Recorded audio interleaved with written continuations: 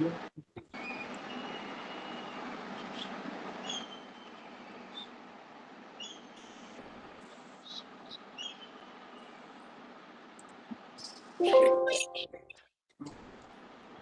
so a very warm welcome to all the participants for the web conference on recent advances in quantum computation and quantum information science. I am Sudhir Jain, and I'm convener of this conference, and I have my team members from Hub Atomic Research Center, very excitedly waiting for participation of all the people in the conference. The conference is 2 days, a little bit hectic in schedule because we had to accommodate speakers from different parts of the world and also our own speakers. So it's a, however, we hope it will remain exciting even if it gets longer. We have in this opening minutes of the conference, I wish to first of all invite Dr. S.M. Yusuf, who is the director, associate director of the physics group, to say a few words. And after that, I would like to request our director to say a few words, and then we'll begin with the inaugural opening lecture by Professor Michel Debore. So, Professor Yusuf.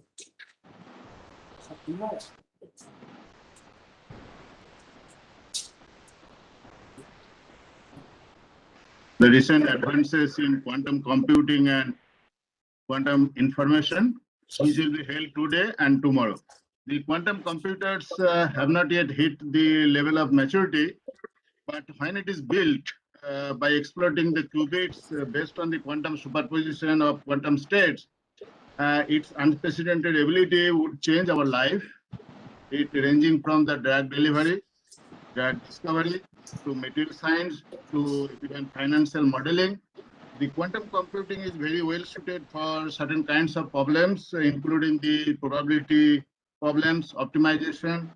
It would also overcome the incredible challenge of molecular simulation for use cases like drug development and material discovery.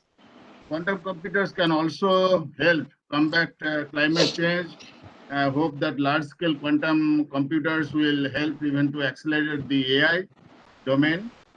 The quantum computer research is hence extremely important, and internationally it has drawn tremendous attention, as you all know, and so is in India, namely in terms of the National Quantum Initiative. In fact, in the year 2020 budget, the Indian government allocated nearly the rupees 8,000 crores, that equivalent to slightly more than 1,000 million US dollars towards this national mission of quantum technology and applications. And thanks to the strong support in funding and infrastructure to boost the quantum computing activity in the country, and in fact, many private players in India are also coming forward in this direction. So in our organization, that is Bhabha Atomic Research Center in Mumbai, under the vision of our director, Dr. Ajit K. Mohanty, who is right here and who will be inaugurating this conference just after this, he has taken an integrated program on quantum computer research and development in our organization, and it has made reasonable progress over the last 1 year or so. And for this, the convener of this conference, my colleague Dr. Sudhir Jain, he is the head of this working group. And the Apex project, what he is dealing is called indigenously stable quantum computing technology, and it has got different components. One component is research and development leading to fabrication of Josephson junctions, the coupling and fabrication of junctions with planar and three-dimensional resonators, and then of course the building triangular. The end of this one is to build the device. That is also part of this program. And the control electronics and data acquisition system is very much part of it. Even a web portal will be developed as part of this program. So my field of research interest is neutron scattering and magnetism. So I like to bring out one or two facts that the entanglement is very important, as you know, for quantum computing, and it is very difficult to measure the entanglement directly. So in this regard, the inelastic Newton scattering is an ideal technique to measure the quantum entanglement. And as is known that Josephson junction is used to construct qubits. So noise gives rise to difference between the qubits, and one can investigate the microscopic source of noise in superconducting qubits. That is, the spins on the surface is the major source of this noise. Further, one can use XMCD, X-ray magnetic circular dichroism study by using synchrotron. So this is another area one can explore. And in the coming back to the magnetic materials, one can use single molecular magnets as qubits for quantum computing, and molecules being much more versatile than atoms and yet microscopic. So are quantum objects with the highest capacity to form non-trivial order states at the nanoscale. So I am sure that this conference will bring all new ideas together through the intense discussion today and tomorrow. And I look forward, and I hope that this will bring a required progress in the field of quantum computing. Thank you.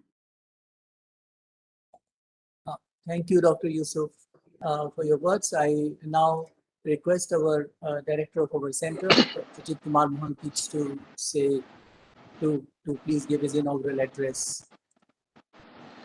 Am I audible? Okay. Thank you, Dr. John, Dr. Yusuf, Professor Michael Deverett, and a distinguished participant to this conference, Recent Advances in Quantum Computing and Quantum Information Science. Ladies and gentlemen, good morning to all of you. As you know, the 21st century has brought us into the middle of the developing quantum technology. 100 years after the birth of quantum theory, where it was largely thought as a theory of describing the submicroscopic world, we are now developing quantum mechanics to build macroscopic quantum machines. Some 40 years ago, if you recall, Richard Feynman asked a simple question: can we simulate physics on a computer? Should not we exploit the laws of quantum mechanics to design the very unit of quantum information, a quantum bit? Many paradigms have been evolved since, and there is an enthusiastic development in all directions. About 20 years ago, it was shown that superconducting Josephson junctions can be used to create qubits. It is one of the way to create qubits. Employing the fundamental ideas of superposition of states and quantum entanglement, great ideas were converted into inventions by various groups of researchers in the world. The fact that technology giants like Google, Microsoft, and IBM are competing to make a working quantum computer points to all the power of computation it will enhance. We are talking about a factor of at least 100 million in our power of computation here. This will help making a new world with a number of outstanding problems to be addressed for the larger benefit of the society. Some of the key directions include quantum simulations of complex molecules related to drug discovery, optimization problem and high performance computing, machine learning and quantum artificial intelligence, quantum cryptography, etc., to name a few. As Dr. Yusuf told little before, that the Government of India, and specifically the Prime Minister's Science and Technology Innovation Advisory Council, has recognized the quantum technology and applications is one of the 9 missions of national importance, belonging to a great enthusiasm and responsibility to quantum scientists and engineers of our country. We at Bhabha Atomic Research Center are hoping to develop our understanding and expertise in this area. We are at an early stage and in the process of learning many new techniques. This conference is thus a timely and important event where we are in the presence of some of the world's authority in this particular field. One is well aware of many challenges faced in making a computing device based on quantum physics. Particularly, these are susceptible to noise and decoherence easily, leading to errors in computation. For realizing error corrections and eventually fault tolerance, we have a long way to go. And I'm glad to see that there are several important talks addressing these important aspects, both theoretically, and some of them will be discussed in experimental as well, and also being reported in some of the talks which some of you will be giving. I'm happy to know that a talk is also on quantum simulator with Rydberg atoms. It is important to weigh and consider different options as we make progress in this area. In the times like this, when the whole world is fighting a war against the pandemic, I feel it is of particular significance to organize meetings like this to maintain a vibrant feeling among all the researchers and continue our scientific pursuit. It is my hope that even in this sub-format, where people are unable to meet and discuss personally, there will be still much to learn and gain for everyone. With these words, I declare the conference open and wish it a great success. Thank you and Jai Hind. Thank you, Dr. Jain. Thank you very much, Dr. Mohanty, for your inspiring, interesting words. So now we have the first session, and we still have a few minutes, so we can check if Professor Janice Koch would like to check if his presentation is possible.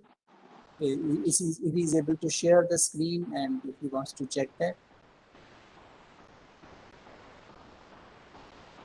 Yes.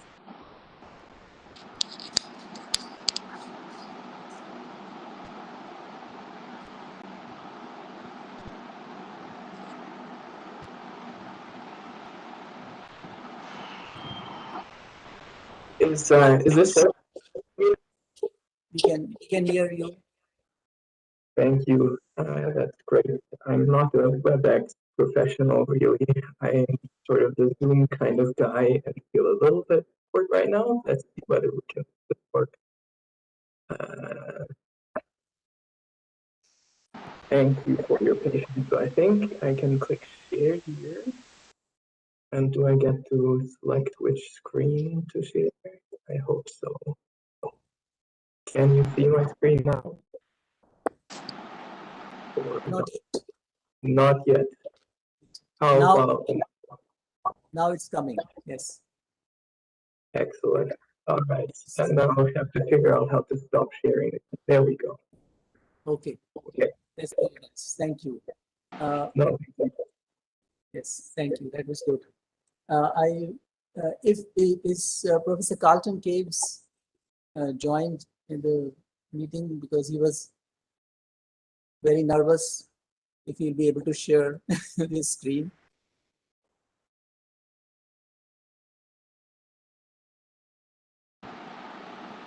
So, all right. I think even if we are a little bit early, it's no problem, and we can begin our conference. And I have great pleasure to introduce the first speaker, Professor Michel Debohe. Professor Michel Debohe is one of the leading researchers, and he has guided a large number of students and researchers. There are, I think, wherever I see in terms of devices, ideas leading to inventions, I always see Michel Debohe's name as one of the authors. If I have to learn a paper, quantum circuits and how they work, then I have to read his paper. Then if I have to learn how to celebrate Brian Josephson's 80th birthday, then I have to study his paper. And if I have to do anything, then I have to listen to Professor Michel Debohe. Bonjour. I did my postdoc in University of Brussels in the French part, so I can read French very well. I have my books in French, Landau Lifshitz in French. But I'm not very good in speaking French, so my apologies. I would have loved to introduce you in French, but it's absolutely a great honor for me. It's amazing that you are going to start addressing this conference. I asked you, and the enthusiasm with which you agreed really touched me. My dear student Akshay is your student, and there have been other people who have worked with you. So I have no words to try to introduce you in terms of awards and honors would be just not so nice, because the scientific part is so enormous that it speaks much more volumes than the footnotes of awards. So with this, we are starting early. We will have little more minutes with Professor Devore. So let's exploit that. And I, again, have this enormous pleasure to request you, Professor Devore, to present your opening address, and as usual, inspire. I sit down with a notebook and take notes and learn what you have to say. Professor Devore. Okay. Well, thank you very much for this very kind and generous introduction. So let me see if I can share my video. Let's see.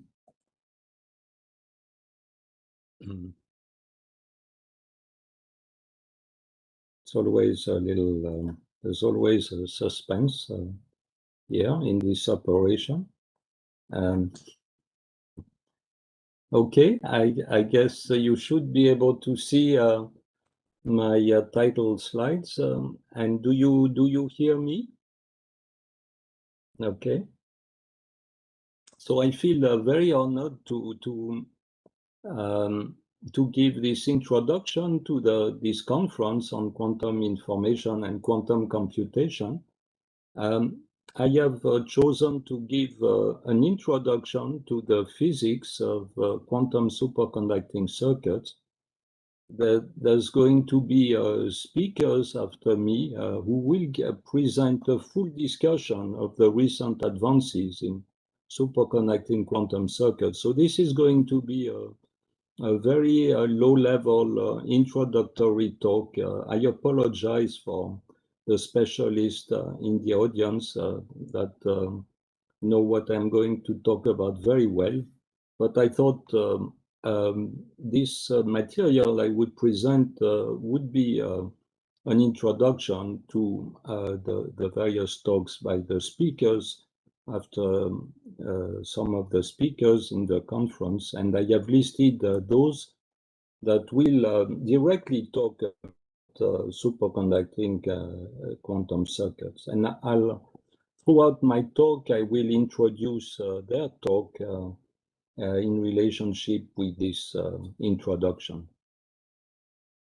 And don't hesitate to interrupt the talk. Maybe we can use the chat if there is a detail that you don't understand. I think it's a good time to stop me, because what I'm going to present is fairly elementary, and if there's a point you don't understand, you should stop me, because you may have a problem understanding all these talks in the various sessions of the conference.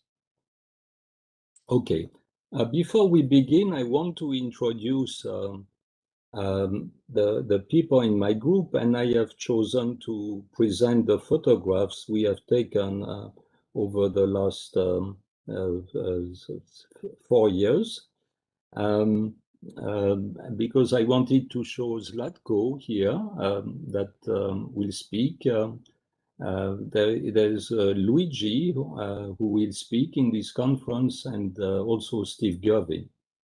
But I had to select several photos also to present other members like Akshay, who is going to talk also in this conference. And of course, we're very sorry, but this year the photo is not a group photo, but just a series of Zoom pictures. But at least everyone is smiling. So, that's basically the way we operate these days.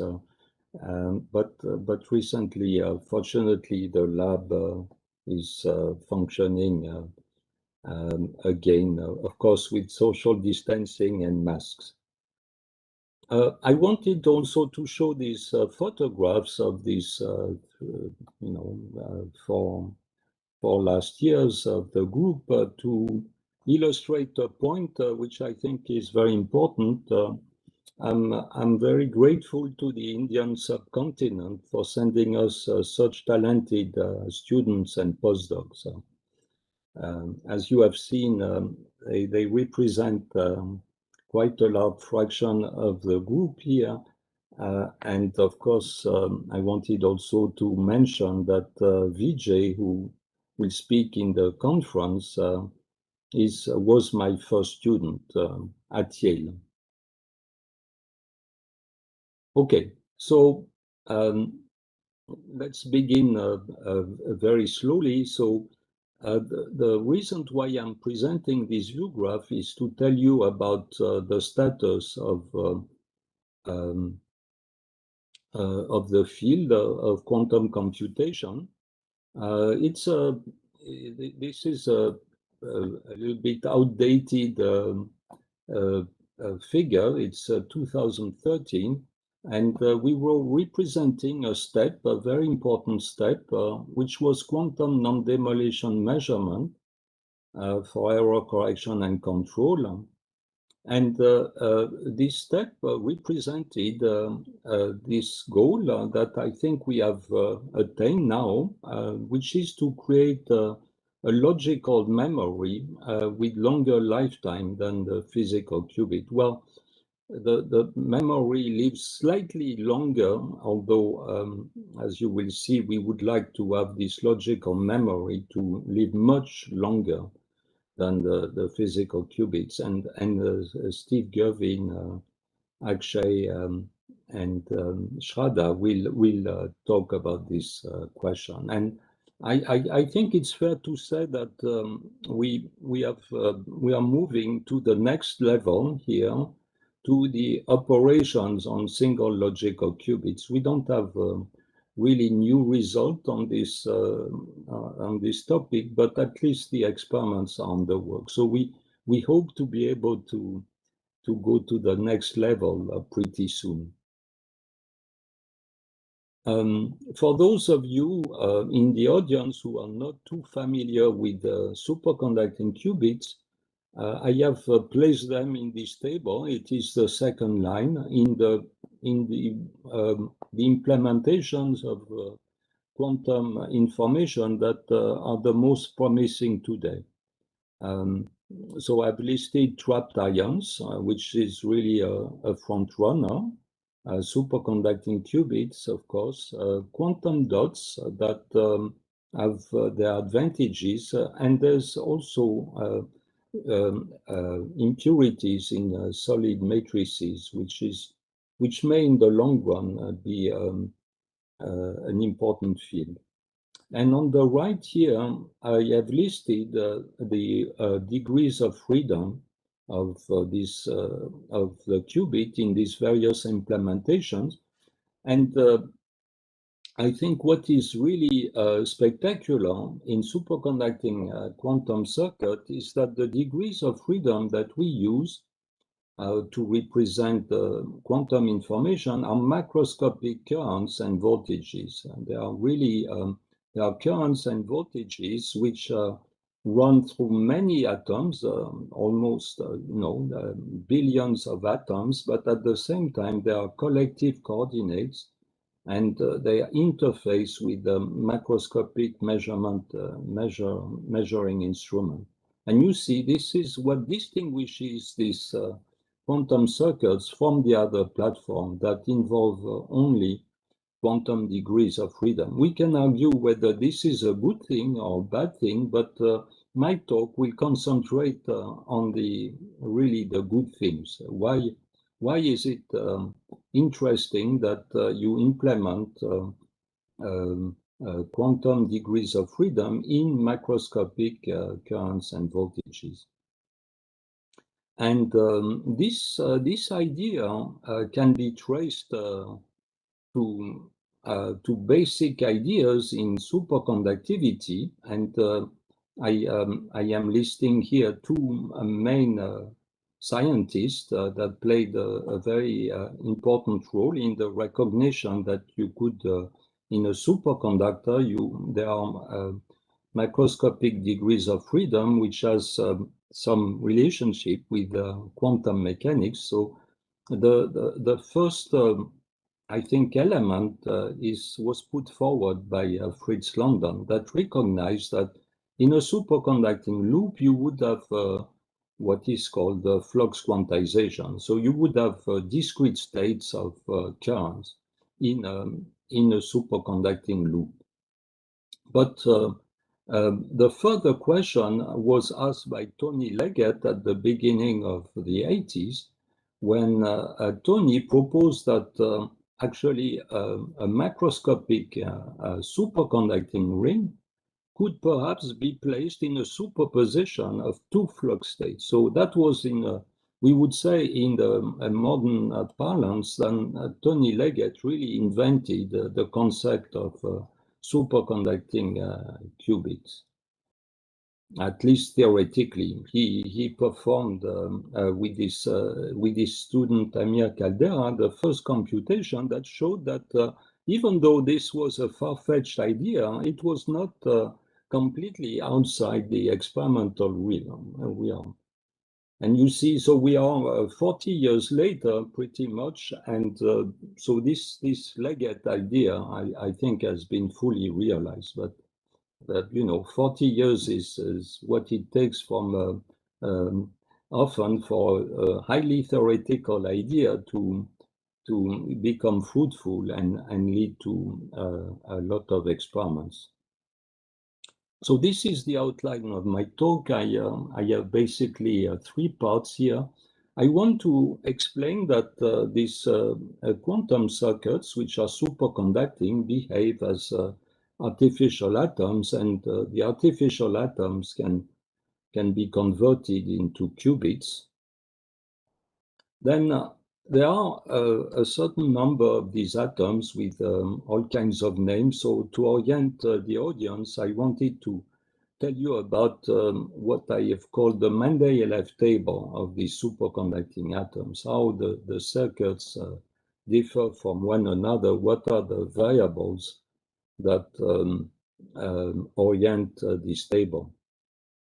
And then I wanted to, in this last part, to tell you about the monitoring of the state of this circuit, because I think this is something quite exceptional in physics, that you can monitor the state of a single quantum system. And this is a very important ingredient for the talks on quantum or error correction that you will hear later in this meeting. So I think the story begins in this way. So you can, with a superconductor like aluminum, create an LC oscillator. So this kind of LC oscillator is not fictitious. It is actually a circuit that you have in your cell phone. It's a few millimeters in size, and typically oscillates at cell phone frequencies a few gigahertz. So by microfabricating such a circuit here, you can create an oscillator that functions in the gigahertz range, and it's a very nice circuit. You can control it with ordinary semiconductor technology. Now, if we cool this circuit down to 20 millikelvin, in principle, there is only 1 degree of freedom that remains. At 20 millikelvin, the aluminum in the circuit is fully deep in the superconducting states, as in principle, there's no excitation. So all the electrons move together, and the only degree of freedom of this oscillator is that the charge sloshes back and forth between the 2 plates here by passing inside the inductance. And so this is very important, because all the electrons, the 100 billion electrons or more of this system, they behave as a single charge carrier. The center of mass of all these electrons, all these conduction electrons, behave as a single charge carrier. So we can compare this circuit that's essentially contains only 1 degree of freedom with the hydrogen atom, which has 1 electron orbiting around the proton. So as you know, in a classical picture of the atom, so let's see, I need to go slowly here for the animation to work, but I see that the animation doesn't work, okay. Okay, well, I'll describe in word what you should be able to see. You should see the electron go around the proton. That's a classical picture of the hydrogen atom. And in the superconducting LC oscillator, the charge, which is this green stuff here, that's all the conduction electron, sloshes back and forth between the 2 plates of the capacitor. And it passes through the wires, and basically what plays the role of the proton is the metallic lattice of positive ion that is pictured here by this red outline. So you see the parallel. Now, there is actually a strict parallel between these 2 systems. We can go through it. So we have a unique electron in the hydrogen atom. And in the superconducting LC oscillator, the role of the unique electron is played by the whole superconducting condensate. The velocity of the electron of the atom is the current through the inductor, and the force on the electron that is acting by the proton is the voltage across the capacitance. So that's the analogy that you can build. There's of course a difference. The electron moves in 3D, but here the fluid, the displacement of the fluid is only a 1D coordinate. But the really crucial difference between these 2 systems, which otherwise are very similar, is that the hydrogen atom has a very tiny dipole moment. There's basically the hydrogen atom is 1 angstrom in diameter. So you have basically the dipole is 1 electron times 1 angstrom, which is a dBi. But in this superconducting LC oscillator, the typical dimensions are millimeters, so you can get really large dipole moments, or in other words, you have an extremely good coupling with the electromagnetic environment. So if you're looking for an atom that's extremely well coupled to the outside world, that's the superconducting LC oscillator surely makes the deal. Now, something also important, which is not so trivial, is that the LC oscillator, of course, everyone knows it's an harmonic oscillator, but the role of the position and momentum coordinates in the mechanical LC oscillator, in the mechanical harmonic oscillator, is played in this electrical oscillator by the flux through the inductance and the charge on the capacitance. And I'm not going to go in the details here, but this commutator is, we believe in it. There's been, 35 years of experiment that all are compatible with this commutator, and we think that this relation is exact. I want to point out that what I call the flux here through the inductance is related to the current through the inductance by this relation L times I, whereas the charge on the capacitance is C times the voltage. So you see that this commutation relation is also related to the commutation between current and voltage. Okay. Now, in if we apply quantum mechanical rules to this LC oscillator, we will see that we have discrete energy levels separated by an energy which is h bar times the frequency of the oscillator. And that's quite obvious. What is much less obvious is the fact that if you look at the first wave functions of this electrical oscillator, let's say the ground state with wave function phi 0, and the first excited state with wave function psi 1, you see that you have a superposition of flux which can be positive and negative in those wave functions.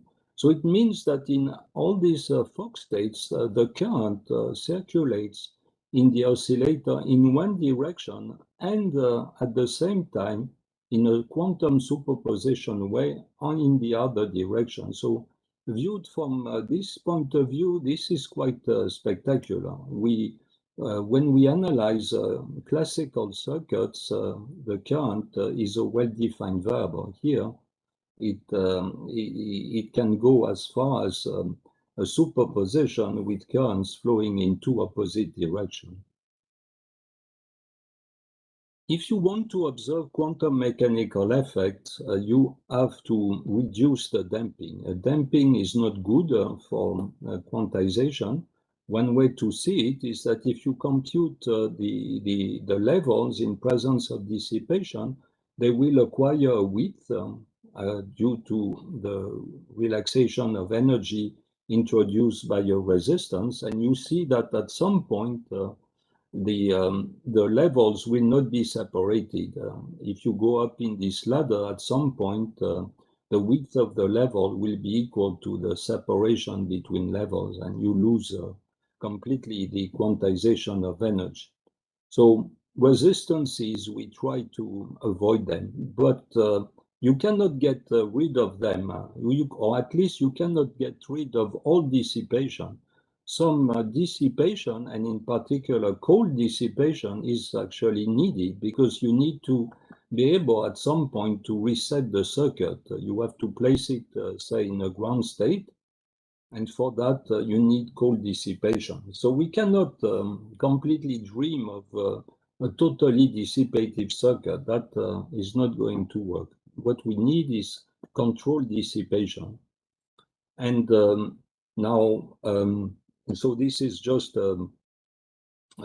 units. So if we have a few gigahertz for oscillation frequency, we will have an energy corresponding to a quantum here in this ladder, which will be much larger than quantum fluctuations when, let's say, we cool the circuit at dilution refrigerator temperature near 10 millikelvin. In fact, if you look at this ratio between frequency and temperature, it is more or less the same situation that you have in quantum optics, where at room temperature, the thermal fluctuations are much less than the energy of a single optical photon.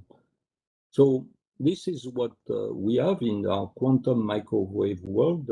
We have basically radiation, which is quantum in the same way as radiation is quantum in quantum optics at room temperature.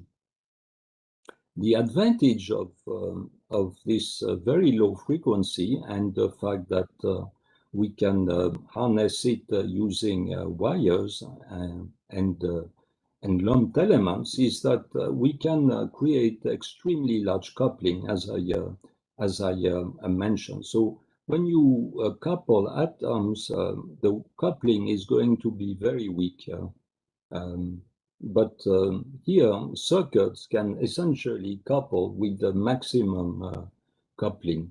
And you can also organize this coupling the way you want. There's a sort of interesting Lego game here.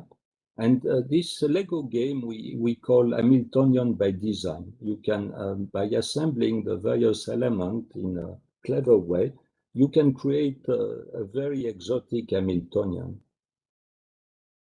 And you'll hear more about this in this conference. I will go back to this point, but for the moment, I need to tell you that this harmonic oscillator is very nice, and of course you can compute anything you want, but it's not sufficient. If you have purely linear circuits, you cannot control them. You cannot steer them to a particular level. So suppose that you have created the ground state through some kind of cooling mechanism. So you have this ground state, that's nice, but you cannot steer the system to another state, eigenstate of the system. If you shine a microwave on the system, all you can do is create a superposition of these states, known as a coherent state. And that's because all these transitions here between consecutive levels are degenerate. So you cannot steer a quantum system which is perfectly linear. You have to introduce some element of nonlinearity. So the potential should be something that is not a parabola, like this orange dash line. You need to get away from this parabola by some means or another. Here I have representing a flaring of the potential as you go up, and this flaring up of the potential creates now lifts the degeneracy in the transition frequencies. As you go up in this potential, the energy difference between two consecutive levels becomes smaller and smaller. And therefore, if you plot the emission spectrum of this system, then you will have different lines corresponding to the different transitions. So this is absolutely essential to do any manipulation of states. And the true, let's say, nonlinearity in the system is determined by the ratio between this separation between all the transitions here and the width of this transition. So this is really the what I would call the absolute nonlinearity of the system. This is something we are really very acutely aware of. We try to maximize this ratio. We need a system which is sufficiently nonlinear that the difference between the transition frequencies, which themselves involve a difference between energy levels, is much larger, as large as possible compared with the width of the levels. That's the absolute nonlinearity, or the intrinsic nonlinearity of the system.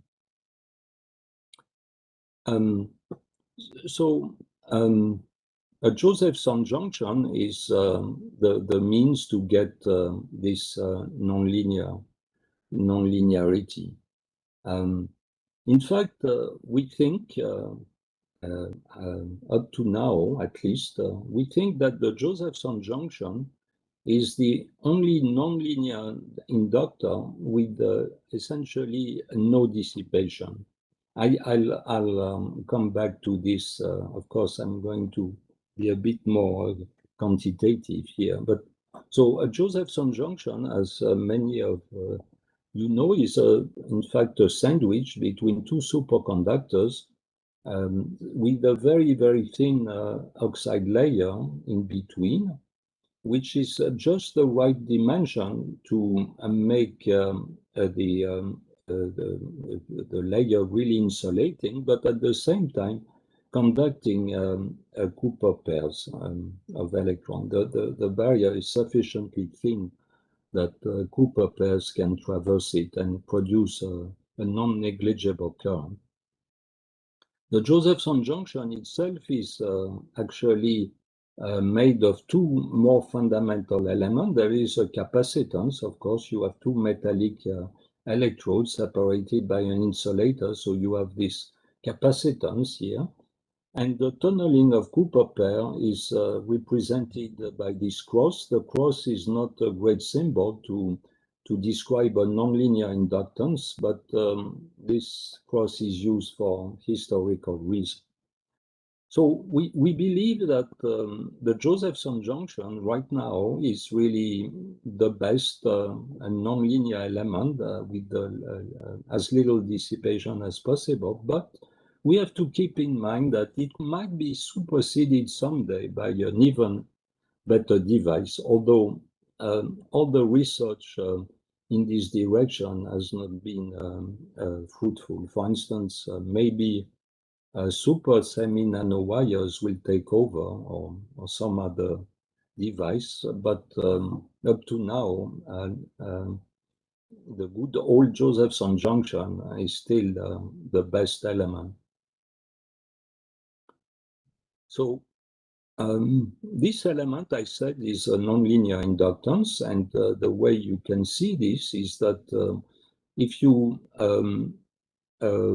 think about the current going through this element and the generalized flux across it, the generalized flux is the integral of the voltage. Well, an inductance would have a relation between the current and this flux here, which would be a straight line. The straight line would have a slope of 1 over L, the inductance, but here the current flux relationship is oscillatory. So it starts linear. So for small voltage excursions, the junction behaves like an inductance, but for large values of this integral here, the relation becomes sinusoidal, and the period of the sinusoid involves the flux quantum, h bar over 2e. We can integrate this current flux relationship and get the potential, the electrical, the potential energy associated with the variation of the flux.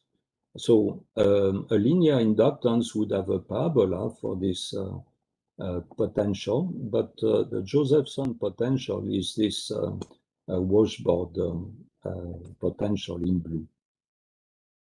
And the Josephson energy, EJ, is related to the amplitude of this potential here. So the larger the Josephson energy, which is a parameter characterizing the junction, and which also is characterized by this inductance L sub j through this relation. Well, the Josephson energies quantifies how deep are these corrugation of the Josephson potential. Okay, so so you see, we can take one arch of this potential, and we have this this potential energy that is non-harmonic, and so that's great. So if we take the energy spectrum, if we measure the energy spectrum in this potential, we have this series of lines, and something that you will hear about throughout the conference is the Kerr frequency or the Kerr energy, which is associated to the distance between two consecutive transition frequencies here. So we call this the Kerr frequency, and it's related to it's a close analog to the Kerr effect in quantum optics. So how am I doing here? Are there any questions here at this point, or is it too trivial or too complicated? For me, it is perfect. Okay, so basically, I have the authorization of continuing these talks. Okay, so so there's of course the big question of the width of this level, which I have mentioned, and this is related to the quality factor of these various transitions. You have this oscillator, it has a quality factor. So in the first experiment that demonstrated the existence of these levels, as you can see from the spectrum, the quality factor was not fantastic. The quality factor was 30 or so. So this criterion that I had mentioned, the intrinsic non-linearity of the system, was not really great. You could resolve the various peaks of the transition, but there was not a big distance between the peaks. Some years later, these levels were measured in the time domain by a beautiful experiment conducted at NEC by Yasunobu Nakamura and colleagues, and they saw Rabi oscillations, but the Rabi oscillation died after a few tens of them, and the quality factor was not much better. So, of course, nowadays we've improved the system quite a lot. And now I want to introduce the idea of artificial atoms made with the superconducting circuit elements. So we have the set is very simple. We have superconducting capacitances. They are in some sense, in principle, perfect. And we have two types of inductances. We have the linear inductances, and we have these non-linear inductances made with Josephson elements. And this is this very simple Lego set. And in the last 35 years or so, there's been extremely ingenious experiments that combine these elements in various ways. And the Zlatko will actually show you in his talk how we can treat an arbitrary assembly of these elements, how we get the quantum Hamiltonian, how we make predictions, given basically this Lego set, how we can analyze the Hamiltonian of the circuit. I have not included in my Lego set cavities, superconducting cavities, which are essentially, which you can treat as a bunch of capacitances and inductances. So I think Zlatko will tell you about what happens when you have cavities.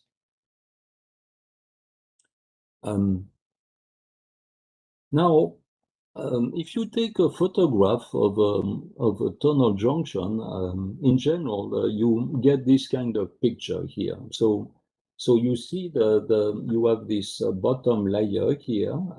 This is the bottom layer of the sandwich. And the overlap between the top electrode and the bottom electrode is this square here. And you see, this is not a pretty picture. When you try to photograph with an electron microscope a tunnel junction, you're usually very disappointed. So this is the question, should you worry? So Luigi will tell you about the various component of these quantum circuits and their various failure modes. The basically source of dissipation. So you can have inside the dielectric of the capacitances in your circuit, you can have what are called two-level systems. No one knows exactly what they are, but they are called two-level systems. You can have off equilibrium quasi-particles. So in principle, the superconductivity should be perfect, but experimentally we find that some Cooper pairs are broken and there are free unpaired electrons. These are these red dots here. And so that's a source of dissipation. But in the other inductive parts of the circuit, you can have also quasi-particles or vortices that would contribute to dissipation. In addition, there are some losses due to radiation. You can have antennas that are not intended to function as antennas, and that will create a parasitic radiation loss. And so you'll hear more about this by Luigi tomorrow. But just to summarize this deep question, which is absolutely crucial in our field, how to eliminate this dissipation, I would say that there's been fantastic progress over the last 35 years, because if you take the quality factor of all these processes, they are all now above 10 million. We know how to basically take all these contributions and make them better than 10 million. In some circumstances, when it comes to the quasi-particles that are in the junction itself, not necessarily the quasi-particles in the wires, but at least those in the junctions, we get pretty good results, thanks to some work that has been done by Kyle Cerniak in my group, and Kyle is now working at Lincoln Lab. So then, if we think of our basic atom as the simple combination of these three elements, so that's as basic as it can get, pretty much. You see that we can, of course, make much more complicated systems. So if this is our atom, we can create molecules by combining these atoms. Here, the cross within a box represents a combination of a capacitance and a junction. So there's been a lot of work, and for instance, there will be 3 talks in this conference on this question of how do you protect quantum information by a clever design of the circuit? What kind of clever molecule can you invent? A superconducting molecule that will hold quantum information for a longer time. And so this is what we call protection through circuit topology. And you will, I think, Jens, your talk comes just after me, and you will introduce this question. Okay, so if we continue with this idea of atoms, then at the level of atoms, we have 3 elements, and there are 3 characteristic energies that we can create with these 3 types of elements. There's the charging energy of a single electron on this capacitance. There is the Josephson energy, which I have told you about also, which characterizes the tunnel element. And for the inductance, we can form this quantity, Isabel, an energy which is obtained by putting a flux quantum inside the inductance. So that's the energy of a flux quantum inside the inductance. So this is a nice way a more quantum mechanical way to characterize those electrical elements. These energies, they basically correspond to a quantum inside the element. And taking into account the fact that you have this commutation relation, which is nothing than the commutation between flux and charge, but written in dimensionless units. So phi, this variable phi, is the basically this dimensionless flux. Normalized, it's the integral of the voltage across the element divided by the flux quantum, and this capital N here is the number of Cooper pairs that has passed through the element. And so our hydrogen atom is pretty much this circuit, and we can write an Hamiltonian.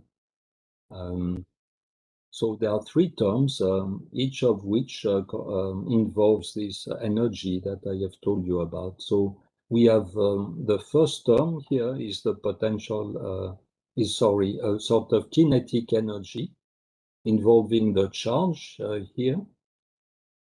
And then the two other terms, they form the potential energy. So you see, you can have a combination of a parabolic potential here, which is controlled by this energy E sub L and this washboard potential. I'd like to compare this Hamiltonian, which is one-dimensional, with a sort of one-dimensional version of the hydrogen atom. So you see the analogy, the momentum here of the electron in the hydrogen atom is this charge operator, and this potential, which is the sum of a cosine and a quadratic potential, it plays the role of the 1/r potential in the hydrogen atom. There are several parameters that you can change, and in fact, what is nice in this macroscopic quantum system is that all these energy parameters can be changed by fabrication. So you see, you can change these two aspect ratios that are going to determine which kind of atom you've created. And there's this flux here in this loop, which is a convenient external knob that you can apply.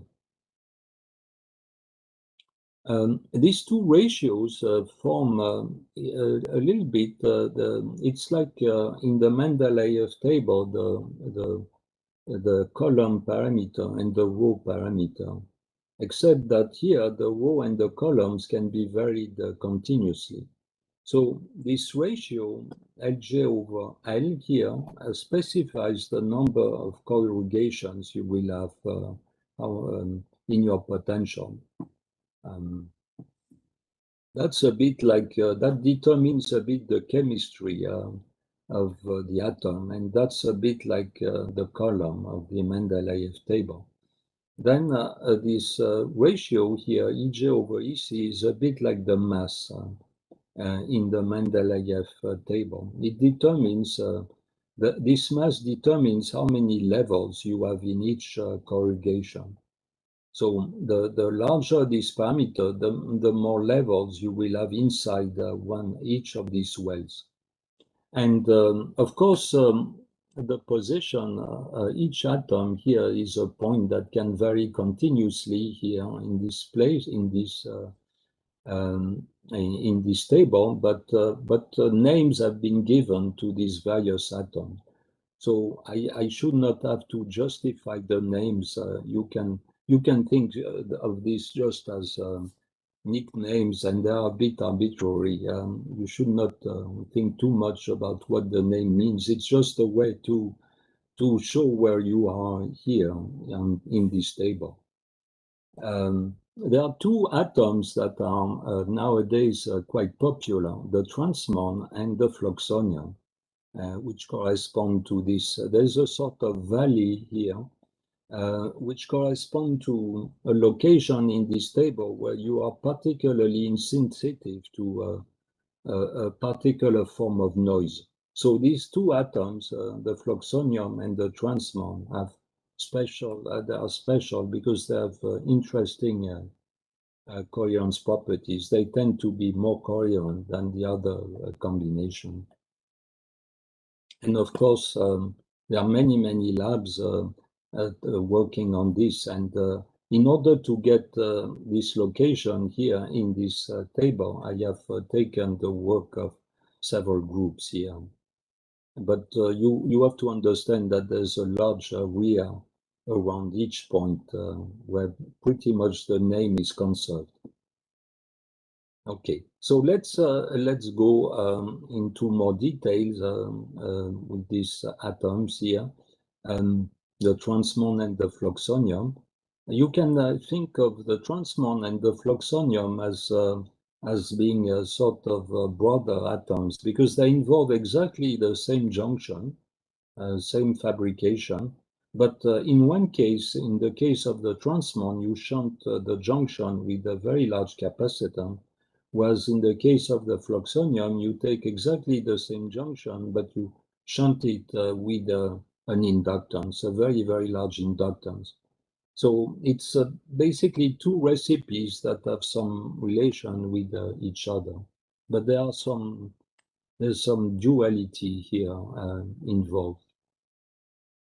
Now, how good are these? How good are the atoms? So let's have a look at the hydrogen atom. So you know, it was not a very long time ago, in fact only 20 years ago, that finally the intrinsic line width of the historic transition of the hydrogen atom, namely the transition between the ground and excited state, has been measured with very, very precise lasers. So this is a beautiful work done in the lab of Ted Hensch. There's a doublet here because there's a hyperfine structure. As you can see here, there's a change in various quantum numbers. But what this beautiful experiment showed was that, of course, you can compute this from quantum electrodynamics, but they had access to the intrinsic line width of the transition, which is about 100 megahertz. 100 megahertz, of course, on a very high frequency, which is in the ultraviolet.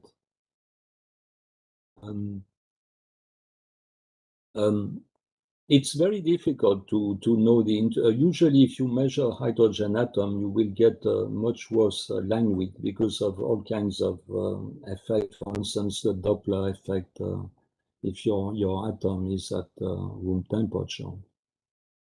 So from the ratio of this frequency, about 100 megahertz and 2 terahertz, you figure out that the quality factor of the transitions in this atom is 20 million. And that corresponds to a photon energy of 10 eV.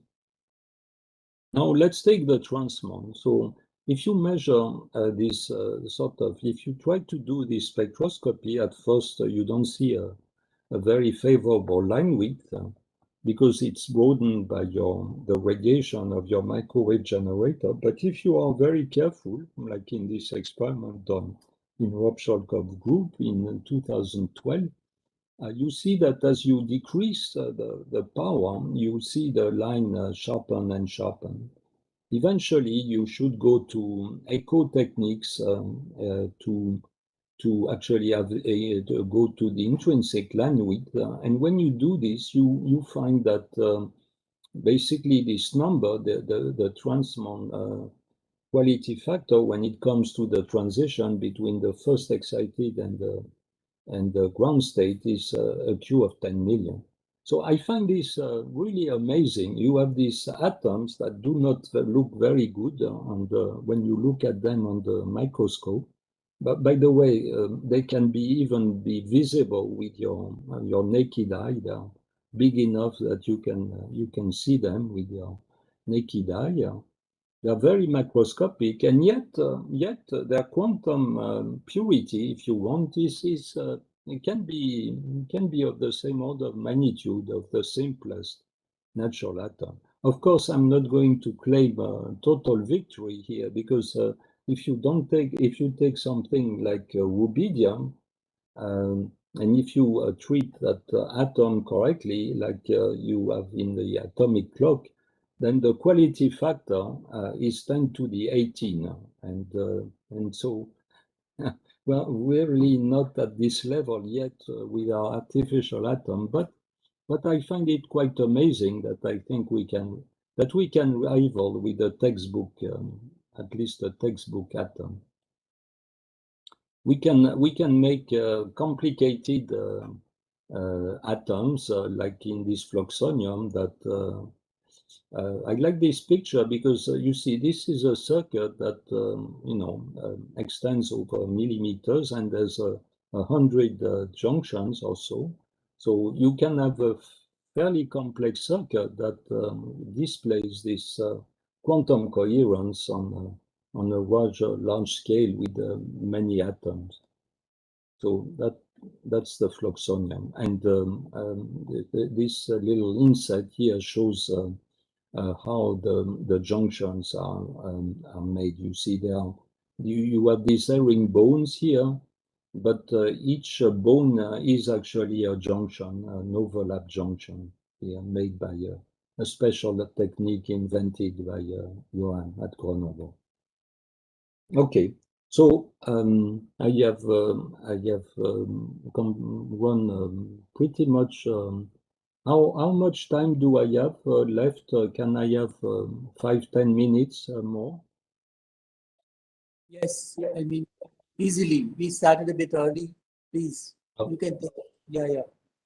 Okay, so I want now to present a very, very important aspect of these artificial atoms, which is the fact that you can measure in a non-invasive way. So this is very important because they are very, very coupled to the environment. So you may think that if you're going to measure them, you're going also to decohere them. So there's this game here where you need to couple the atom to the outside, but at the same time, you need to protect it. So it's a sort of schizophrenic project, but the subject has benefited a lot from, of course, the pioneering experiments in Arosh groups and Jeff Kimball's group, which have actually put atoms in very high Q cavity. For atoms, the cavity has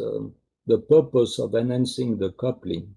Here we put our atoms in a cavity not to enhance the coupling. That's exactly the opposite. We put them in a cavity to protect them from being too coupled to the non-controlled environment. But still, even with this protection, we can measure them. So this is a schematic here of the situation. So in green, you have, let's say, a transmon, artificial atom, which you can think of as an anharmonic oscillator. And then you couple it through this capacitance here to this linear oscillator, which is a representation of the cavity resonance. So what is very important is that the two parts of the circuit resonates at different frequencies. So you use one frequency, let's say the green frequency, to control and manipulate the atom. And you use the resonant frequency of the cavity to read the atom out. How does it work? So you send a pulse, a microwave pulse that resonates with this cavity. And because the cavity is coupled to the atom, the resonance frequency will shift slightly depending on which state the atom is. And this frequency shift actually will carry a phase information, will appear as a phase information in this transmitted pulse. This transmitted pulse, you can pass it through a quantum limited Josephson preamplifier. That's a crucial component in this experiment. It will be reflected with a larger amplitude, will go through a HAMT where it will be further amplified, and finally it will land in your computer here after several stages of signal processing. And so I want to stress that this readout has the beautiful property that unlike the first experiments on atoms let's say in the 1900s, where you were doing spectroscopy, you were looking at transitions, or let's say fluorescence, you look at the transition between levels. This technique measures whether the atom is in one state or another. This technique measures states. It doesn't measure the transition between states. This is extremely important to realize that your ordinary concepts of transitions that we learn in quantum mechanics textbooks has been changed here. We measure the state of the system. We don't measure whether there's a transition between states. How does it work? So, as I said, when the atom changes state, let's say it goes from G to E, The resonance frequency of the cavity, which is these two Lorentzian changes, that's the dispersive shift, which is called chi. You're going to, I'm sure, hear a lot about chi in the 10 talks or so in this conference on superconducting qubits. And if you make the quality factor of this readout resonator such that the resonator line width is of the order of this dispersive shift, you have a very, very favorable situation. If you irradiate the cavity at this resonance frequency f sub r, then when the atom changes from G to E, you have a phase shift. So this transmitted radiation undergoes a phase shift, which is, let's say, about 90 degrees, which is really easily resolvable at this upper level. It's once you have amplified the system sufficiently, this shift of 90 degrees is very easy to measure. And that's basically the workhorse of all the experiments that the next speakers in this conference will discuss. I wanted to show these view graphs to show you practically how all this microwave quantum optics looks like. You see, instead of optical fibers, you have these coax cables, basically like your TV cables, and you have these microwave passive components like isolators and circulators. And if you would come to our lab and look at the experimental setup, this is what you would see. This is a dilution refrigerator with its various stages, and the quantum circuits are hanging at the very end. The refrigerator is expensive, but nowadays what is even more expensive is all the microwave equipment that is necessary to send all the signal you need into the circuit. And so you have an assortment of microwave generators, arbitrary waveform generators nowadays that are made with FPGAs. You have atomic clocks. You have all kinds of amplifier electronics, acquisition cards, and the rest. And all this room temperature electronics is absolutely critical and is actually now the main budget item in the experiments. A very important tool also, as I mentioned, is quantum limited microwave amplifiers, which are essentially the equivalent of the photomultipliers in quantum optics. They are sensitive to 1 microwave photons, which I want to stress here is about 100,000 times less energetic than an optical photon. So you see, you need devices with extreme sensitivity, and this is a whole field by itself. And I don't have time to go through all the devices and all the groups here. VJ has participated a lot to these advances. There are new amplifiers which I won't have the time to talk about, which are even better than the one I'm describing here.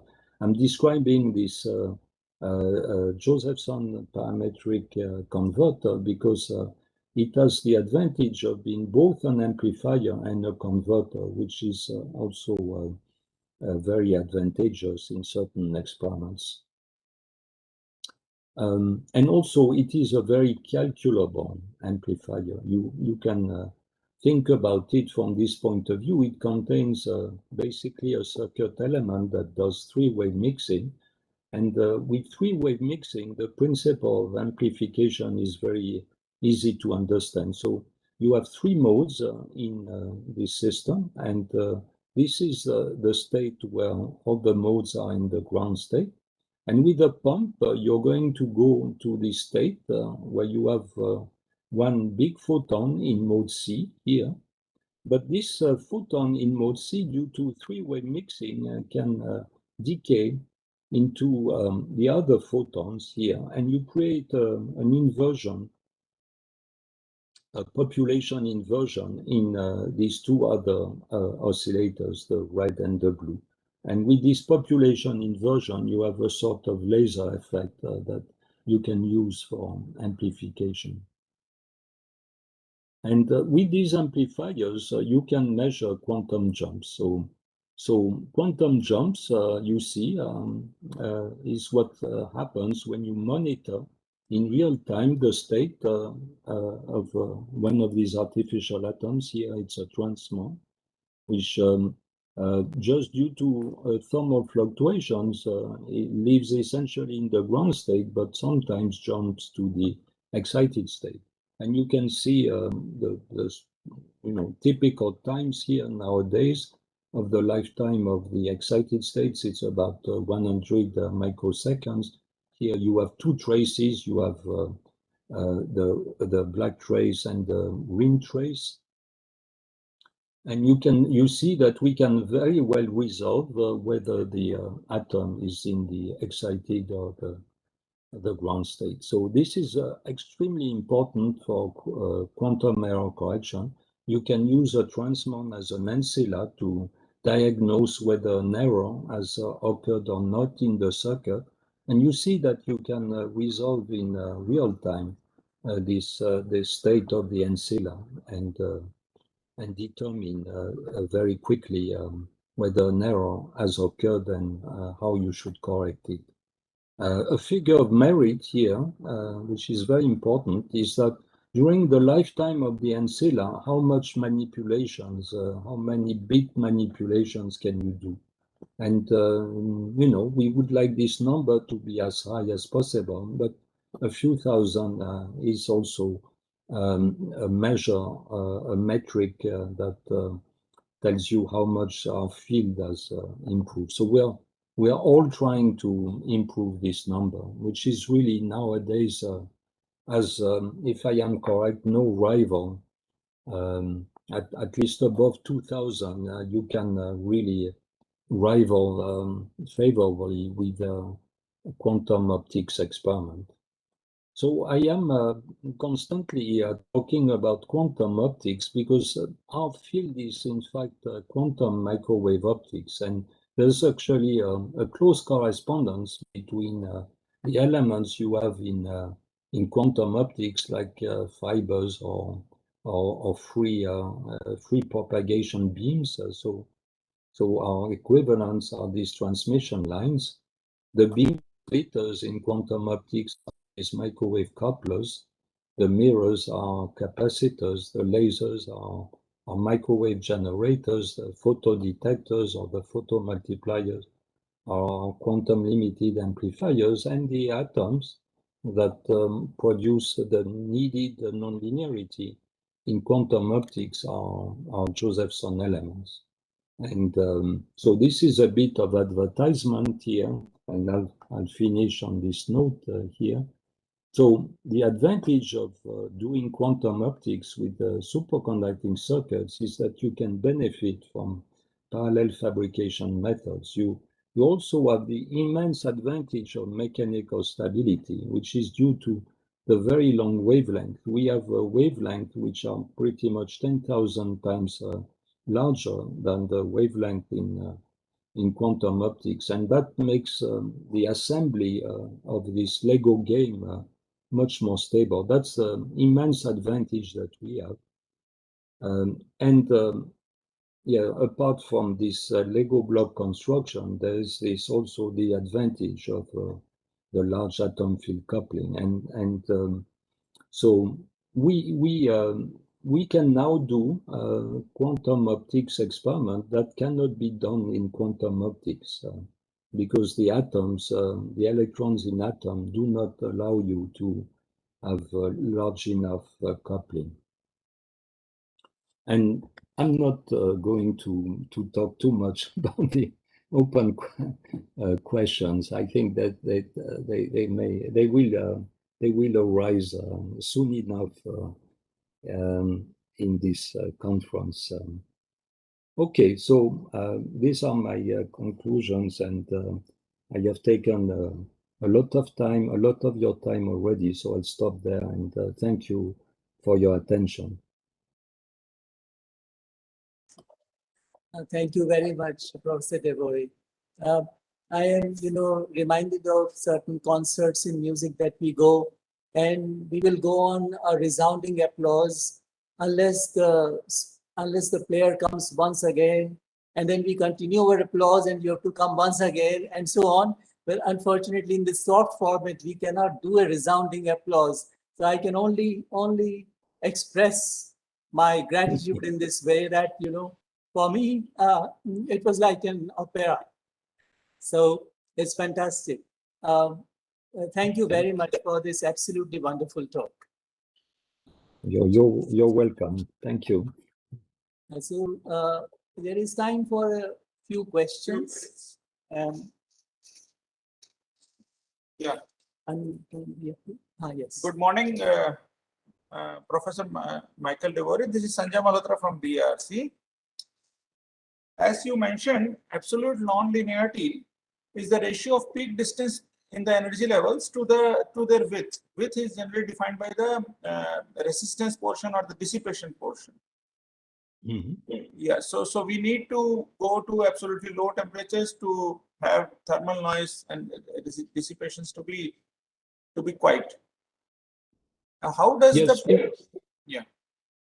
No, go ahead. I'll answer this question about low temperatures, but please. Then, sir, how much does the purity of the material itself plays a role? How pure should be the superconducting material and the junction? How does that residual resistance also play a role in this? So we go to low temperature because we want the metals to become superconducting. So we have to be safely below the transition temperature. And in principle, the 20 millikelvin should be way sufficient for aluminum. If you would make the earth out of aluminum and cool it to 20 millikelvin, there would not be one single ampere electron in equilibrium. But so for reasons which are not completely clear, there are these out of equilibrium quasi-particles. But I think we're now getting closer and closer to actually control them and remove.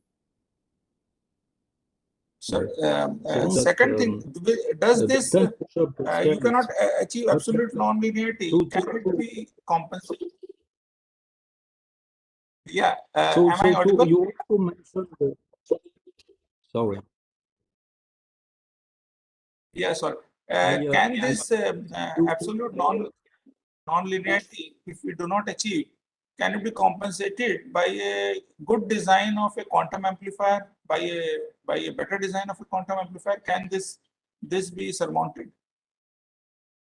So I want also to, I'm going to answer this question, but I want to finish answering the earlier question about the purity of the material. So in principle, you can have an excellent superconductor with alloys. So you don't need really very pure material. I think you need well-controlled material, but they don't need to be necessarily pure in an absolute sense. Now, this non-linearity, absolute non-linearity, you can of course compensate it, but everything is much simpler if you have a very large non-linearity to begin with. So yes, you can of course magnify it. You can supplement it by having more components, so more junctions, a more complex system. But it's always advantageous to start with high quality components. So there's a large amount of effort which is devoted to getting better basic components. Thank you very much for it.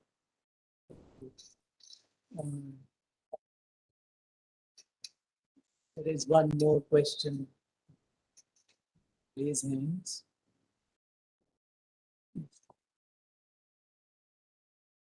Yusuf, you would like to say something? Yes. I am S.M. Yusuf here from Bhava Atom Research Center, Mumbai. See, you are talking about the dissipation and how to overcome that. But in actual practice, when we'll have several LC circuits and non-identical nature of LC circuits, so how will we overcome that effect? So if you look at the best superconducting cavities, they have a quality factor of 100 billion. So there's quite a lot of superconductivity is a very trustworthy phenomenon in that respect. In principle, insulators, we are not so sure about the intrinsic quality of insulators. They don't. Their intrinsic quality factor is not on the same order. Maybe if you have a single crystal of sapphire, maybe you could get to something like 100 million, perhaps a billion. But you can use vacuum as an insulator. So it is not, you see, in my concluding summary, I am saying the last line says there is no fundamental limitations that have been found yet for superconducting circuits. In principle, it's just a matter of doing things correctly, but that might involve a lot of research. But it's not. We haven't seen any limitation. Yeah. limitation. Okay. Thank you. Thank you so much. Okay, I think we have to go to the next talk, and we again thank Professor Devoy for this wonderful start, giving a very good start to our conference. Thank you very much for your time, for everything. Thank you. So I'll stop sharing.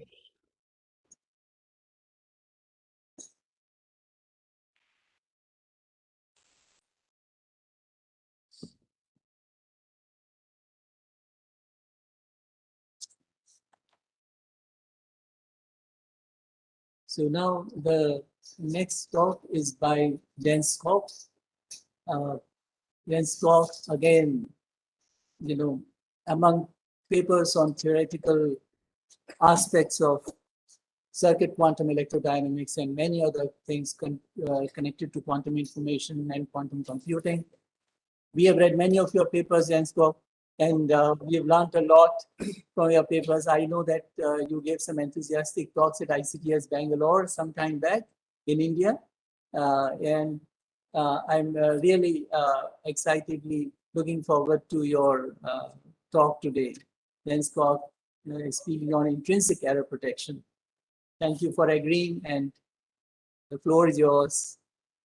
Thank you. Thank you. It's my pleasure to be here. Let me try and share my screen. Screen one.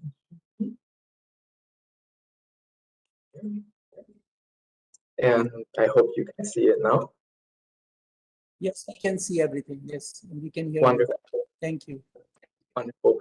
So thank you so much for having me here. I must admit that, giving a talk in the middle between a talk by Michel Devoret and one by Carlton Caves is maybe a little bit intimidating. I don't know. It's when you go and buy a sandwich and you're hungry, it's a delicious sandwich, and it's somewhere in the middle there's this leaf of lettuce, then maybe it's okay that it's there, but it's not what the sandwich is about.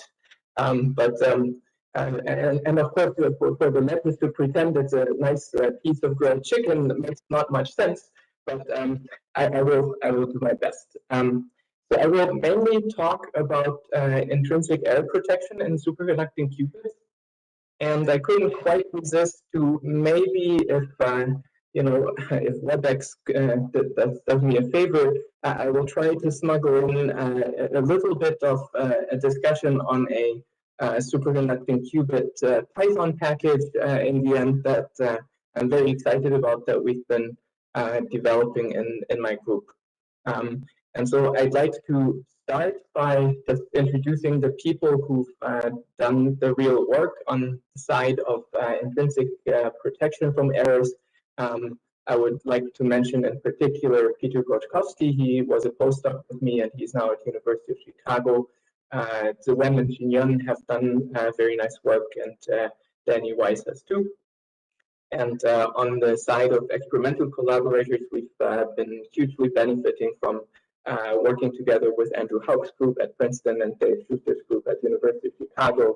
And then in some of the projects, Alessandro Blais has been involved, and David Ferguson, who first was a postdoc with me and now is at Northrop Grumman. And then on the team for SE Qubits, I rarely put my picture up large, but I'm actually proud to say that I'm sort of carving out time to do coding myself on that project, which is something that I very much enjoy. And we have a growing group of people besides Peter Gorczkowski who are contributing to this project, and it's really a lot of fun. And last but not least, when it comes to people, since there are so many persons from Yale here, I thought I should show what some of them looked like in the early days of the Transmon. So you recognize Michel right here, and both he and Steve Gervin, as well as Rob Prokop, who were really the people behind the Transmon, they all haven't changed somehow. I don't know. I think this also goes for Luigi Fonzio, who shared his office with me during my time at Yale. And I like him very much, but it will forever remain unclear to me why he likes to eat heavy cream out of the box. So Luigi, if you want to speak up, you can do that now or forever remain silent about this little event. Okay, he wants to remain silent. Excellent. So Michel has already done a wonderful introduction, and so there's a little bit of redundancy here, but I think if we have a little bit of diversity in the audience, this cannot hurt. So as we think about these superconducting circuits, the simplest variant certainly is the harmonic oscillator, and it looks just like you would think for an LC oscillator, just that all is now fabricated from superconducting material. And there's no surprise either in the Hamiltonian. You find a term that characterizes the charging energy. Q is the positive and negative charge on the two plates of the capacitor. And then similarly, there's a term that denotes the inductive energy, where phi is the magnetic flux through the inductor with inductance L. And once you quantize the system and promote phi and q to non-commuting operators in the usual way, you get back your beloved harmonic oscillator Hamiltonian. And of course, as Michel mentioned, this by itself does not work great as a qubit. If the entire system is linear, then operating this as a qubit is difficult. So for that reason, we do use a Josephson junction. We replace the inductor by a Josephson junction. This in turn replaces the inductive quadratic phi squared by a cosine term. And so you get this wonderful cosine potential. And if you will, you now have a fictitious particle living in this 2-pi periodic potential. And thanks to the fact that the cosine has a quartic term, right, there is now an anharmonicity that reduces the level splitting from 0, 1, which I'll call omega, to a slightly smaller level splitting between levels 1 and 2. And that indeed works quite well as a qubit. So, the Transmon has been around for almost 15 years. It's been surprisingly successful, perhaps. At least I don't think that in 2007 we all expected it to be quite as widespread as it is today.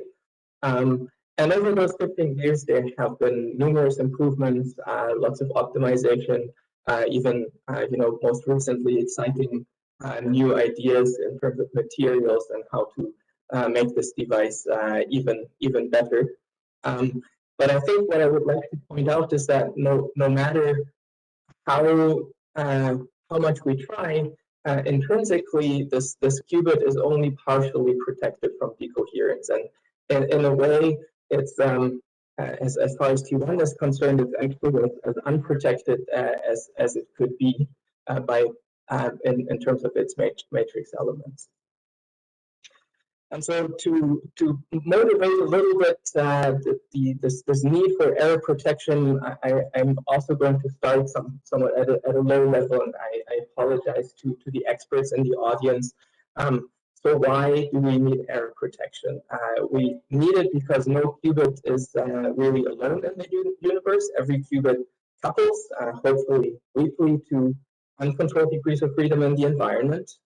And for superconducting qubits, a variety of important noise channels is known, though, as Michel already explained, not all of them are necessarily well understood in terms of their microscopic origin. And so the presence of this noise tends to reduce how our quantum bit really is. The loss of quantumness or decoherence limits gate fidelities and ultimately leads to errors in the execution of a quantum algorithm. So, without some strategy for mitigating errors, a future quantum computer, especially if it runs an operating system similar to Windows, then it will just keep crashing with a blue screen like this. Your qubit ran into a problem that it couldn't handle, and now it needs to restart. And that is unfortunate.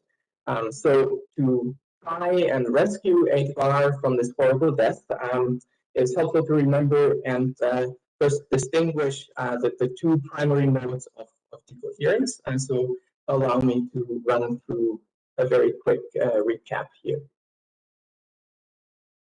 So first of all, there's depolarization with a characteristic timescale T1. And in the simplest case, depolarization corresponds to just spontaneous relaxation of the qubit state to the ground state. So here it is in its excited state, and spontaneously it can emit its excitation and jump back into the ground state. And so the rate at which this occurs can be computed in most cases by something as simple as Fermi's golden rule. And that can be phrased in terms of the noise spectral density, S of omega. And in the case of depolarization, S of omega will be evaluated at the qubit frequency. And then the preceding factor here is a transition matrix element, where this operator A is the operator by which the qubit couples to the path in question. The second mode of decoherence is pure dephasing. We can picture its origin as noise-induced slow fluctuations of the qubit energy splitting. So you see my cartoon qubit here, and if there's noise, then that noise might lead to slow fluctuations of this omega q of the qubit energy. And these random fluctuations will scramble the dynamical phase factors, and hence relative phase information in the off-diagonal elements of the density matrix will decay over time, and the characteristic time for that is t sub pi, the pure dephasing time. And of course, once our state just collapses into a statistical mixture of states and all superpositions are lost, then that clearly can't be good for quantum computing. So that's why this is another noise channel that bothers us and that we wish to minimize. The corresponding rate for pure dephasing in very simple cases can again be obtained perturbatively. So in this case, I'm assuming that S is regular at frequency 0. That's in the simplest case where it would be evaluated. And then the preceding factor is the derivative of the qubit frequency with respect to lambda. Here is the noise parameter that is the fluctuating quantity, and so the derivative quantifies how sensitive the qubit splitting is to these fluctuations. So what can we do about this? I think over the decades by now, people have come up with a number of strategies, and so this is my attempt to summarize them. Strategy number one is basically you have this noise, and what you'll try to do is to actually turn down the volume. So you'll try to reduce the noise itself, which would mean reducing the amplitude, perhaps that sits inside of S of omega and tells you how strong the noise is. And that, in many cases, will involve material science, which to me as a theorist is a field of dark magic and very difficult. Fabrication is similar in my mind, but Luigi might disagree. So those are definitely directions that in part have been successful. Most recently with Andrew Haug's results on using tantalum, this looks very promising. But there are other strategies that are different and promising in other ways. Number two, which is the topic of this talk, is intrinsic noise protection, which is simply the idea that we're going to accept the noise and at whatever level it is impinging on our ear, but we're going to try and protect our ear by becoming insensitive to that noise. And so we can attempt to do that by playing with the transition matrix element that goes into Fermi's golden rule and influences the T1 time. And we can try to minimize the sensitivity of our qubit frequency with respect to fluctuating parameters. And then I'll skip the next point for just a second, not because it's not important, but because I think it makes a nice segue from point 2 to 3. So 3 is sort of the full-blown active quantum error correction, which really is like noise canceling headphones, right? You monitor for errors in a smart way. You apply correction steps whenever required, and so there's an active feedback loop. And then somehow, in between 2 and 3 is this very interesting field of autonomous error correction, which is probably involves driving the qubit in some interesting way, but it's sort of feedback free. It's not quite as fancy and sophisticated, but also daunting as active quantum error correction is in many cases. Now, I mentioned that I was claiming that the transpond is only partially protected, and I should explain a little bit what I mean by that. And in fact, I will play this game both for the transpond as well as for the Fox qubit, which is relatively similar to what today we would maybe call heavy fluxonium. And so both of these devices Michelle already mentioned. The circuits are shown here once again, and the partial noise protection that we like so much in the case of the transpond has to do with its insensitivity to charge noise. So charge noise here represented as fluctuations of this dimensionless offset charge really correspond to time-dependent electrostatic potential that affects our superconducting island that is marked in yellow here. See, I apologize. It was so late that my mechanism for silencing Slack notifications is already inactive. I hope if any further Slack messages pop up, then I will go and repair that. But I hope that people will remain quiet. So these offset charge fluctuations have the following effect. Our qubit has energy levels 0, 1, and 2, which do depend on that offset charge in general. And fluctuations in this offset charge therefore mean that I basically wiggle my operating point here on the x-axis there's my attempt to show that in an animation, I think, if it works out. There we go. And so these fluctuations now turn into fluctuations of the qubit frequency. And that itself means that we have to worry about dephasing.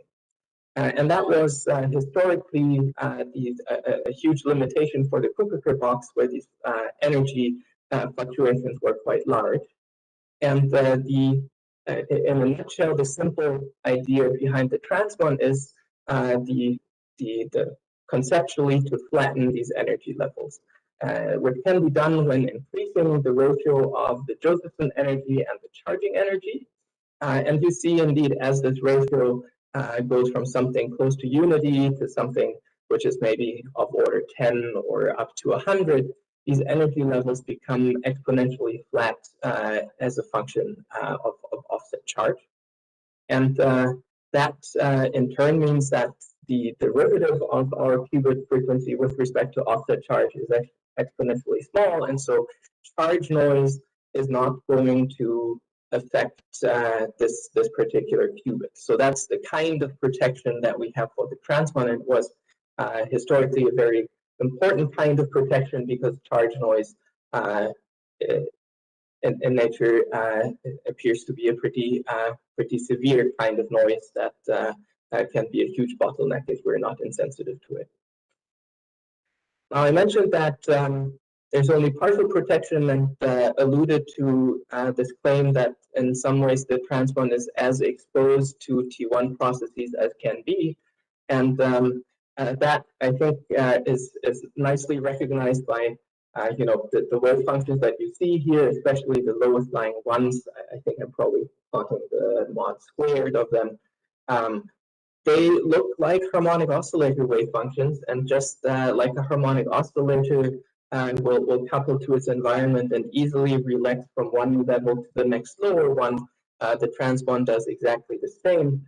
And that means that typically this matrix element that the Trimons sees as it couples to the path is of order 1. It's not small, there's no protection, there's no suppression of this matrix element. And so summary for Trimons is T1 doesn't look great by design. You have to work hard to make it great. And T5 is great by design, which is nice. The situation for the flux qubit or heavy fluxonium is the other way around. That qubit can roughly be represented as such an asymmetric double well. So we have a particle, a fictitious particle that lives in this asymmetric double well.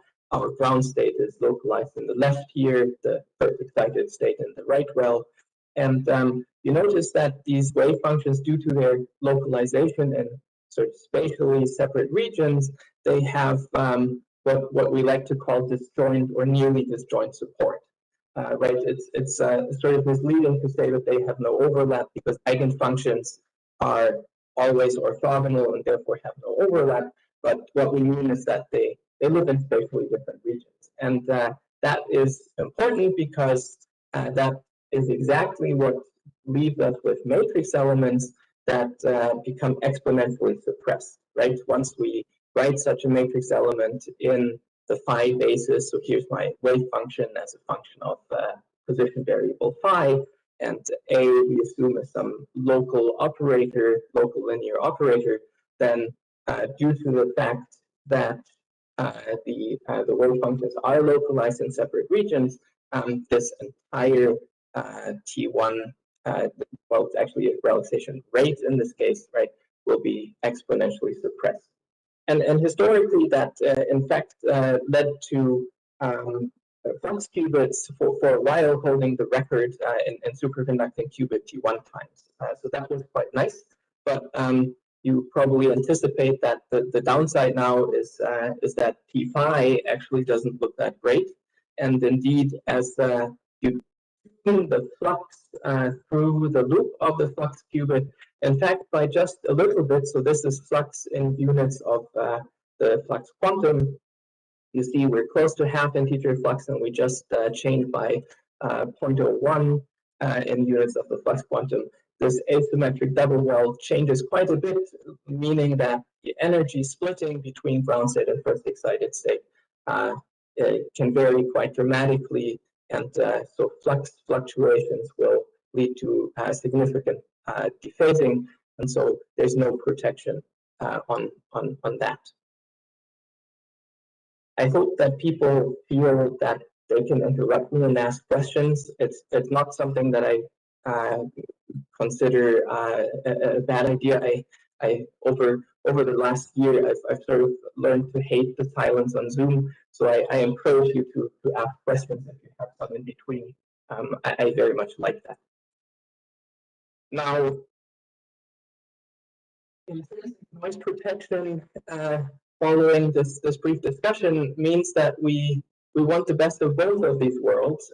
So we wish to achieve low-lying wave functions with disjoint support, which is going to help us exponentially suppress relaxation, as well as excitation, which if the splitting is small, would also be a worrisome thing at non-zero temperatures.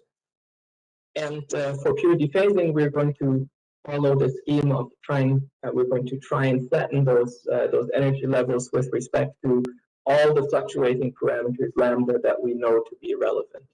And in some cases, the idea could be that we actually achieve that by making the ground state and first excited state nearly degenerate, not a requirement.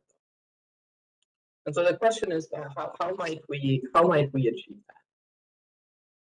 It's clear that for the transmon, there's not much that we can do. And in fact, for pretty much all small-ish circuits with, depending on how you count node numbers, if you set one to ground here, maybe this would count as a one-node circuit. A two-node circuit is probably not enough either to achieve this intrinsic noise protection. So we have to go and look at larger circuits. Maybe not quite as large necessarily as this one, which is the image, the circuit for the current mirror, but definitely larger than the transmon or the fluxonium. Over the years, there has been a lot of interesting work on that idea, starting perhaps with Kitaya's work on the current mirror. That's one of the earliest, 2006, that I'm aware of. And that circuit here over on the right indeed is a bit complicated. It's a Mobius strip that has this Josephson junction array that where the ladder is built by one array that wraps around, and then the steps on the ladder are these big capacitors. And then following that, there was and continues to be very interesting work on the theory side by Joffe and Dussault, and then Misha Gershenson is together with Matt Bell is at Rutgers, one of the two who is really has done experiments on that. And in 2013, Kitayev really merged and together with Preskill and a student published another paper which introduced the zero pi qubit, and that is what I will be focusing on mostly. It's what we've been working on for a while, following up on that paper. But I would like to mention that there are exciting new ideas for alternative circuits. So on the right here, you see a circuit that Michel de Roulet indeed proposed, and that looks very interesting. And I think we probably haven't found the best circuit yet. And what best means is maybe even up for discussion, but I think there's there might be better circuits even out there. So what is behind this protection? One general idea that seems to underlie most, if not all, of the circuits that I mentioned is that something is special when you achieve double Cooper pair tunneling.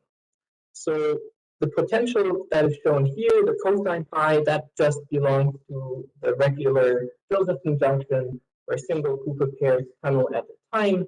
And mathematically, this cosine phi, once you go through your quantization, indeed boils down to a term that indicates that at any time you can hop one Cooper pair over to the other side. So n increases by 1, and in the Hermitian conjugate term, it diminishes by 1. And that is the ordinary situation that we face for a transform, for instance. And now consider the case where instead of a cosine phi potential, we manage to produce a cosine 2 phi potential. And perhaps a cosine 2 phi potential with just a little bit of asymmetry so that indeed the wave functions localize on the left and right as shown here. And what that means mathematically is, well, the cosine 2 phi again can be decomposed as above, but in terms of the charge states, right? So n counts the number of Cooper pairs that have gone across, right? So you can now only increase that number by 2 or decrease it by 2. So that is quite special. And it's not an elementary circuit element that we know of, and so we have to work a little bit to effectively realize it with a larger circuit. And that is indeed what, in fact, the cosine 2 phi qubit by Michel does. It is what the 0 pi qubit does, and it's also sort of the mechanism behind the current mirror, if you will. And so to visualize that in a somewhat hand-wavy way that originally was proposed by Alexandre Blais, actually, we can draw a picture like this, and we can ask the following question. Assume for a moment that one Cooper pair hops across this junction. And at that point, of course, I will have some sort of charge imbalance because there's a Cooper pair hole left behind. There's an additional one on the bottom left.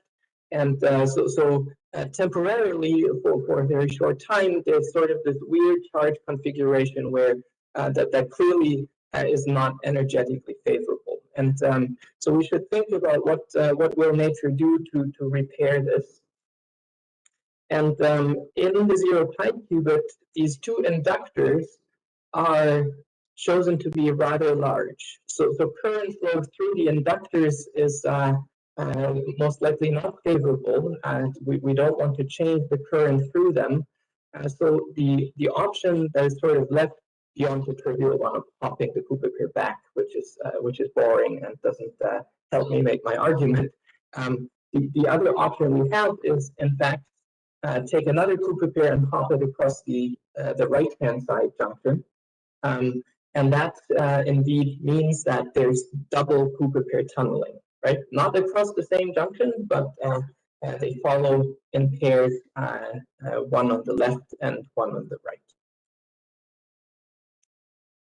Good.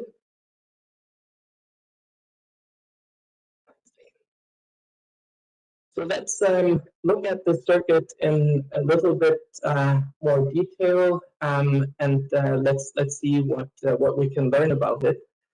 So before we go into the full description of writing down the Hamiltonian, which is something that indeed I've learned from Michel, and I think pretty much the entire world has learned from Michel.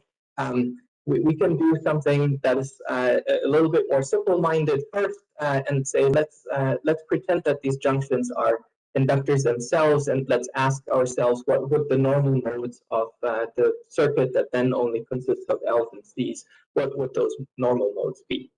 And there are 4 of them. One is sort of a bit pathological. The sigma mode is sort of just a pure charge mode, and it will necessarily decouple. We don't have to worry about that one. And then there are these 3 left, phi and theta, and you see that the minus and pluses, they're meant to signify the the sign of the generalized flux amplitude at each node. And you see that for the phi and the theta mode, there are generalized flux differences, or if you will, voltage differences in the end across junctions. So these modes will see the nonlinearity indeed. And different from that, the zeta mode, that one has no differences across the junctions. And so this is a purely harmonic.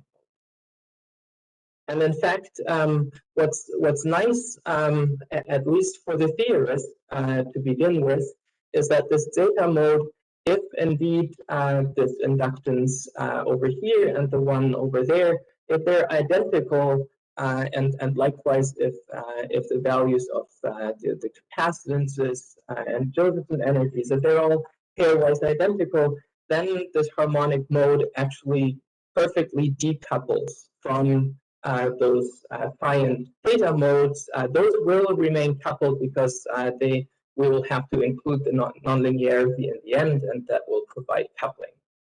And so if we follow the circuit quantization recipe that Michel so nicely gave us, then we obtain a Hamiltonian that, if you've never seen it before, looks a bit unwieldy, and we will take care of that in a moment by making it a little bit more visual. What is easy to see is that indeed there's a phi and theta derivative, there's phi and theta coordinates in these terms, and then the zeta degree of freedom, even though the letters don't make it immediately look like a harmonic oscillator, but it's exactly that, right? There's the quadratic zeta derivative and the zeta squared term.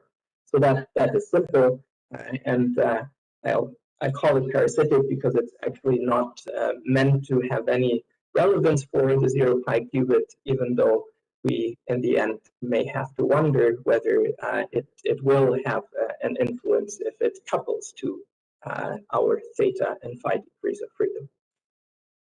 And so in the next step, I promised I would make this a little bit more visual, and I'm going to just plot this two-dimensional potential. You see already that in the variable theta, this potential is simply 2 pi periodic, and it's extended in the phi direction because of the inductive term. And so one way to then visualize this potential is like this.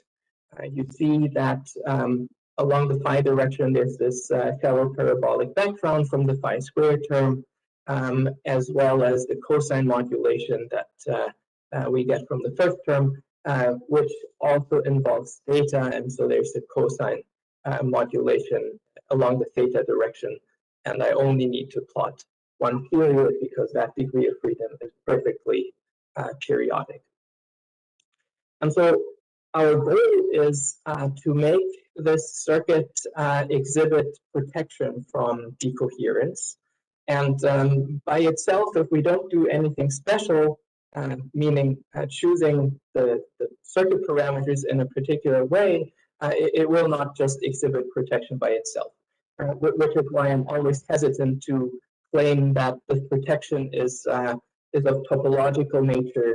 It's definitely not the circuit topology that guarantees the protection, because whether or not you will find protection is clearly a matter of parameter values. And so the game we play for this particular circuit is we're going to try and form low-lying wave functions for ground and first excited state that are delocalized along the phi direction, but localized along the theta direction, such that the ground state might localize along a line like this, and the first excited state along a line like that. And as far as tunneling is concerned, that is not the most likely thing to happen because this minimum here is more easily connected to that minimum over there, where I don't have to go over a mountain in between.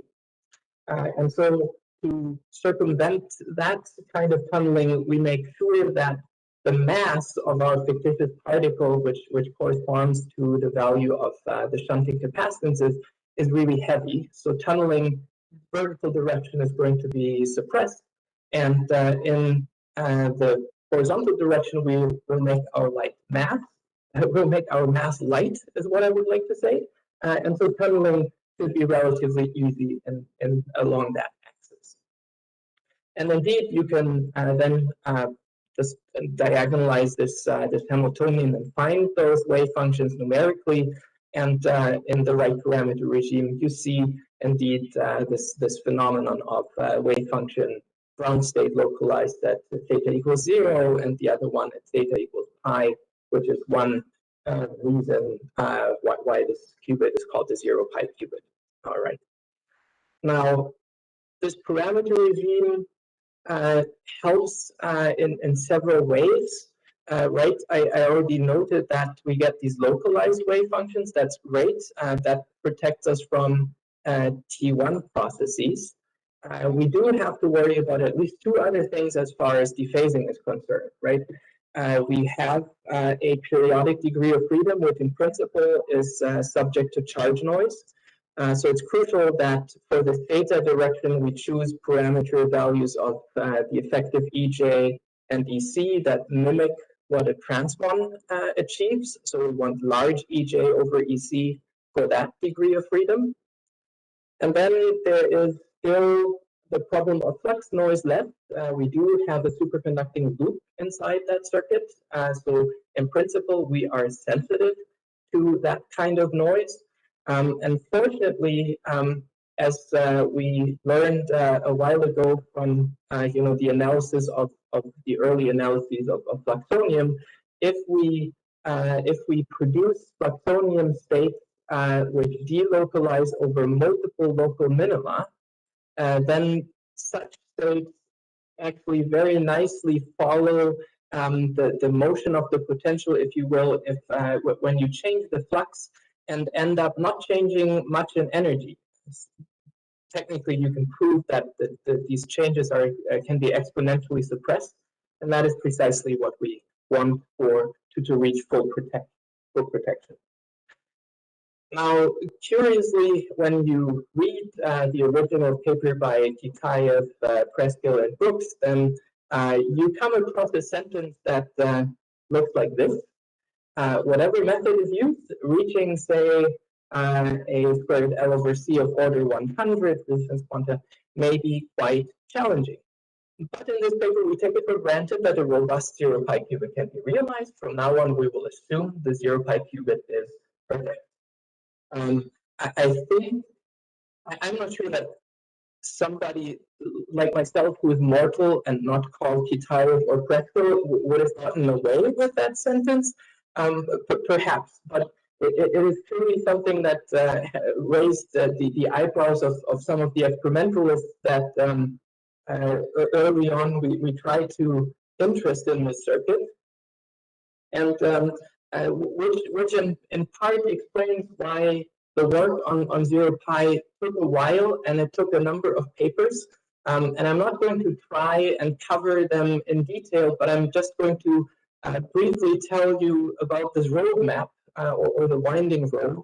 So there was the original idea by Preskill and Kitaev, and if you read it, it's actually quite conceptual. Kitaev and Preskill, likely as well, have great intuition, and so they didn't deem it necessary to actually go through a full circuit analysis. You will not find them apply Michel's circuit quantization scheme anywhere in this paper. When we read this paper, I realized that I didn't understand it, and the only way I knew how to understand it was to follow Michel's guidance and apply circuit quantization. And as a consequence of that, we actually discovered that there was this parasitic additional harmonic degree of freedom, which Preskill and Kitaev never met. Whether they knew that it was there or not, I will not speculate, but it doesn't appear in the paper. In our paper, we therefore discussed and analyzed the role of disorder among the circuit parameters, because indeed this harmonic degree of freedom does couple when there's disorder. And generally speaking, having a weakly coupled harmonic oscillator in your system may not harm you much, but by the design of the circuit, this harmonic oscillator sits at relatively low energies, which exposes it immediately to thermal excitation. And so we were worried about that. And we were worried and decided to not give up, though, but we decided that the next paper would, for us, either mean the circuit has to be buried or it stays alive. And so we considered coherence times. And so this was a long paper that my postdoc, Peter Borkowski, did a fantastic job and went through many, perhaps not all, but many of the known noise channels. And so we tried to estimate coherence times. And the thing that turned out to be really the thing that could have put the, I forget the English phrase, is it the nail in the coffin? That could have decided whether the circuit was just a bad idea was photon shock noise. So in particular, the kinds of photons that lived in the zeta mode and that could have completely dephased the primary 0 pi qubit that we were after. And after a bit of work, we found out that indeed in this in the deep regime where that Kitaev and Preskill considered, because they indeed did not want to worry about whether or not it could be implemented. In that regime, the circuit looks just fine, and this short noise dephasing problem actually disappears. And so we didn't bury the circuit in our group, and in fact followed up, well, mostly Alexandra did, and we went along for the ride. They considered gate operations on the circuit, and once again it turned out that the conceptual description that you could find in the work by Brooks, Kitaev, and Preskill overlooked some details that were actually crucial for the question of could you drive the circuit in a certain way or not. And even though I think Alexandre and his student decided not to be too confrontative in their paper, one of the upshots was that the gates that were suggested originally wouldn't quite work that way, and they found ways to do them in a different way. And we contributed by a little bit with a follow-up paper and showed that to some degree you can successfully employ quantum optimal control just in a similar application of Gray to obtain single and multi-qubit gates. And then finally in 2021, Andrew Haug's group succeeded in building the first prototype, and I'll say a little bit about that.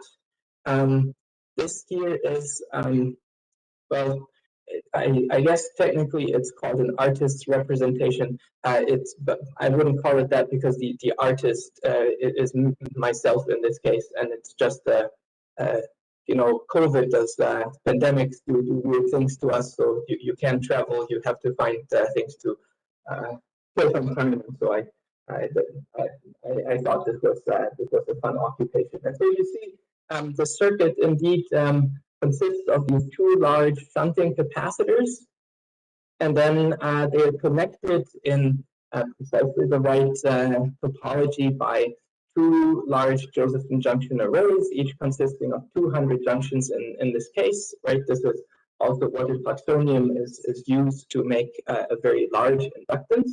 And then there are the two special junctions in the two remaining arms. The real life device image looks like this. So you see the view. I tried hard to at least do something at scale, and so you recognize the structure.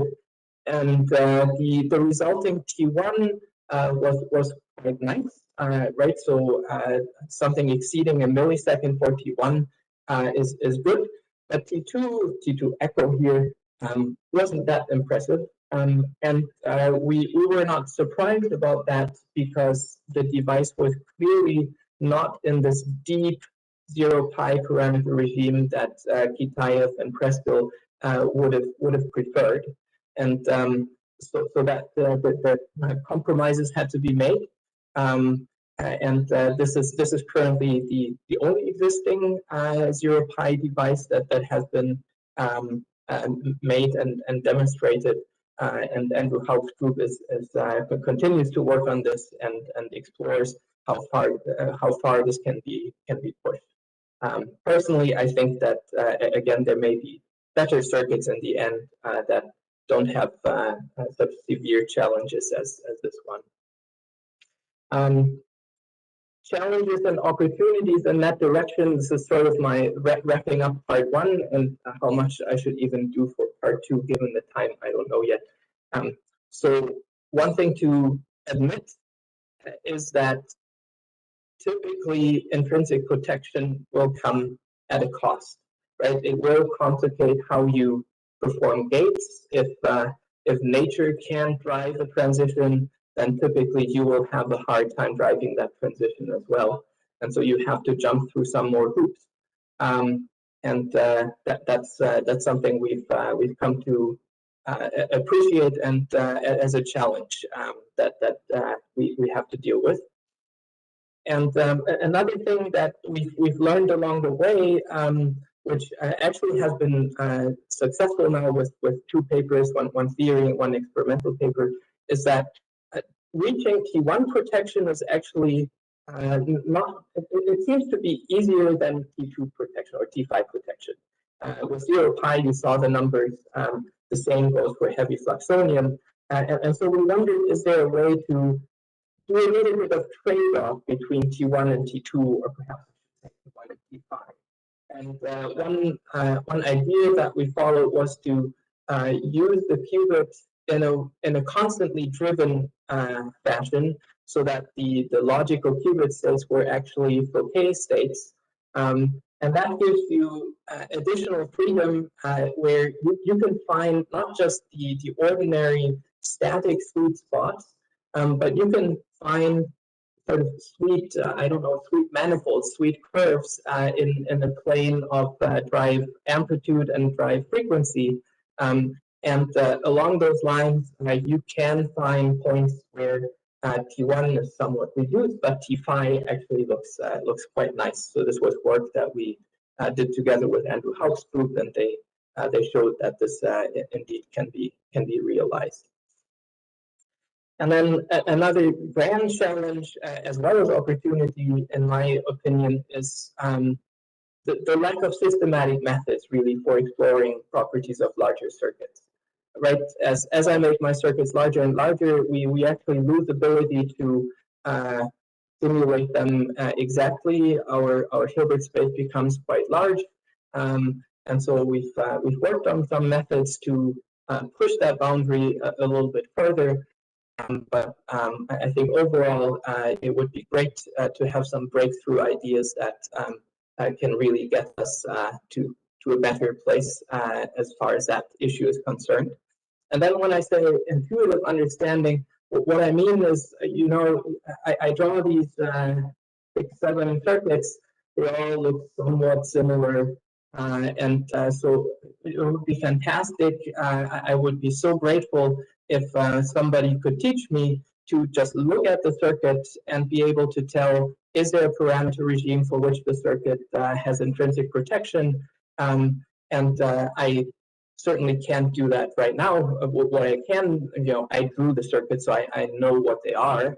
The 0-pi qubit is hiding in there. Michel's fluxonium molecule and cosine 2-5 qubit are there. And then there are two that I didn't label.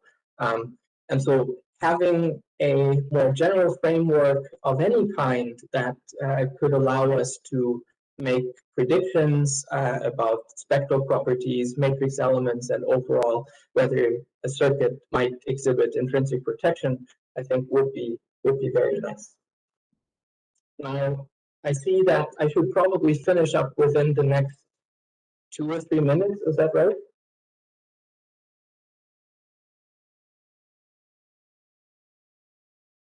Oh, nobody is answering. Does that mean that I... You have another 5 minutes? Another 5 minutes. Fantastic. All right. I'll keep this last part short, which I think is fine. And that part is just in part advertisement, but in part also the hope that this Python package that we have developed and that is open source and that we continue to extend, that this might actually be helpful and of interest to some of the people in the audience. So it's available for download through pip or conda.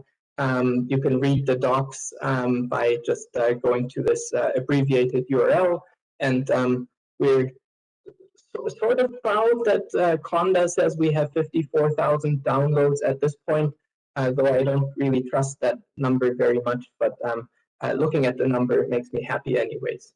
And so I'm just going to flip over, if I manage to the summary slide. So I'm going to allow me to just skip a whole bunch that we could have looked at if I had been super fast, but probably it was a good idea not to go super fast. So here's the summary of what is currently inside this library. And it sort of has a structure that is both good for beginners who actually don't know how to program in Python much at all. So there's a graphical user interface for beginners where you can select the qubit of your choice, and the library brings up widgets with buttons and sliders, and you can plot energy spectra, you can plot wave functions, you can visualize matrix elements, all of that. And so we've actually talked to some senior faculty members, and names will not be named, but those senior people don't always have time to do coding, and just as I sometimes tend to forget how to code, they do. And but they really like to play with this graphical user interface and check their intuition and see whether, for instance, Fluxonium or ZeroPi has a hidden parameter regime that we haven't really appreciated yet. And then beyond this beginner level, there's functionality to predict coherence times for qubits. There are simple ways to actually combine multiple qubits and resonators into a composite Hilbert space.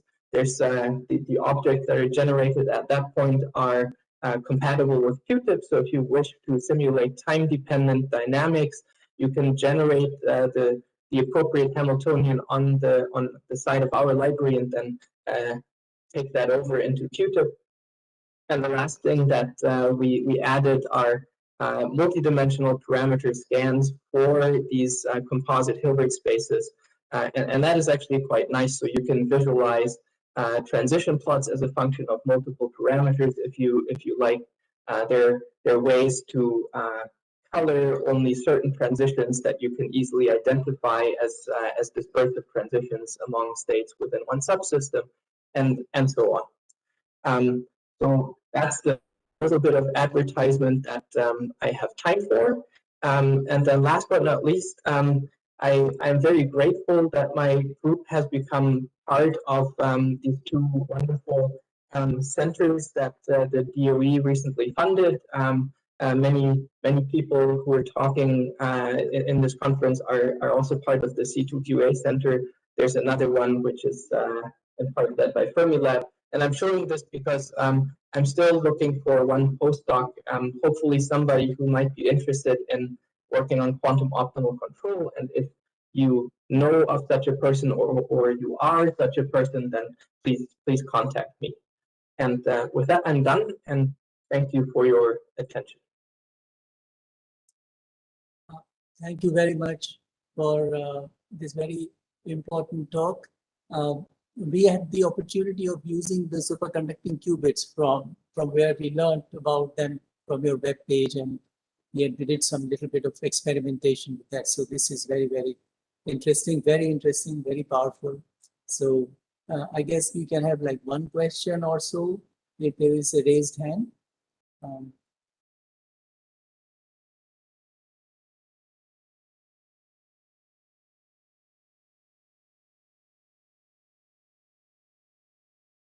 So there is a question by Vijay.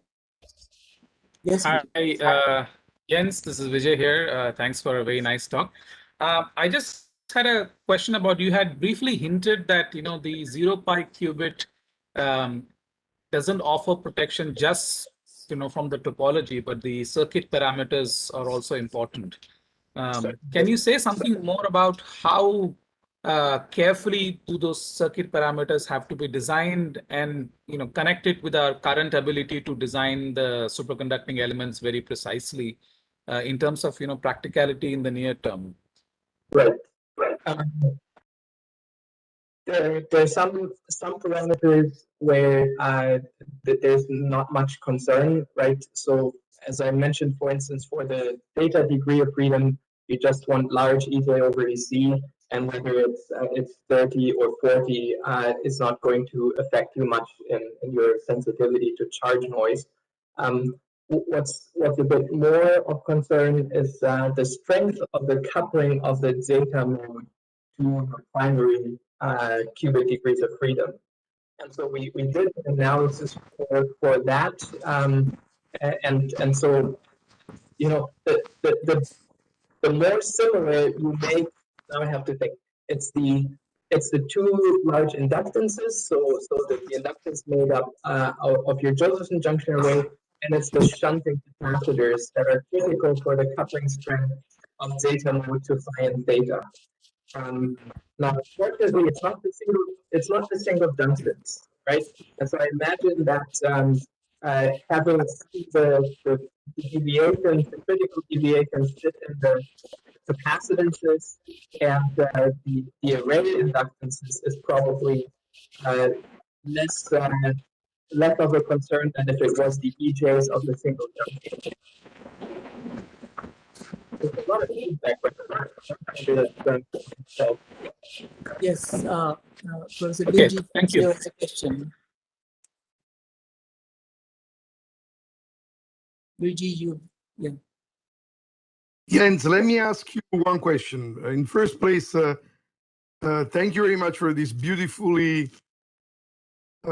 presented talk. But,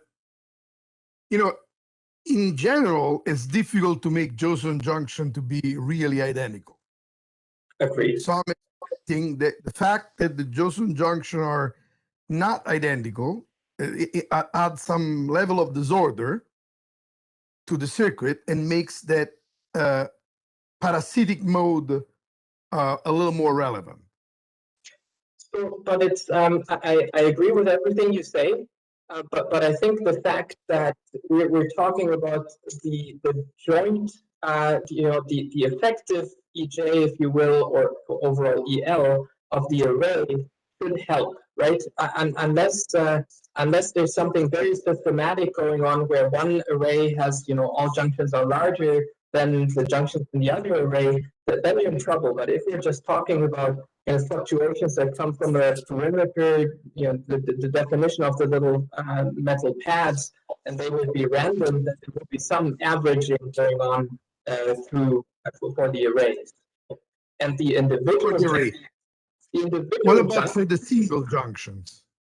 So fortunately, differences in those will only deform the potential, but will not lead to coupling between the parasitic mode and your primary qubit degrees of freedom.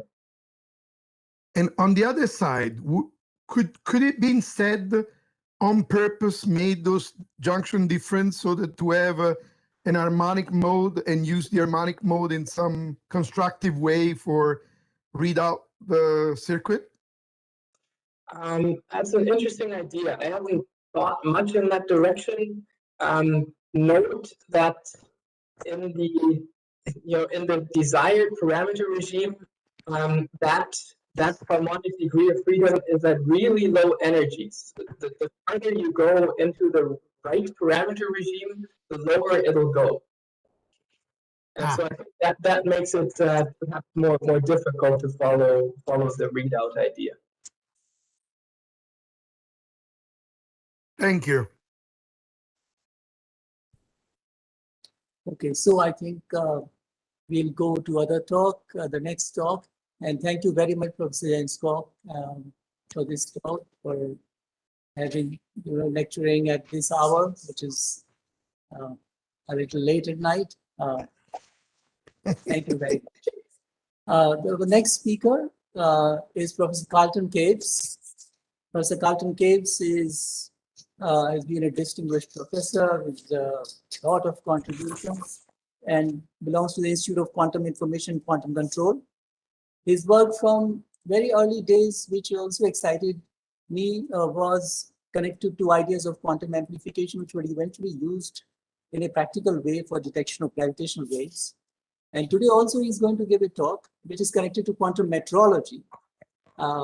We were hoping to have more illumination, but then Professor Caves is going to talk about quantum metrology, reframing SU11 interferometry. So with those words, I thank Professor Caves for accepting our invitation and look forward to your talk, Professor Caves.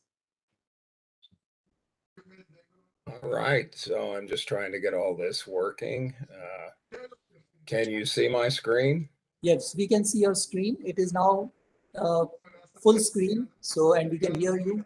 So I think we're all set. Terrific, ready to go. Well, thank you for inviting me to give this talk. I can say that I caught a cold from my granddaughter last week, and so currently I'm in danger of laryngitis. If my voice gives out before we're through, well, you'll know. I'm going to talk about something pretty simple, but I'm going to talk about it because it represents something that from long ago in several ways, and also from the very present, where the ideas I'm talking about have just been used in a search for dark matter axions, in really the second use of quantum metrology to do something actually useful. And I will discuss that as we go along. You can see what I'm talking about is called reframing SU11 interferometry. It's not surprising that SU11 interferometry is important because it represents the fundamental way of entangling two harmonic oscillator modes, or two continuous variable systems, as we would say these days. So it's not surprising it's become important. And what I hope to convince you of is what it does, number one, and why it's currently seeing a additional attention that it hasn't had in the past. So you can see there my outline. I'm not going to go through that.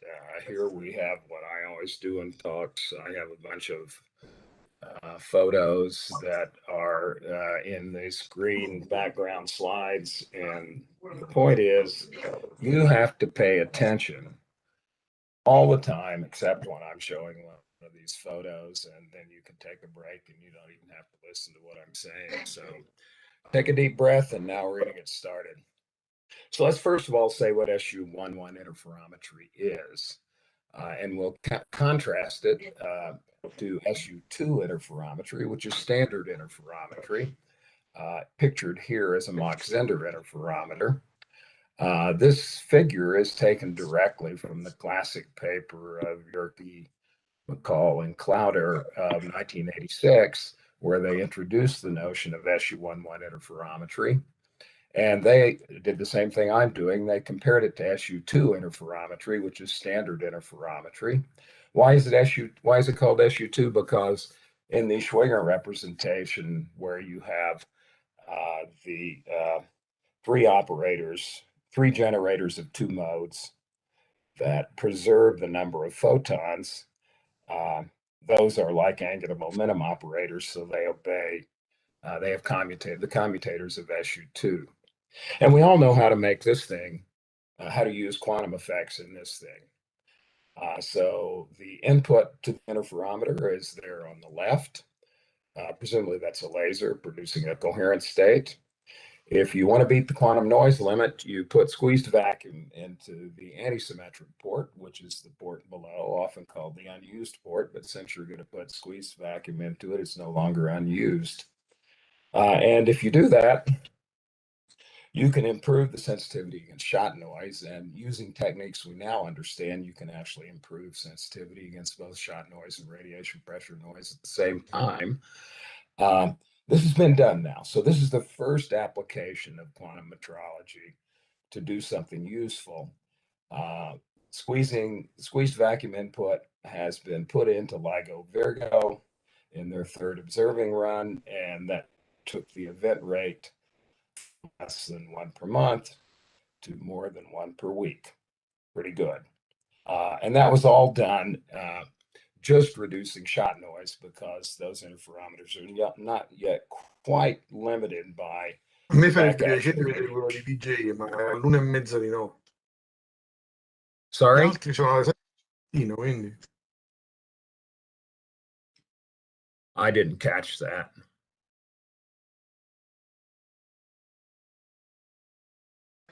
Anyway, I'm going to go on.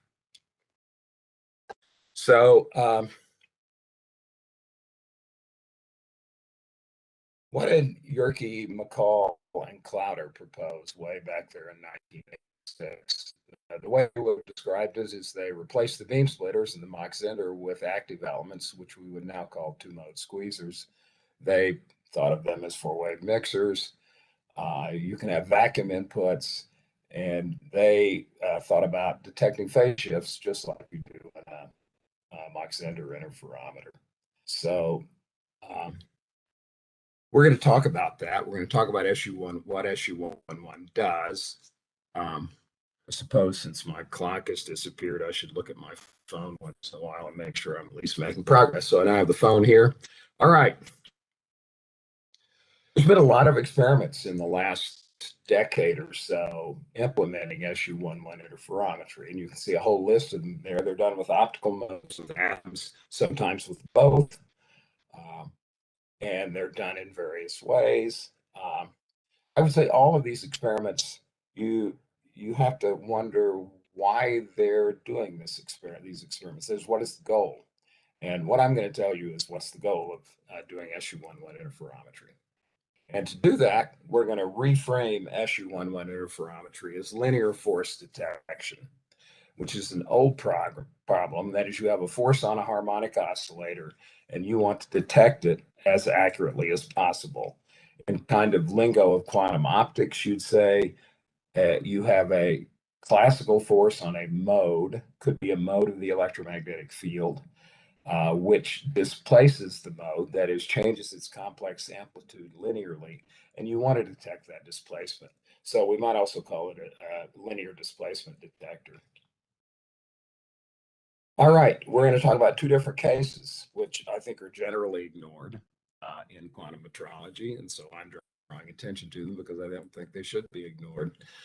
The first case is where you have a persistent signal, which you know is there. It's like a phase shift produced by a phase shifter, and you can just send in oscillators, probe oscillators, modes of the electromagnetic field to detect it as many times as you want. Now we're going to get to that case, which I call persistent signal itinerant probe oscillators, in the second part of the talk. The first part of the talk is going to be the part that I actually think is most interesting, and that is where you have an itinerant signal and a persistent probe oscillator. That is to say, you never know when you're going to have a signal. You never know where this displacement of the mode, when this displacement of this mode is going to occur, but you have a particular oscillator and you're allowed to look at it over and over again to see whether there's been such a displacement, such a signal in the time interval of interest. So let's instantiate that a little bit. You can take a little break here.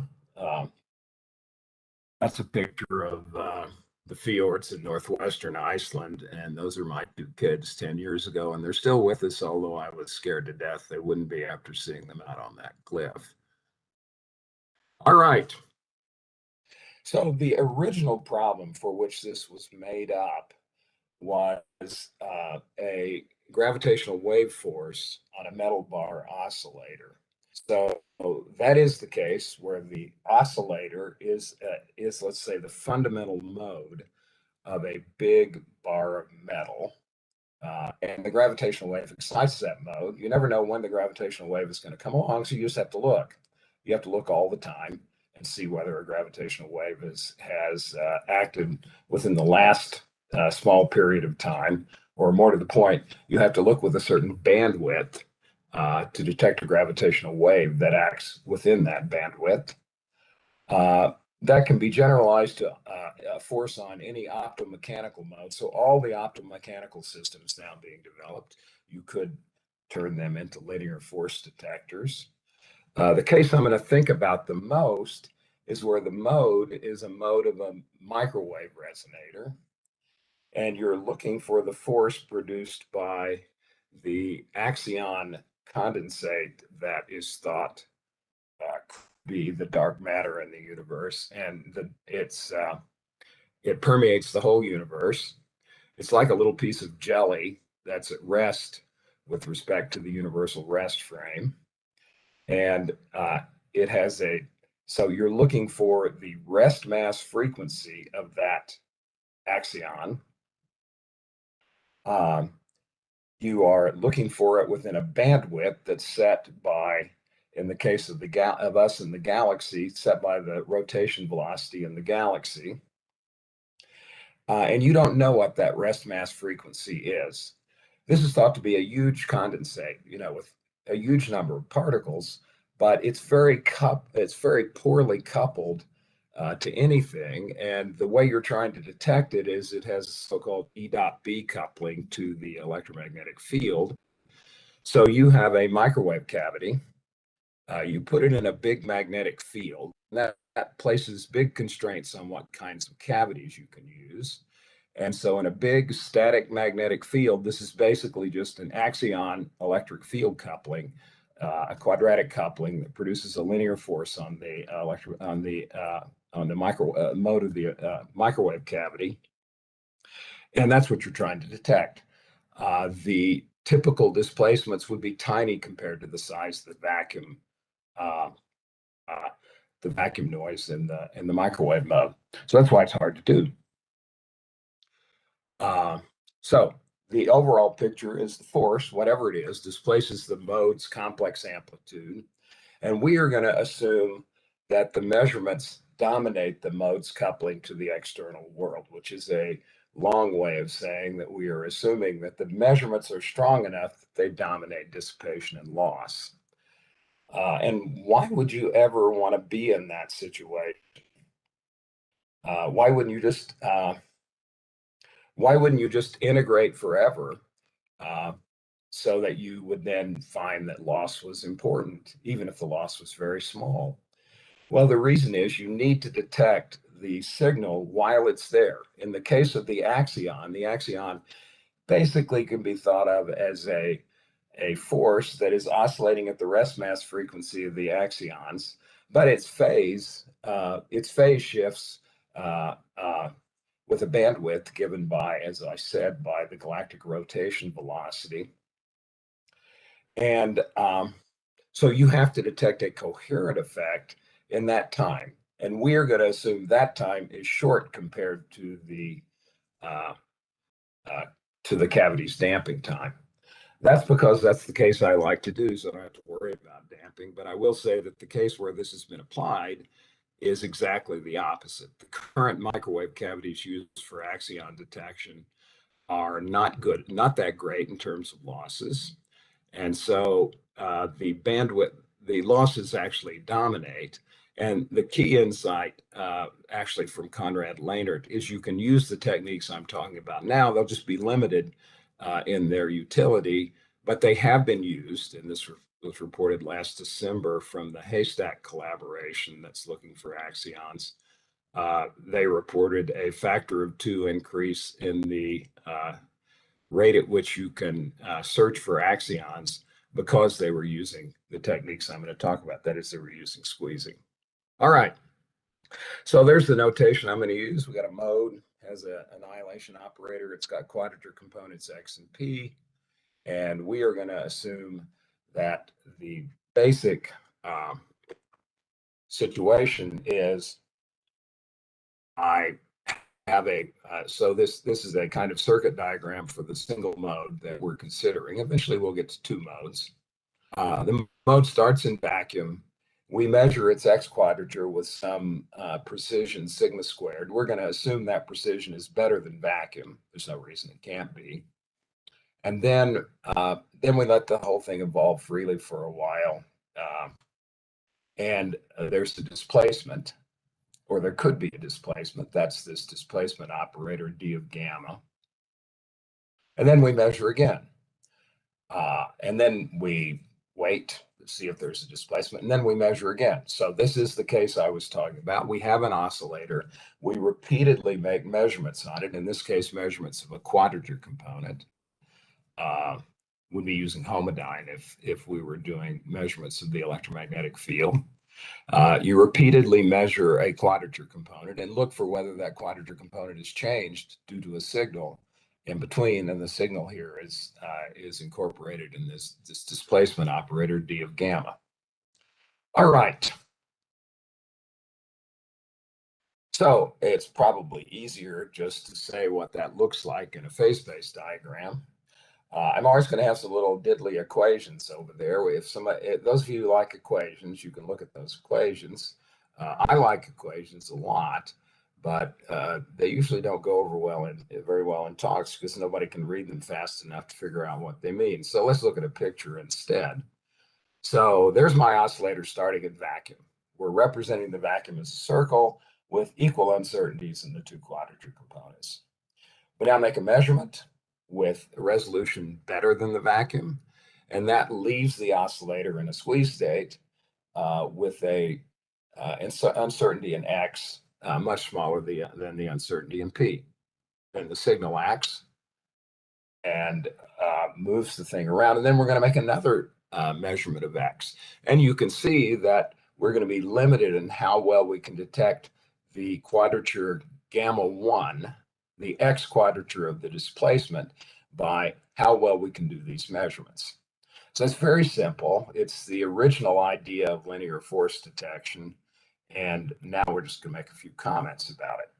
First, this is persistent detection of the X displacement with resolution signal better than the quantum noise limit. We don't have to worry about preparing states. The measurement prepares the state for us. And we could ask, what if we didn't measure a single quadrature component, but rather we measured displaced squeeze states? That would be a squeezed heterodyne measurement.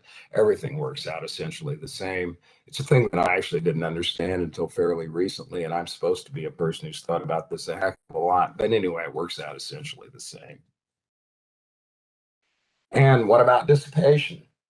Well, if there were dissipation, these ellipses would be getting fuzzed out in X as the measurement between the measurements, and so the dissipation might limit your measurement. What we are assuming, remember, that the measurements don't, that the measurements dominate, and the noise due to dissipation is small. All right. So there we have.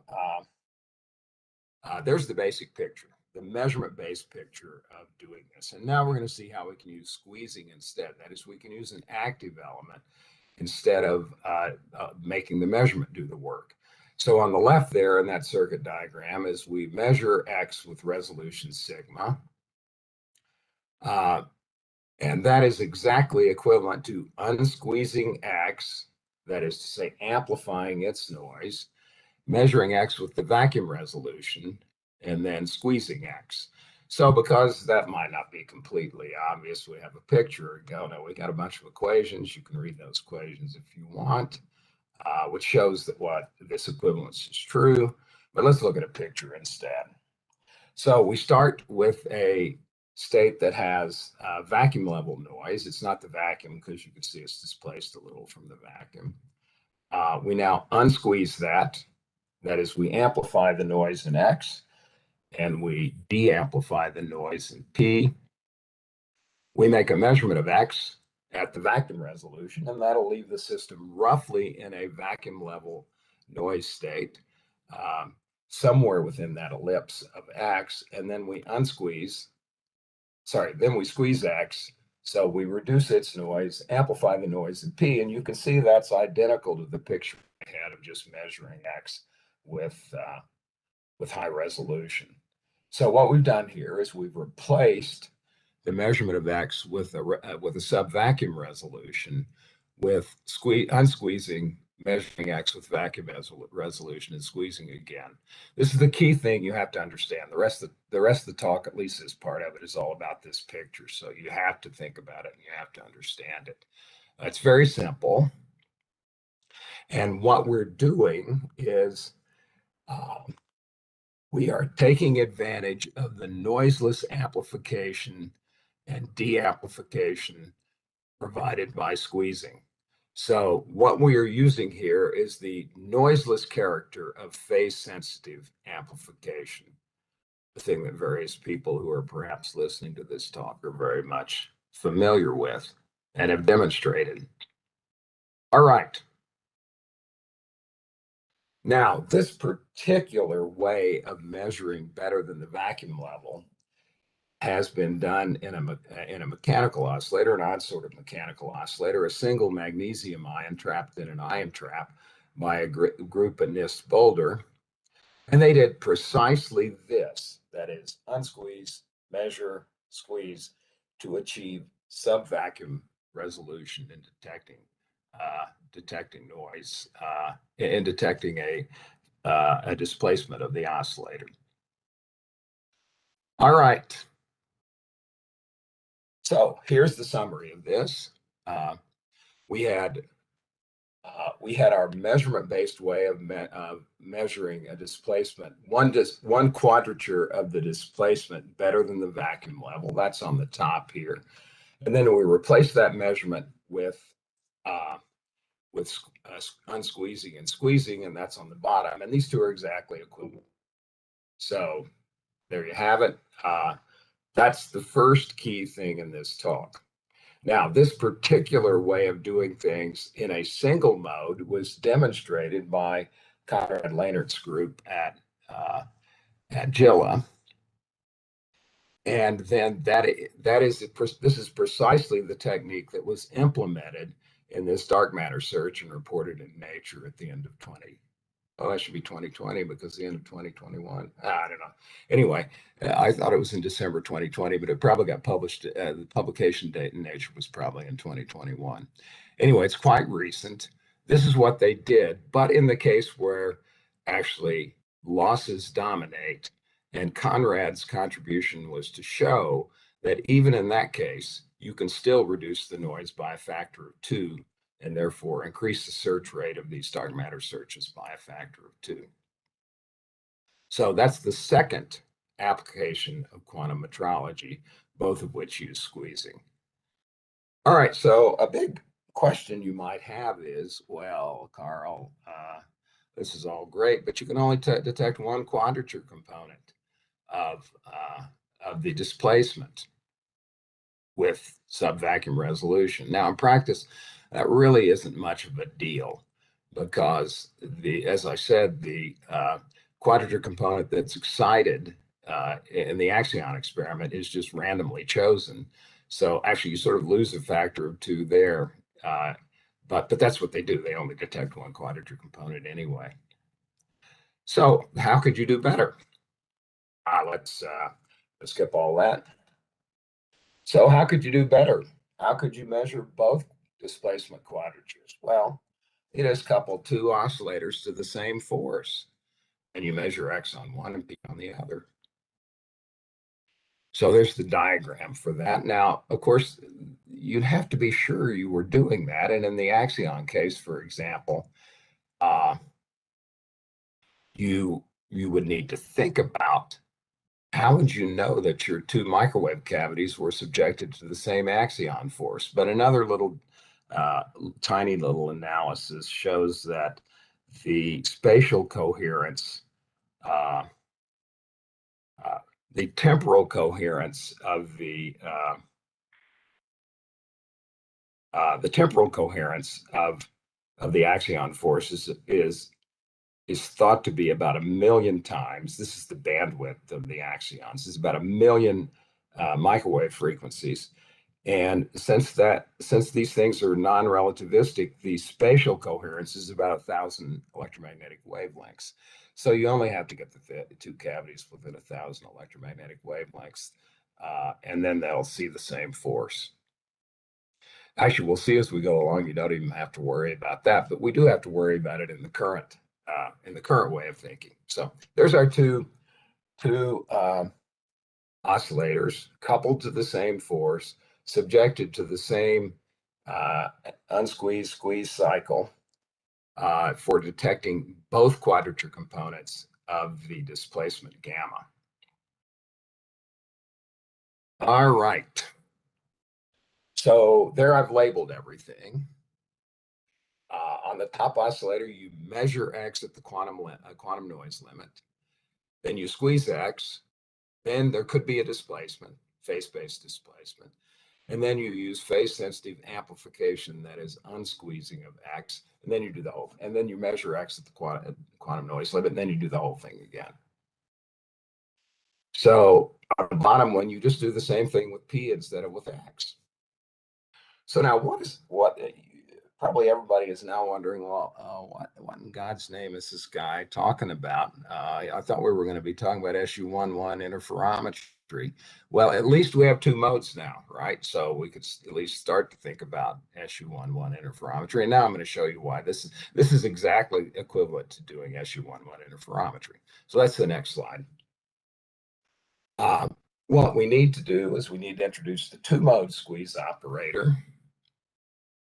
And then we need to realize that the squeezing and anti-squeezing that's in our current configuration is equivalent to doing a 50-50 beam splitter, two-mode squeezing, and then an anti-50-50 beam splitter. And then once we've done that, we just transform everything with these beam splitters that we've stuck in. You transform the signal, which we assumed was the same on both oscillators with this 50-50 beam splitter, and it just becomes a signal, a phase-based displacement on one oscillator. And then we displace the measurement, we beam splitter the measurement, and it just becomes a measurement of the EPR observables. That is the sum of the X quadratures and the difference of the P quadratures. And that's what you have to measure at the quantum noise limit. All right, so keep that in mind. We're now going to put all that together. You can see all the ingredients there. We started with this thing on the upper right, which is the two separate oscillators, not even talking to each other. They're just assumed to be coupled to the same force. And then we have these various circuit identities that we're going to apply, and we stick them in, and what comes out is the thing on the bottom. That is, we have two-mode anti-squeezing, followed by measurement of the EPR variables at the quantum noise limit, squeeze, displace one of the oscillators, unsqueeze, and then measure again the EPR variables.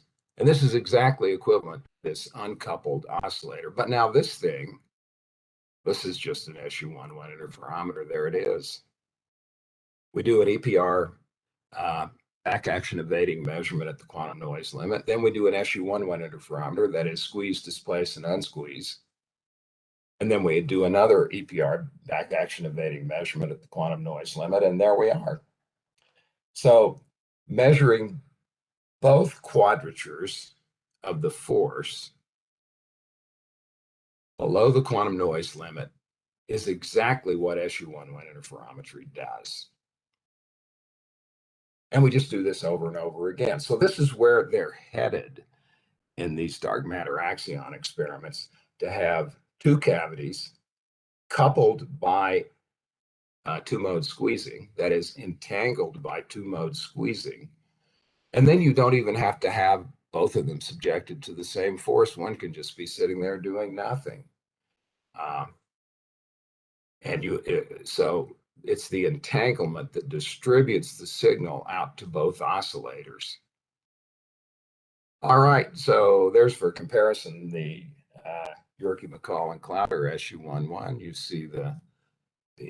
see the two-mode squeezer, followed by another two-mode squeezer, and they have phase shifters in there, and I've got displacements. All right, so I'm going to call these things SU11 displacement detectors because they really are linear devices, and they measure linear displacements of oscillators. Now, you will say, well, a phase shift can always be regarded as a linear displacement. You put in a big mean field, and then a phase shift is a linear displacement orthogonal to the mean displacement.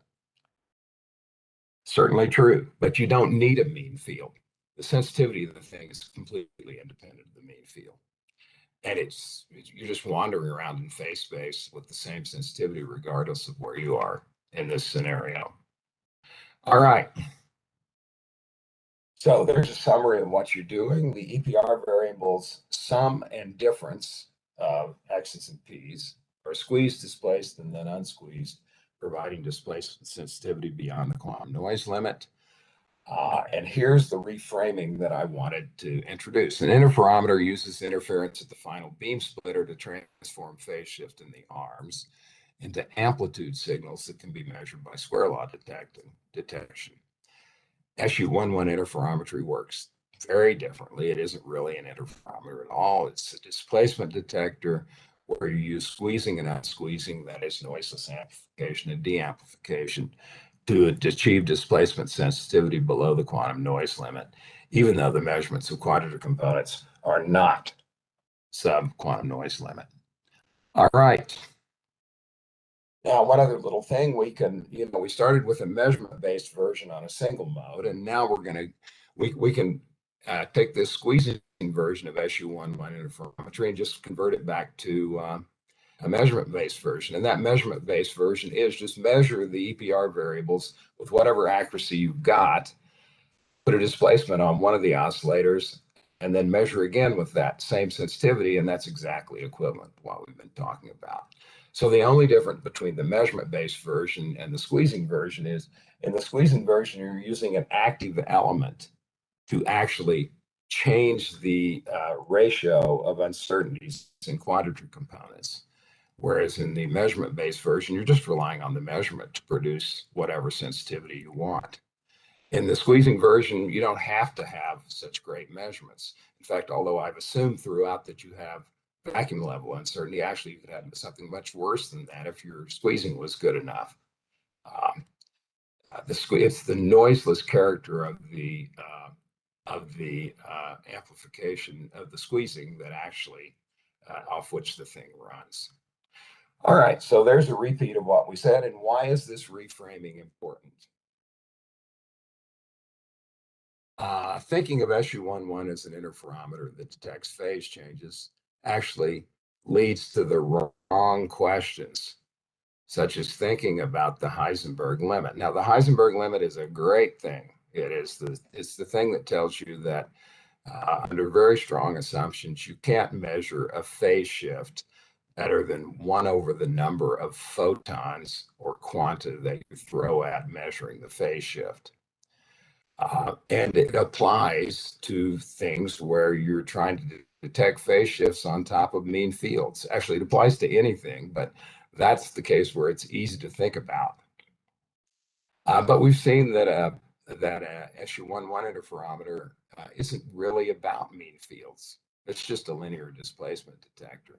And so the right questions are, how much squeezing do you have for your noiseless amplification and deamplification? And how does one devise schemes that detect both displacement quadratures? Now, partly as a result of this work, Ralph Alexander and I noticed that there were other ways to detect both displacement quadratures simultaneously with sensitivity below the quantum noise limit. There's a wonderful technique that was analyzed by Barbara Terhall and her group that uses GKP states. And you can reformulate that to look sort of like what we've talked about here. But somehow Raf and I got lost in doing something else before we got around to writing anything about that. We will get back to it, and you will hear something about what we got lost in a minute. All right. All right, so that was all the first part of the talk. You should take a big break now about something other than what I'm talking about, but I will drone on even while you're doing that. Remember, in the first part of the talk, what we talked about was we have an oscillator. It is sitting there. It is, let's say, a mode of a microwave cavity or a mode of oscillation of a optomechanical system.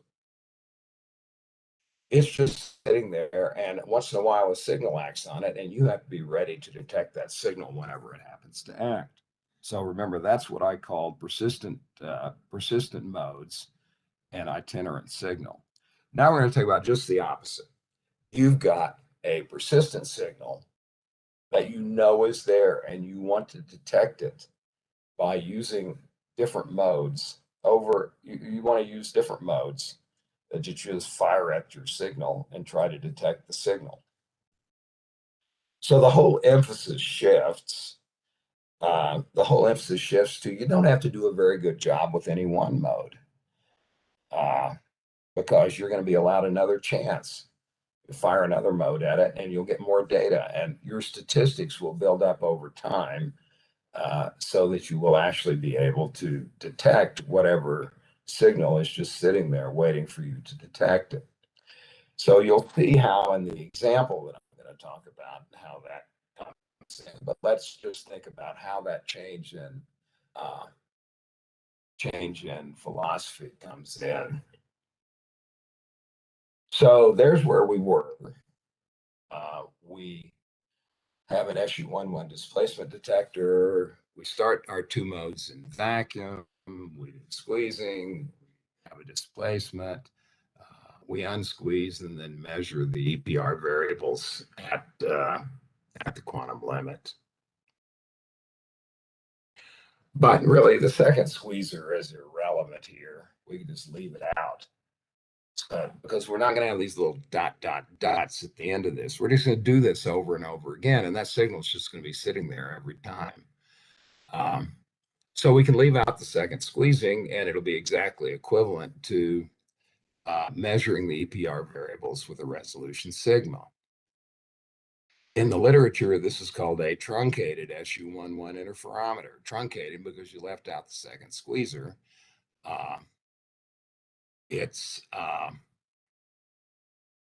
You can see why an experimenter would want to do this because you'd only have to buy one squeezer. And you can do an experiment which you think of it as SU11 interferometry. We're thinking of it as, well, you don't need that second squeezer. You just have to make a measurement. But if you're only interested in detecting a disturbance on the lower mode in repeated trials, well, you can use weak squeezing, and you can measure all four quadrature components. So that's depicted here. You squeeze, there's a disturbance on mode B. The squeezing, in essence, distributes the signal out to all four modes, and you just detect all four quadrature components of the two modes at the output. And there's no harm in doing that. And more generally, you don't even have to just look at the two modes separately. You can look at both of the modes at the same time. So now let's see what I have to. Oh yeah, well, I'm going to do this. I'm going to talk about quantum illumination. So I have two examples that I could show you, and I'm going to show you the quantum illumination example. And this is the work that I've been doing with Ralph Alexander. So first I'm going to have to tell you what quantum illumination is and what it has to do with this SU11 picture. And then I'll tell you what we understand about quantum illumination. And that's a bit of a fib. I'm not going to tell you remotely close to everything we now understand about quantum illumination. I'm just going to tell you the basic points. So, what is quantum illumination? So, as I said, this is work I'm doing with Ralph Alexander, who used to be a postdoc at UNM and is now a postdoc at RMIT in Melbourne. All right, so quantum illumination was proposed by Seth Lloyd in a particular form in 2008, and then in a form more suitable for what I'm talking about here in this paper by a number of authors in Fitzgerald Letters in 2008. And the problem is to detect a target against a background of thermal noise. So it's kind of like trying to detect a target using radar where the radar is contaminated by thermal noise at the radar frequency. So you shoot a signal out toward a target. Some of it's a little bit of it's reflected back, and you want to detect that against a bright background of thermal noise that's shining directly back into your detector. So of course, immediately we want to think about translating that into a circuit diagram, because that's the way, at least the way I currently think. So there's a circuit diagram. And the bottom two rows are what, bottom two wires of the circuit diagram are what I just described. I have a signal which is sent out to a beam splitter. The beam splitter is the scatterer. So most of the signal is transmitted through the beam splitter, and then I put a swap gate there to show that it actually, most of it goes out to infinity. It isn't reflected back to you.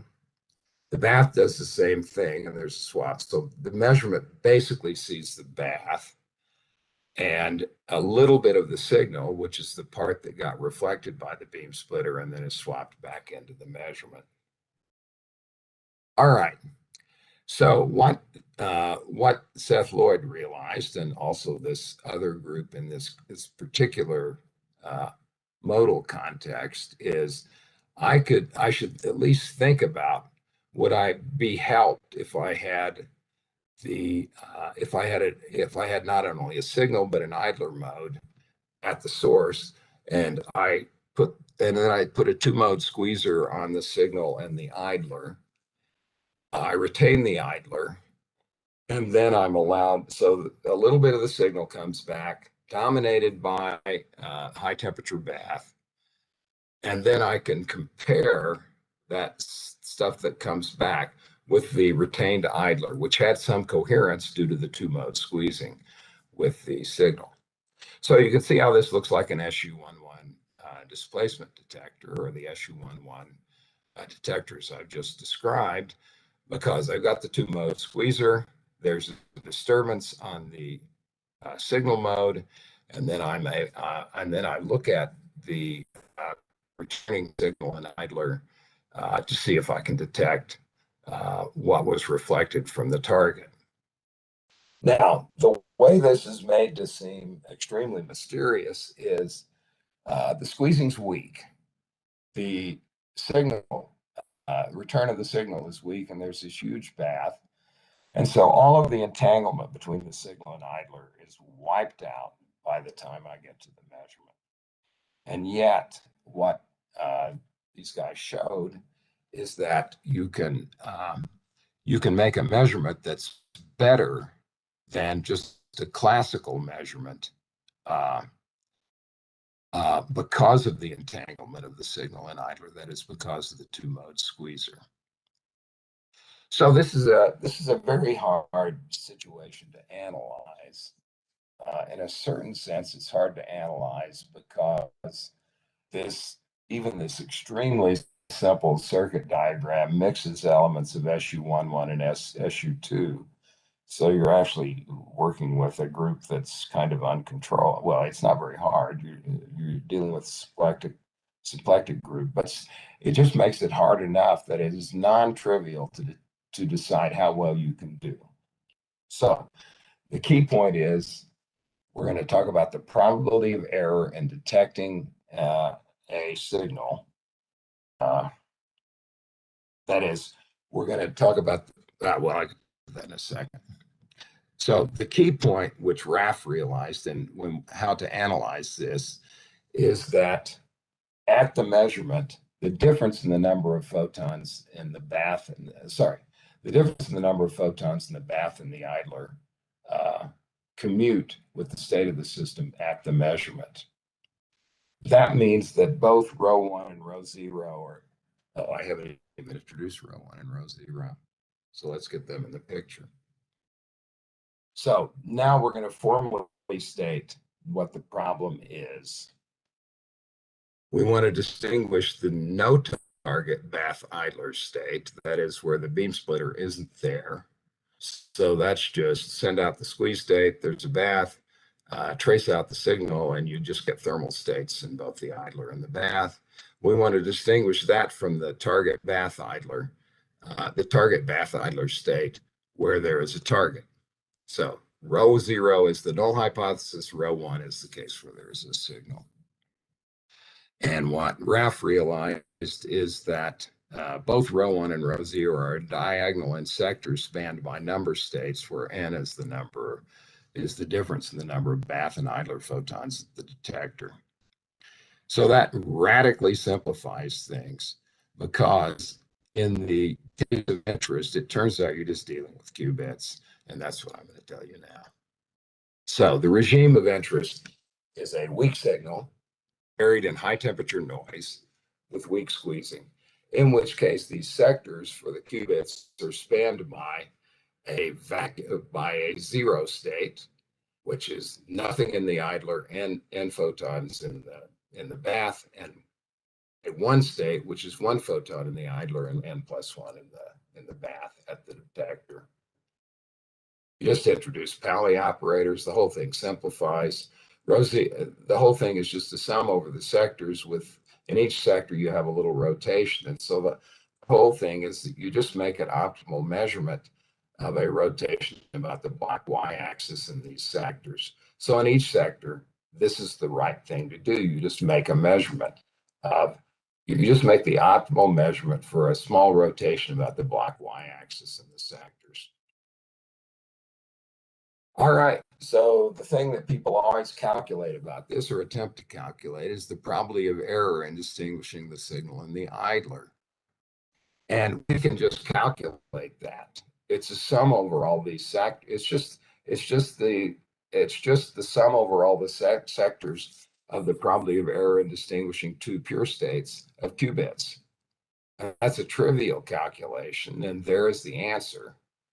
It's really not very important to think very much about the answer. The key thing, and something that everybody will have noticed, is, well, the probability of error is almost exactly equal to a half.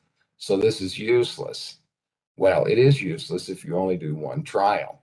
But remember, I said the whole thing is here, that target's going to be there, and you're going to send loads of signals out to it, and build up statistics as they come back to you at the source. All right. So what Raff and I have accomplished is previous work didn't recognize the sector structure nor specialize to the weak squeezing approximation.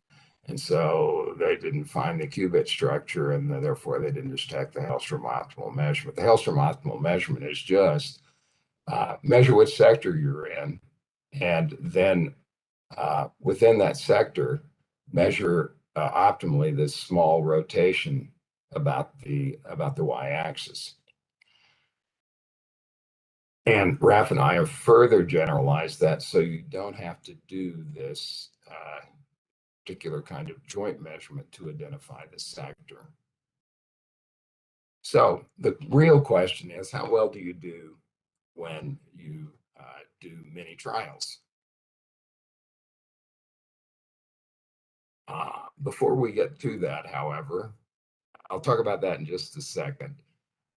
But I now want to return to the question of the role of entanglement in this.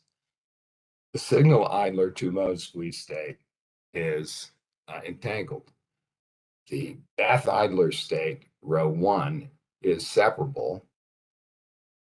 So there isn't any entanglement. but each qubit sector that I've just talked about is entangled. So is entanglement important? If so, how is it important? Well, the point of the initial entanglement is to establish correlations, that is, coherence between the signal and idler. And these survive, though barely, as entangled correlations between the bath and idler in each qubit sector. The quantum illumination lives on the coherence in each qubit sector, which, since the qubit sectors have this funny structure, it's necessarily entanglement in that sector. So this is sort of the statement that for metrology, the usual way of thinking about entanglement as being whether a state is separable or not is really not the point. Because here, although it is true the whole state is separable, you have access to these sectors in each of which there is entanglement. And it is that entanglement, that is that coherence on which the whole process lives. So what I've said now is not even close to the whole story. More important is the multi-trial asymptotics, where we have found the Hellstrom error probability in the optimal measurement and the weak squeezing approximation. And moreover, what we've really spent all of our time on is type bounds on the error probability outside the weak squeezing approximation.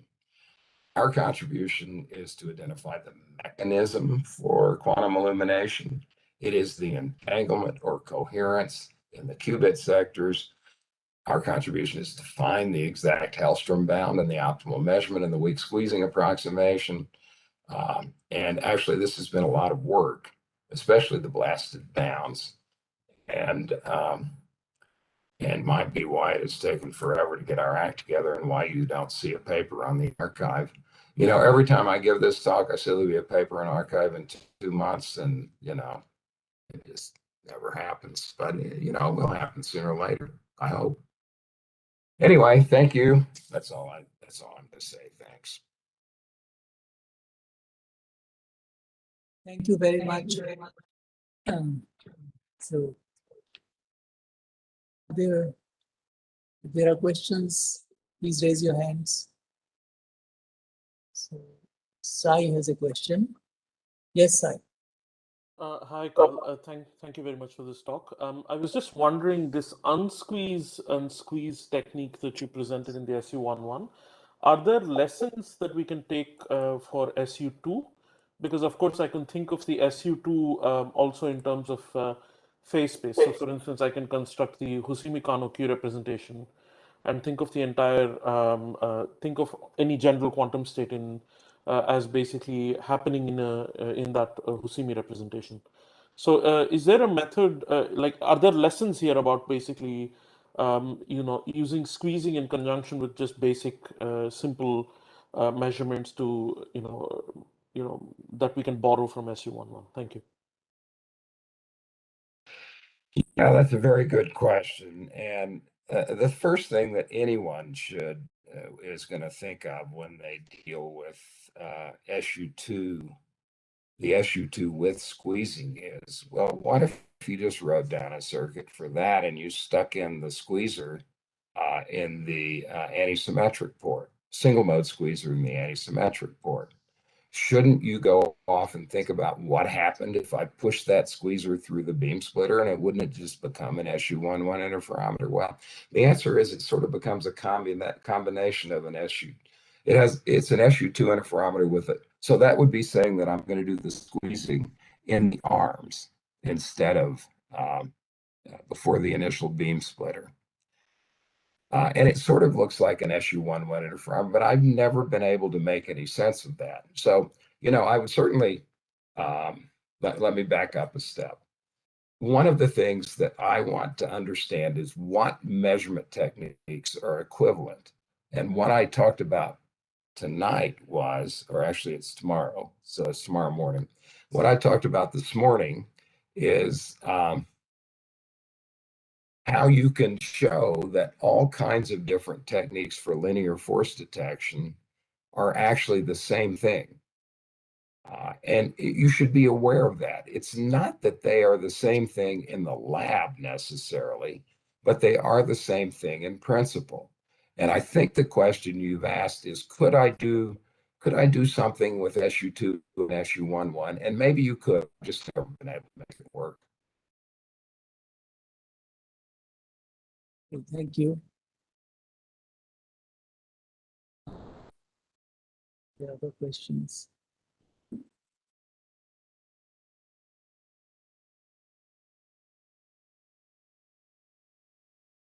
So there are no more questions.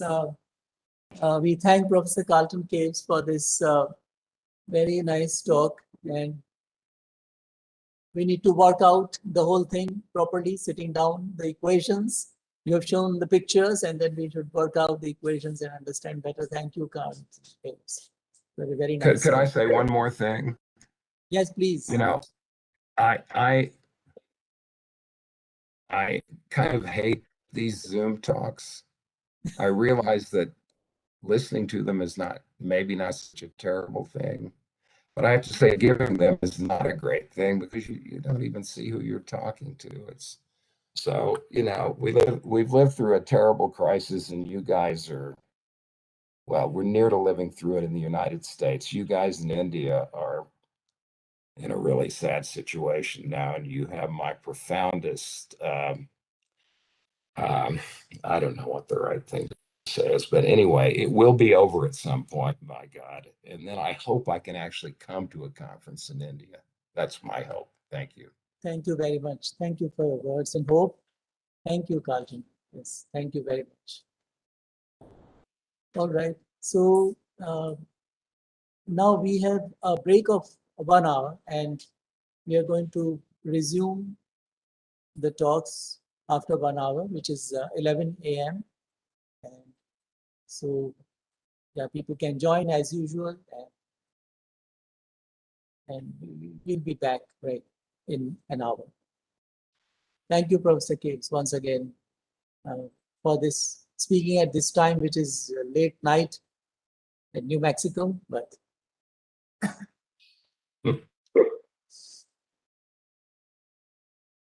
I tried my best to move, as you noticed, from east to west and keeping the same time for all the three speakers spoke at 9:30 p.m. Yeah, I did. We did notice that, and it was clear that's what you were doing.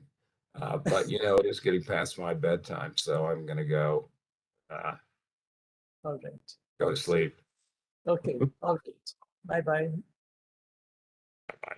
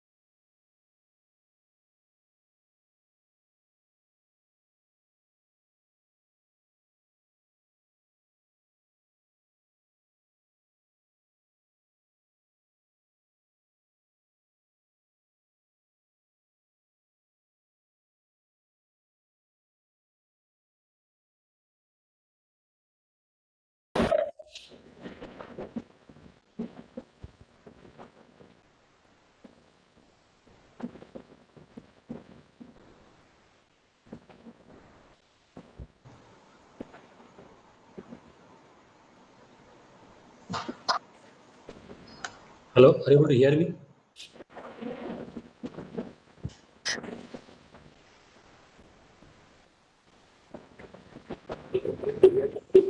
Yes, yes, we can hear you. So is it the time to start? We can wait for another 2-3 minutes.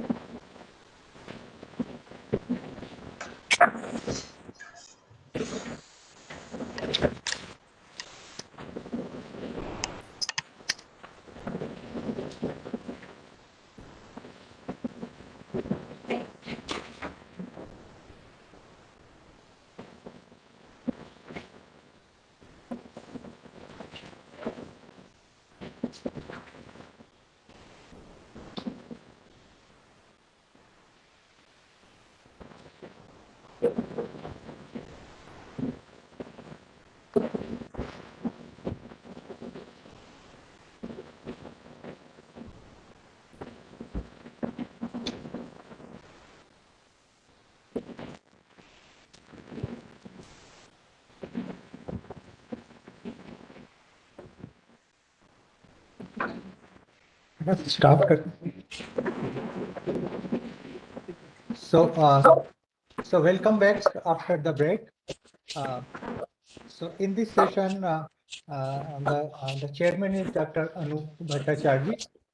He is head security electronics and software system division of the ERC. The session has 2 talks. So I invite Dr. Anup Bhattacharya to chair this session.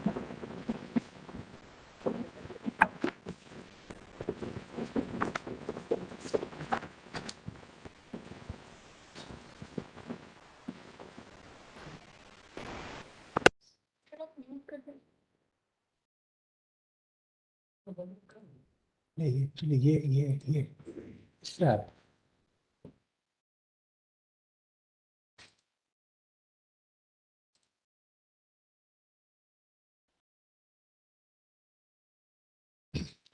Dr. Bhattacharya ji.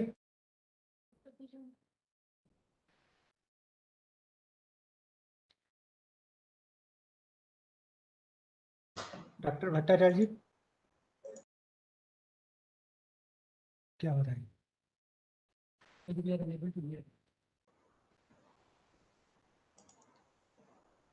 Are you able to hear me? Yes, yes. Now we can hear you. Yes, I think I don't know what was the problem. So I think let us start on this note that the first talk is by Dr. R. Vijay Raghavan. He is a prolific researcher. He is an associate professor in Tata Institute of Fundamental Research.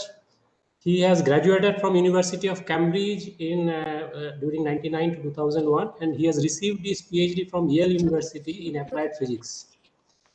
He has been awarded the Ramanujan Fellowship awarded by DST since July 2013. So I think Dr. Vijay Raghavan is going to speak about the current activities of quantum computing in TIFR. So over to Dr. Vijay Raghavan. We have 1 hour time, and I would request you to complete in 55 minutes so that 5 minutes we can have question and answer. Thank you. Okay, thank you, Professor Bhattacharya, for the introduction, and thank you to Sudhir Jain and the other organizers at BIRC for inviting me to this 2-day session. Hi, Sudhir. It's a pleasure to be here, and I hope you have enjoyed the first set of talks this morning. It was nice to see my PhD advisor giving the introductory talk. So my talk is going to be, as mentioned, it's going to be more about some of the things we are doing in TIFR. So it will be slightly more specialized though I'll try to keep it simple. And please feel free to ask questions either in the chat window or by raising your hand, and I'll be happy to answer them as we go along. Okay, so my share button is disabled. I think you need to give me privileges so that I can share the screen, please. Yeah, just a minute. I think you have to drag that ball that from yourself to my name so that I become the presenter. That Cisco ball.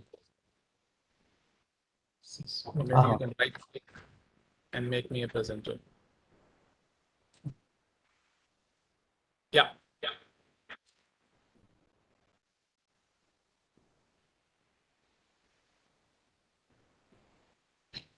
Okay.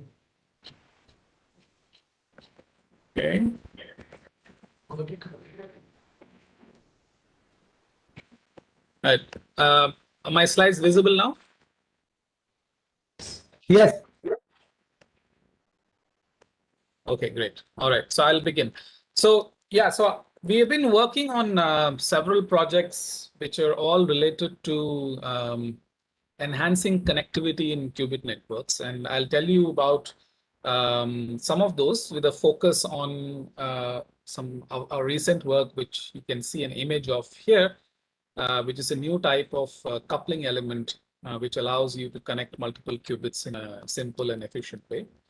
And the work I'm presenting was primarily done by senior graduate student Sumeru Hazra. Some of the earlier work was done by Tanay Roy, who's now a postdoc in David Schuster's lab at UChicago.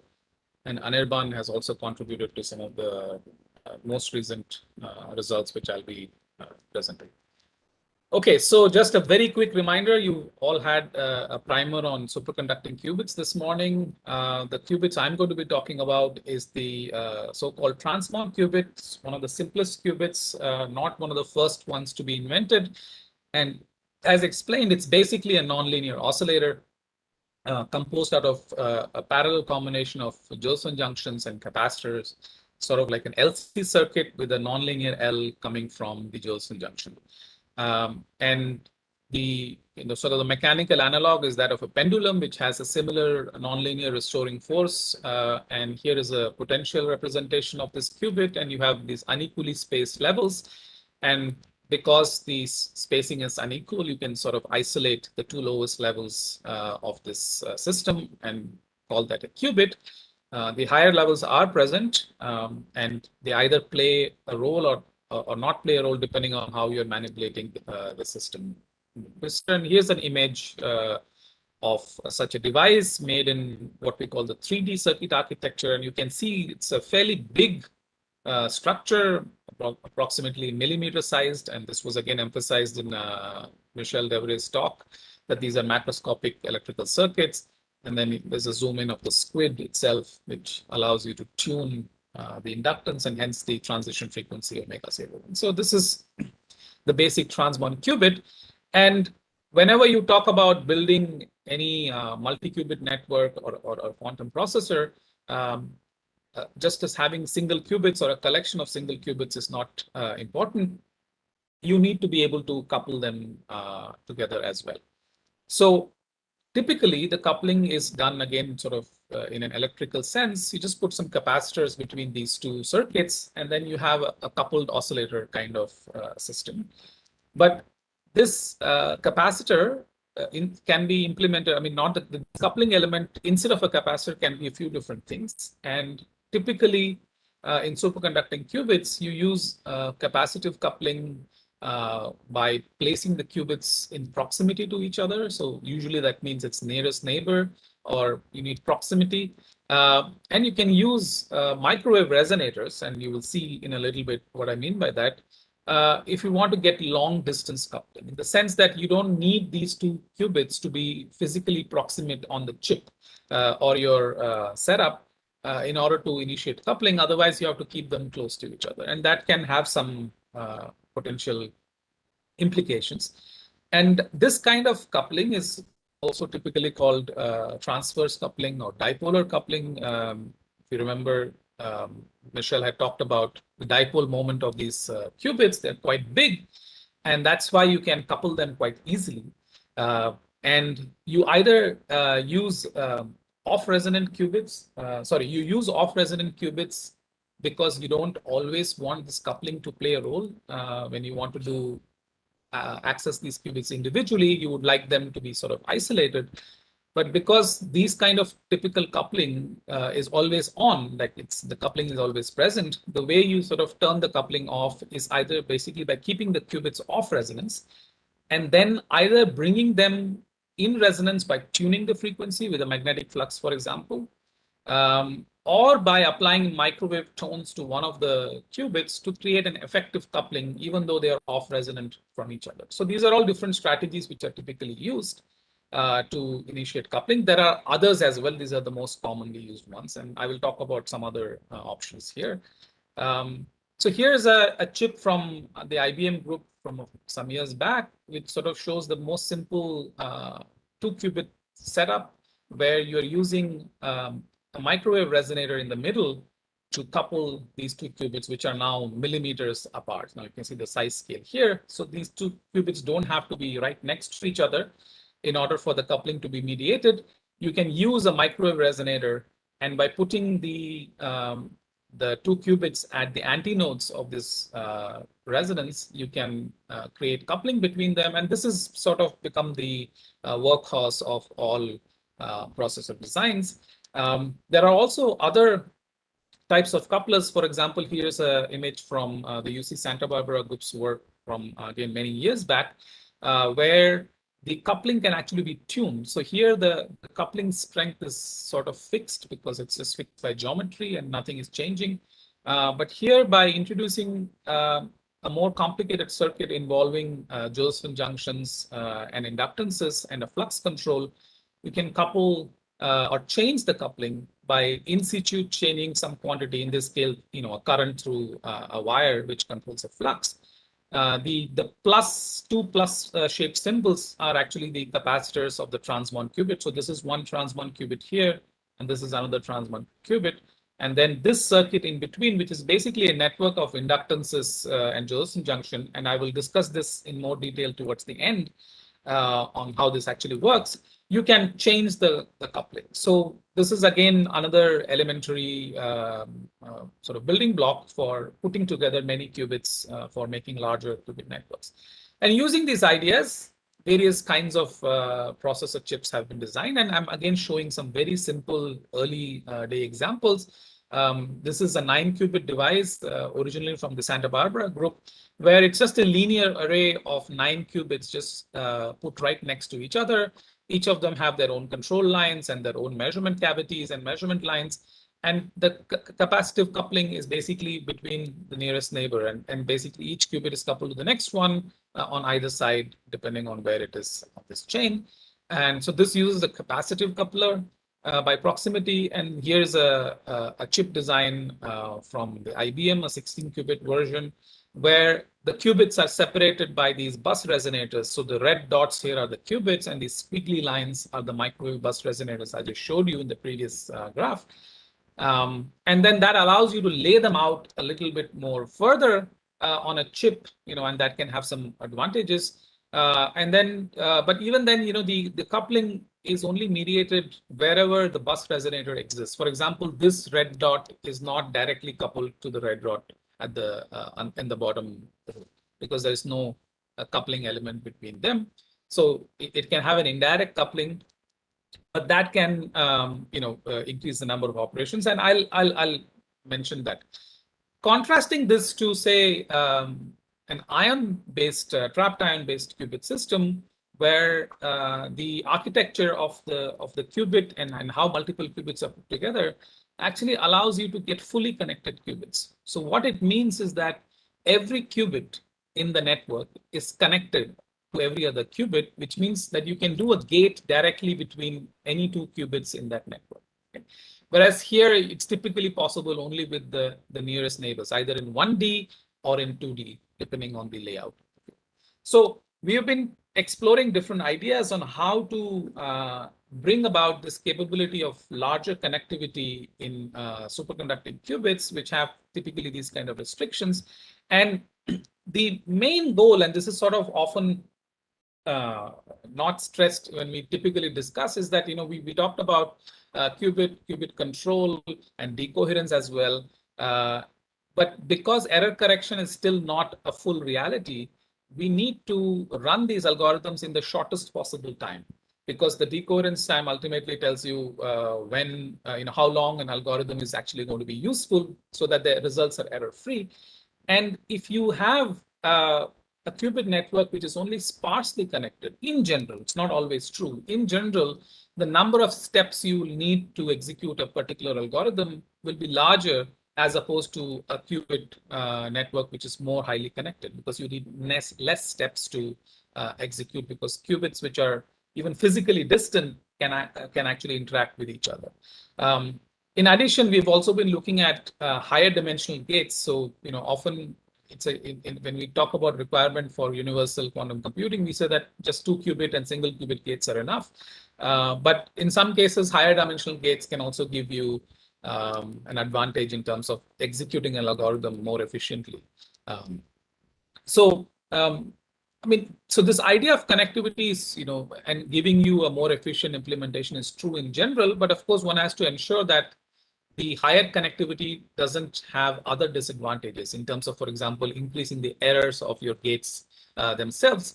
So then you don't necessarily get it. So these are sort of pros and cons you have to balance depending on the particular choice you're making. So in the context of these higher dimensional gates, which was actually one of our first work, and I will present this in the first half of my talk, and then focus more on the actual coupler, which we have designed more recently. And so this particular circuit is basically, again, exploiting this idea that, you can put together Josephson junctions and capacitors and inductors in different ways to create more novel circuits and essentially engineer a Hamiltonian. Okay. Now, while this circuit, in terms of having these 4 elements in a square or a rhombus structure, looks very similar to the 0-pi circuit which Jens Koch had talked about, the goal here is not really the same. This design is not really been implemented to protect from decoherence. There is no such protection available here, but it is more to create a different kind of a Hamiltonian where you can do manipulations and gates more efficiently and more easier. Okay. But the analysis method is very similar. Jens had talked about these 4 different modes. So similarly, this one also has 4 different modes, but the 4th mode is a global breathing mode, so we ignore that. But what you actually have are 3 nonlinear oscillator modes. So all the modes are equivalent, unlike the 0-pi qubit, where the different modes are typically give rise to a different kind of a qubit system. And here, all the 3 modes are essentially transmon-like modes, which is why the name here is Trimon, because these are plasma oscillation type of modes. And what you effectively have by a slightly more complicated circuit, which has 4 Josephson junctions and then capacitances between each of the 4 nodes. And here is a 3D circuit QED representation, realization of the same device. And you see that it's just 4 junctions, and then these pads are present for giving you the capacitances. And that's it. In terms of complexity of the device, it's just trivially more complex than the transmon device. But instead of a single normal mode, a transmon, which is a single oscillator mode, here you have 3 normal modes. And each of those normal modes can be engineered to have different frequencies and hence individual addressability, and behaves like a coupled 3-qubit system. Okay. So just to elaborate that on this, these modes for these 4 junctions are very similar to how Jens had presented.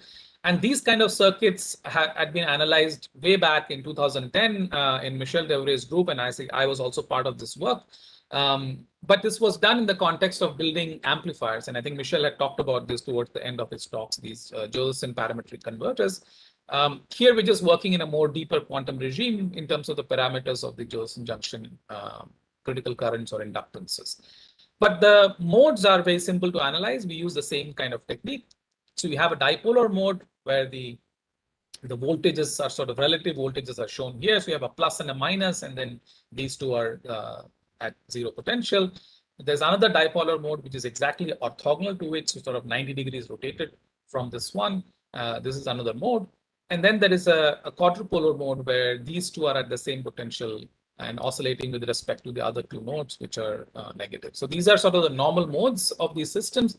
And then if you define the normal mode coordinates, which is typically how you analyze such systems in order to write down a simpler version of the Hamiltonian, the mode variables are defined like this in terms of the node variables, which are these generalized flux at these four nodes, which is nothing but the integral of voltage with respect to time. And then in terms of these mode variables, you can simplify the Hamiltonian by again expanding to leading order. And what you see is that for each mode, you essentially get a weakly and harmonic oscillator. So you have your harmonic oscillator terms qa square and 5a square. So this is like the position and momentum. And then you have a nonlinear term of fourth order. And that basically makes it a transmon like qubit. So similarly, for each of the modes, you get a similar term. So you have three transmon like qubits. So these are, and all of them will have different frequencies because of the way the junction parameters and the capacitors are chosen. And then finally, the most important part of this is that because all of these are these junctions are part of a single circuit, they're actually interacting with each other. And the non-linearity of the junction, normally the definition of normal modes is that they are the uncoupled degrees of freedom, but that's in the linear case. But because these Josephson junctions are nonlinear, you actually have a higher order coupling, which goes as phi square, phi square. So phi a square, phi b square, and then bc and ca. So it's pairwise coupled to each other. And this type of a nonlinearity, which is going across modes, is often called the cross-Kerr term. So you have pairwise cross-Kerr term, which when you specialize to just a two-level model, remember that these are weakly and harmonic oscillators. They have several levels, but if you now specialize two-level model and represent your two-level spin as a sigma z, in that language, you get a sigma z coupling. But in the more sort of optics and nonlinear optics language, the transmon has a self-Kerr term, which gives it the nonlinearity in the harmonics, in its anharmonic structure. But a trimon also has cross-Kerr terms, which allows the excitation in one mode affect the other mode. So in the sense, you can see that these are actually always coupled. So it's a coupled 3-qubit system, and that's really the best way of thinking about it. So how does the level structure look like? So you look at the lowest two levels in each of the qubits, and you basically get an 8-level Hamiltonian or 8-level system, which is basically the all the qubit states from 0, 0, 0 up to 1, 1, 1. And these qubit levels are all connected by transitions, which are shown here by these arrows. And you can see that they are labeled or categorized into 3 different colors. There are these red transitions, the green transitions, and the blue transitions. And these are notionally assigned to the individual qubits, which is red, blue, and green, the first, second, and the third qubit. What it really means when you look at one of the transition, you have to actually specify the state of the other qubits as well. So this first transition here on the bottom left, which I call omega A sub A B0 C0, means it's the transition of the first qubit or the A qubit from its ground to the excited state, given that the other 2 qubits are in 0. So you see that both of these blue and green are 0 between these 2 levels. So it's actually a conditional transition. So similarly, the next one is again a transition on the first qubit from the ground to the excited state, but with the second and the third qubit in the states 1, 0. Similarly, this one is for 0, 1, and then that one is for 1, 1. So you see that each qubit, I should put qubits within quotes because it's not really an individual system anymore, has 4 conditional transitions depending on the 4 possible states of the other 2 qubits. So all of these transitions here, which you can manipulate by just sending a microwave pulse at this frequency, allows you to do a conditional rotation. Now, a conditional rotation is basically, in this language, a 3-qubit gate. So the most natural gate to do in a system like this, in a trimon, is actually a conditional rotation. And if you make that rotation pi, which means that you flip the state 0 to 1, it essentially gives you a control not, or a Toffoli gate as well. So this is sort of really reversing the picture here, that in this system, the simplest gate, which is just a pi pulse on one of the transition, implements directly a 3-qubit gate. There is a price you pay that now, because the qubits are always coupled, lower gates, so single qubit gates and 2 qubit gates are more complicated. In fact, 2 qubit gates require 2 such pulses or addressing 2 such transitions. And single qubit gates actually require addressing all the 4 transitions. So if you want to do a single qubit gate on the red, which is qubit A, you have to address all of these 4 transitions. So it makes a single qubit gates more complicated in a relative sense that you have to address more transitions. But in principle, all of these transitions can be addressed in parallel because they're independent of each other. So you might not necessarily pay a price for controlling them. But that's it. Just by addressing these 12 transitions, you have full universal control in this 8-level Hilbert space. And we can always represent them in terms of standard gates we know. So you can do a control rotation. So you have 12 of those. And then you also have these, what we call virtual gates, which is basically just sort of changing the relative phase of these pulses. And that also can be represented in the conventional language as a control theta gate, which allows you to control the phase. And these are very efficient gates in the sense that these virtual gates are basically free in the sense that they are not really implemented by applying a pulse, but just controlling the phase of your pulses in software. So they are actually in that sense completely error-free, and they are virtual gates. So these are well known in the community, and by combining these things, you can actually implement complex algorithms which really exploit these gates in a very efficient way in this kind of a system, as opposed to a standard system where these 3 qubit gates and even these virtual phase gates would be decomposed into many different sub gates, which are elementary to that particular architecture. Okay, so just to end this part of the discussion, we ran some standard algorithms. So we ran a 3 qubit Grover algorithm on this Trimons system. And we were able to implement only one step of the Grovers because the decoherence was too high relative to the execution time. And we got a mean success probability of about 49% for selecting all the different choices of 8 possible states, compared to the theoretical maximum, which is about 74% or something, or maybe 78% for a single step you expect for a Grover's algorithm. And at that time, the best implementation, at least in publication, was on a 5 qubit trapped ion systems, which was all-to-all connected. And even there, because the native gates were only 2 qubit gates, their success probability was significantly smaller. And this sort of hinted at this fact that these higher dimensional gates can have advantages for certain kinds of algorithms. We then ran this in a conventional superconducting qubit available on the cloud from the IBM system. And we were able to get 45% gates. And these were, again, had many more gates to implement, but still was somewhat poorer than our best implementation. When we had run this few years earlier, this result is, now several years old.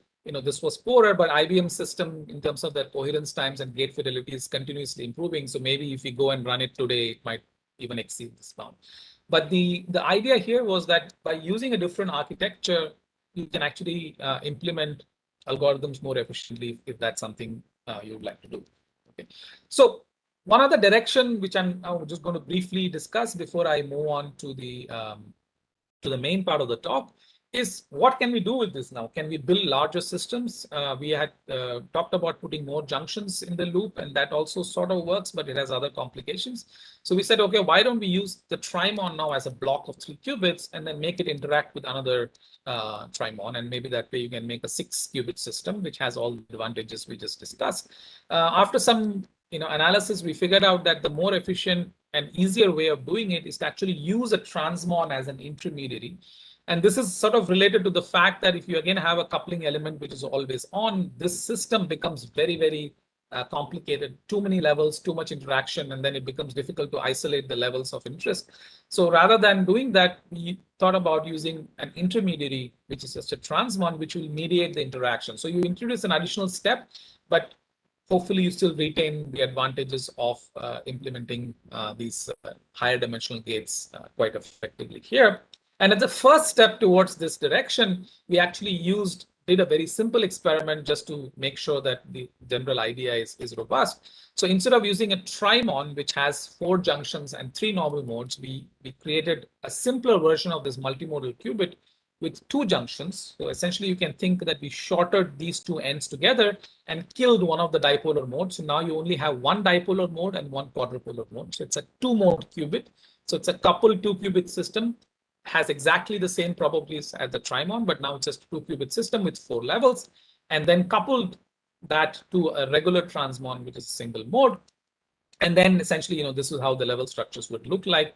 These are the 4 levels of the daimon, which is a 2-qubit system, and these are the 2 levels of the transmon, which is a single qubit system. And we use the cross resonance gate, where you basically have off resonant qubits. So here, these transitions 0, 0 to 1, 0, and the 0, 1 transition are off resonant slightly.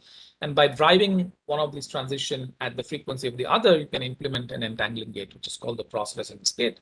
And so this is the full Hamiltonian of this system. So we did that last year. And again, we did it in a 3D geometry, and basically Sumeru was able to show that the cross resonance gate works exactly as it would for 2 qubits, standard transmon qubits. So here is a plot of the interaction strength versus the drive strength. And then this gray area shows the region where we operated, where the interaction strength was large enough without turning on other unwanted terms in the Hamiltonian. And using this, we created an entangling gate and checked it with the randomized benchmarking. And we got a standard RB of 93.4% when averaged over all the different Clifford possibilities for the 2 qubits. And then we also checked the 2-qubit entangling gate using the interleaved RB technique, and we got about 97%. And for this system and the system parameters, the coherence limit, that is the limit of the fidelity because of the finite coherence of our devices, was about 97.9%. So we're fairly close to that limit, which means the controls are working quite well. Okay. So this is ongoing work where we now want to extend this to a transmon and a trimon, and then ultimately connecting 2 trimons between using a transmon circuit. Okay. So that was the part about improving connectivity and higher dimensional gates using these multimodal qubits. I'll now come to the main part of my talk, which is really a new way of laying out qubits on your 2D planar structure, but yet being able to connect qubits which are not next to each other. Okay, and it sounds strange, but you'll see what I mean by that. So here again are some examples of qubit layout from 2 of the big companies which make large processors now, IBM and Google. Okay, so this is some of the more modern design of the IBM system, where the qubits are sort of laid out in this sparse 2D grid. You can really think of them as a linear chain going like this all the way, with some occasional bridges between them. Right? So if you notice, the connections here are actually even poorer than if I quickly go back to one of the first images I showed, like this one, where it was a 2D grid, like a square grid, right? Even though here it's just only 2 rows, but you can imagine extending this to a much larger system. The connectivity here actually is even less. I will not go into too much detail on why that is the case, and this is actually connected to the fact that in their architecture, they found that actually having more connections was giving higher qubit errors because of something called spectator qubits and the ZZ error.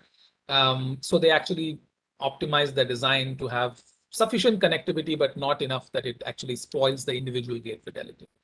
And then this is the more the Google version from their quantum supremacy work, where it's again sort of a 2D grid. But the difference here is that here it's all fixed coupling, and here it's tunable couplers, where these blue the crosses represent the qubits, and these blue things are couplers which can be turned on and off. So basically, each of these qubits can be completely isolated from any of these qubits, but the coupling is still nearest neighbor in the sense of how they are laid out. This qubit can say talk to only these 1, 2, and this particular qubit here, and not any other qubit directly.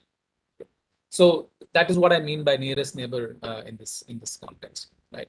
So imagine that you want to do gates between these two qubits as part of your algorithm, you only have, the only way you can do that is you have to go through these other qubits. You have to do some intermediate operations which allow you to transfer the quantum information in an appropriate way. And then ultimately you create an effective qubit between these. So this is what I had mentioned earlier. It requires many more steps. And the further the qubit is, the more number of steps you're going to need. And in general, of course, it depends on the algorithm. In general, you don't know which qubit you might have to do a gate with. And the same thing happens, in this architecture as well. Even though this has tunable qubits, in order to go to qubits which are further away from each other, you have to go through the intermediate qubits, and that will increase the number of operations you will need. And each operation has an error associated with it, and then the total time, if it goes up compared to decoherence time, you're going to have basically not very useful results after that. Right? So how can one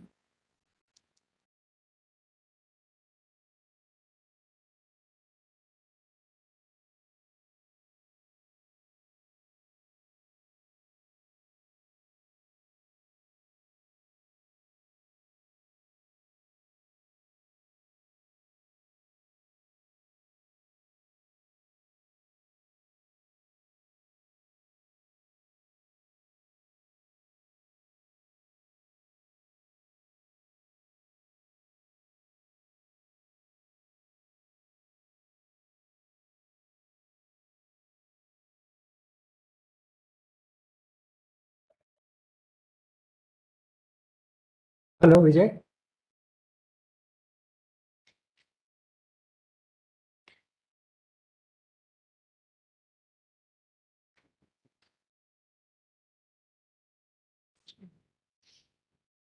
He's the presenter.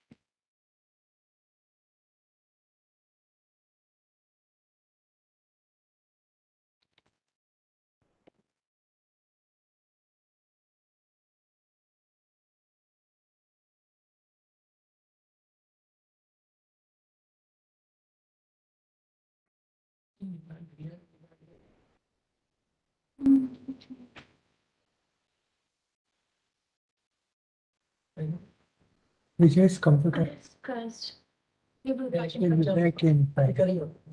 Okay. So it seems that Vijay's computer is he has come back. So good.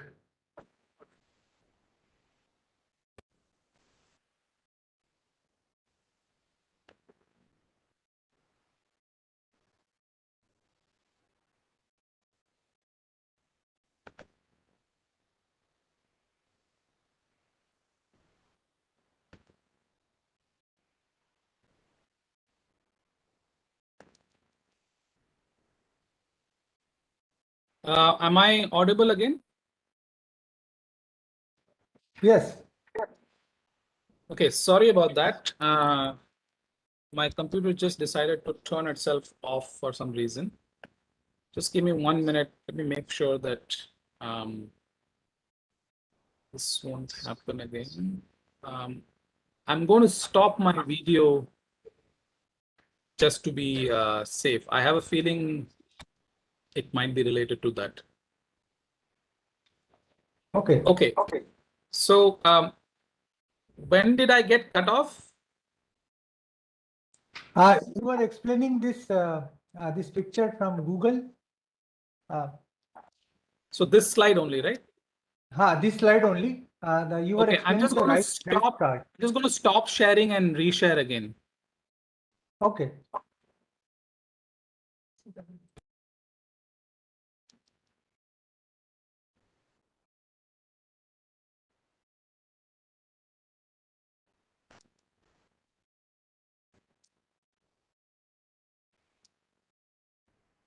All right. Okay.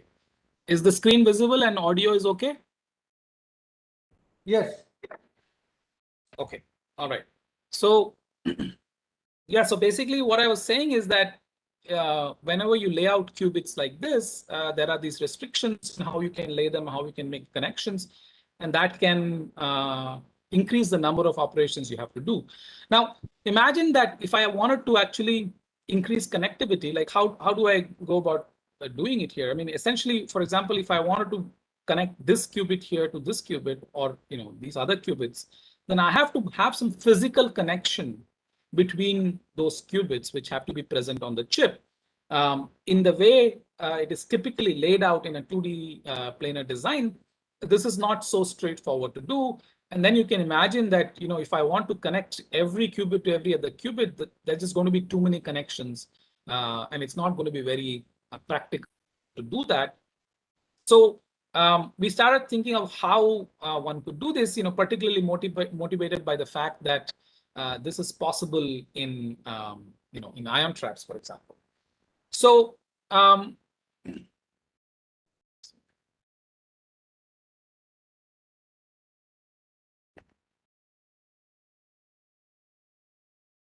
yeah. So this is, this kind of highly connected networks in superconducting qubits is not new. People have done this before and attempted different designs. One very simple idea is sort of shown here in a cartoon way. So this is again in the green, there is a bus resonator. Typically, you would have put one qubit on either side to create a 2-qubit network. But instead, you could actually put many qubits, which are all slightly spaced apart from each other. So in that sense, you're basically just clumping many qubits in one location. And then you put another set of qubits on the other location. So these qubits are sort of connected by proximity to each other. And then these other qubits are also connected by proximity to each other here. And the two sets are connected by this bus resonator, right? So this is, you can just imagine this is clumping lots of qubits in a very small space. Obviously, this can't be extended to very large number of qubits. And this was implemented fairly recently. In fact, several experiments over the last few years in a couple of Chinese groups. And they did that here. You can see here's the bus resonator in the middle, and then the qubits are sort of distributed on either side of these chips. And this definitely offers all-to-all connectivity. And for, like, in this case, about 10 qubit, maybe there's even a 20 qubit version of this. But the problem is that the coupling strength between these qubits typically will vary a lot.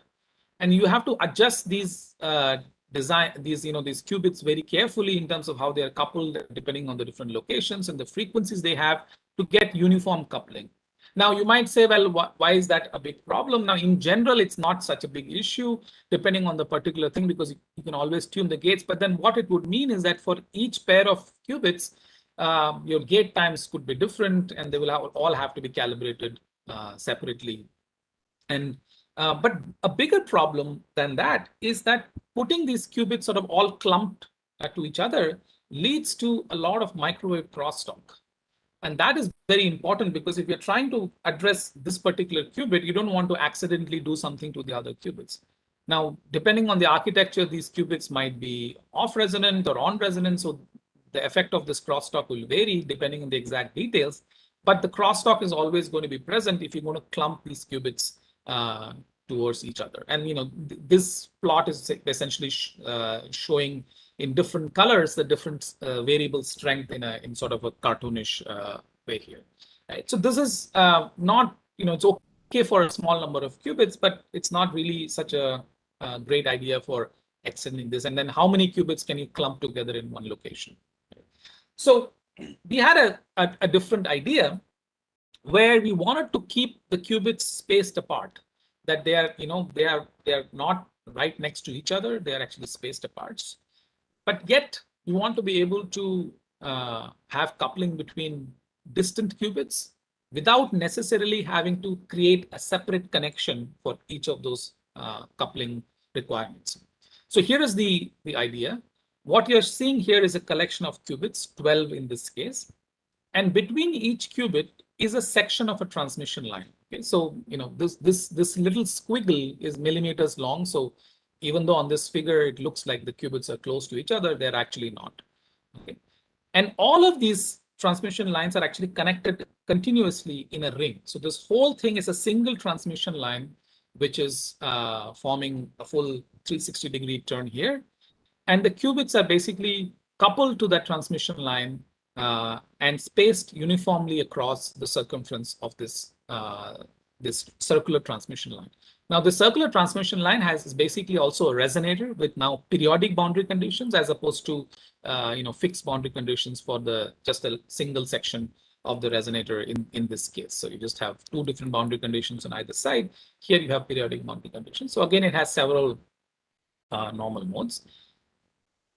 The way you have to think about it is that if you pick any two qubits, there are two paths which connect it. One is a path going this way, and another one is a path going all the way around. And these paths, will always sum up to 360 degrees, right? And each of these paths contributes a certain amount of coupling. And depending on the relative path differences between the pair of qubit you're interested in, you will get different coupling strengths. Okay. So that's why you call it a ring resonator as a multi-path coupling element. What we observed is that if you choose the frequency of the ring and the qubits correctly, you actually get some very nice properties for a coupled qubit network. It's nearly all-to-all coupling. The qubits are spaced far apart because each of them is separated by a section of transmission line. And the coupling is a lot more uniform than what you would expect for just clumping qubits together. In fact, what we show, and I will explain this in the coming slides, is that out of these 12 qubits, each qubit is connected to 9 other qubits and not connected to only 2 qubits. And the coupling strength, assuming that each qubit is coupled uniform with the same coupling to the cavity itself, the interqubit coupling has only 2 different values. A high value, which is shown by these dark blue lines, and a slightly lower value, which is shown by these light blue lines. So overall, the coupling is a lot more uniform, and you have nearly all-to-all connectivity. And this is how the picture of the device we implemented in, and again, 3D circuit QED. These are machined components. This device here is few inches in dimension, and here is the circular path transmission line in the middle, and then all these different chips are the 12 qubits which are placed across the circumference. Here they're just positioned there, and on the other side, these small sections with slots are actually the readout resonators for each of the qubits. So every qubit can be individually measured, but they all share this common ring cavity in the center, which allows you to give this kind of coupling. One very important point to mention here is that the coupling mediated by this thing is still via virtual transitions. The qubits are neither resonant, they're not resonant with the bus cavity, just like in the standard case. And that is important because there are mechanisms by which you can use a resonant interaction to do this a lot more simpler. But a resonant interaction means that you're going to store information in the bus cavity itself. So any losses in the bus cavity can then affect the coupling mechanism and the coherence of the qubits. Here, the actually oscillation modes of these of this ring cavity are off resonant from the qubit. So the coupling is still via virtual transitions. It's mediated by this bus coupler, but you never excite the resonator itself in the process of coupling. So in that sense, it's very similar to the standard bus resonator. So how does this work? And in basically the rest of the talk, I will discuss that and show you the results we got. It's actually a very simple system to analyze. You just need simple microwave network analysis, and you just think of it exactly the way I described it in the previous slide. Each qubit has some coupling to this ring structure, which you can just break up into 2 sections of L and capital L minus small l. Basically, the total adds up to some fixed number. And then you just have to compute the scattering matrix properties of this, which you can do analytically or using a software like Microwave Office. And then you can just replace these Josephson junctions with linear inductors because the linear model gives you accurate enough results. And essentially, you get, again, a coupled oscillator problem. The coupling mediated by this structure is going to vary depending on where you connect this. And then the coupling is measured just by looking at how the normal, the two resonant modes, because of the coupling, they're going to split. They're going to develop new hybridized modes. And by looking at the splitting of those hybridized modes, you can compute the coupling. So we did that and chose for the experimental design, we designed this ring, which was a full lambda at 3.1 gigahertz. And what we plot here is the coupling strength, which is basically how much is the qubit split, the two qubit split, depending on the frequency of the qubit you choose and the relative angle between them from 0 to 360 degrees. So you see that there is this nice periodic pattern which happens here, including regions of very dark coupling values which correspond to 0 coupling. And in fact, this is the point where the two paths destructively interfere. And you can guess that that will happen when the two paths differ in a length, which is lambda by 2 or 180 degrees in phase. And those are actually points which are spaced 120 degrees apart on the on this circle. Okay. And if you now, these dashed lines you're seeing are now spaced at 30 degrees separation. And if you look at only those angles, what you then get is curves like this for coupling versus frequency for 30 degrees, 60, 90, all the way up to 180, and then it repeats itself. So 210 is just the same again. And now you can see what I had told you earlier, that there are only two different finite values of coupling. There is a high value of coupling here, which happens for 60 degrees and 180 degree separation, and a slightly lower value of coupling, which happens at the other angles, which is 30, 90, and 150.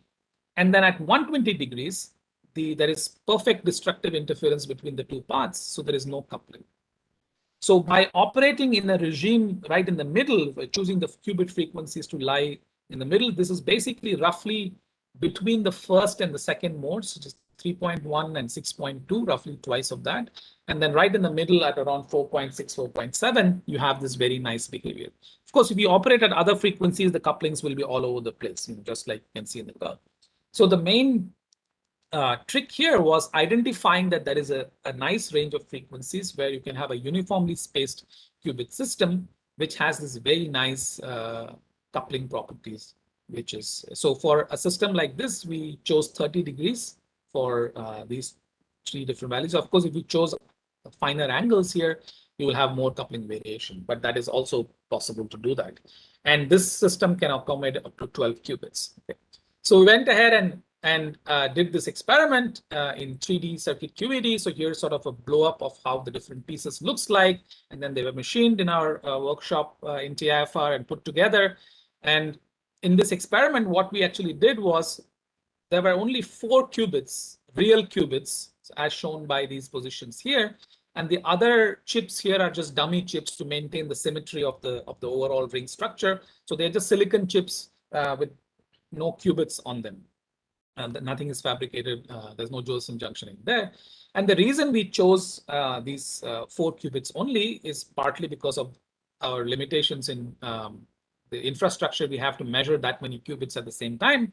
But these 4 special positions, which are at 1, 3, 9, and 10, actually allows us to measure all the possible angles which would be there for a 12 qubit system.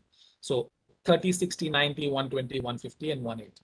You can see that by just looking at the relative positions, that there's always a qubit at the right angle. You can always find a pair of qubits which will satisfy one of these different angles. So this was enough to fully verify the results we got from our theoretical calculations. So we went and did these experiments. And the way we did these experiments, what we chose, we fabricated the qubits to be all roughly the same frequency. But because of fabrication uncertainties, they always come out a little bit here. And then we chose some of those qubits carefully. And then we tuned the frequency of the qubit not by applying a magnetic flux, because that is difficult to do in an aluminum 3D structure like this, but by just applying a Stark shift tone. So we just sort of off-resonantly drove one of the qubits till its frequency moved and came in resonance with the other qubit, where you see this avoided kind of spectrum as a function of frequency and the Stark shift power. And by using this, we can measure the coupling strength is basically the splitting here. So we did this for all the different cases. We also used another experiment called the cross-Kerr coupling, which basically is another way of measuring the coupling strength, where you look at a Ramsey fringe experiment, which is basically an experiment to detect the frequency of the qubit. And then you chose the other qubit to be either in the ground state or in the excited state, and that causes a shift in the frequency of the first qubit. So this is actually, again, because of a cross-Kerr term, which is present in these qubits, which is actually a bad thing for connected qubits. But here we can use that effect to indirectly measure, to actually extract experimentally what the coupling strength is between a particular pair of qubits. So here you're seeing the oscillations on one qubit, which is at Q1, with Q3 at 0 and Q3 at 1. And by looking at these different frequencies, you can extract. And using these two different techniques, we extracted the coupling strength for all the different angles. And you can actually see that the coupling is negative once you cross the 120-degree path. And this is important to keep in mind also while doing the extraction of the coupling from the measurements. And you can see that the finite element simulation, the coupling from the anti-crossing and the cross-Kerr, they all agree with each other reasonably well. In some cases, there are some deviations. And they also have this property that at 120 degrees, we have negligible coupling. And at 60 and 180, we have maximum coupling, which are roughly equal. And then we have this intermediate coupling at 30, 90. So this sort of gave us good agreement with our prediction. The variation we believe is due to two things. One is that in this 3D architecture, the chip placement is done manually, and that can cause small variations in the coupling itself. And that might be the reason why there are these small variations. The other is also the ring was not perfectly symmetric because of the way we kept it in place. We later realized that just having three placeholders also disrupts the symmetry a little bit. We checked with simulations that can also cause a little bit, because the ring modes are no longer perfectly symmetric as you would expect, because it's not a uniform transmission line. Okay, so I think I'm sort of running out of time, so I will quickly go through the rest of the part. So we did check, the tolerance of the coupling through the placement of the qubit positions, and they were all within a reasonable agreement, and we got a good comparison of what we had targeted, the coupling strength, and what we actually achieved in the experiment. So we checked this for both the qubit readout coupling and the qubit coupling. So this is just some detail. I'll skip that. We also measured the crosstalk, since this was, I had emphasized this as an important point. And the crosstalk basically happens here is that if I'm now driving something, say at qubit 10, there could actually be a leakage of microwaves from here to the other qubit and cause an, a rotation or a Stark shift on this particular qubit. Now, in the other idea where the qubits are clumped to each other, this can happen quite strongly. What we found that in our experiments, its leakage were quite weak, and we used this technique described in this thing by applying the cross resonance drive and extracted the classical crosstalk, and we got very, very small numbers. In fact, an order of magnitude better than what was best known in these typical chips which use cross resonance gates. Okay, we also looked at the crosstalk from the point of view of measurement, because you don't want to be measuring qubit 10 and accidentally measure qubit 1. And again, this can be done using Ramsey dephasing experiments by shining a readout tone here, but doing a Ramsey experiment on the other one. And again, we saw that there was at least several orders of magnitude difference in the dephasing induced by the readout tone when you actually intentionally measuring a qubit, as opposed to having readout tones on the other qubits which are present there. Okay, so this was all good. So where do we want to take this further? So this idea seems to work quite well. Of course, one of the experiments we're targeting is now to actually build a processor with this kind of a circuit where you have a lot of connectivity. But really, taking this further, like how can we make this extend this to larger number of qubits. One very simple idea is just to make a larger ring. So now this would be a lower frequency resonator, for example, a 1 gigahertz resonator with 36 qubits now at 10 degrees angular spacing. But in terms of the distance, in terms of the wavelength, it's still the same. It's just now it's a bigger ring, so a smaller angle corresponds to a bigger physical distance. And we also want to introduce now this idea that we would like a tunable coupler between the qubit and the ring itself, and I will emphasize that in just in the next slide. So this you can analyze in exactly the same way, and again you get the same result, that you have three different kinds of coupling, a high coupling now, and an intermediate coupling, and then zero coupling. So in this case, a 36 qubit system, each qubit is connected to 27 other qubits and not connected to the other 8 qubits, because those now satisfy the interference condition. The price you pay for going to a larger ring is that the variation of the coupling as you deviate from the special frequency in the middle is a much faster. So you have less tolerance in terms of the choice of the frequency, but the idea just extends in this way. There is another extension which is possible, which is having multiple rings connected by each other. So here you have a ring with 6 qubits, another ring with 6 qubits. This is, and then you have another transmission line connecting these particular qubits. Again, we would like to have the tunable coupler here, and then you can create a network like this. And we analyzed this kind of a system as well. Again, from the point of view of analysis, it's a very simple extension. It's just another slightly more complicated microwave network, but you can easily calculate it, the properties. And again, we saw only 2 different values of coupling. This time, the intermediate coupling is somewhat smaller as you go from 1 qubit in one ring to another ring. And in this kind of a 7 ring network with a central ring, each of the qubits in the outer ring is connected to 27 other qubits, so similar to the previous design.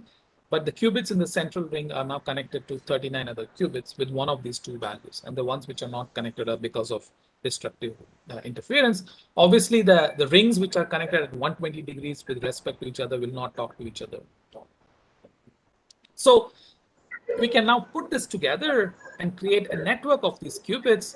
And then, if we had tunable couplers to connect the different rings as well, then you can basically, on demand, create different kinds of network, activate couplings when you want it, turn them off when you don't want it, and really gives you flexibility on doing different kinds of operations. And the problem really is that this tunable coupler is very important to take this work forward, because always on coupling means that the qubits are constantly interacting. And depending on the kind of application you're interested in, that could be a problem or it could be useful as well. So both possibilities exist. And you need, in general, the ability to isolate qubits from the network, especially if you're creating a highly connected network. Very simply speaking, the problem with a fully connected always on coupling is that the property of a single qubit is going to depend on what the state of all the other qubits are doing. And that just makes the whole system quite nightmarish. And that is actually the reason why IBM has reduced their connectivity in their processor design right now, because they have always on coupling. And if you have tunable couplers, then this problem doesn't exist. So we have just started working on this, and I'll take 2 more minutes to discuss that. I had shown you this design of a tunable coupler. We basically adapted this design for the ring. Essentially, what you have is, this is sort of a circuit, how you model it in this software called Microwave Office. So this oscillator here is the transmon qubit. Basically, the inductor is broken up into 2 parts. And then this is the ring here in the middle, which is again 2 transmission lines. And then they're connected in this particular way. And by applying a flux in this particular loop here, you can tune this inductance, which is the Josephson junction here, and change the coupling between the qubit and the ring, and similarly on this side. So we checked that, just for comparison, earlier this coupling was capacitive. Now it's inductive by inserting this coupler into the ring structure itself. And we just did a preliminary check that the overall properties of the ring in terms of the 2 different coupling values and the destructive interference at 120 degrees is all retained. So this doesn't perturb the ring physics that much. So we can use that. So we are now trying to design these kind of tunable couplers to demonstrate turning the coupling on and off using the ring, which now allows you to talk to qubits which are much further away. So with that, let me end the talk. Sorry about the computer crashing. And I hope I have shown you a flavor of some of the projects we are working on, particularly the multimodal qubits for higher dimensional gates and how they can be beneficial for certain algorithms. And then the main part of the talk, which was this new coupler design for long-range connectivity using the idea of a ring resonator. And I showed you results using the 3D circuit QED. We like working in this 3D architecture because it's modular and easier to work with, but it's fully compatible with standard 2D planar design. In fact, this tunable coupler related experiments will be done in the 2D design because it's a lot harder to introduce flux control in the 3D structures, though it's not impossible. And the main feature is that you have a lot more uniform coupling and low microwave crosstalk because you're able to spread out the qubits. And it really uses the magic of interference to give you coupling and a uniform system along which you can distribute the qubits. So from the point of view of fabrication layout, it is no more complicated than all the designs which are out there, but it offers significantly higher connectivity.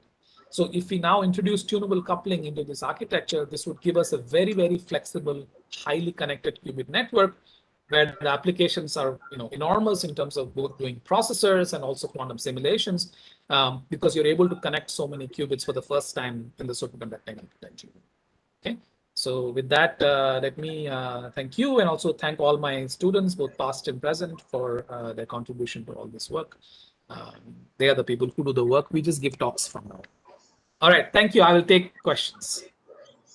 So, Professor, thank you, Vijay Raghavan. Thank you very much for your very illuminating talk on very interesting aspect of this novel qubit layout, and also in terms of your ring resonator theories, and actually showing some design and fabrication with interesting aspect of this low microwave crosstalk. So, very interesting talk. So, I think it is a time for a couple of questions. Yes, yes.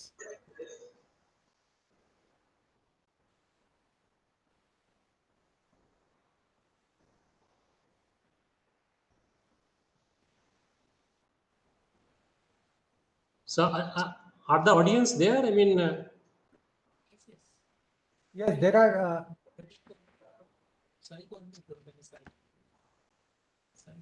I see several people have raised their hands. Maybe I can Sai, you are first on my list. Do you want to go ahead? Yeah, sure. I just got unmuted. So hey Vijay, great talk. So I was just wondering, this modular architecture, is really fantastic. I was going to ask you if this is entirely symmetry driven, and you've answered that already with the 36. So let me ask you this other question that was on my mind. Now, in this kind of very symmetric, either the 36 or the smaller one, what happens when you introduce decoherence? So suppose you just throw in a little bit of T1 or T2, what happens in that case? It doesn't change the coupler physics at all because the decoherence is actually present in the qubits. Are you talking about decoherence in the cavity itself? In terms of cavity losses, the structure which is Sai?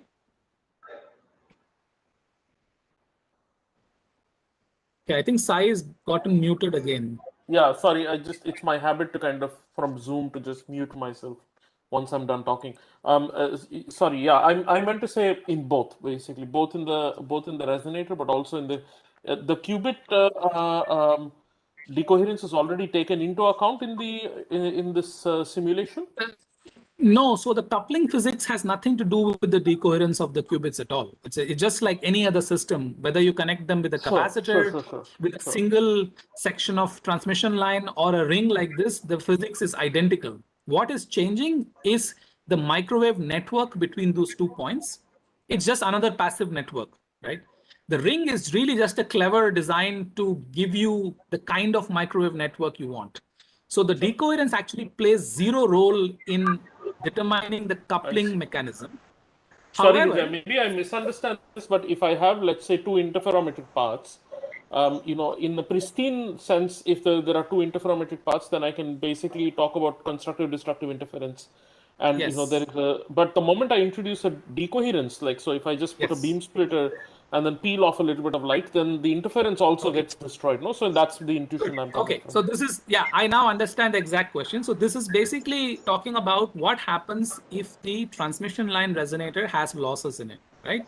So you're absolutely right that the destructive interference will no longer be perfect, because in fact, if you say that the attenuation of this line is uniform per unit length, the two paths are actually going to have different losses as well. However, the losses in these microwave cavities are so tiny, like compared to, Michelle had talked about, you can get billions Q. In fact, you don't even need anything close to that. Our ring resonator quality factor is probably in the tens of thousands, maybe at most 100,000. But it's still so high. The loss is so insignificant that you can completely forget about that. The other important fact, which I mentioned in the middle, is that you actually never create any real excitation in the cavity, because the cavity's modes, the lower mode and the higher mode are off resonant from the qubits. So you're always using virtual transitions. So the losses play an even smaller role here. All of this is completely similar to what happens in any standard design. The particular point you mentioned about what happens to whether the destructive interference is still perfect. No, it will have some effect, but it will be very, very small. So because in our experiments, we have the cavities are not lossless, right? They have some finite loss, but we do see that the destructive interference works pretty well in terms of the actual experimental results we can measure. It's not exactly zero, small enough that it's irrelevant for most. Sure. Thanks a lot. Okay, I think since we are already 10 minutes past 12, so are there any more questions? Probably one more question we can take. Sure, I see Praveen and Tanmoy, so hands are raised. So maybe one question we can take, and then we go to the next speaker. Sure, yeah. Praveen? Hello, sir. Myself, Praveen. Hello. Yeah. Thank you very much for the wonderful presentation. So my question is actually how you are going to address the interconnects problem? Because when you see the 36 qubits, so like how many number of interconnects will be, the connections will be needed to room temperature electronics? How, like, as the number of qubits are more and more, how do you address the interconnects issue? And cooling power at these things are going to operate at 10 millikelvin.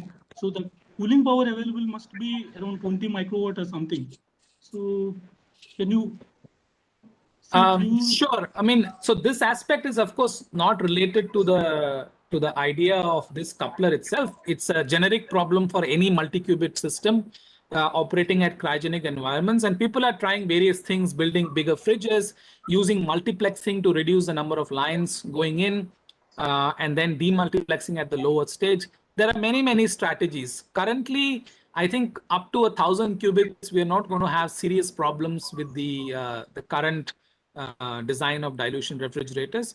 Beyond that, one has to use many of these ideas where you have, in fact, people have used one experiment recently I saw at a conference where they use an optical fiber to bring signals in, but because an optical fiber has so much bandwidth, you can pack many microwave signals as modulations on top of an optical signal and then demultiplex it at the base stage, and they have shown qubit control. So there are many ways out to handle those things in the future.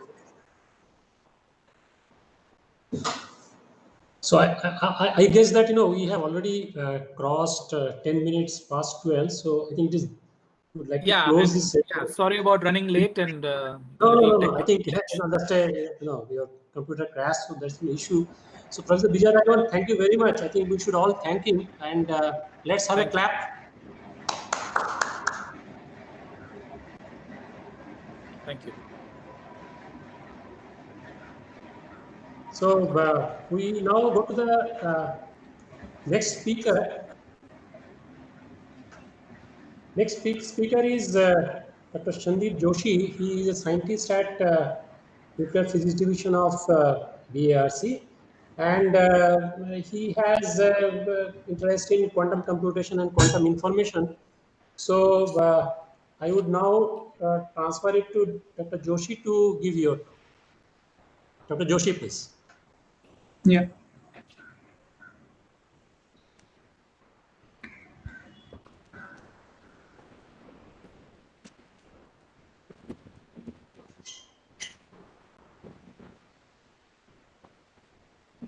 Oh, is it visible? Slide is visible? Yes. Yes. Yes. Okay.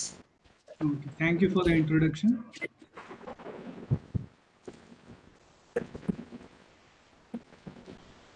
Okay, so the title of my talk is a tunable protected 0-pi qubit. And these are my collaborators, Garima, Komal, and Dr. Sudhir Jain. So I'm giving this talk on behalf of all my collaborators. Okay, so this is the outline of the talk. So first I'll introduce. Dr. Joshi, just 1 minute. I would like to remind you that please try to finish your talk in 25 minutes so that 5 minutes we can have for discussion. Okay, Thank you. sure. Okay, so first I'll give a basic introduction to 0-pi qubit, which Professor Zenskog has already given very nicely. And then I'll discuss about the basic aspect of the circuit quantization in the way it is usually done in presence of external fluxes. And then I'll show what happens if we have external flux which is time dependent, and how do we have certain ambiguities in circuit quantization whenever we have time dependent flux. And then I'll introduce a new method for this circuit quantization in presence of these time dependent external fluxes. And then I'll show the Hamiltonian and eigenspectrum. And finally, I'll discuss about the flux noise and the relaxation of the qubit in presence of time dependent fluxes. And then I'll finally summarize the talk. Okay, so the 0-pi qubit, as you have already seen earlier in Professor Zenskog's talk. So this consists of two Josephson junctions, two inductors and two capacitors.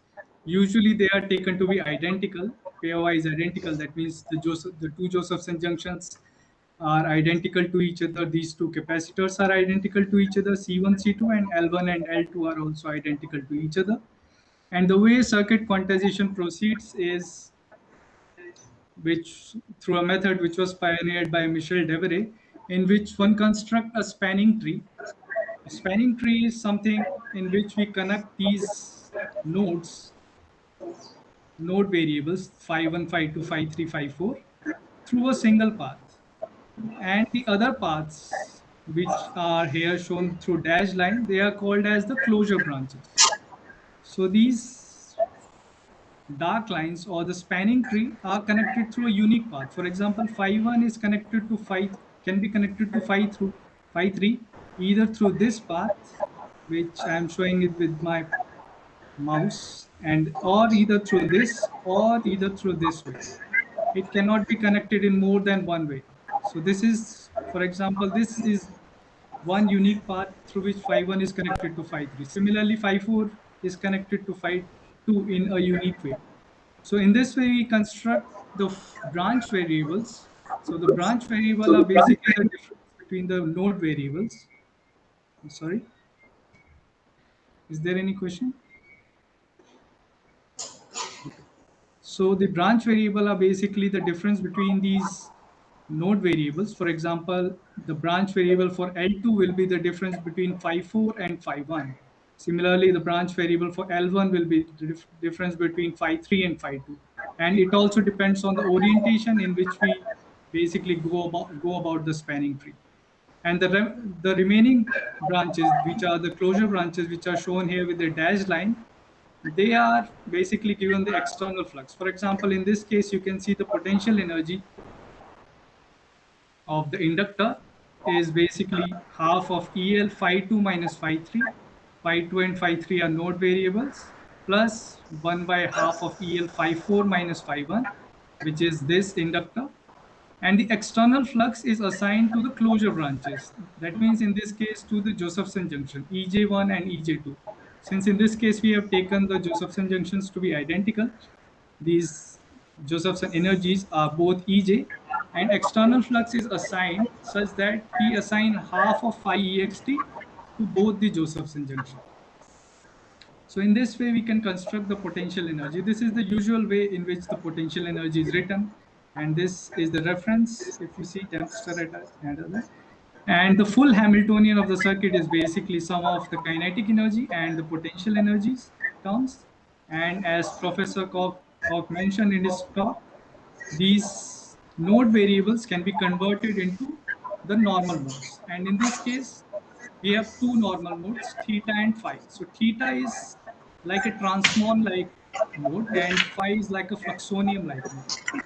So basically a 0 pi qubit is a combination of both transmon and a fluxonium. So how does it offers protection against the external noise? So that is the question. So this is the full Hamiltonian of the circuit. You can see first two terms are kinetic energy and these two are the potential energy term. The third mode, which is the zeta mode, decouples from the circuit. So it is like a resonator like mode. So it doesn't affect the eigenspectrum of the circuit. Okay, so in the next slide, so this image that Professor Koch also showed. So this is the potential energy, classical potential energy landscape of the 0 pi qubit. You can see there are two ridges at theta equal to 0 and theta equal to pi, which is basically consists of these mountains and valleys. So the potential energy V at theta equal to pi and 0 can be written like this, 2EJ cos phi plus EL times phi square. So it's basically a combination of harmonic potential in the phi direction and the two ridges in theta equal to 0 and theta equal to pi direction. And what happens is that the wave functions of the 0 pi qubit are localized along these theta equal to 0 and theta equal to pi ridges. So why does this happen and when does this happen? So that depends on how you choose these circuit parameters. So the robust ground state degeneracy requires these following value of parameters. So the first requirement is that EC sigma must be much less than ECJ. So what is EC sigma? You can go back to the previous slide. So EC sigma is basically effective mass along the theta direction and ECJ or EC sigma is the effective mass along phi direction. So if EC sigma is much less than ECJ, that means mass along the theta direction is heavy. It's heavy. So the tunneling along the theta direction is heavily suppressed compared to tunneling along the phi direction. That's why the wave function is localized along theta equal to 0 and theta equal to pi. Similarly, the second condition is EC sigma has to be much less than EJ. So EJ is basically this height of these mountains or height of these barriers. So if the height of these barriers is relatively large compared to the mass along this direction, effective mass along this direction, the effective mass along this direction is much larger compared to this barrier height, then again the tunneling will be suppressed and the wave function will remain localized along these ridges, theta equal to 0 and theta equal to pi ridges. And the third condition is EL is much less than EJ. So what is EL? EL is basically the transition frequency between 0 and 1 state, between the lowest two qubit state, cat 0 and cat 1.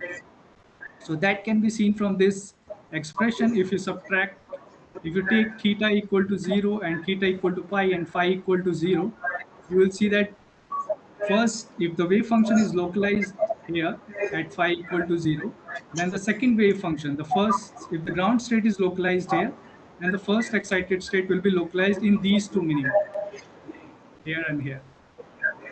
So wave function is delocalized in phi direction, but is localized in the theta direction. Similarly, this condition is also required so that the qubit transition frequency is very small or the ground state and the first excited state are nearly degenerate. So this can be seen from this figure also. You can see these two lines near 0. These are the two eigen energies or the eigenvalues of the qubit. This is 0, yellow one, and green one is 1. They are nearly degenerate for different values of external fluxes. For particular values, They are completely degenerate. And these are the wave function. You can see the wave function, the ground state wave function is localized in the theta equal to 0 value. This is theta equal to 0. While the first excited state wave function is localized in theta equal to pi value. And they don't talk to each other. So that's why they are disjoint from each other. And that's what offers the protection to the qubit. Because the 0 and 1 wave function, they are not, they are disjoint. So basically, so the relaxation of qubit, the natural relaxation time of the qubit is naturally large. So what happens if we have the external, phi external is time dependent. So as I showed earlier, that usual rules of quantization as pioneered by Michel Devray, we have to construct a spanning tree and the rest of the branches are closure branches. So this was the circuit I showed earlier. So this was the spanning tree and this is the closure branch. These dashed lines are closure branches. So there is no unique way to construct a spanning tree or closure branch. In fact, all the ways, so one can construct a spanning tree in multiple ways and all of them are equivalent to each other. All of them should be equivalent to each other. So this in a sense is equivalent to what we call gauge invariance in quantum electrodynamics. In usual classical electrodynamics. In classical electrodynamics, we can construct one particular gauge and do the calculation. And if we do the calculation in another gauge, the result should be independent of which gauge we are calculating a particular physical observer. So similarly, here these circuits, regardless of which way we choose the spanning tree, the final answer or the final observable should be independent of the way in which we choose this spanning tree or the closure branch. For example, earlier I chose this one as the spanning tree, and these Josephson junctions are chosen as the closure branches. Suppose now I choose this as the closure branch, as the spanning tree, and the inductors as the closure branches, then the phi external will be assigned to these inductances. So you can see in the first slide, here phi external was assigned to the Josephson junction energies. So in the next case, the phi external will be assigned to these terms, EL terms. But what happens if phi external is time dependent? Suppose phi external is varying around some fixed value, some fluctuating around some fixed value. Then according to Fermi-Goldon's rule, the qubit, this fluctuation will induce decay of the qubit from basically, since we are at superconducting temperature, the relaxation will happen from excited state to the ground state. And the relaxation rate is given by this. So basically we are taking derivative of the Hamiltonian with respect to the external flux. So now the discrepancy arises. If we take this as the spanning tree and we take the external flux derivative with respect to the external flux, then this relaxation rate will be proportional to Josephson energy because phi external is coming in the Josephson terms, in these terms, EJ terms. While if we take this as the spanning tree, then the final relaxation rate will be proportional to EL. And in general, EL and EJ are quite different for the 0 pi circuit. As I showed earlier, EL is much smaller than EJ. So theoretically, we get this discrepancy in the relaxation rate. But experimentally, of course, we'll get a single relaxation rate. That cannot depend on the way we choose our spanning tree and the closure branch. So how to address this kind of difficulties in circuit quantization? So to address such kind of discrepancy, another way is proposed again by the group of Koch and other. So in which case they consider the circuit as a multi-loop circuit. For example, 0 pi qubit can be considered as a multi-loop circuit with 3 loops, and each loop we associate some external flux, let's say phi ext1, phi ext2, phi ext3, and the branch variables phi j1, phi j2, phi l1, phi l2, phi c1, phi 2, and we write these branch variable in terms of some degrees of freedom, which are not the earlier degrees of theta and phi degrees of freedom that we had obtained, normal modes. So these are some new degrees of freedom, and we assume a linear relation between these degree of freedom and the branch variables. And also because now we have 3 loops, so there will be fluxoid quantization condition. So the Faraday's law can be expressed in this form.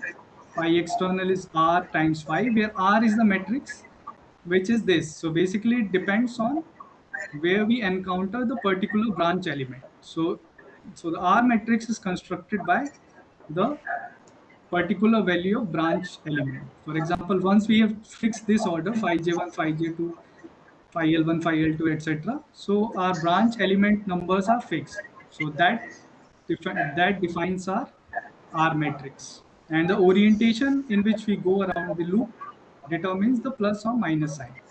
And now these two equations, equation number 1 and equation number 2, these can be combined in a single augmented matrix like this. So our aim is to now find this M matrix, basically the relation between the branch variables and the degrees of freedom. So this is our goal. And the kinetic energy, or the Lagrangian, the kinetic part of the Lagrangian, now simply can be written like this in terms of the branch variables. So here we are not including, now not writing in terms of node variable, we are directly writing in terms of branch variables, where C is basically the diagonal matrix. And then once we have written it in terms of branch variable, we can invert this relation. Basically, phi can be written as M plus inverse time phi tilde plus, and we get this relation. So how do we obtain the gauge invariant Lagrangian? Or how do we remove the discrepancies which were arising earlier because of different spanning trees and different closure branches? So those can be, those kind of discrepancies can be removed if we assume the terms in the Lagrangian which are proportional to phi ext dot which vanish, which leads to this kind of condition. Of course, it is a bit mathematical, so I have not shown here how to do this, but this holds for any multi-loop circuit.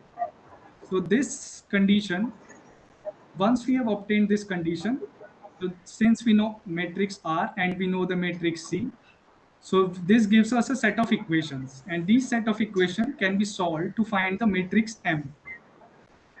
And that's what we have done here. So the matrix M, what we have obtained is this. So once we have obtained matrix M, the C effective matrix, which was there in the Lagrangian, this can be calculated like this. And finally, we can write the Lagrangian. If we substitute all these M plus and C effective in the effective equation, Lagrangian equation, we can write the Lagrangian like this. And the Hamiltonian, now we need not assign any fluxes to any particular branch. We can directly write the Hamiltonian or the potential energy in the terms of branch variables. Since we know the branch variables in terms of the new normal modes, which are phi 1 tilde, phi 2 tilde, and phi 3 tilde. So we, from this relation, earlier relation, from this relation, we can write branch variables in terms of the new degrees of freedom. We can write down the Hamiltonian, and we can plot this Hamiltonian with respect to, let's say, phi 1 and phi 2 tilde here. So these are tildes actually, phi 1 tilde and phi 2 tilde. And the structure we get is almost similar to what we obtain in the case of earlier node, in the earlier mode variables, theta and phi variable, but these are not theta and phi, these are different variables. So these are what are called as the new degrees of freedom of the circuit. And you can see here also we get this kind of staggered minimas. So if you have a minima here, so we have two minimas staggered with respect to this minima. So in this case, we also expect the circuit protection to hold. So once we have obtained the Hamiltonian, the Lagrange, the kinetic and the potential energy term, we can quantize the Hamiltonian. So to do that, we have done it in charge basis by writing the Hamiltonian in the charge basis and truncating at certain order of charge number. And these are the results that we have obtained. So these are basically the eigen energies with respect to the external flux for different parameter values. So you can see that for this particular value of parameters, where EC is 1.2, ECJ is 4, EJ is 6, and EL is 0.038. We obtain a pretty well system which almost in which the ground state energy are quite close and the higher levels are quite separate from. So we get a high degree of anharmonicity. Whereas if we increase EL basically, which is basically the transition frequency between the 0 and first state, so the higher excited state also get affected and they come close down. So we can get all kind of these avoided level crossing. Similarly for this parameter. So the crucial parameter is EJ by EL. So the ratio of EL by EJ. So this has to be sufficiently large. And this is one of the experimental constraint as well. Because to make EL this small, we have to make L sufficiently large. That means the the inductances have to be quite big. So this is the spectrum, and you can see at 2 points we get these avoided crossing, and these are the 2 points where we expect the transition between the 0 and 1 to be maximum. So if the flux is fluctuating around some mean value, so you can calculate these transition rate through this equation, where S is basically the noise power spectral density. So this we have calculated. So you can see the first term is the transition rate between 0 and 1. So at these two values where the avoided crossing take place, so these 2 points, we get enhanced value of these transitions. So we get these enhanced transitions, and this actually gives us an idea of where we should tune our flux. Because if we tune the flux at these value, so there will be rapid transition. Even a small noise will decay the qubit from the excited to the ground state, and the protection that we have obtained will not be there. However, for higher excited state, we obtain quite good protection. You can see these transition rates are almost 0 between 1 and 2 and 0 and 2 states. So this is the relaxation rate. So once we have obtained the relaxation rate, so we can get an estimate of the coherence time of the qubits. So coherence time which is basically obtained by calculating the average survival probability of qubit in the excited state. So we have prepared the qubit in excited state and how does it decay to the ground state due to the flux noise. So these are the points at which we have tuned our flux. So for example, phi E0 is minus 2.3. We see that the transition probability is quite large. Qubit decay is quite fast. Whereas if we tune at different values, so the qubit also stays for a longer duration. So this is the maximum we obtain. For phi E0 is equal to 2.0. So we obtain around 10 to the power 3 microsecond, which is of the order of millisecond. But this formula holds only if t is much less than 1, t1, sorry. So t1 is actually less than 1 microsecond according to our model. So because if t1 goes close to t1, then there are other sources of noise that come into picture. So this is an approximate extension of this curve. So this is correct. Okay, so finally I'll summarize. So basically we have studied the 0 pi Hamiltonian and we have generalized the 0 pi qubit for time dependent external fluxes. And the quantization was done in charge basis and the eigenspectrum is obtained for different parameter values. And we have also studied the effect of flux noise on qubit relaxation. And we have also obtained an estimate of the coherence time. So these are the references from which we have studied and worked out some of the few things and applied these ideas. So thank you for that. Thank you for So thank you, Dr. Sandeep Joshi, in completing your interesting talk regarding calculating the coherence time of the qubits and giving the physics basis of this. So I would like to have, maybe we can have 2 questions right now.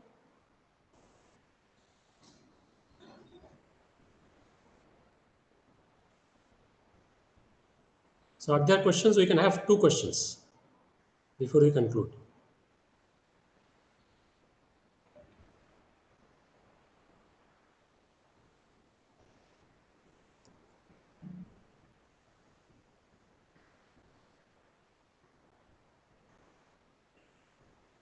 So I think there are no questions. So let's thank Dr. Sandeep Joshi for his interesting talk.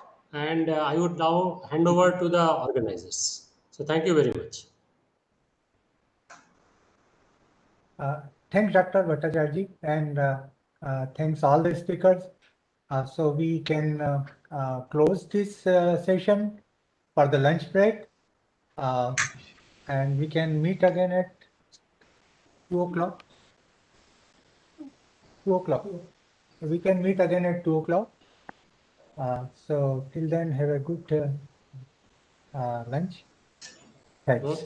Thank you very much.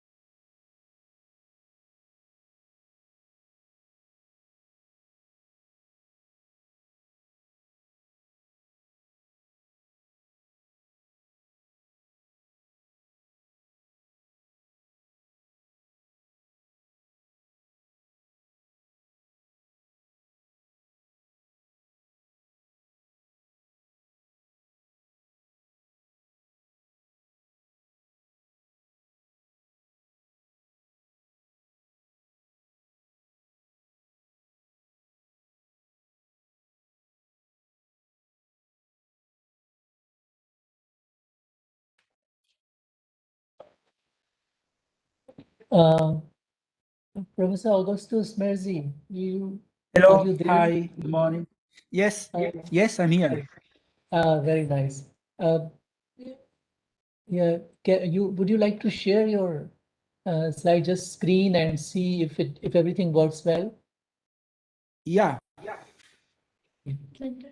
But my seminar is 1 hour, yes, from now. Yes, yeah, it's 1 hour. No, we just wanted to check if everything is okay. Then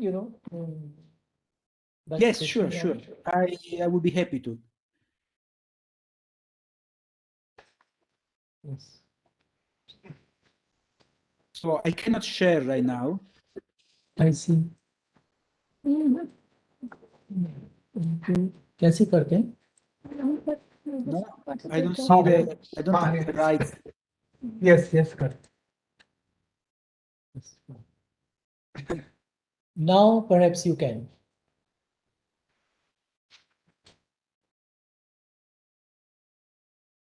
Apparently not. Okay, so why not? Asking me to open system preferences. Why?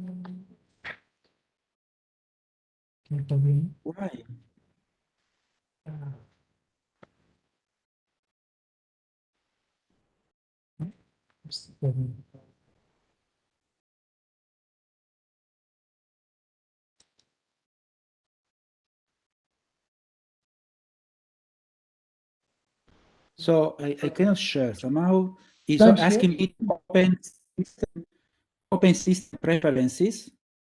I have to allow the computer to record the screen. So how can I do this? Okay. Okay, maybe this way.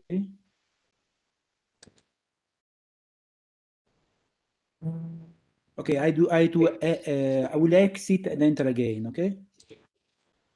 Yes. You are now the presenter. Who is presenter? No. अगस्त वो आएगा, वो एक automatic auto speaker ही आएगा, वो चला गया, वो अभी फिर से ज्वाइन करना, तो यही क्या है।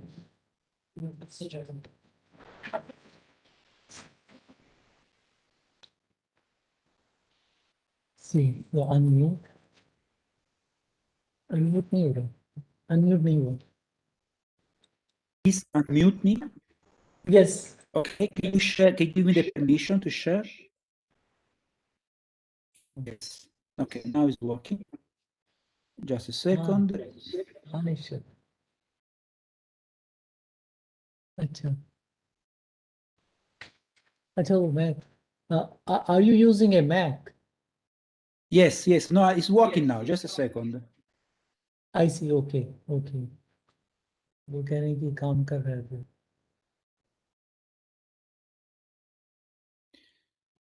All right. चलो चलो. चलो.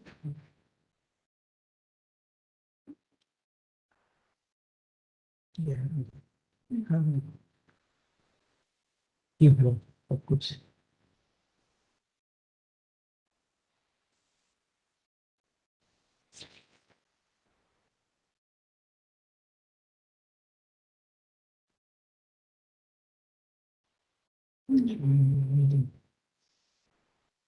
Yes, we can see your slide. Yes, now it's full screen. Ah, okay. So you see me now. So it's now is working properly. Yes, now it's working. Yes, yes. Okay, I will end with a different computer also, so to check because I can't see myself. Okay. Ah.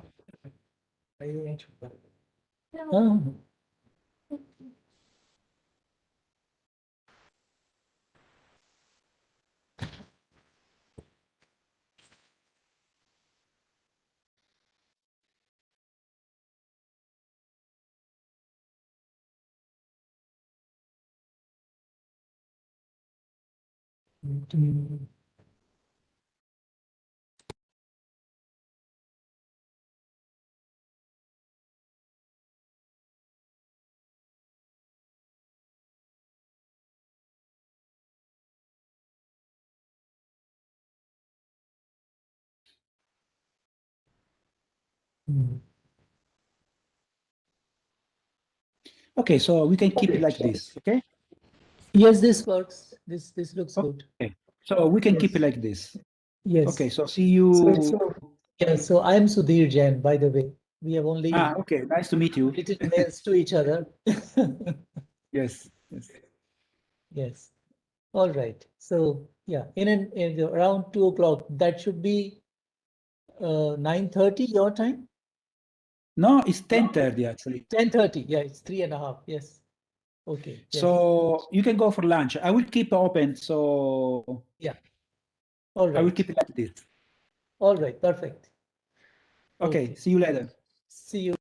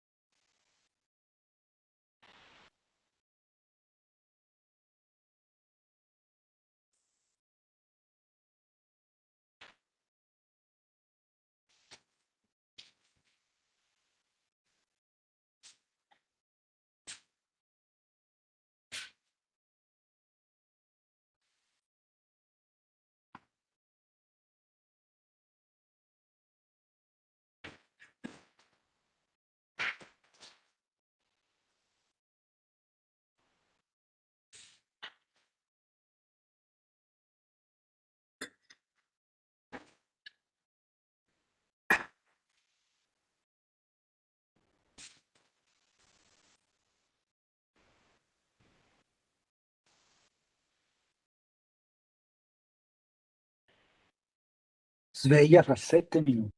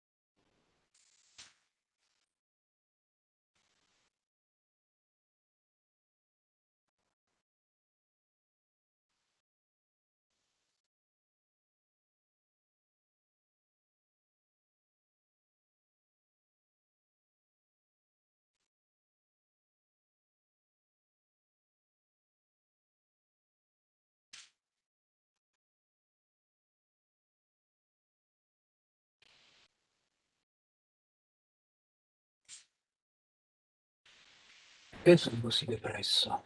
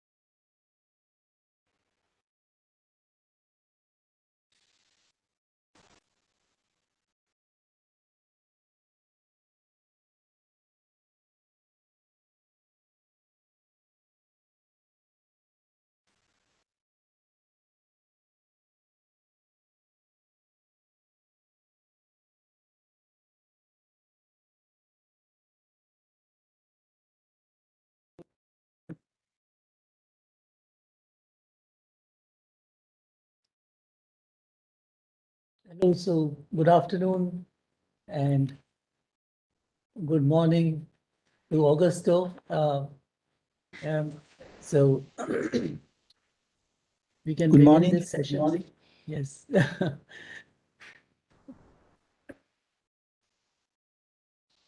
So this session, I have great pleasure in inviting one of the most learned scholars on quantum computing, quantum information of our country, Professor Apurv Patel, to chair the session.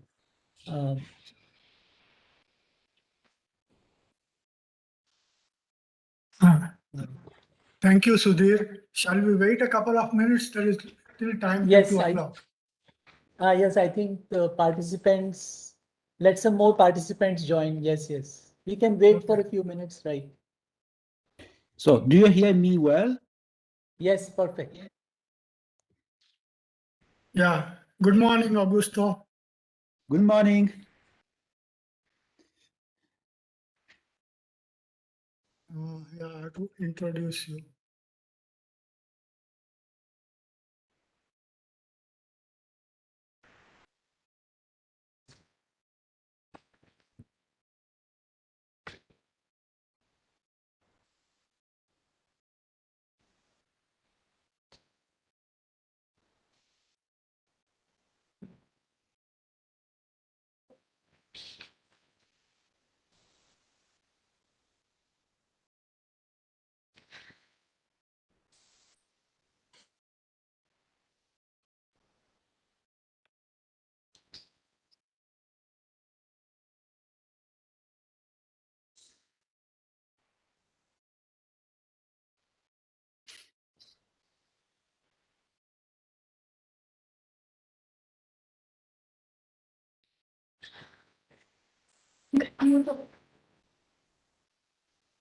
इसको फेंके रहना गर्मी में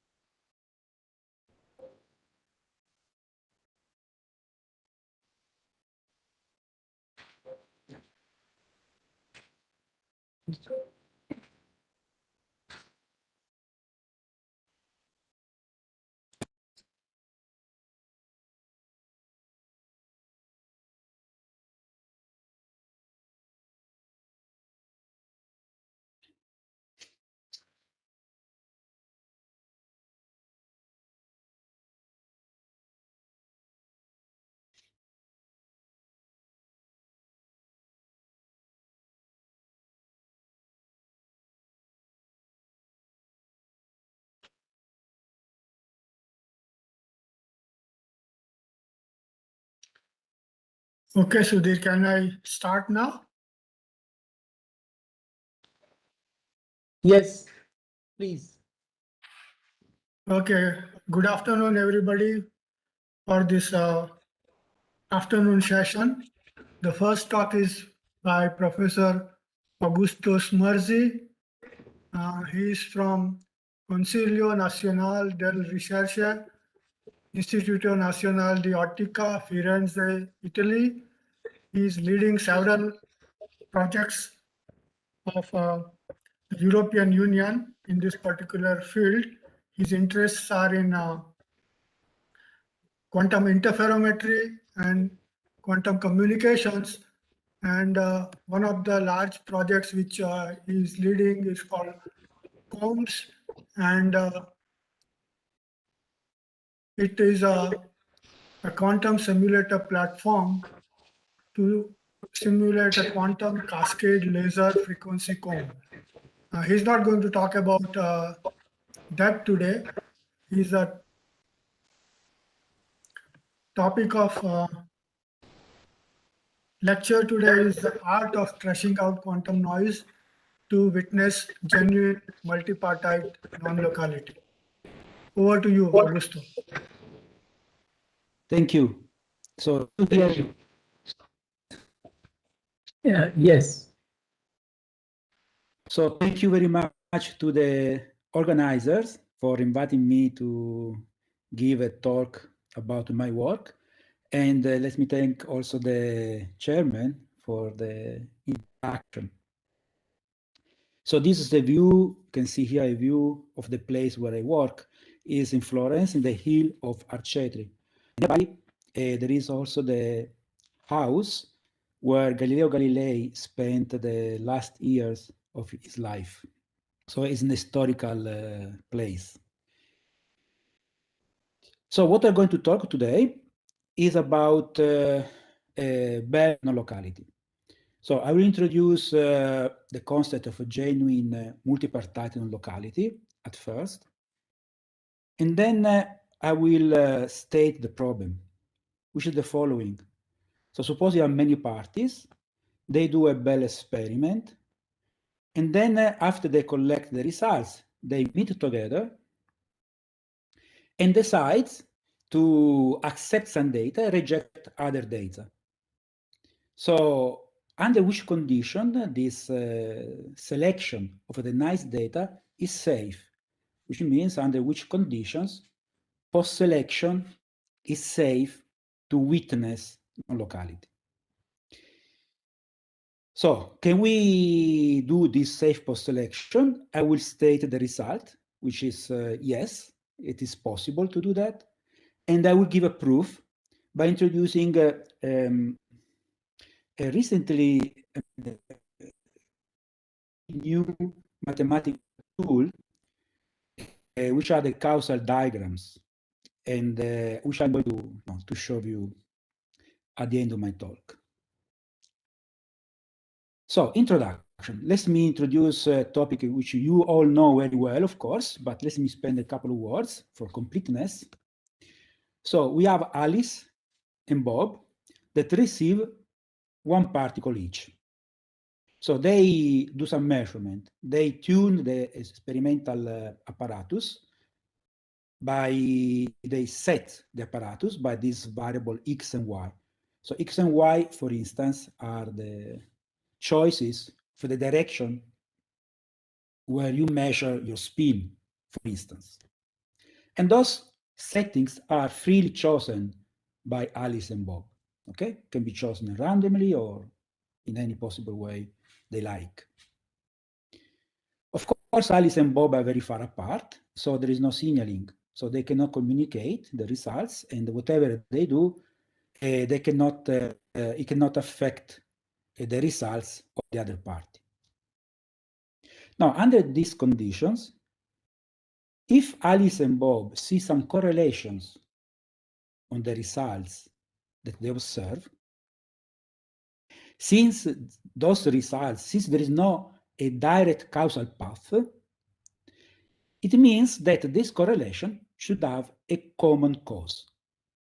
This goes with the name of Reichenbach principle, which was stated in the late 50s by in the language of statistician.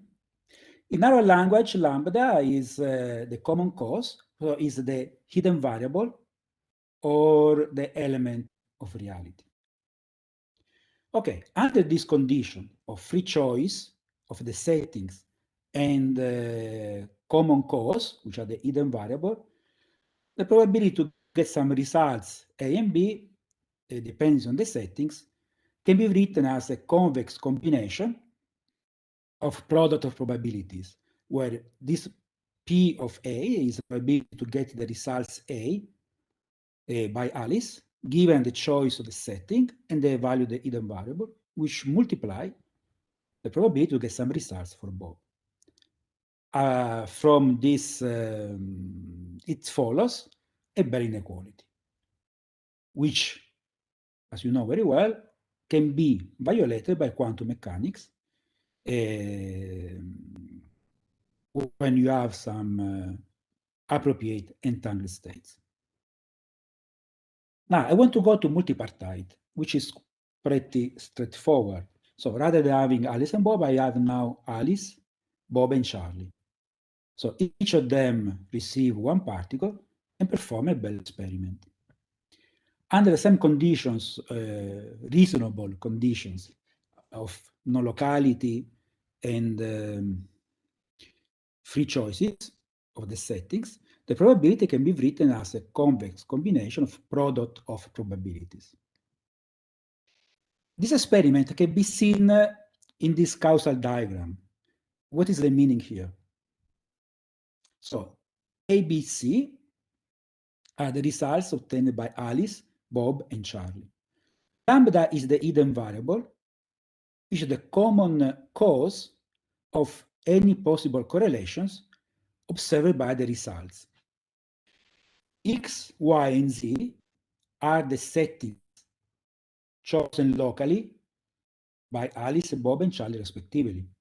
And when I put a square here, it means that the results of Alice are conditioned on the choice of the setting.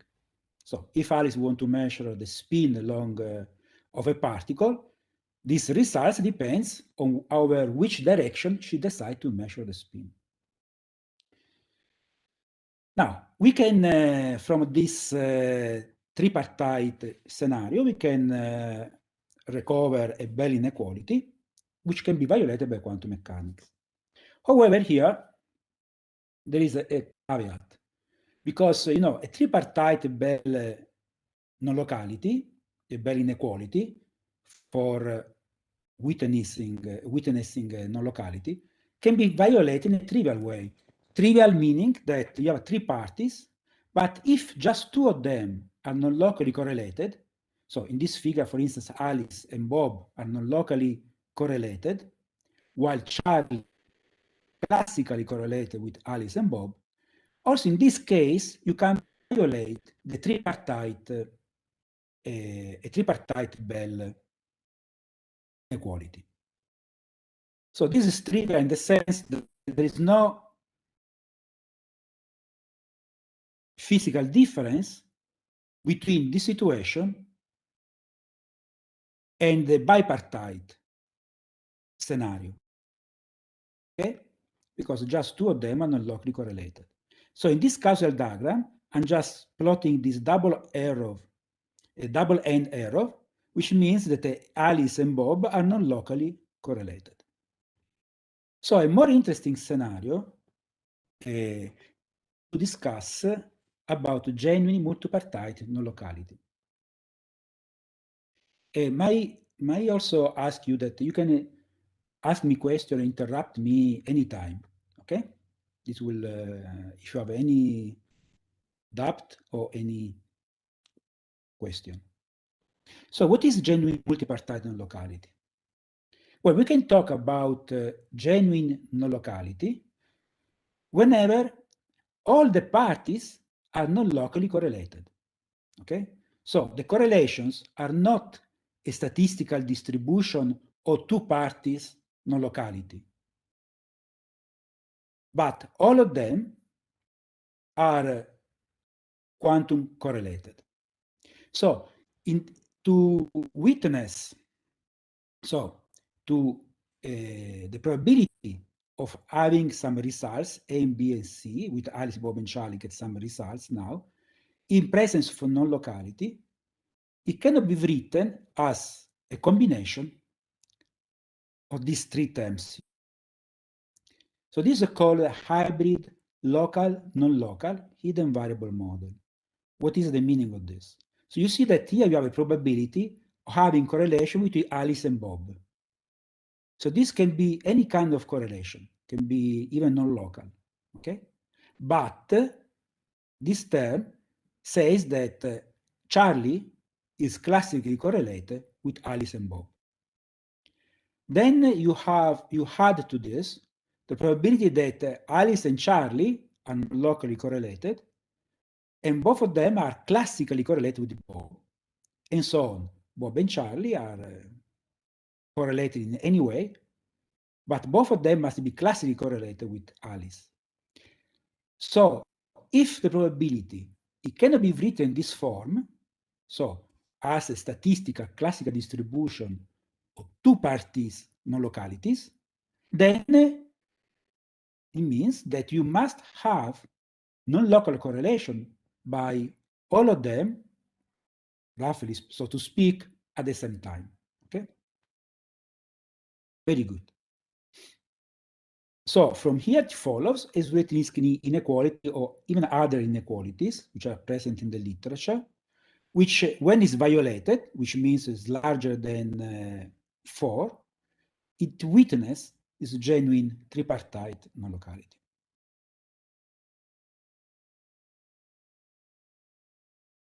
So how we can experimentally test or investigate genuine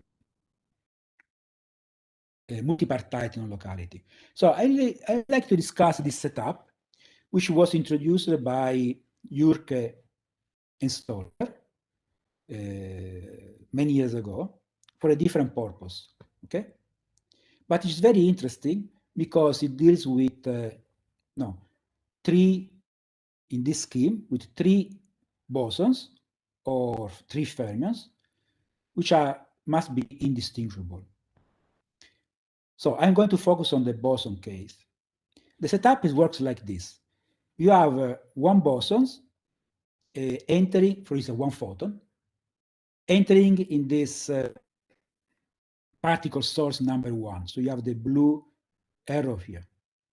The particle mixed with a beam splitter with a vacuum. So nothing enter on the other input port. So through the beam splitter, the particle can go to Bob or Alice. Okay, it will be in a superposition of the path pointing to Bob and the path pointing to Charlie. 1 boson is entering from the particle source number 2 here, mixed with a beam splitter, and the particle can be directed to Alice or Charlie. Same things for the particle source number 3. So that's it. Here there are some phase shifter. So these phi are phase shifts that they can be tuned by Alice, Bob, or Charlie. And as a function of this phase shifter, they can see some results, which means they can detect the particle on a detector, for instance, in the case of Bob, in detector green 3, so can be detected in the green spot here or in the red spot. And the same for the other parties. Now, this is quite interesting, but there is a point. Alice, Bob, and Charlie can receive 1 particle each. So in this case, Bob will receive 1 particle, for instance, from this source, but Charlie will get 1 particle from this second source here, and so on. But there is a probability also that Alice gets 0 particles, The reason is because this Bob received one particle from the source number 3 and one particle from the source number 1. So Bob can receive 2 particles, Alice can receive 0 particle, and Charlie can get 1 particle. Okay, so there is a possibility of having a not even distribution of the bosons from each for each party. So how the wave function looks like? The wave function actually can be written as a sum of 2 terms. The first one, which is written here, you have 1 particle per party. So Alice gets 1 particle, Bob gets 1 particle, and Charlie gets 1 particle. This contribution here is a PhD state or a Schrödinger-Cat state, whatever you like to call. So in this case, you have a superposition of all particles detected on the red detector.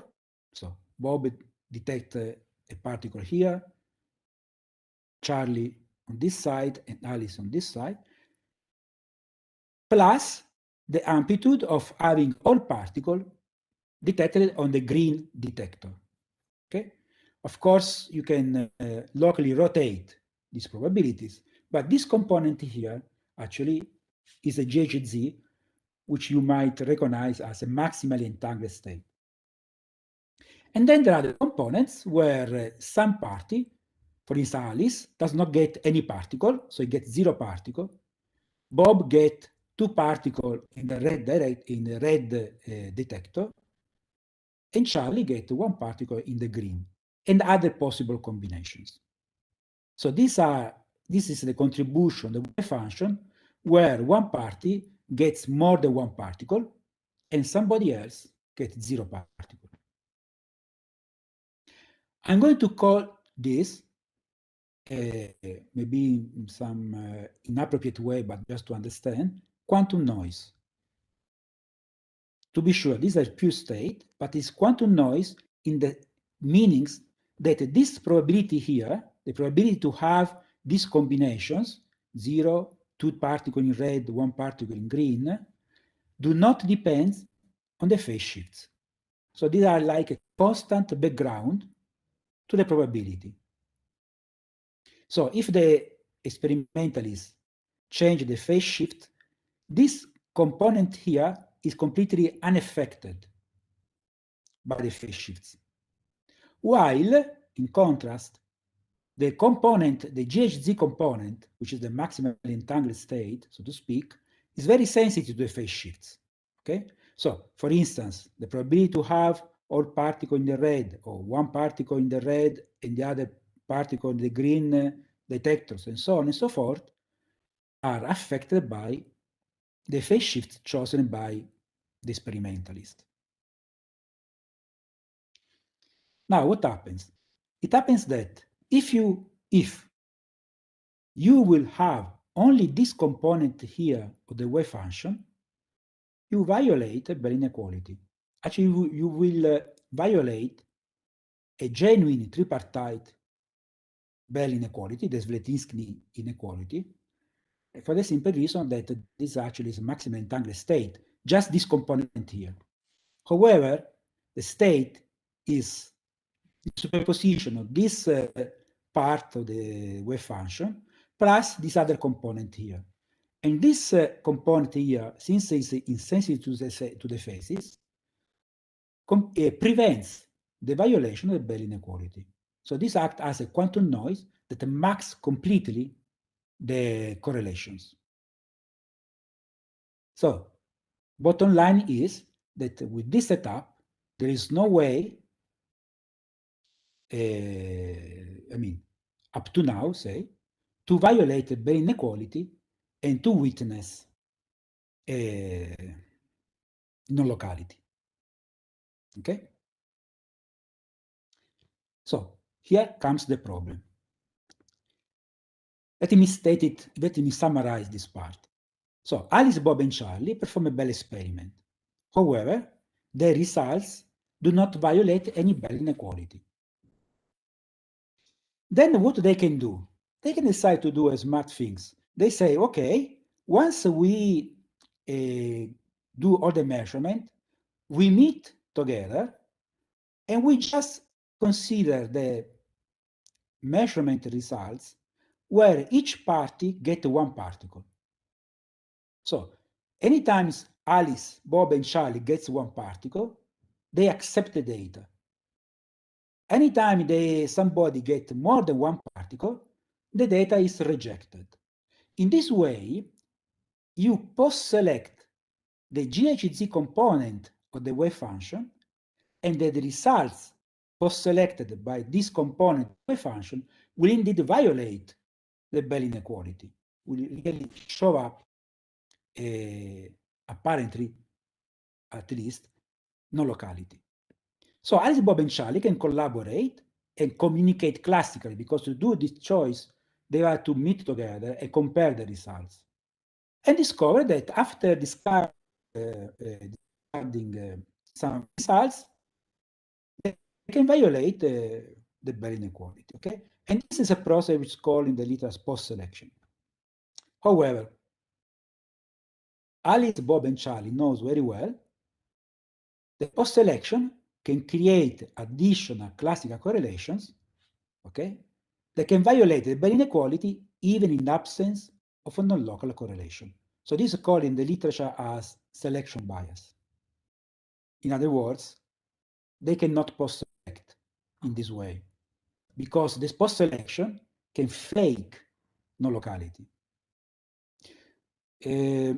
Let me express again this problem in a more general form, just to be sure that I convey the message. So we have three parties here: Alice, Bob, and Charlie. And these are the results. Yes.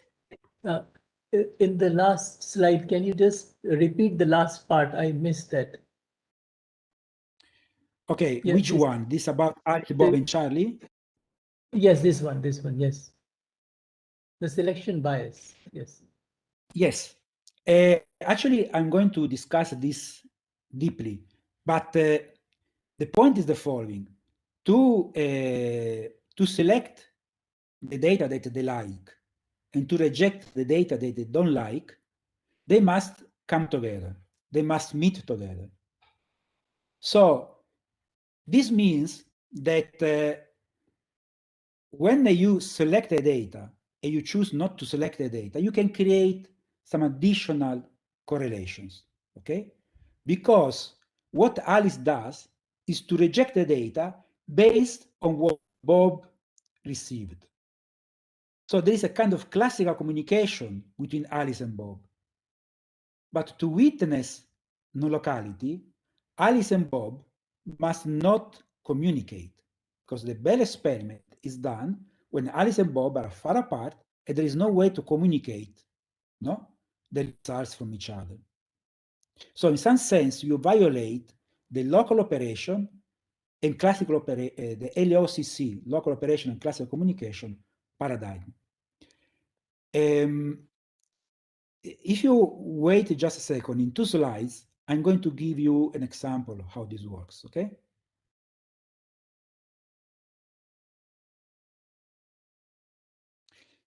Okay, so let me state the problem, as I said. So you have Alice, Bob, and Charlie that get some results. It's the dichotomic results. So Alice get, for instance, 0 or 1, and this is the sequence of the results. So for Bob and so for Charlie. Now, the first, if Alice, Bob, and Charlie consider the whole set of results, they might find out that they don't violate Bell inequality.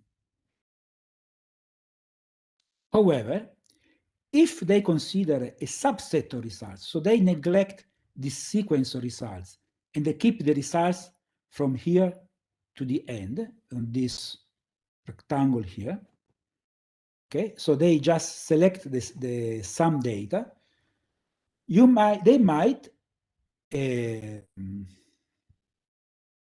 witness multipartite non-locality, but not non-genuine. If they restrict even further the data that they want to use, they might witness genuine multipartite non-locality. And the question is, when this can be done? So when Alice, Bob, and Charlie can meet together and decide which data they like and which data they don't like.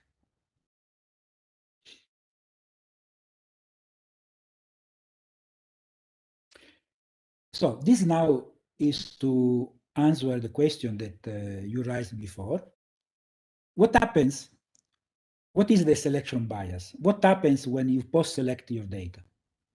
Well, as I said, if you post-select your data, you can create additional correlation. And this goes in the field of statistician as the Bergson paradox. And I give you an example which was stated by Bergson, which is quite nice. So suppose that you have a population of people which can have some talent, or it can be attractive, or can be both, okay, randomly. So there are no correlations between the quality that each person of this population has, okay? Then you know, however, that Hollywood celebrities, which I call C, can only be beautiful or can have a talent or both, okay? So this is the set of population which are beautiful. These are the set of population which have a talent. And these are the set of people which are celebrities, Hollywood celebrities in this case, which must have at least one of these two qualities.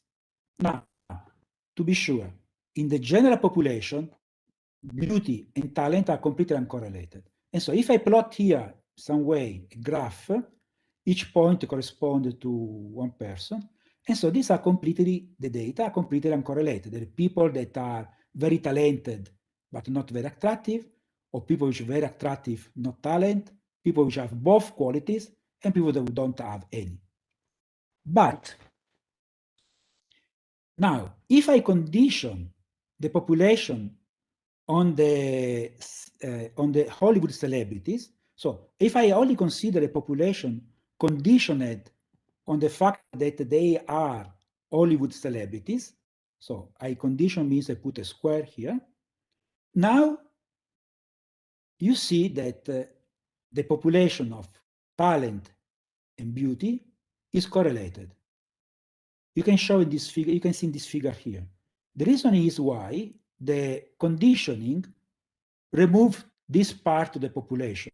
So the people which have no talent is not attractive. And so you have here a graph where there is a clear correlation between the talent and attractiveness. This correlation was not present in the full population, okay? But is a correlation which is created by the conditioning. And this is a kind of paradox, okay, which is well known in statistics. So, conditioning in our language, in the language of the Bell experiment, means post-selection. So, you have, in this case, you have Alice and Bob, they do the measurement, they collect some results, and then they meet together and decide what data to retain. So, the data which are beautiful, or the data which are talented, so to speak, and reject the data that they don't like. And so this K here is just a function for the results. It can be equal to 1 if you accept the data, K to 0 if you reject it. Now, if you look at the causal diagram here, let me show you what happens. You have Alice and Bob. Alice and Bob do some measurement, get some results, given the hidden variable lambda. So lambda is the common cause of Alice result and Bob result. These results are conditioned on the setting.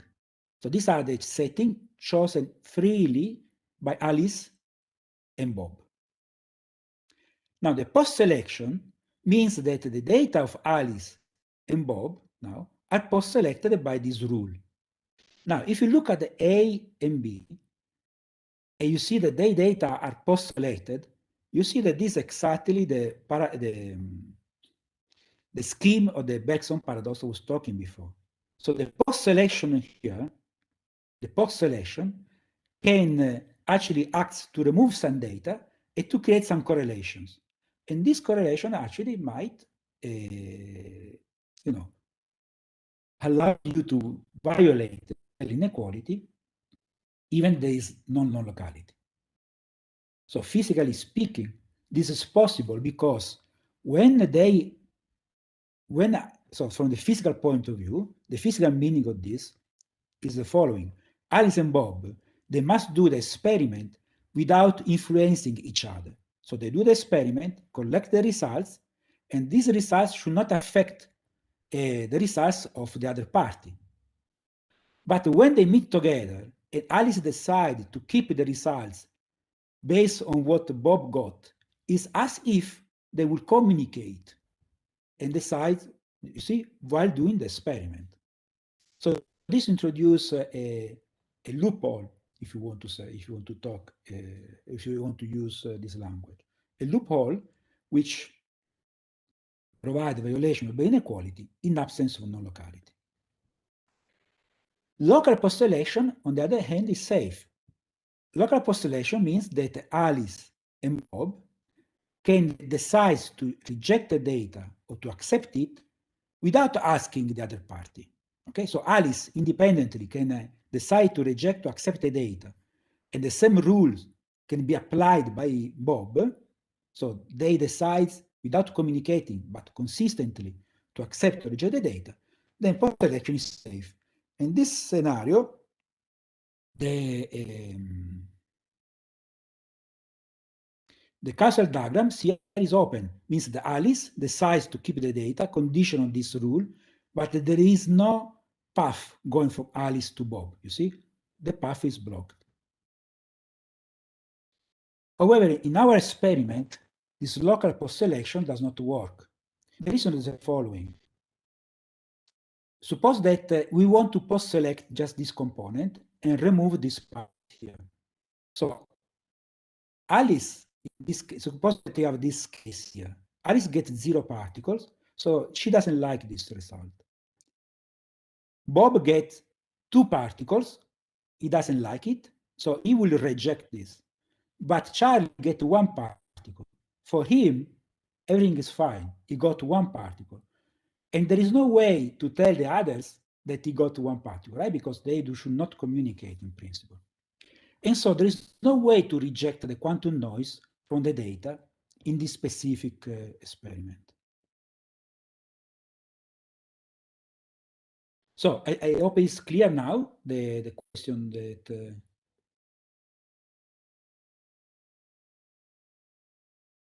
Okay. So what is the mean result here of my talk now? I will give you a rule. I will actually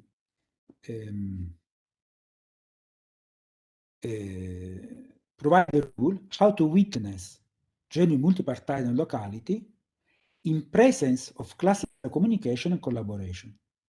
So far I say that they could not communicate, okay? But this is a state of the art. I mean, so far, when you want to select the data, you should not meet together and collaborate. But now I'm going to show you that there are conditions where this can be done in a safe way. So you can really certify non-locality even when Alice, Bob, and Charlie talk to each other and decide which data they like. So I give you the rule first. The following. Alice, Bob, and Charlie meet together after collecting all the results. If 2 of them, considering all permutations, okay, but if 2 of them can decide the result without asking the opinion of a third party, the post-selection is safe.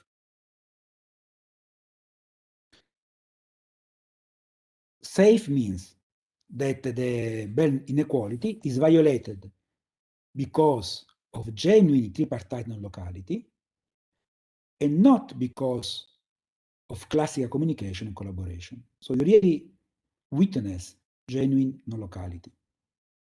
So what it means that the two of them can communicate without asking the third party, which means the following in this scenario. So for instance, suppose that Alice, Bob, and Charlie share the results. In a given shot, Alice gets one particle, Bob gets two particles, and Charlie gets 0 particle. Now, Alice gets one particle. From his point of view, this is fine.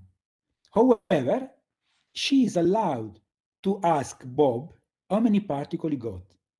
And Bob got 0 particle. So now, since Alice got one particle, Bob got 0 particle, they also know that Charlie got 2 particles. So this is, they know, just talking the two of them, they know that this data is not what they want. So they don't ask Charlie, they just can arrange by themselves. And this way to proceed, actually going to show, is safe. As a matter of fact, in this case, this is what we want, because all the results where one party gets 0 and the other party get, for instance, 2, can be rejected by just having 2 parties talking to each other without asking what is the result of the third party. So if you want to say in a different way, this is the all but one rule. So all but one must decide if the data can be rejected or not.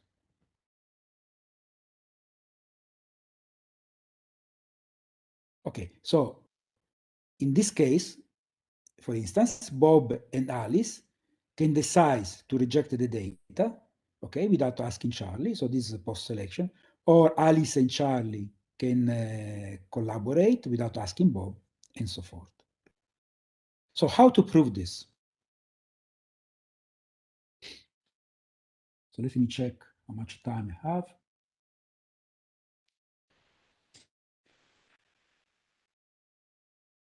So in presence of post-selection, the probability of the results of Alice, Bob, and Charlie should be written in this form.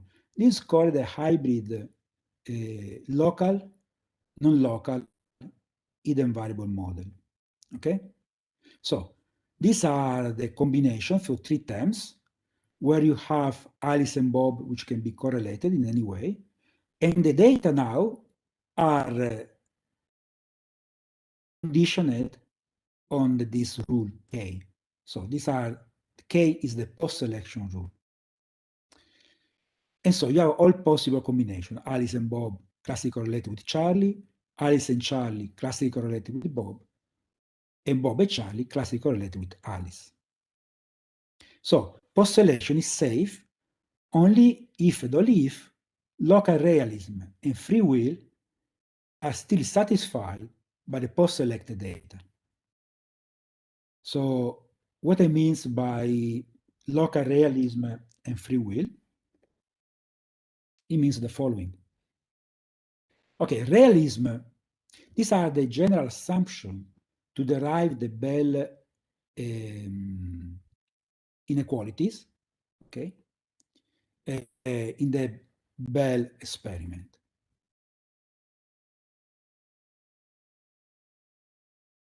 There are 3 assumptions, which are the realism, free will, and locality. Allora, so realism means that the probability of having some results for Alice, Bob, and Charlie, given the settings and the post-selection rule, should be written in terms of the hidden variables or element of reality. Okay? So this means that the results of the measurement results depends on some hidden variable, okay, and with some probability to have the hidden variable. So this is just the realism. The free will impose that the hidden variable cannot depend on the choice of the experimental setup controlled by Alice, Bob, and Charlie. So Alice, Bob, and Charlie decide to do some measurement, X, Y, and Z, the direction of the spin, for instance, and this choice cannot be influenced by hidden variable. So they have completely freedom to choose what to measure, whatever is the hidden variable or the element of reality. So this means the probability of having lambda, which in principle can depend on the settings, should not depend on them. So this part here, PD lambda x, y, and z, and k, should only depends on the p of lambda should all depends on k. And then there is a locality condition. Since there is no signaling between Charlie, which is classically correlated with Alice and Bob, the probability must factorize. Okay? These are the usual conditions, which for Bell, to derive the Bell inequality, which must hold also in presence of post-selection, in order for the post-selection to be safe. So the question is how to do post-selection such a way that, assuming locality, assuming free will, assuming realism, my probabilities can be written in this form. I'm just, repeating the usual way to recover Bell inequalities by imposing also post-selections, this additional rule. Okay, to do this, I will use a mathematical or geometrical tool which has been developed in the last 20 or 30 years by statisticians, in particular by Peirce, who got the Turing Prize for this work. And this is the math of causal diagrams, which actually has been widely applied to study the effect of drugs for diseases, for instance, or any other possible application in statistics. And I'm going now to apply this mathematics to the problem that I'm considering. And there are a few rules which are important for us. Actually, there are 3 rules which I'm going to consider. And this part is a bit more mathematical, but I just want to give you the flavor of this, because this is not quite, how to say, used in our field, in physics, so far. And so I just want to give you an idea. So these are A and B are your variables, okay? In our case, would be Alice and Bob, for instance. Now, if there is if Alice and Bob are the cause of something else, C, so Alice is the cause. Cause means that there is an arrow here pointing to the cause, Alice is the cause of C, so it's an arrow pointing to C. And Bob is also the cause of the same variable C. So the 2 arrow points to the same direction. So in this case, since there is a common cause, the 2 variables which are uncorrelated before remains uncorrelated, which means that in this language, C is a collider which blocks the path from A to B. So A and B, the path from A to B is blocked by this collider here, which means that A and B don't see each other, they are uncorrelated. However, if I condition on C, the post-selection in the case of Bell, or you remember the celebrities in the case of the Bergson paradox, if I condition on C, I open the path. So A now can go to B, they can see each other, so to speak, and the results of A and B, which were uncorrelated, now will be correlated by the post-selection or the conditioning. You have a square here. On the other hand, if you have the A and B have a common cause, and you condition the common cause, in our case, we condition the hidden variable, then the two variables here are uncorrelated. Just to give you a very quick example here, let's look at this distribution. If I condition a specific value of lambda, so I choose a specific value, then the probability will be just the product of these terms times this term. So they will be factorized. So there are no correlation between the two if I condition on lambda. Okay, I use these three rules to prove first that post-selection, under which condition post-selection is safe. I want to prove here the probability of having the hidden variable given the settings in K actually does not depend on the settings. This is the free will assumption. Now,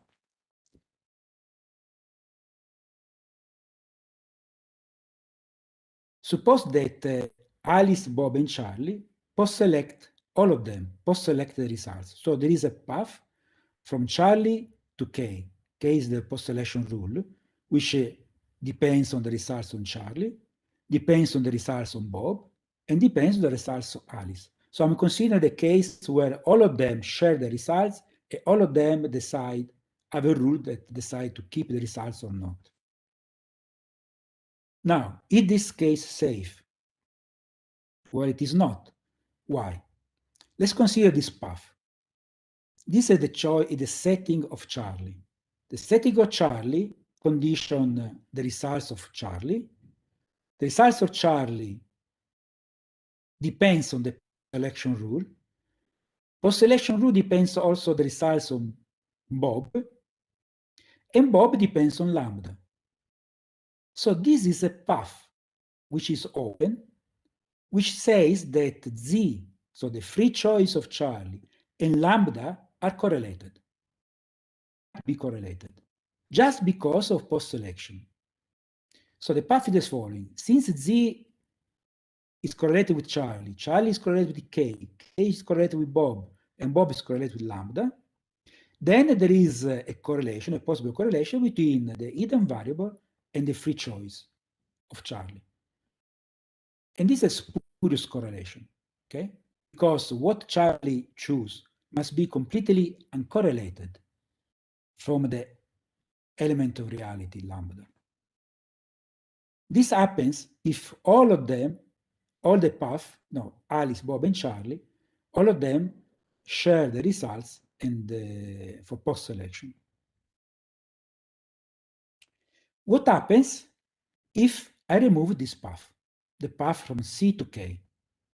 So I have just now two parties which decide, who decides to keep the results or not, which are Alice and Bob. You see that K now is connected to the results of Alice and the results of Bob. Now, in this case, you see, there is still a possible path working this way. You have from the free choice, Z, going to Charlie. Now, Charlie, you cannot go to K as before, because Charlie does not participate on the post-selection, but still Charlie and Alice can be non-locally correlated. You remember? Because this hybrid model. Charlie can be non-locally correlated with Bob.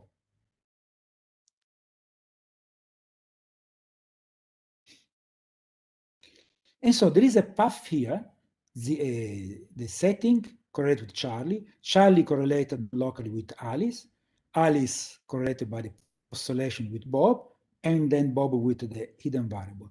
And then you can have a correlation between the Z and the hidden variable. But this part is blocked because we have an additional condition, which is no signaling. No signaling means that whatever Charlie does must not influence the results of Alice, because Charlie and Alice are very far apart, so they cannot, there's no signaling, they cannot send signals, And so otherwise, if whatever Charlie does will affect the results of Alice, they will violate special relativity because they are sending signal, say, faster than light. So this path is blocked by no signaling. And also this other path from Charlie to Bob is blocked by no signaling. And so the post-selection K is decided by Alice and Bob, thus is not causally connected with the free choice of Charlie, which means that the probability of having the hidden variable given as a function of x, y, and z cannot depend on the settings. Of course, you have to do this reasoning for all possible combinations, okay? When Alice and Charlie do post-selection and when Bob and Charlie do post-selection. Now, you keep going. Now, you want to, for instance, prove the hybrid local non-local realism. So, which means that you have to prove that the probability of having some results can be written as the product of probability of having results for Alice and Bob, which does not condition on Charlie, times, so multiply the probability of having some results for Charlie. So this is a local realism between Charlie and Alice and Bob. How you do this? Well, you have a chain rule. First of all, use a chain rule. So you can always write this probability here in this way. So you have probability of having A, B, C as the probability of having A and B conditioned on C times the probability of having C. A, B, and C are the results of the measurement. And now you prove that this, you consider this term first, and you prove that this term, this probability here, does not depend on C. Okay? So you have your causal diagram here, and you see that this path going from C to A on B is actually blocked by the condition on lambda, because here we are conditioning on lambda. And then you can keep going. I mean, you have just to consider all diagrams, and which provides the final rule, which is the following. Alice, Bob, and Charlie can witness tripartite genuine tripartite genuine locality with a two parties collaborative rejection of data. Okay, so this is the main results of my talk. The specific case which I consider here, it means that I can post-select the useful GHZ component, and I can reject the quantum noise, because the quantum noise can be rejected when it's sufficient to reject this quantum noise, is sufficient to have Alice discussing with Bob without looking at Charlie, or Alice discussing with Charlie without looking at the results on Bob, or Bob and Charlie discussing without looking at the results of Alice. So just the collaboration of two of them. If this will be possible, then local realism, freedom of choice are satisfied, and you can witness genuine non-partite non-locality. Now, this is the wave function of the case I was considering. Look, as a matter of fact, this postulation works. Whatever is are the weights of the two components. For instance, suppose that the useful HZ component here is infinitesimally small, and this is pretty close to 1. Still, you can do this safe post-selection, okay, and prove non-locality. Okay, and I think it is a very interesting results also for experimentalists, that you can do an experiment by using indistinguishable particle for genuine non-locality. There are other problems. You can extend this to more than 3, of course. There are other problems which are still open. Now I'm considering a system where you have a perfect efficiency in detection, but you can also consider the case where detection is not completely efficient. It means that the probability of having a particle will be smaller than 1, so to speak. This actually is is still an open problem. Okay, so let me finish by showing my collaborator for this work, which are Luca Pezzè, a long-term collaborator of mine, and a PhD student, Valentin Gebhardt. And here is the paper you can find in an archive. Okay, so thank you very much for your attention, and I'm done.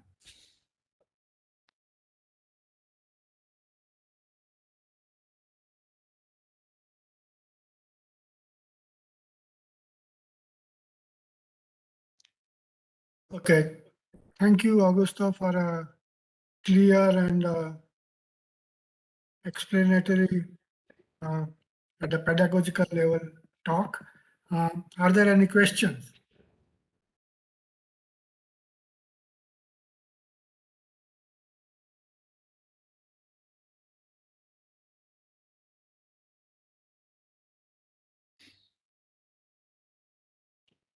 I don't see any raised hands. I have I'm raising a hand like this. Oh, okay. You can go ahead and ask. And actually, I was a bit hesitant, and I was thinking of writing this question rather than asking here, because I think it is not exactly related, perhaps. When we talk about this whole argument that you gave, where we have identical particles like you considered bosons, this argument is completely respects everything if under exchange there is no phases created like in braid group. So if I may say, the whole argument is invariant under symmetric group, but the argument, how does the argument go under the invariance under braid group with respect to identity, indistinguishability of the particles? So there's a whole argument which was the Jurgen-Stoller paper.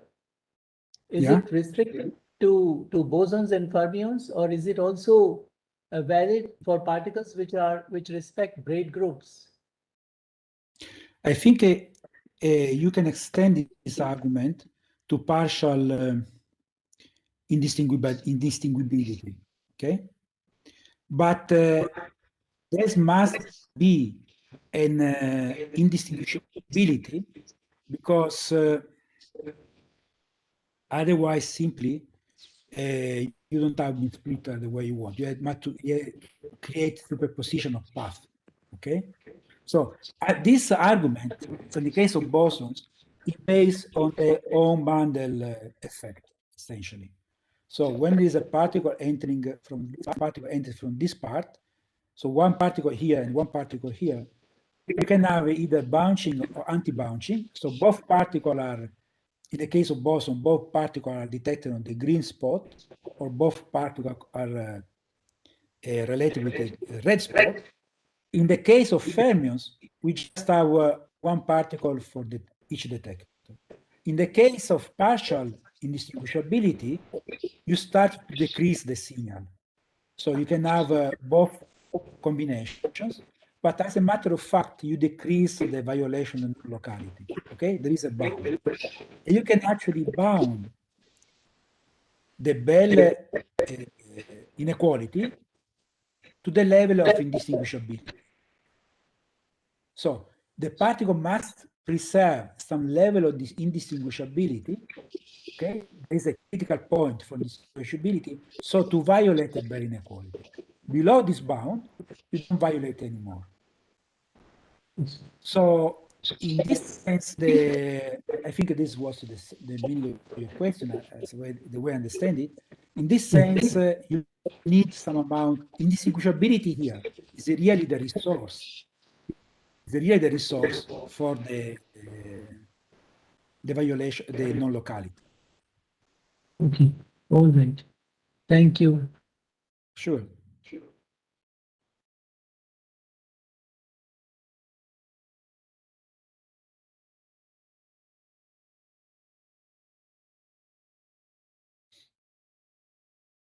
Are there any other questions?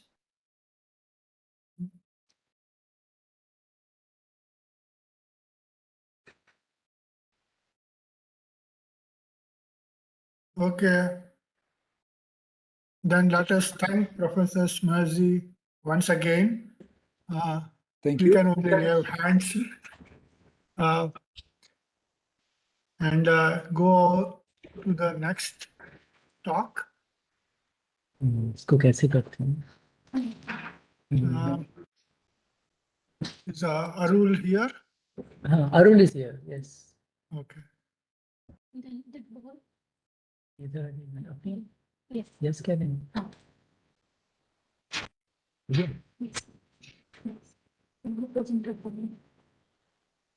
Sorry, maybe.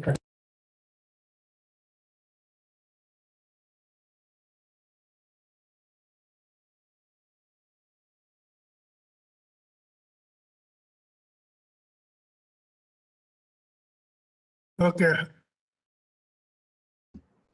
There you are. Hello, Hi. Arul.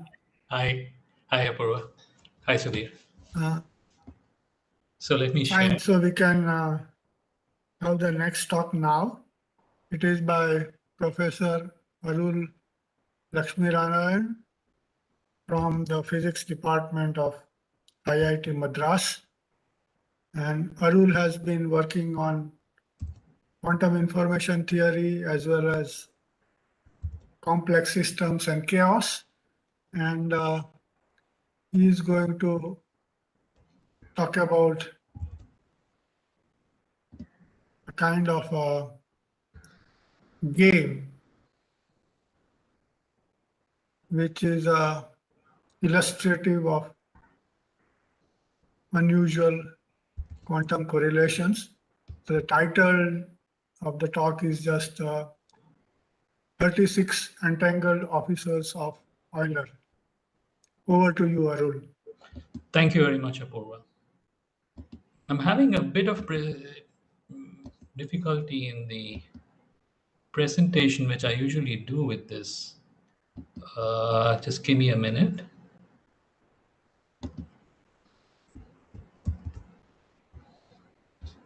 Because it's scrolling rather than presenting.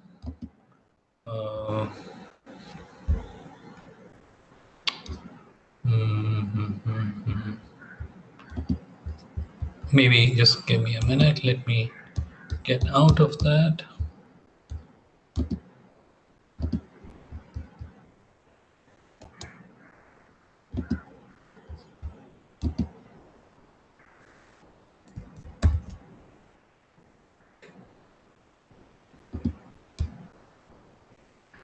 No.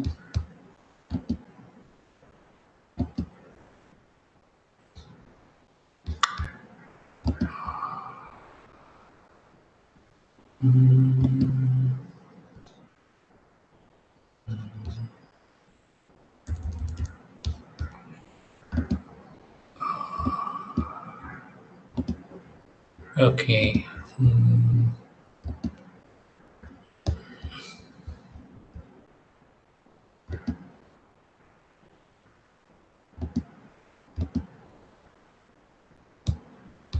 Let me try another way.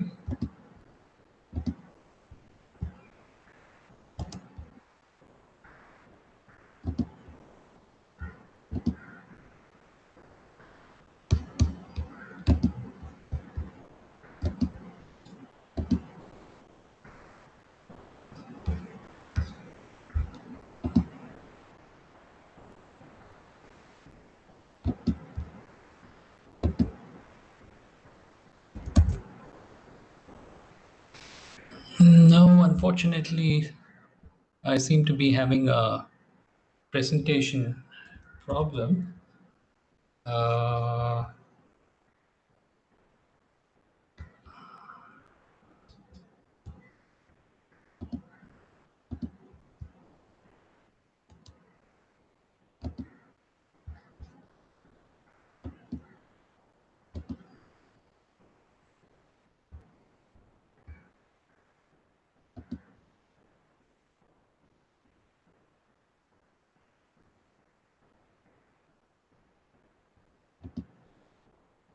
Does anyone know in a document, how does one do a presentation, document viewer? Is there a presentation mode?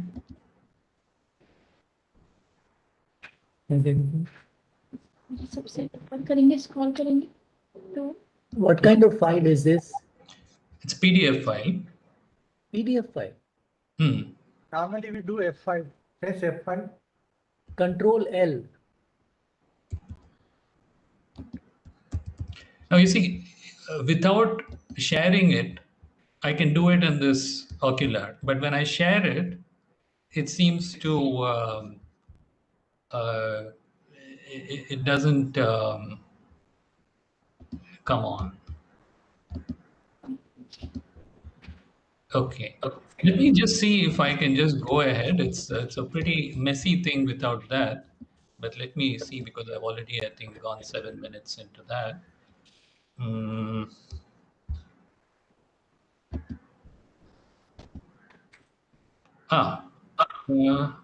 Do you see now? We see some things coming, going. Okay, good. All right. I mean, somehow this seems to have fixed. Okay, so, well, thank you very much, Sudhir, and happy to be here, even if virtually. Those of us who have been there before will, of course, regret not being able to, enjoy your warm hospitality and music programs and so on.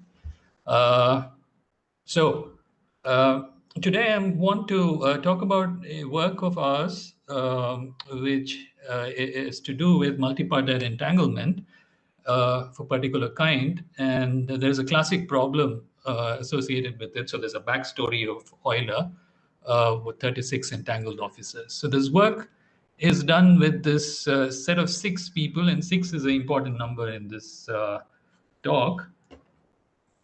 And so we needed to wait for 6 people. So Suhail Ahmad Rada, who is a PhD student here in IIT Madras, played a crucial role. Adam Burkhardt, Wojtek Bruzda, Grzegorz are all in Karol's group in Jagiellonian, Poland, Krakow. And so, in fact, I'm more indebted as far as this presentation is concerned to Adam Burkhardt, who a lot of slides are essentially from him.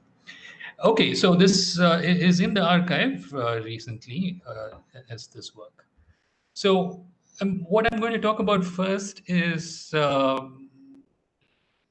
just this orthogonal Latin squares. Are you able to see this thing which is moving, this orthogonal Latin squares, or not?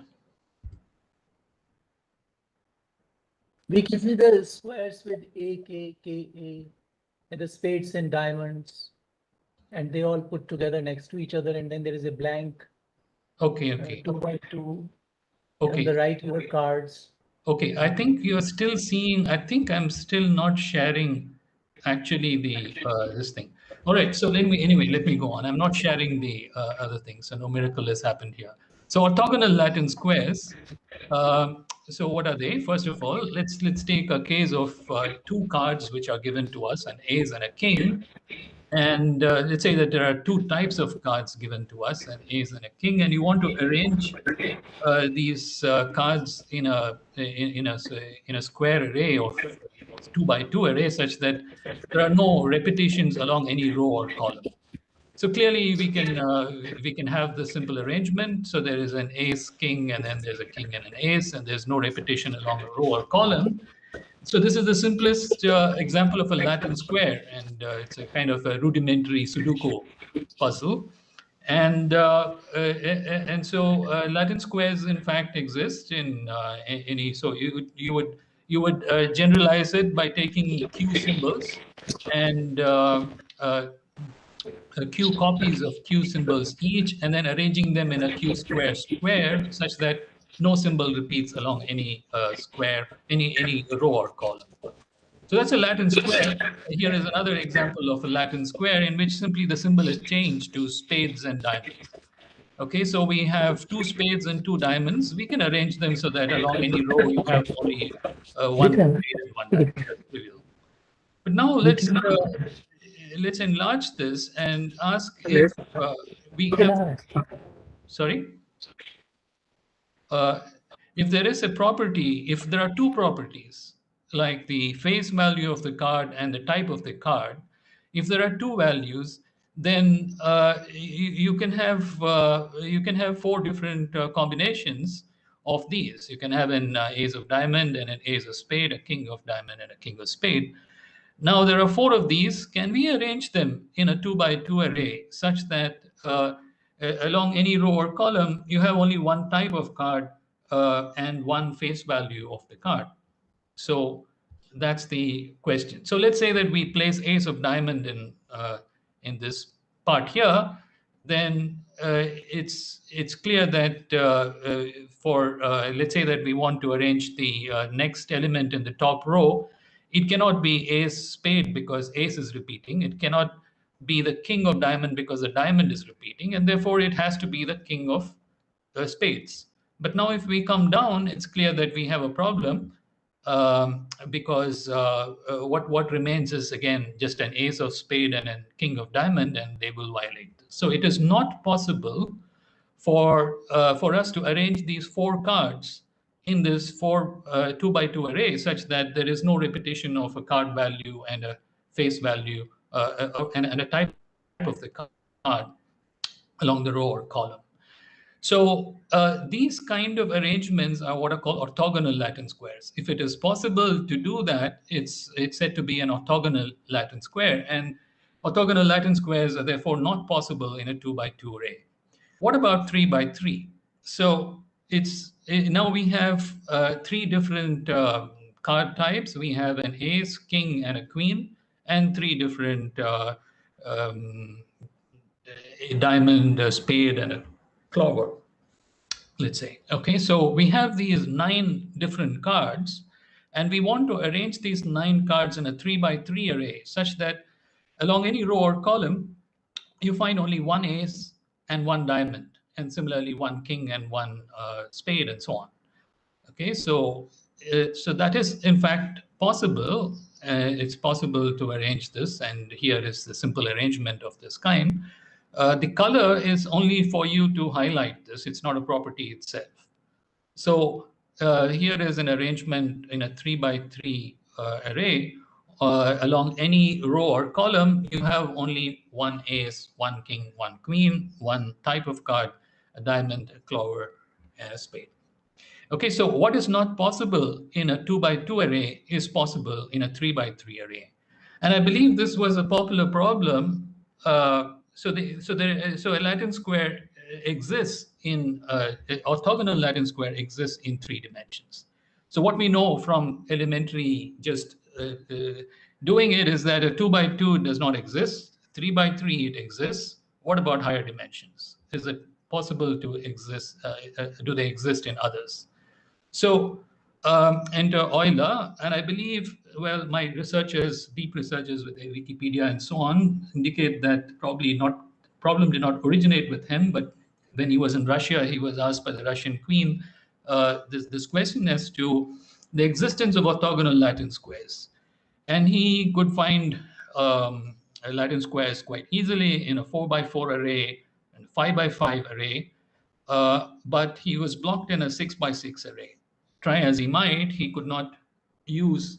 So there are 6 different card values, if you wish. So actually, the 36 officers refers to this statement of the problem, that there are 36 officers, of which each of which belong to 6 different regiments and 6 different ranks. So there are 2 properties of each officer, regiment and a rank, and there are 6 different regiments, 6 different ranks, and there are 36 officers who uniquely belong to a regiment and a rank. Now, can you arrange these 36 officers in a 6x6 array such that there is no repetition of a regiment or rank along any row or column? That is, do there exist orthogonal Latin squares in this dimension? And Euler found, after a lot of work, that this does not seem possible. Being Euler, he went ahead and asked what is it for any dimension. So he found that it is true that you can find orthogonal Latin squares for 7. So this was 1779. non-Leonard Euler. You arrange all the integers in this way, so your array is of this dimension.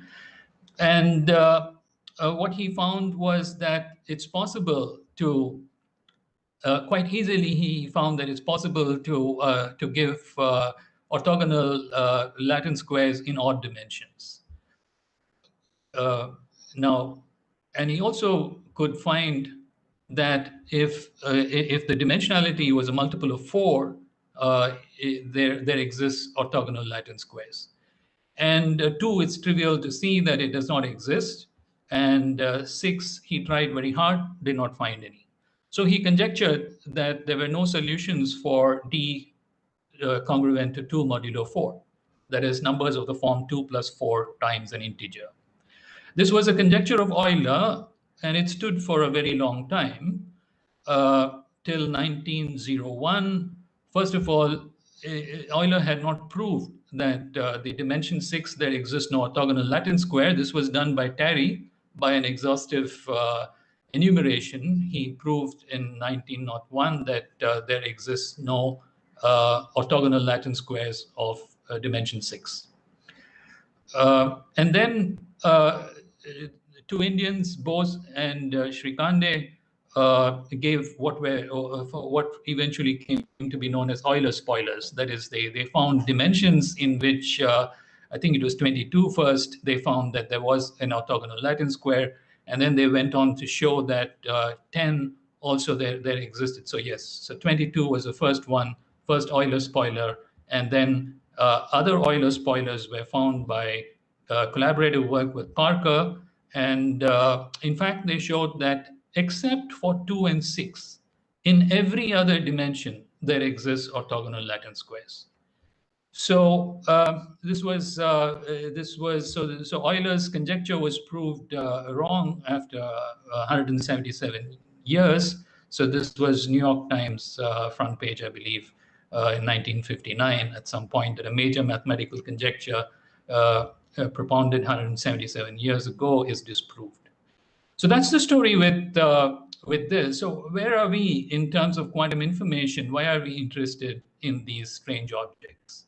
So towards quantum states, just some very brief thing. All of you know this, but just to restate it. So quantum states belong to a Hilbert space and dimension D. So we're going to fix this dimension D here as finite. And superpositions are possible. So those are the states, and that not only superpositions, but also entangled states and groups. So we're going to consider basically tensor product spaces, and all of them of the same dimension D, local dimension D. And we know that a state is not entangled if it cannot be written in terms of a pure of a product. I'm considering only pure states in this talk. And that's the state of a reduced density matrix is then not pure.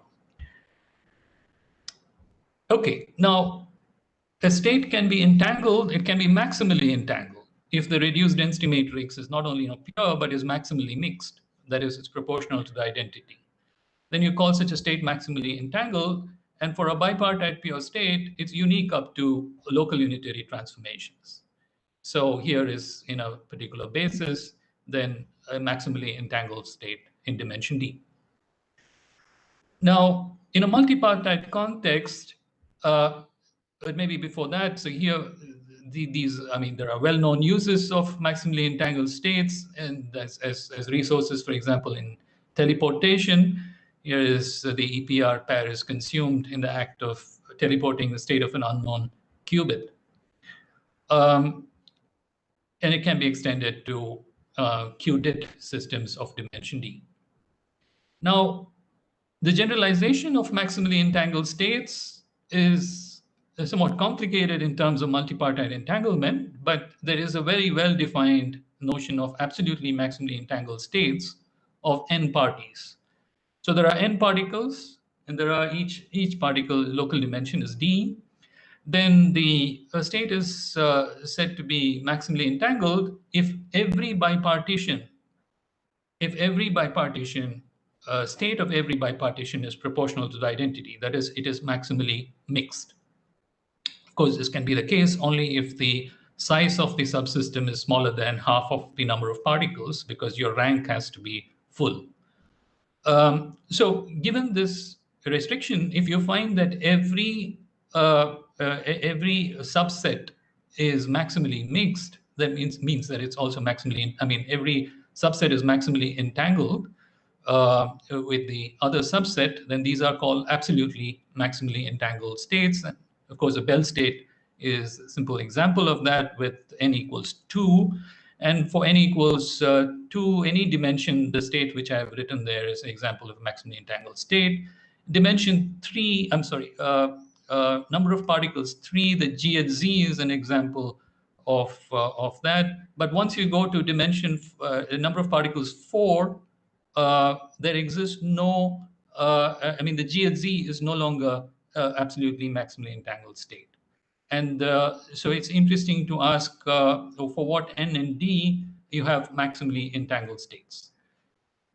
So that's the definition of absolutely maximally entangled states. One can formally write it, but I haven't done that. But it's just clear that every subset is maximally entangled. Every bipartition is maximally entangled. And there are various uses of this. So as an extension of teleportation, which is maximally entangled states, there are actually a couple of notions of teleportation: parallel teleportation, open destination teleportation, which use absolutely maximally entangled states. Quantum secret sharing protocols use absolutely maximally entangled states. Holographic codes, ADS-CFT, these are simple models of quantum gravity, and they also use networks of these kind of states. Actually also in quantum error correcting codes, AME states are used. So absolutely maximally entangled states simply referred to as AME. And there are various interactions with combinatorics. And in fact, that's what I'm going to talk about just now. By the way, do feel free to stop me because I'm talking to my screen. I can't quite make out much. Okay, so where do these Latin squares come into absolutely maximally entangled states? So let's take this 3x3 example, in which case we know that there exists this orthogonal Latin square. And let's make numbers out of this. So ace is 1, king is 2, and queen is 3, and so on. Okay, diamond is 1, spade is 2, and clover is 3. So now we have actually orthogonal Latin squares in 1, 2, 3. That's the symbols 1, 2, 3, and they don't repeat along any row or column. Now, and you see that all possible pairings of 1, 2, and 3, all the 9 possible pairings of 1, 2, and 3 are there in this 3x3 column. So from this, we can construct a quantum state in the following way. This is a quantum state of 4 Q-trits. Okay, so there are now Q-trits. It's a 3-state system. That is this 3 of these here. One can form a state of 4 Q-trits in the following way. So in the first one here, do you see my mouse, by the way, Sudeep? Yes, yes. Yeah, so there is this 1, 1, that is this entry here. So this is the 1, 1 box, and the entry is 1, 1. So the first 2 numbers are the address of this box, and 1, 1 is the second, other 2 numbers is the entry. And then there is 1, 2, and the entry is 2, 2. The address is 1, 3, the entry is 3, 3, and so on. So you see, this is now a state of 4 Q-trits, and actually it turns out that this will be absolutely maximally entangled. Any partition of this into a subset of 2 and 2 will be maximally entangled. Of course, if it's a already maximally mixed state of 2 particles, a reduction to 1 will also be maximally mixed. So this is an example of an absolutely maximally entangled state, which is constructed out of this orthogonal Latin square. So indeed, an orthogonal Latin square in dimension D implies an absolutely maximally entangled state of 4 particles in dimension D. Okay, so this is the smallest example of relevance here. That is of 4 particles. Of 4 particles, absolutely maximally entangled states of local dimension D will exist if there exists an orthogonal Latin square of dimension D. This is not easy. I mean, this is quite easy to see why this property is there, but I'm going to show that in a somewhat more generalized way. I'm going to make a permutation matrix out of this Latin square in the following way. Again, I take this entry here, 1, 1, that is this entry here. So this is now a 9 by 9 matrix of 9 by 9 matrix, which is a permutation matrix consisting of only zeros and ones.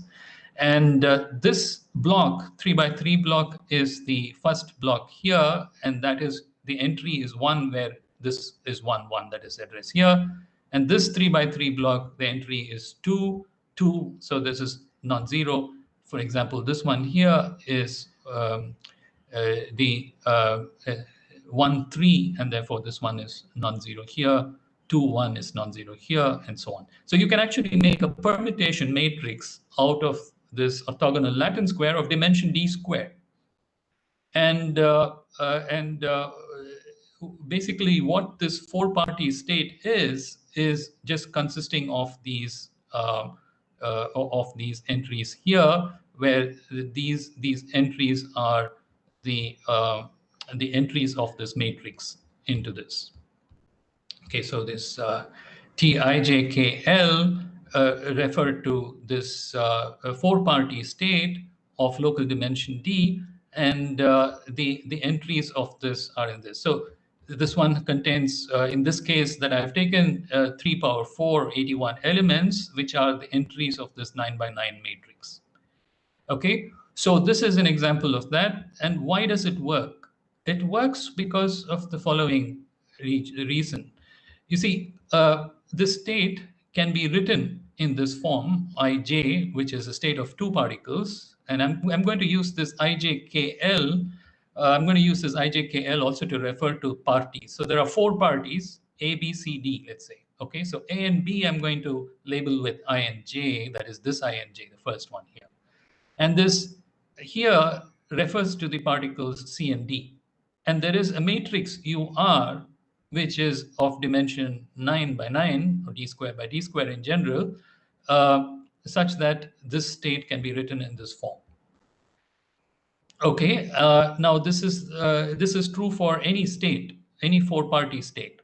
What makes this a maximally entangled state would be if this partition was maximally mixed, and that implies that this matrix UR, which comes in here, must be unitary. Okay, and so that is one requirement.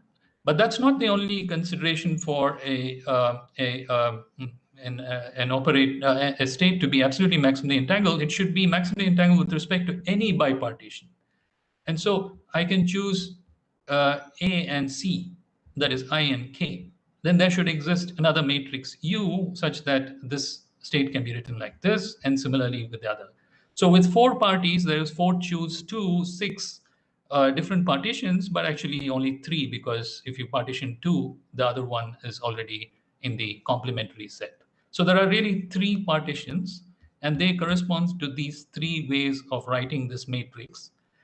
And this state would be absolutely maximally entangled if not only is this UR unitary, but also this U is unitary and U gamma is unitary. Now, what exactly are these U, UR, and U gamma? So let me write the central matrix here as U, and I identify the elements as this elements of this tensor here, which is coming from here, Tijkl. Then this R is just got by interchanging 2 of these indices here, this J and K. So this J and K is interchanged. So this is called the realignment operation, and it's there in open quantum systems. from the, I think, at least the work of George Sudarshan. So this is in fact the realignment operation. So the realignment of this permutation matrix must be another permutation matrix. Then it will be maximally mixed with respect, maximally entangled with respect to two bipartitions. With the third bipartition, for it to be maximally entangled, its partial transpose also has to be a permutation. Okay, so partial transpose is some operation which we already know from in quantum information very well.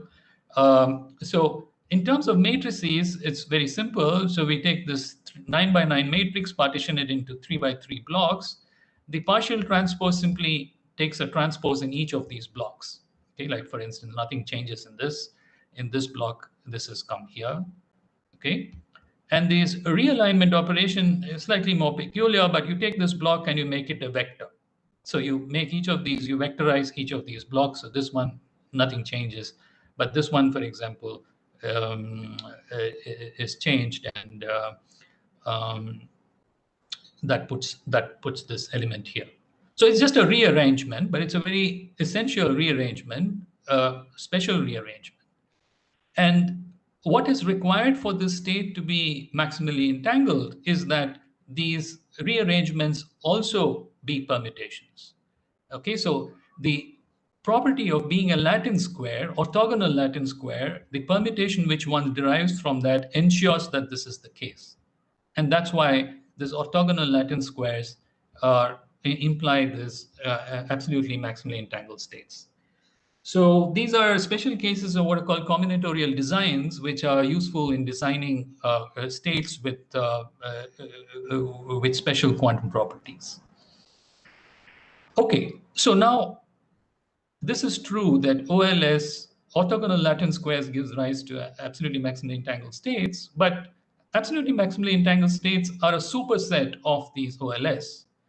So they can exist even if this OLS does not exist, because all we require is that these matrices U, UR, and U gamma be unitary. We don't require them to be permutations. If they are permutations, they correspond to these designs or these orthogonal Latin squares. But if they are not, then they are quantum objects which are which don't have this kind of an immediate analogy. Or immediate representation. So in fact, we don't require these to be permutations. We just require them to be unitary operators. So if there is a unitary operator U such that under partial transpose it remains unitary, and also under realignment, that is R operation, it remains unitary, then such matrices, unitary operators, are being called two unitary operators. And so if there exists a two unitary operator, this is equivalent to the existence of absolutely maximally entangled states of four parties in any dimension D.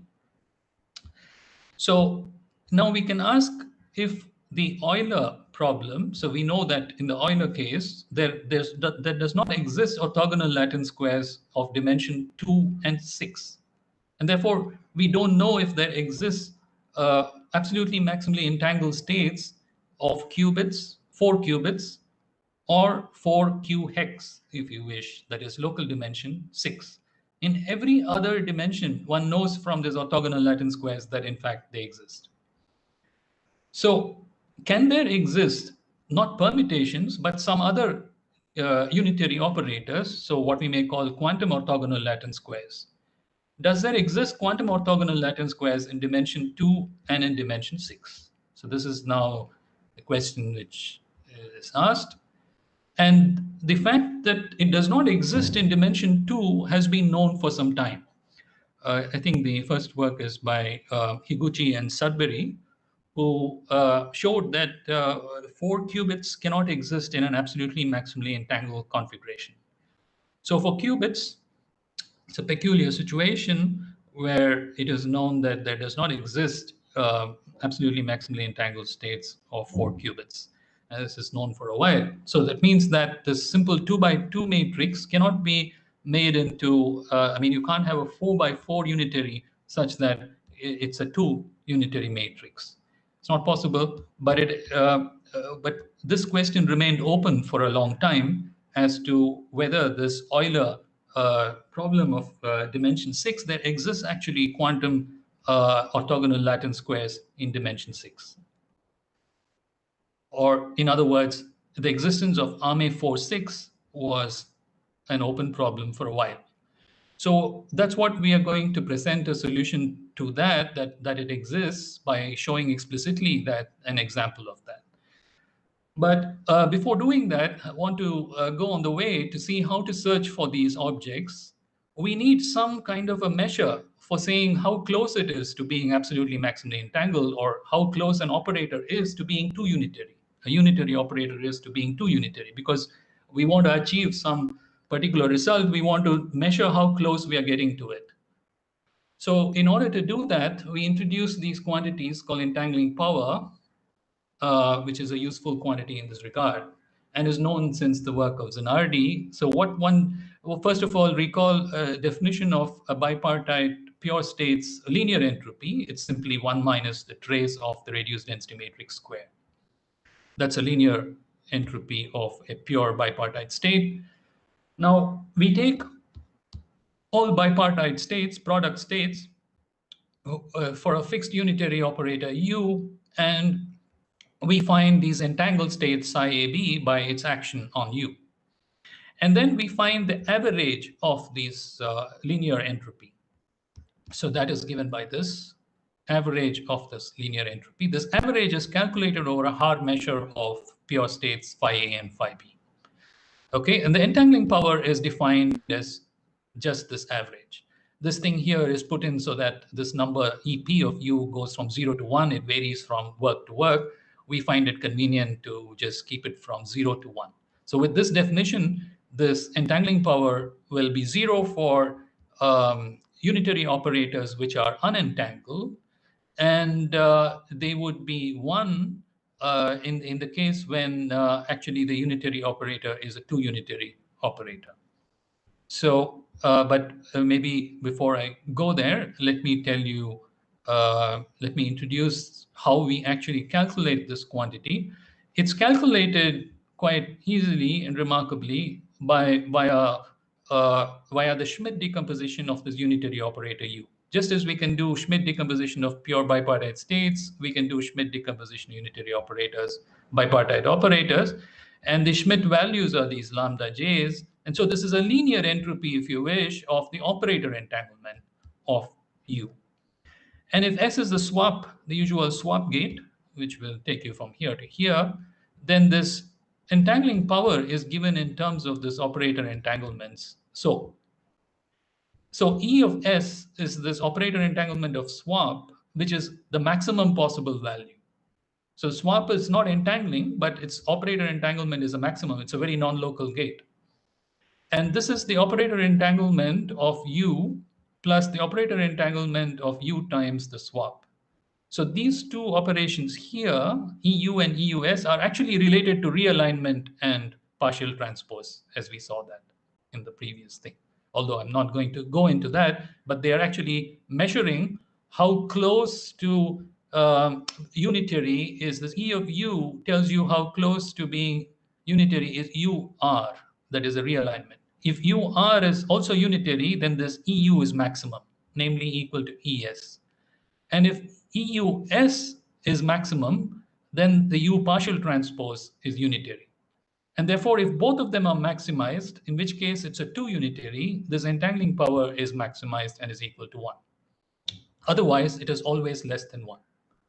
So there is also another quantity which just differs by sign here, which we call gate typicality, which is a useful quantity. It's an it's an complementary measure to this entangling power, because entangling power does not distinguish a identity operator from a swap. Both of them will give you 0. Whereas this will maximize the swap. So it distinguishes the swap preferably.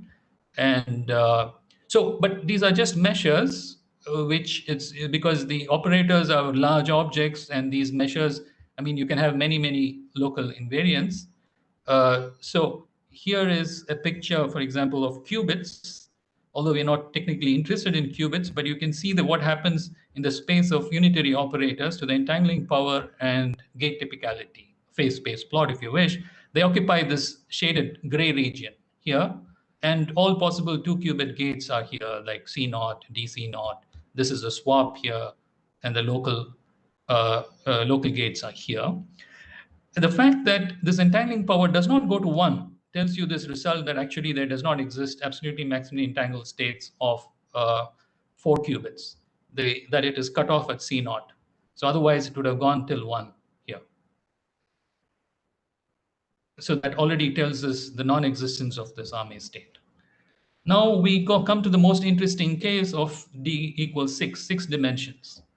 And although there does not exist a orthogonal Latin square of this dimension, there does exist configurations which come very close to being orthogonal. And here I display one such one, which is coming very close to being that. In fact, it's sort of optimally close, but it's not orthogonal Latin squares because of this repetition. 33 occurs twice and 44 occurs twice.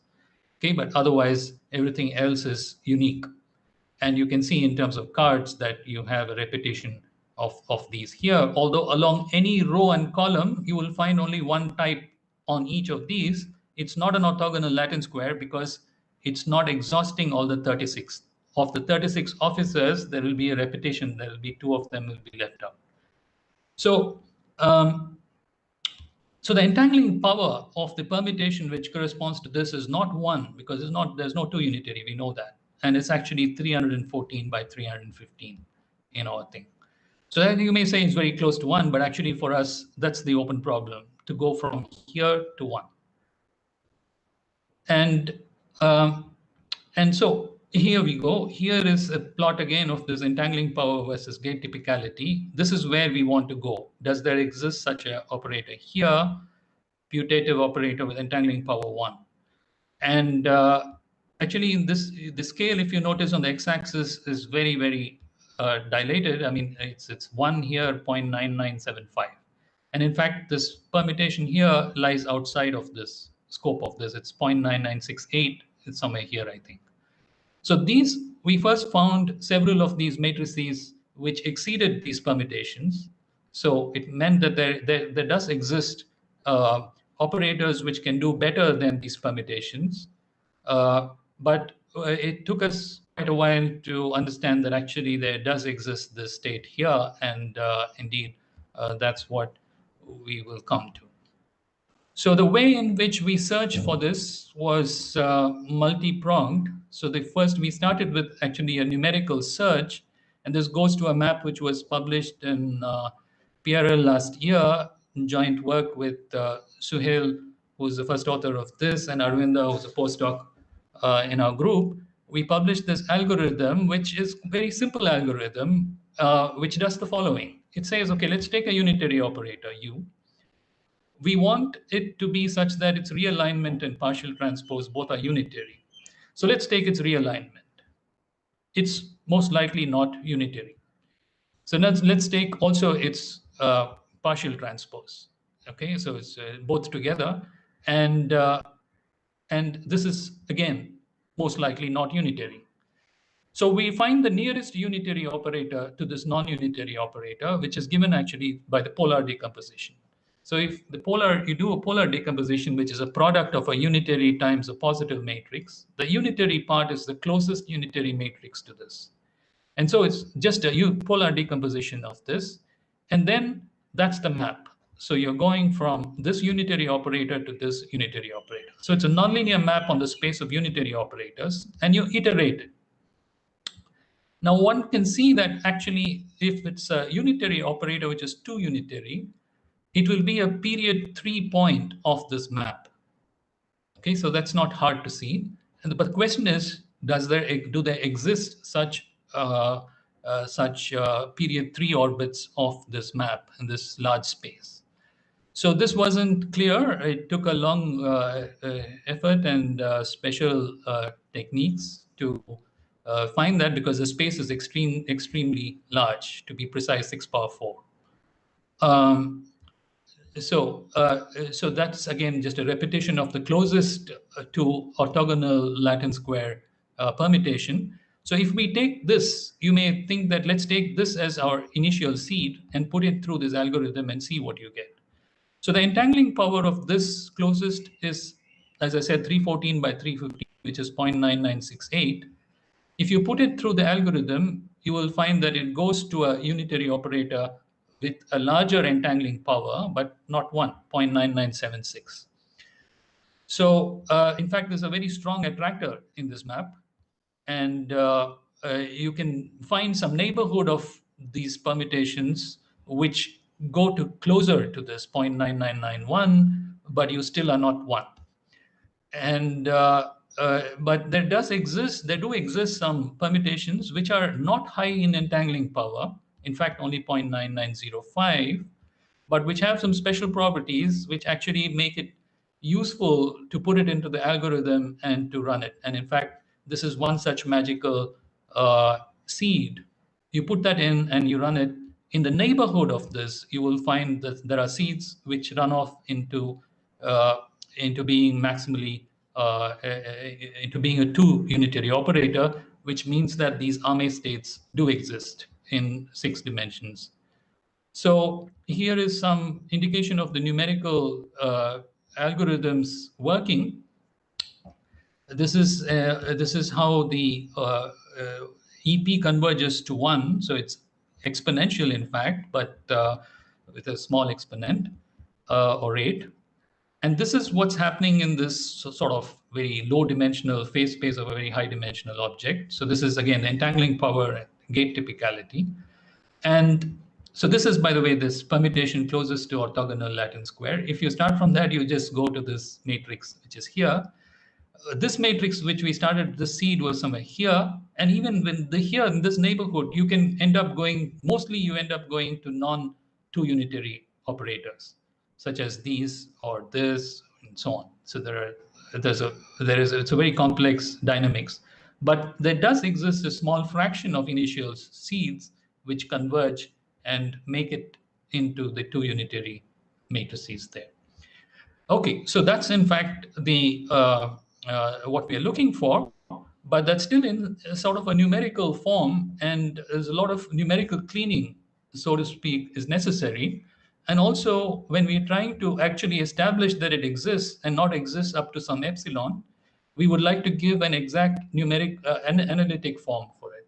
So in order to do that, we employ now the fact that we can do local unitary transformations, and that does not change the entangling power of this unitary.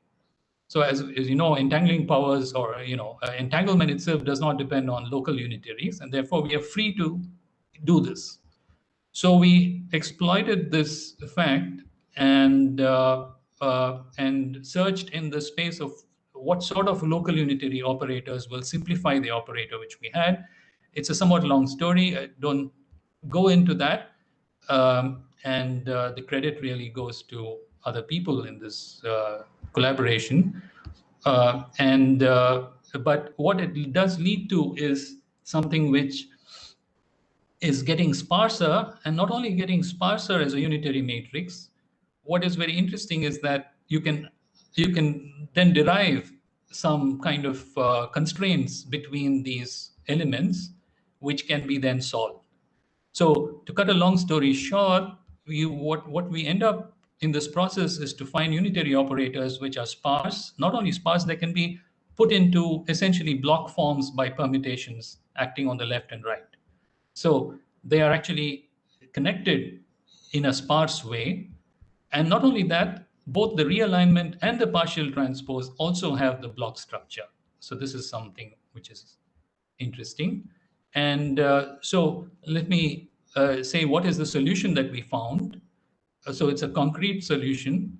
That is, there exists this Arme state of 4 parties in dimension 6. And the elements of this TIJKL, the non-zero elements are only these numbers which are here. So the entries of this depend on omega, which is the 20th root of identity. And just these 3 real numbers, A, B, and C, positive numbers, in fact, A, B, and C. And that's the entire matrix can be written in terms of these numbers. And this A, B, and C are very interestingly connected to by the famous Pythagoras theorem, as well as the golden ratio. So the ratio of this B and A is the golden mean, and so they are in fact connected to some isosceles, 36 triangles and pentagons and so on. But we don't really understand their appearance in this state. But the fact that only the golden ratio essentially determines, and this number omega determines this state, is very interesting. And so although it's somewhat complicated structure, the fact is that it's determined by a very few number of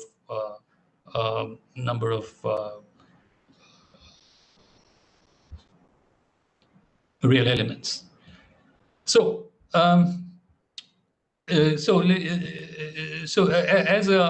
of course, there does not exist orthogonal Latin square of dimension 6.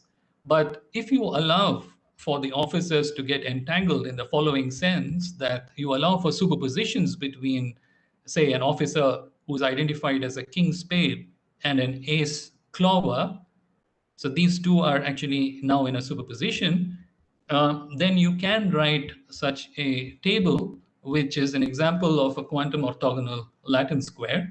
And there are many structures here, but what is interesting to note is that there are 36 officers. There are cliques in these officers. That is, either 2 of them are entangled with each other, or 4 of them are entangled or superposed with each other. Okay, so that's the maximum number. So it's not a very complicated state that way. And also, there are some other additional structures we have noticed of the solution. You can coarse grain these structures. For ace and king, for example, can be identified as A, queen and jack to B, 10 and 9 to C, etc. Then what you find is that this sort of orthogonal Latin square corresponds to, this quantum Latin square corresponds to a coarse-grained classical structure in which now this A appears twice, every element appears twice along every row and every column. So you allow not for once strictly, but strictly twice. And then you arrive at a coarse-grained structure which is there behind. Okay, so this is the essential solution to this problem. So although these orthogonal Latin squares don't exist in dimension 6, if you allow for the officers to get entangled, and that's our story, then it's possible for this structure to exist. So in fact, maybe I missed that. So there are people maintaining tables of this, and the AME 46 is the smallest case of interest where it was not known whether it exists or not. And so I just want to, in the last 2 minutes, maybe just say that how this is related to other works, these kind of 2 unitary operators. There is this large body of work around random and dual unitary circuits, which are just connections of gates and also evolve in time. So for example, this famous quantum supremacy experiment in fact basically ran a random unitary circuit. But also you could have unitary elements here, or other 2 particle unitaries, such as what I've been talking about, bipartite unitaries, which have maximally, which are 2 unitary. Then what kind of properties do their circuits have? Because they're already highly entangling. So what kind of properties do many particle structures of this have? So this is not directly connected. It's connected, but not. This is in work in 2019 where they took arrays of unitary operators and nearest neighbor interactions of them, where the unitary operator U was what they call dual unitary, which in our language means that they are the realignment is unitary. That is, its E of U, or its operator entanglement, is maximum. Okay, so this is what is called dual unitary, and this is exact correlation functions of dual unitary lattice models, Bertini, Koch, and Prosen in 2019. What they showed was that if you use such operators, there is a duality, and that's why they call dual unitary, which makes calculations of many particle correlation functions in these lattice models accessible, although they are non-integrable. So like two operators separated by this, the correlations exist only on the light cone. So what happens as a special case when this is not only E of U is maximum, but also E of US is maximum, is something interesting, and that's what we call Bernoulli circuits. They are the equivalent of classical Bernoulli systems, which allow the fastest decay of correlations. So that's this two unitary case here. So this is what happens if you put them all together in such circuits. So as we know, that does not exist for qubits. So the qubits stop immediately here. There are no Bernoulli circuits for qubits. You need to go to qubits. And there's no correlation in this case between space-time points which are separated space-time points. Not only it even vanishes on the light cone. So it's completely zero as long as it's not self-correlated. So that's true even for two-particle operators. And it's non-integrable, but it's partially solvable many-body system. It's highly mixing. And perfect tensor networks are constructed out of these kind of things. In fact, in the high-energy context of ADS-CFT, these two unitaries are also called, special cases of perfect tensors are two unitaries. So for more work on this, I haven't talked, of course, about this primarily, but here we have a preprint with a postdoc and student. So I come to the end. Thank you very much.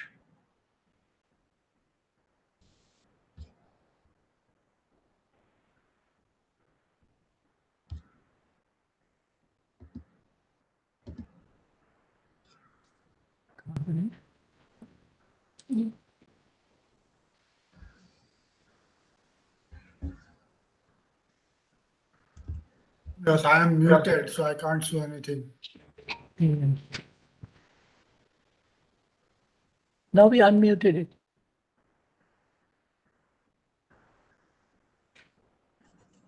You're unmuted now, right? Hi, Apurva. Okay. I believe you're unmuted. Yeah, now I am unmuted. Questions? Thanks for a nice talk extending permutations to unitary structures and connecting that to entangling power. Thanks.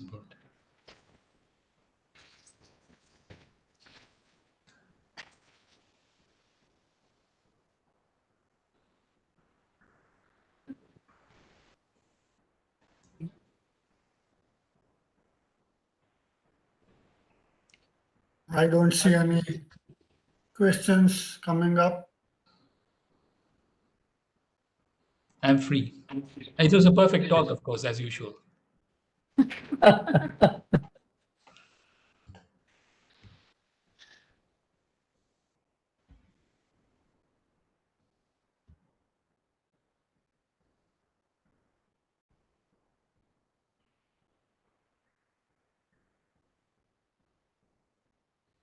The connections of A, B, C with like A square plus B square equal to C square is half and B over A as golden ratios that are very intriguing. Yeah. Yeah. So let me say that there are some, in terms of, we have found A state. The question is how many such states exist which are not locally equivalent. So this is, I believe, an open question even in other dimensions. So in this case, for example, the fact that we could actually start from some numerical algorithm, end up with some analytical results, in my opinion, it looks like actually it's either unique or it's a very small set of actually absolutely maximally entangled states. Like for example, in dimension, with only two parties, then there exists only one class of Arm states. Every other one is locally equivalent. So this can vary with the, it's an open problem. So the fact that there are these nice numbers which are underlying them may actually point to something like this, that they're also limited in number. This to prove equivalence is difficult. Would you, would Arul, would you like to state it as a classification problem? Yes. Yes, it is a classification problem.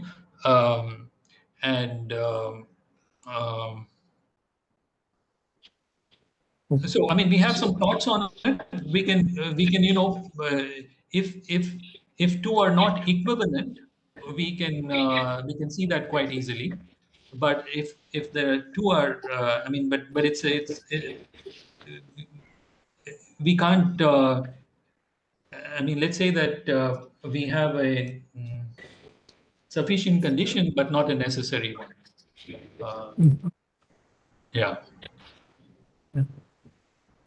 I think Ayana Sarkar wants to ask a question. We can unmute. Ayana, you can go ahead and ask your question. Hello, Professor Lakshmi Narayan. This is Ayana. Thank you for this fascinating lecture. So I just had a very simple, I mean, I guess it's a very basic question.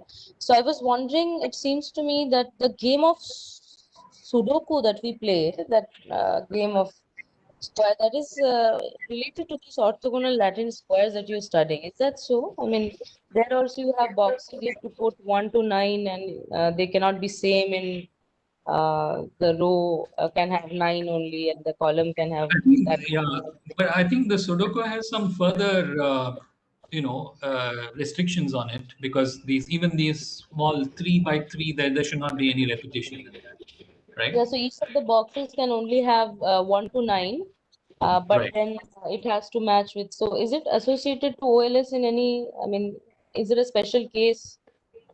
Whether you can, I mean, say that No, I it's. think it's a different design. I could be wrong, or maybe the others can correct me, but I think they are different designs. So there are various kinds of designs you can have. Sudoku is another one of them.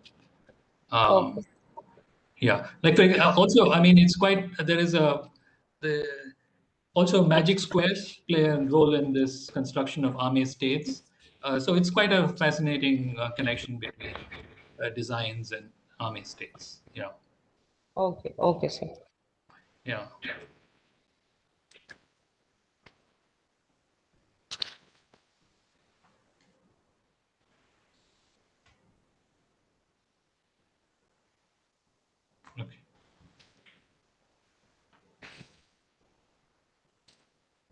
Okay, there seem to be no more questions. Let's thank Arul again. Yeah. Thank you very much, Apurva. Thanks for thanks Very everyone. exciting, very interesting. Thank you. Bye. Yeah, this is the end of the session, and there is a break now. And we meet after half an hour. Yes. Thank you. I thank formally Apurva Patel to share this session. Thank you very much. So we will meet in half an hour. Right? We'll resume in 4:30. Okay.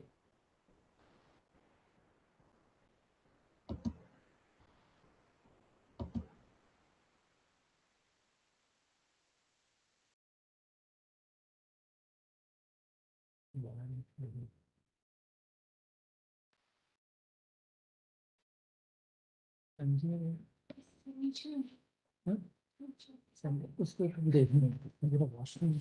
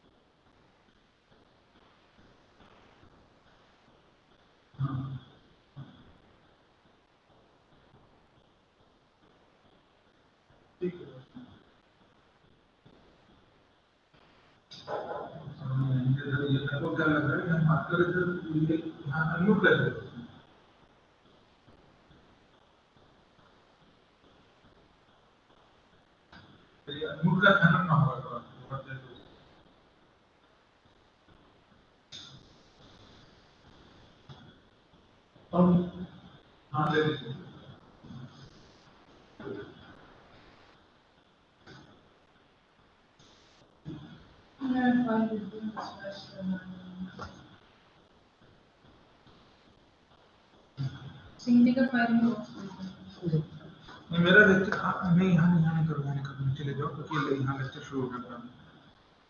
अच्छा कौन इसको क्या दिया और वो extra page जो जाने बोल रहा था।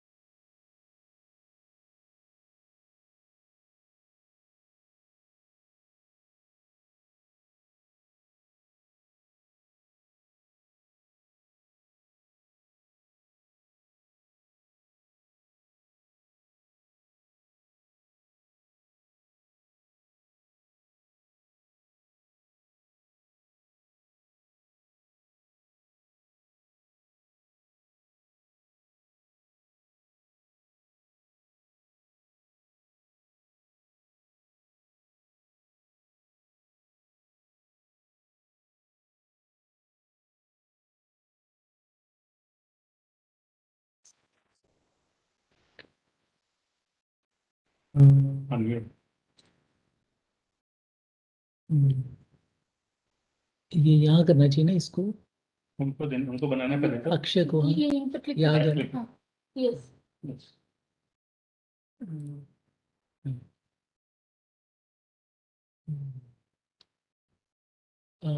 Hi Akshay.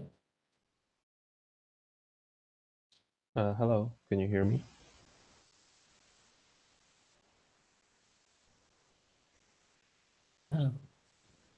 Hello. Akshay, hi Akshay. You would like to check if your presentation is working? Yeah, sure. Let me try this. Right.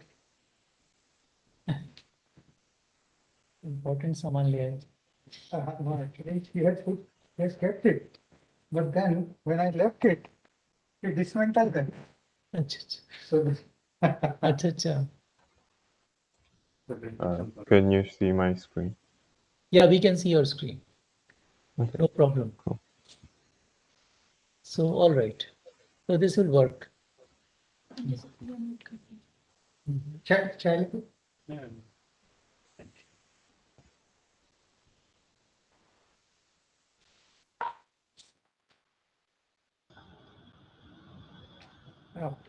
So you call me.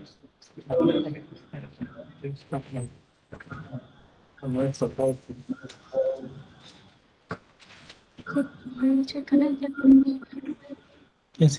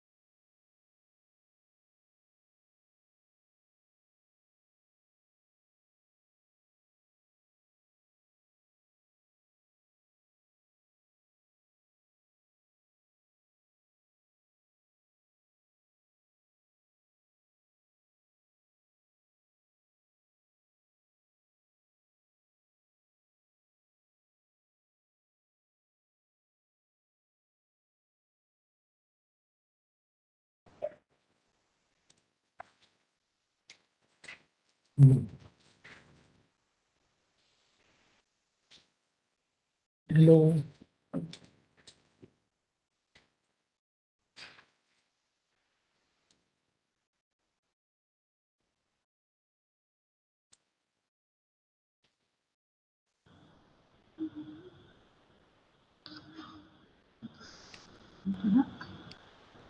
Yeah. Sanjay, we will wait for a few minutes, huh? Yeah, I will be waiting. Yeah, sir. Yes, yes. 4 minutes. Hi, Luigi.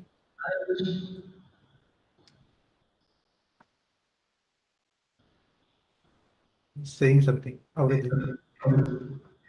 We'll see.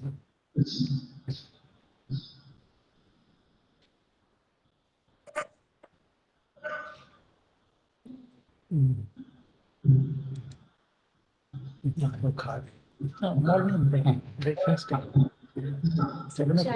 I thought he's speaking. 7.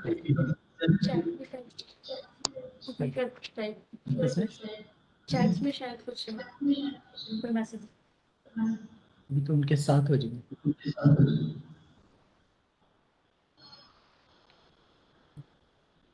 नहीं पहले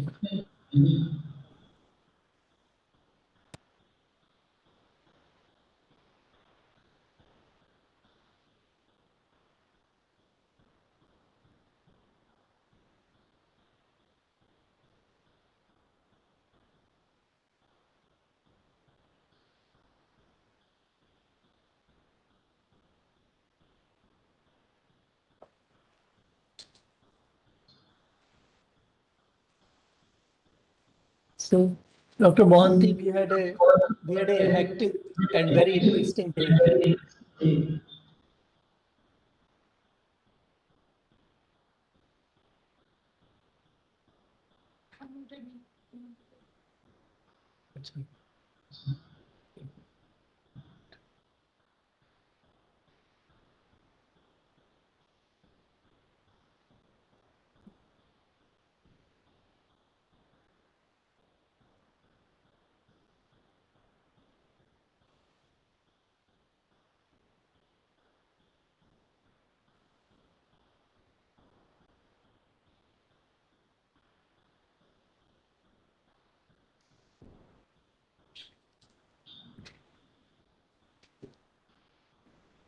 So, Luigi, you have your talk tomorrow. Tomorrow by our time, your to eat.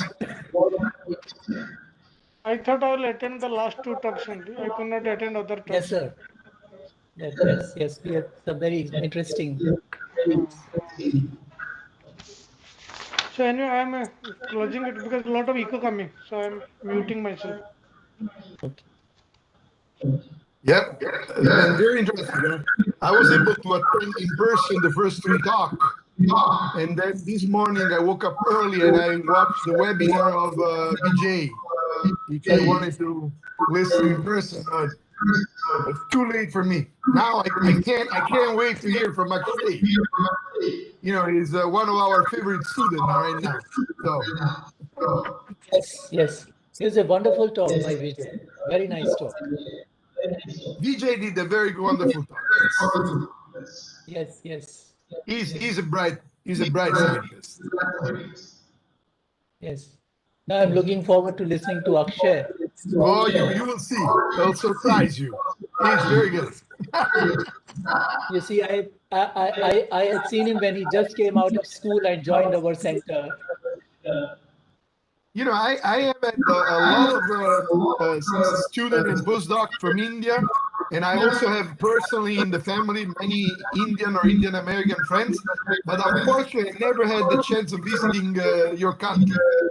So I hope that soon, once the pandemic is over, I have a chance. Yes, absolutely. The next edition of the conference we have. My friend from there, like, you know, I had friends from the very south, you know, like the Tamil state, or friend from the what is that? The name of that town? Mumbai, Calcutta. And they all tell me that there are beautiful things. There is a lot of interesting art and history, and of course, Yes. very good food.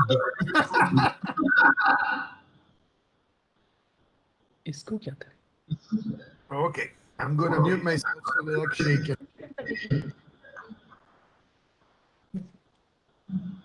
वो तो बंद किया हुआ था. Okay, I think it is time, and I have the pleasure to invite Mr. Sanjay Malhotra to kindly chair the session. He heads the electromagnetic applications and instrumentation division. Sanjay, your. Thank you. Thank you. We at session 4. Today it was launched with a beautiful talk from Michel Devoret. We had all listened to that from early morning and then followed by several eminent speakers. So this session 4 is having 2 young researchers. First one is from Yale University, PhD scholar Akshay Kutandibidar. Of course, he is like a second home for him. He is a student of DAE CBS, University of Bombay. And his research interest includes quantum computing, quantum information, and topological physics. So we all look forward. He will be giving the talk on autonomous quantum error correction with pair CAD code in superconducting microwave circuits. So we look forward to that. Akshay, the floor is yours. Thank you. Can you hear me?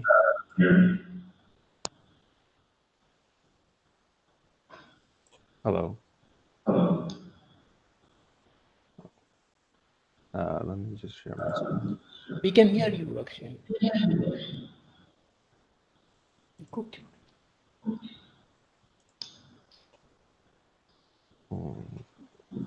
Can you see my screen? Yes, we can. Okay. Great. Hi, my name is Akshay Kotandavida, and I'm a graduate student working with Michel Devoret at Yale. And today I will talk about this, a quantum error correction strategy using 2 bosonic modes. Before I begin, I'd like to thank Professor Sudhir Jain and the other researchers at BRC for organizing such an event and letting me be a part of it. I would also like to mention all the amazing researchers at Yale who I work with daily and have had great discussions with. Okay, so this is the outline of my talk. Let me quickly get a pointer. Yeah, so it's basically split into just 2 parts. First is I'm going to review this quantum error correction scheme, which is called pair CAD code, and how it proposes to correct for errors. And in the second part, I will tell you how we are engineering one key ingredient of this scheme, namely the error syndrome operator, and I'll discuss some experimental details. Also, please feel free to unmute yourself and ask questions in the middle. I cannot see the chat or anything, so yeah. So before we get into the talk, I'd like to initially just discuss the general scheme of quantum error correction and why we are bothered about it and how we plan on doing it. So as we know, the most fundamental building block of a quantum information system is this 2-level system, or a qubit, shown here in this block sphere representation. Now, in such a system, there are 2 noise generators due to its coupling to the environment, namely bit flips and phase flips. And these errors lead to a loss of the encoded information. Now, quantum error correction protocol aim to combat this by redundantly encoding the information. What do I mean by that? Well, what we do is we encode a logical qubit in a small subspace of a higher dimensional Hilbert space system. So here in this cartoon, I'm showing this large Hilbert space, which I've sectioned off into many small subspaces. And in one small subspace, I've encoded a logical qubit. Now, this logical qubit is defined by the states of this large system. So these code words are all states of this large system. And now, because of that, this logical qubit is susceptible to the errors of this system now. Now, we should have our encoding, this encoding, such that the errors of this large, or the effect of these errors is to only cause a shift of our logical code space to an orthogonal subspace within the same system. Here, E1, E2, E3 are the errors of the large system, and as you can see in this cartoon, its effect is to only take us from our logical code space to error spaces, but now those are orthogonal subspaces. Now, if your encoding looks something like this, then in principle, the information is recoverable. Now, you can ask, how do we get this large Hilbert space system? Well, in general, there are two ways to obtain this. The first is where you use a register of n physical qubits with Hilbert space size 2 to the n. So here I'm taking a bunch of small qubits and putting them in a register, and that gives me my large Hilbert space. And as you can probably imagine, this requires a large overhead due to the number of components. Also, the number of errors of the whole system scale with the number of components as well. Now, some famous examples of such codes or such discrete variable codes are Steen code, Shor code, surface code, repetition codes, etc. Now, on the other hand, continuous variable quantum error correction schemes use the unbounded Hilbert space offered to us by harmonic oscillators. So this promises to be a much more hardware efficient approach. Now, there have been many theory proposals and experimental demonstrations of such continuous variable encodings, such as binomial code, CAT codes, GKP codes, etc. Now, no matter what the encoding that you go for, the ultimate goal of quantum error correction is to produce a logical qubit which is corrected against all errors. It's better if it's autonomously corrected against all errors. Now, this requires two ingredients. It's basically two sides of the same coin.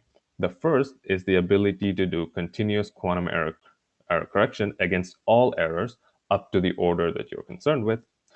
And the second is to be fault tolerant to any errors of possible ancilla systems that your logical qubit might be coupled to, up to a threshold. Now, without either of these factors, the encoded information will eventually be lost. And today, I'd like to discuss a continuous variable quantum error correction protocol, which promises to deliver both of these properties. But before we go there, as I mentioned earlier, I'm going to talk about continuous variable encoding, which means encoding a logical qubit in an oscillator. So we should really look at what are the errors of an harmonic oscillator. So the dominant error channel for an oscillator is photon loss, given by this dissipator. So this dissipator has sort of two effects on the oscillator states. The first is to cause random photon jumps of the form AN. It sort of takes us down the ladder towards the ground state. And the other effect is the no-jump evolution. And this effect can be seen by looking at a coherent state in a phase space. So basically, a coherent state in phase space shrinks and relaxes towards the origin of phase space. So these are the two dominant effects of this photon loss error channel. Now, while we're in the phase space, it's worth looking at another type of error called dephasing errors in the oscillator. Now, these are usually very small in our superconducting cavities, but its effect is to rotate the state at random angles in phase space and destroy its coherence. So obviously, if we are encoding a qubit in such an oscillator, we better be sure that it is protected against such errors. Now, of course, depending on the encoding and the states used to encode the logical qubit, the effect of these errors will be different. And depending on that, the correction schemes will also be different. So for the rest of the talk, I'm going to, so in this entire talk, I'm going to ignore any heating effects of the modes. So now we know what are the errors of the harmonic oscillator. Now we can talk about the scheme and how it proposes to correct for these errors. I'm going to increase the complexity by one-fold. Namely, instead of encoding a logical qubit in one harmonic oscillator, I'm going to use two harmonic oscillators, Alice and Bob, and still only encode a single logical qubit. And we can discuss about the advantages and disadvantages soon.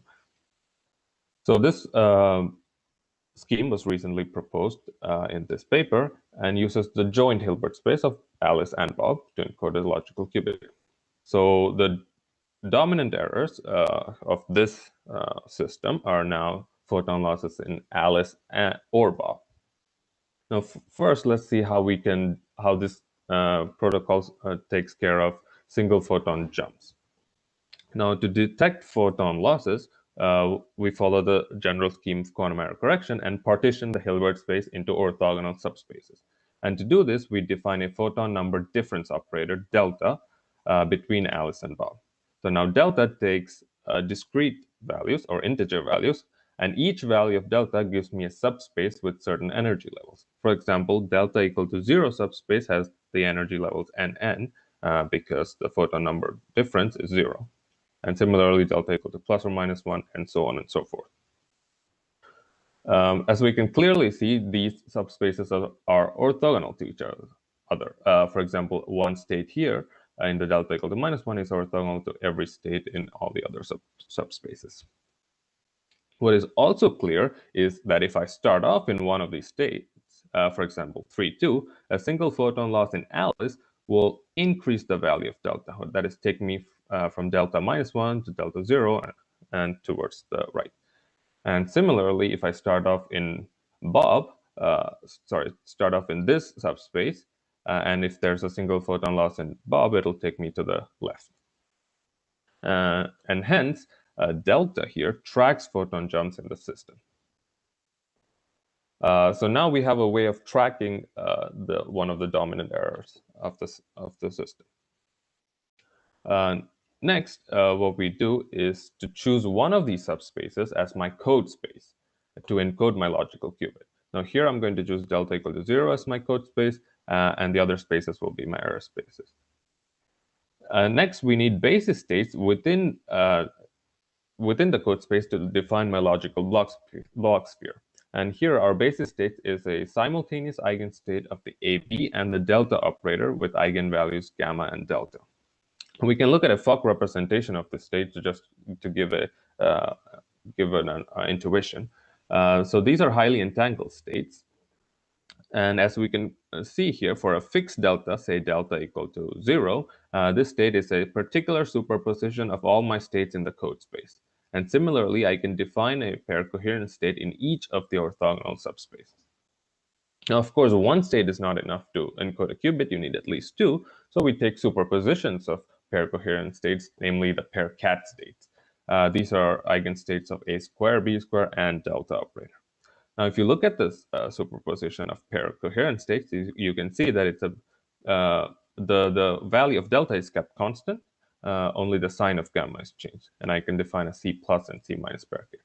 So I can define a pair cat within each of these orthogonal subspaces, and these states will become my logical code words. Okay, so now we have all the ingredients. Now we can put them together and look at the actual encoding. My logical qubit looks something like this, with the C plus pair cat as the logical 0 and the C minus pair cat as the logical 1, and the pair coherent states are on the x-axis of the block sphere. Now, how does the errors on the joint system act on my logical qubit? Well, as we've discussed, if there's a single photon loss in Alice, it will increase the value of delta and take me to the right. This overall phase shift is only due to the way we've defined the logical block sphere, or the pair cats. And similarly, if there's a single photon loss in Bob, it's going to decrease the value of delta and take me to the left orthogonal subspace. So clearly, by tracking delta, so clearly, if there's a photon loss, it takes me to orthogonal subspaces, and I can track that using delta. And so delta is the error syndrome operator of this code. Now, additionally, bit flips within the block sphere are caused by AB errors. Such errors are not correctable by this code, but they are higher order and should occur less frequently. Okay, so that was about single photon jumps. We still have two other error channels per mode, which we have to deal with, namely dephasing and energy relaxation errors. And to do that, and to visualize that, we can look at a pseudo phase space representation of the whole two-mode system. So here, these blobs represent these pair coherent states in the logical qubit encoding here. And the entire block sphere is obtained by superpositions of these two blobs, or these two states. Now, either oscillator can suffer from dephasing errors, like we've mentioned earlier. And the effect of these dephasing errors is to cause a logical phase flip errors in the logical qubit.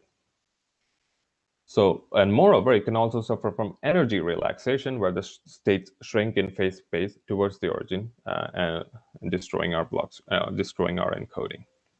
Now, to combat such errors, what we can do is employ a driven dissipative stabilization process. And so what this process does is, if we can engineer a dissipator of this form, where we have some dissipation and some drive form, this will stabilize a manifold of states spanned by these pair coherent states in the steady state.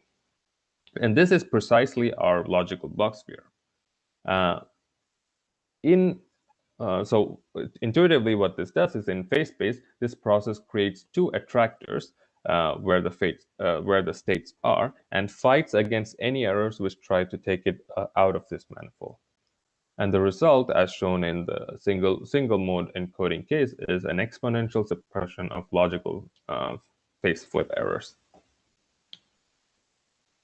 Okay, so now we've talked about independently tracking photon jumps and correcting for dephasing and relaxation errors. Now, how do we put those two aspects together and continuously correct for all first-order errors of the joint system? So to do that, we need to be able to stabilize the logical block sphere and correct or track for photon loss errors via the error syndrome. Here, I have a full master equation of the system where HES represents the interaction of the system to an ancilla transmon to measure the error syndrome. So here, what I'll do is I'll assume that that the ancilla is coupled to the logic to Alice and Bob via a Hamiltonian that looks something like this. Here, this term is the delta operator or our error syndrome. So you might ask, why do I want such an interaction? Well, let's look at the implications of such an Hamiltonian, and that'll answer our question. So the first implication is that the Hamiltonian commutes with the a square b square operator, which means that the stabilization and the error syndrome are compatible and can be on at the same time. This is in contrast to single mode implementations where this is quite difficult to achieve, having stabilization and error syndrome tracking at the same time. So this is one of the advantages of the PairCat code. Now, additionally, we can clearly see that the code words are eigenstates of the Hamiltonian. Code words are PairCats, and they're eigenstates of the delta operator. And this means that any interaction with the ancilla will not entangle the ancilla with the logical qubit, and hence the code is error transparent or fault tolerant to ancilla errors. So these were the two aspects that we were aiming for at the beginning of the talk, and via this encoding, the PairCat code promises to deliver an autonomously corrected logical qubit. So now, of course, I've made an assumption here that I have this Hamiltonian, and in the last part of this talk, I would like to show you how we experimentally realize such an interaction. I can pause here if anyone has questions before moving on to the second part of the talk.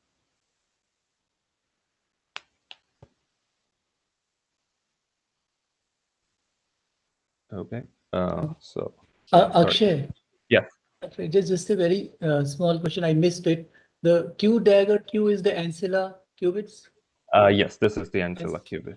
Ancilla operators, right? Yeah. Yes. Okay. I guess I will continue. Okay, so before I discuss the experimental details, I'd like to show you our setup. So of course, we said that we need two harmonic modes, Alice and Bob, and those two modes for us are housed in the superconducting double post cavity, 3D cavity made out of aluminum. And specifically, the two modes Alice and Bob are the lowest lying symmetric and anti-symmetric modes of this system, of these two λ/4 resonators. And to this system, what we do is we couple two ancillas, one in hopes of measuring the error syndrome and one in hopes of doing the stabilization process. For the rest of the talk, I'm only going to talk about the error syndrome, so forget about the stabilization process. And here are some experimentally measured parameters if you're interested. I will discuss the relevant ones in detail soon. Okay, so we have the system and we want to engineer the error syndrome operator. So what is the question? So again, we have a transmon coupled to both Alice and Bob, and we want to engineer this operator in our interaction Hamiltonian. To do that, we need to ask what is the initial Hamiltonian that we start with? And this is just the natural dispersive interaction or dispersive coupling between a transpon and two cavity modes. So here is the interaction Hamiltonian, and this is the sort of cross-core interaction that we have between Alice and Qubit. Here, I'm only considering the first two levels of the qubit. That's why I have only EE, which is the first excited state. And here is Bob's interaction with the transpon. And as you can see, those do have two different cross-core rates in general with the transpon. And the question is, if we are able to match these cross-core rates,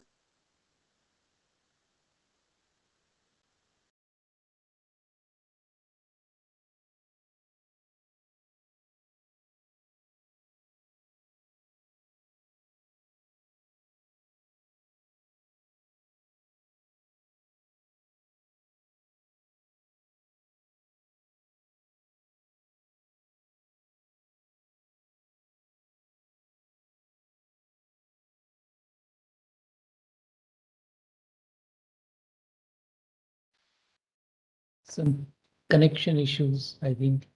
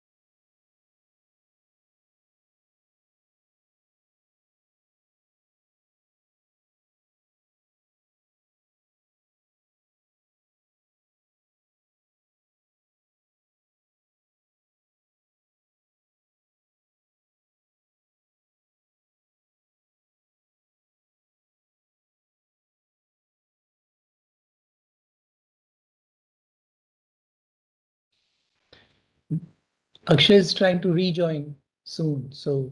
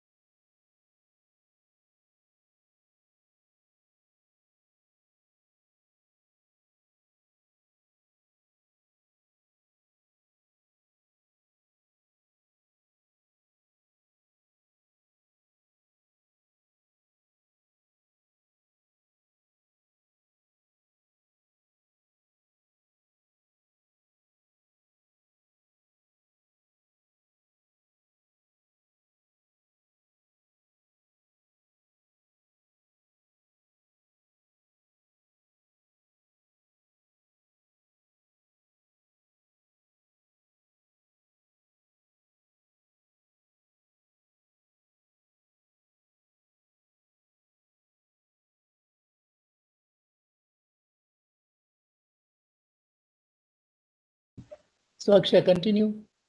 Yes, sure. Sorry about that. It's okay.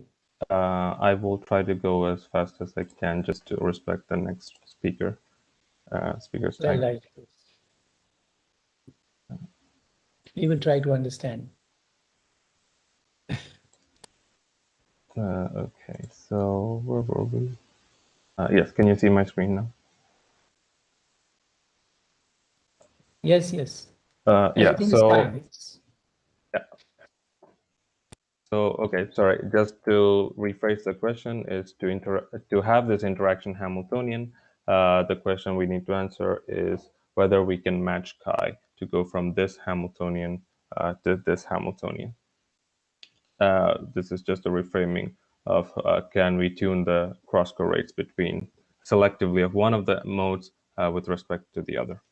And to do that, we implement a protocol which was first designed and experimentally shown in this paper. And to explain the protocol, I'm just going to consider a single cavity coupled to a transmon.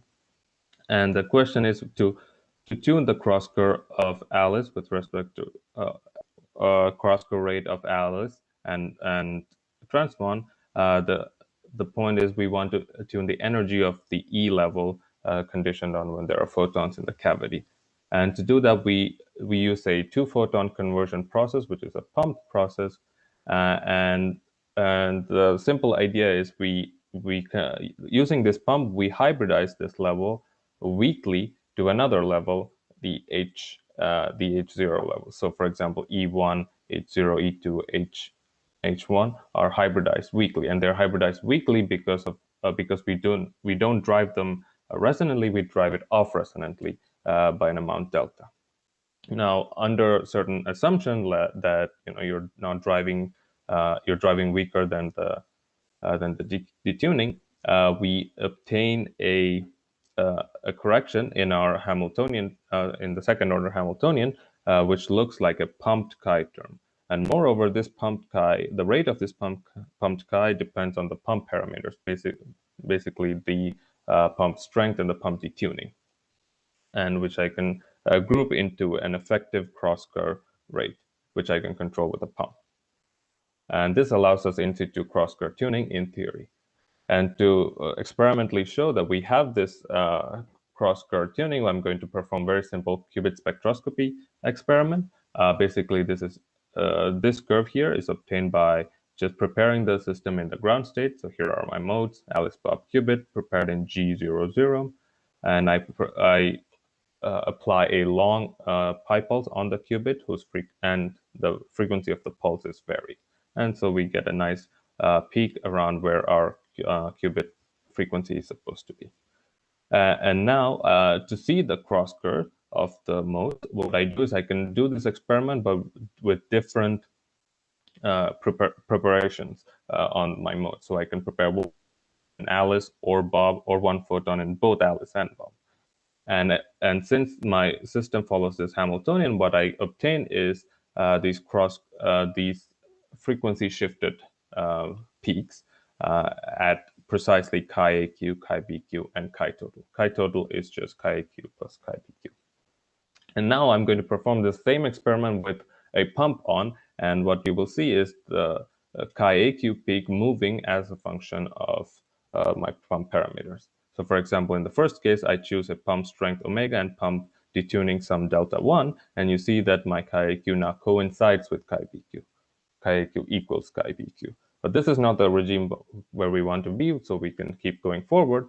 So for another set of parameters, the omega and delta 2, you can see that I've canceled chi AQ. Chi AQ equals 0. Effectively, I've decoupled Alice from the transmon. But again, this is not what we want to be. So for the final set of parameters, omega and delta 3, I was able to equally and oppositely match chi AQ and chi BQ. So this, and we can verify this because now chi total is 0 because chi AQ plus chi BQ is 0. So, so clearly we are able to achieve this chi tuning and chi matching using this pump process. And finally, I'd like to show a nice smooth curve where I've prepared G11 in my system and varied the detuning of the pump and plotted, extracted and plotted chi total as a function of detuning. So as you can see, it's a smooth transition, and delta equal to 0 is the resonant driving of that E and HN minus 1 level, which is not where we want to be. But clearly, if we are offset, if you're detuned from this slightly, we are able to get to the chi matching condition and engineer the error syndrome. And with that, I'd like to thank you for your attention. And again, I apologize for the connection issues in the middle. Thank you.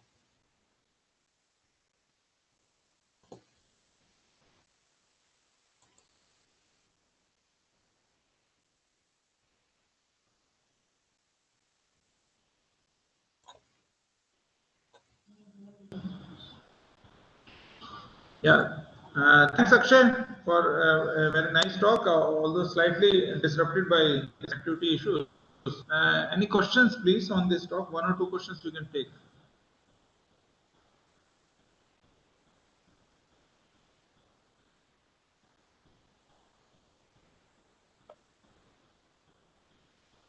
There are no. Sir, this is there is one question from here. Prashant Shukla. Yes, Prashant.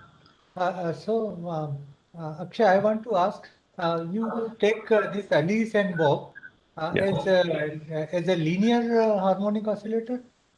Yes. Yes. Cavities. They're cavities, basically. Yes. Uh, and so how you do this one qubit with two cavities? Yeah, so if I quickly go to so if you remember from my from this experimental setup, it's basically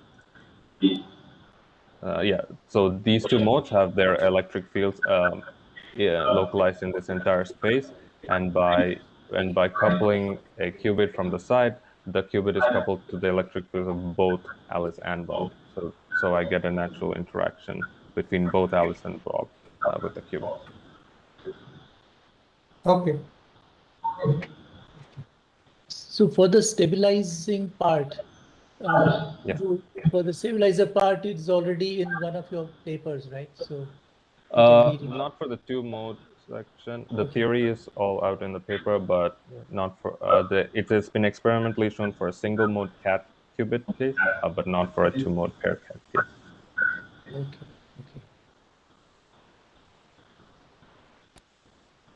Yeah, so if there are no further questions, I wish many thanks to Akshay and wish him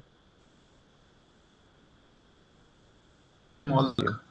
Next speaker is again a distinguished under 35 speaker, Zlatko Minev. Yeah, thank you, Akshay. Yeah, I have the pleasure to introduce the next speaker, Dr. Zlatko Minev. He is received his PhD in applied physics from Yale University, working in Devray Quantum Lab. His BA in physics is from UC Berkeley, University of California, Berkeley, with Irfan Siddiqui's Quantum Nanoelectronics Lab. He is currently working as a member of the executive board of Yale Graduate Alumni Association. He is also a distinguished award holder.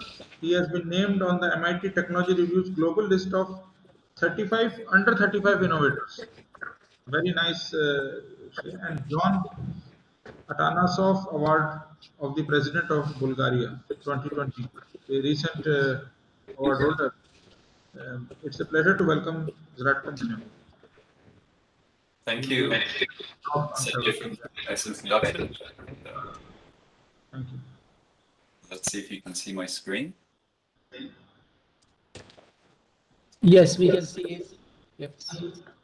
Okay, perfect. All right. Well, good morning, good evening, and good afternoon to you, everyone, and thank you for the invitation to the organizers, and thank you for tuning in this early or this late hour of the day. I'm Zlatko Minev, as you mentioned, from IBM Quantum Research, though formerly from Yale, from Michel Devray's group. So it's a pleasure to see everyone here today. And in particular, today I have the privilege to share with you a few recent results on superconducting quantum device analysis and design. And in particular, this talk is about the key question of describing quantum devices and accelerating their innovation. Ideally, we can extract the description of any physical device in terms of its full quantum Hamiltonian and even its dissipation. But as you know, this is a hard problem in general for these complex Hamiltonians, and we have to iterate. And there isn't just one way to do this. I think as Michel and Jens and the other speakers set up very nicely, overall, I think it's a miracle that we can do this at all with macroscopic quantum circuits and do it with such high precision. To get everyone on the same page, let's begin by overviewing the design of superconducting qubits. And since we've had several speakers now, I won't dwell on this too much. Instead, I'll focus more on two parts of the physics that have recently come out in preprints, beginning with the energy participation ratio, a rather fundamental way of understanding quantum circuits in terms of where their energy is. Then I'll touch on a more perhaps modular method suitable for planar or quasi-planar circuits that can help you model things in a more modular way as a maybe first line of attack. And then at the end, if you just want to know where do I get the answer, where do I click, and I'm not too worried about the details of how the physics works, but I just want to design my next quantum device, then I'd like to present you with a new answer. This is a project called Qiskit Metal that I've recently launched with the team here. And so I thought I would begin, like any good talk, by acknowledging the people who've also helped make this happen on the Qiskit Metal side. So when I started this project 2 years ago, it was just me, but now it's grown a lot. So I have really the pleasure today and privilege to share with you some of the work that's been impacted by all the folks you see here on the Metal team. And we'll get to that towards the end of this. I think Michel Devoret kicked off very nicely this web conference by introducing the powers of the superconducting quantum artificial atom, which now underlies one of the main threads of large-scale quantum processors, which may look something like this on the left in their embodiment, or more like this in terms of their topology and connectivity on the right. But how do we design, analyze, and more importantly, innovate quantum devices? I think to Jens's talk, there's quite a variety, and I think we need to keep innovating and growing that landscape and that Mendeleev chart of quantum devices. So allow me to share a very cartoonish overview, so apologies to the experts in the audience. But let's begin with the physical layout, which might look something like this, where I've depicted the transmon qubit comprising two metal, aluminum, or some sort of metal conducting superconducting pads connected by typically a nonlinear inductor, a Josephson junction, a nanowire, squared, a SNEO, or something else, embedded on top of a chip. Once we've picked some choice design, the first order of attack is to think of these as microwave ovens in your kitchen. In other words, electromagnetic oscillators, LC circuits that oscillate, whether distributed or lumped.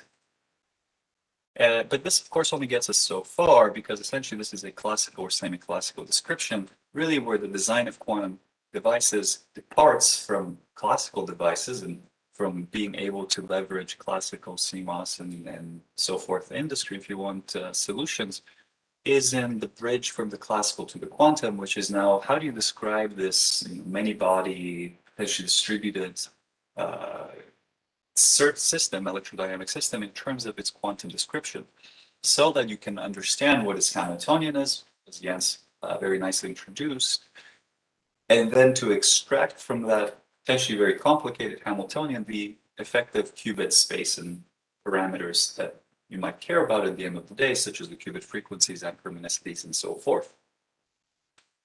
And finally, what usually happens, and what happened over and over and over again in my PhD and later work, is that you pick a design, go through the steps, it's a bit laborious and artisanal, and then you find some parameters that aren't what you want, because there's many potentially conflicting demands in terms of dissipation and in terms of Hamiltonian engineering, and dissipation will be covered in the next talk by Luigi. And you iterate in practice over and over again in the search of an ideal design. So in this talk today, I'd like to focus on two different ways to bridge this path from physical layout to quantum Hilbert space, the energy participation ratio and quasi-lump models. And in the final short segment of the talk, I'll tell you how all of this we began to automate in Qiskit Metal, which is open source and free and public, and you can go download it. I won't dwell on it too much here because there's a list of more than 12, 15 tutorials on YouTube at this point that describe this. So I encourage you to take a look. Really, the core question here is that in order to go from the physical layout or the design and connect that very closely to a Hamiltonian, we oftentimes approach this in a hierarchical way or in steps by constructing the system in a particular way. It's often too tough, as Jens mentioned, to tackle the whole Hamiltonian at once. Hamiltonians are powerful, and that also makes them hard to tackle. Instead, we usually formulate the total Hamiltonian as either a set of coupled systems that are largely independent of each other. So H interaction is typically a perturbation to H system. This is one thread of thinking. And the other thread of thinking is to instead formulate the exact same Hamiltonian, typically using two parts, one which is linear and one which potentially is nonlinear. And I'll touch on both of these formulations today, but most approaches tend to formulate things in this general framework. And there isn't one approach to rule them all. I don't think there's, as far as I know, a king. There's rather a variety of different approaches, starting from the earliest works on lumped oscillator models or lumped models, which are very fast, but make a lot of approximations about things being in the lumped regime, not distributed, so usually not suitable for 3D cavities, which we've seen a lot of work on. I think there's some extensions now to more distributed structures, typically coplanar waveguides and still quasi-planar things. This is one of the things I'll touch on today. And then if you want to really capture the full glory of Maxwell's equations, the full complexity, there are really two approaches that I am familiar with, or two threads of thinking that are dual to each other. There's the impedance approach, where one looks at the driven response to a system and from that tries to reconstruct the Hamiltonian. Or quite complementary to that is the energy approach, where one looks instead of the driven dynamics of the steady state eigenmode dynamics, and from that can recover both the Hamiltonian and quite a full dissipation budget as to what's actually happening in the device. And I think Luigi will talk more about dissipation in the next talk and how to use the notion of energy to really understand the budget of building up these systems in practice. So I can go in a lot more details on all of these, but take a look at the references listed here if you're interested.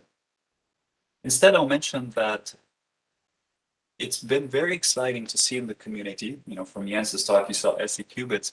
There's been a few other works, IPR from myself and Yale, and Qiskit Metal now from myself and IBM, that have started to try to make some of this open source and public so that everyone in the community doesn't have to reinvent and re-implement the wheel here, but can rather leverage the power of existing stress-tested tools. And we can do this in a more community-driven and collegial way if you want. So I'm very excited about that, and I encourage you to join that. With that, let's dive into some physics, starting with the energy participation ratio. So what is that and what question does it address? For full details on this method and what I'll show you in the next few slides, I can refer you to this paper or my dissertation from Yale. So what needs to be designed for a quantum device, which has metals, junctions, geometry, dielectrics, readouts, and so forth? Well, it's a whole laundry list of things. There's frequencies and harmonicities, the qubit-qubit couplings. You want to really well understand and tailor spurious qubit couplings, spurious modes, radiative Purcell limits, loss budget, frequent input. It's a slew of things. The point of the slide maybe isn't to understand every single thing. Rather, with the energy participation ratio, the solution to all these questions really, I think, reduces to asking one question, which is, where is the energy? If you can answer that question, where is the energy and how much of the energy of this mode is stored in this junction or this lossy dielectric, that can then guide you to answer, I think, all of these questions and can serve as a way to understand them. If we're a little bit more precise, the actual question is, what fraction of the energy of a mode, denoted by P sub j for junctions or P sub L for lossy elements, is stored in the nonlinear or dissipative element? And as a fraction of energy, this is a number that's real and it's bounded between 0 and 1 very strictly. So it doesn't depend on frequencies and it's not a complex thing. It doesn't have poles like the impedance curves that some folks might be familiar with. The participation that's of nonlinear elements, of junctions, helps us build the full Hamiltonian, in principle with no approximations, although I'm having a fun, heated debate with Jens about that now. So I'll issue a small warning flag there. And the dissipative participation ratio, as I think Luigi will talk about, can help you build out an understanding of your loss budget and dissipation. So let's focus on the Hamiltonian first. So I thought I would start with pop quiz, since we've heard so much from so many great speakers about quantum systems. So feel free to type the answer in the chat, though it might take a second. This is a box or some kind of cavity If it's not clear, because my art is sometimes poor, I've drawn this arrow to explain that. Oops, that was the answer. Question is, what is the Hamiltonian of this distributed box that can hold electromagnetic fields and put some boundary conditions as a perfect electric conductor on them? So feel free to type that in the chat if you can. If you see the peak, feel free the answer. Feel free to type it anyways. Well, I think after the talks we've seen, pretty much everyone here can tell us that, of course, this is just a bunch of harmonic oscillators. It's h bar omega a dagger 8. What's the big deal? How about this particular intentionally weird looking, funny shaped cavity or set of cavities? What's the Hamiltonian of this electromagnetic unknown system? Well, again, it's the same. It's always it's a bunch of harmonic oscillators. And finally, what if we have some weird cavity that also has embedded lumped elements in it that are linear? It's the same Hamiltonian. This reminds me of the good old joke, and I think Michelle's also a fan of this. There are two kinds of physicists, those who believe all of physics is spin and those who believe all of physics is oscillators. That you can probably tell from the talks here, which probably tend to fall into. And I think this is kind of a key message that this is a simple problem. It always takes the same form, whatever the system is. As long as it's linear, you can always decompose it into some set of second quantized modes that have frequencies. These omega m's can intricately depend on the geometries. So that can be a very tricky thing, but nonetheless, there's very good solvers in classical fields to address this question. You just plug this into some finite element or other type of simulation, and it can tell you what these omega m's are. And in that basis, the A's always take the same form. But linear systems, as was introduced earlier, are not that interesting. So I thought I would begin with this picture that I'm pretty sure Luigi took, so I hope it's okay. I've reused it here, Luigi.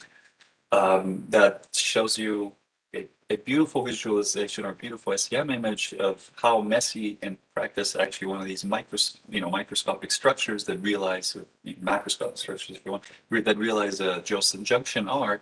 But despite the details of what's happening here at the level of the atoms, we can always describe this by an effective model that works incredibly well, that we label as a Josephson tunnel junction, and it's just described by a single variable, essentially the antiderivative of the voltage, the magnetic flux across this junction, which has, for a Josephson tunnel junction, this famous cosine dependence on the amount of magnetic flux across this junction. And this is a nonlinear potential, as was introduced earlier, that's key to realizing quantum qubit. The shaded region is the classically forbidden region, which in reality states can tunnel through at the level of quantum physics, but we won't get into that right now. One thing that's maybe important to think about is that you can always approximate to some order one of these nonlinear elements around some operating point, around some equilibrium point of the circuit. The potential of the total nonlinear element, at least momentarily, and I say momentarily because we won't actually take any approximations of the nonlinear part being weak, but we can always take some approximation that this is a quadratic, basically an inductor to first order, plus a bunch of terms that in principle we can keep all of. For a more general nonlinear element, maybe something that looks like a series of junctions or an inductor in parallel with junction. This is not quite the regular Snell potential, but it's some nonlinear potential that's other than a Josephson, simple Josephson junction.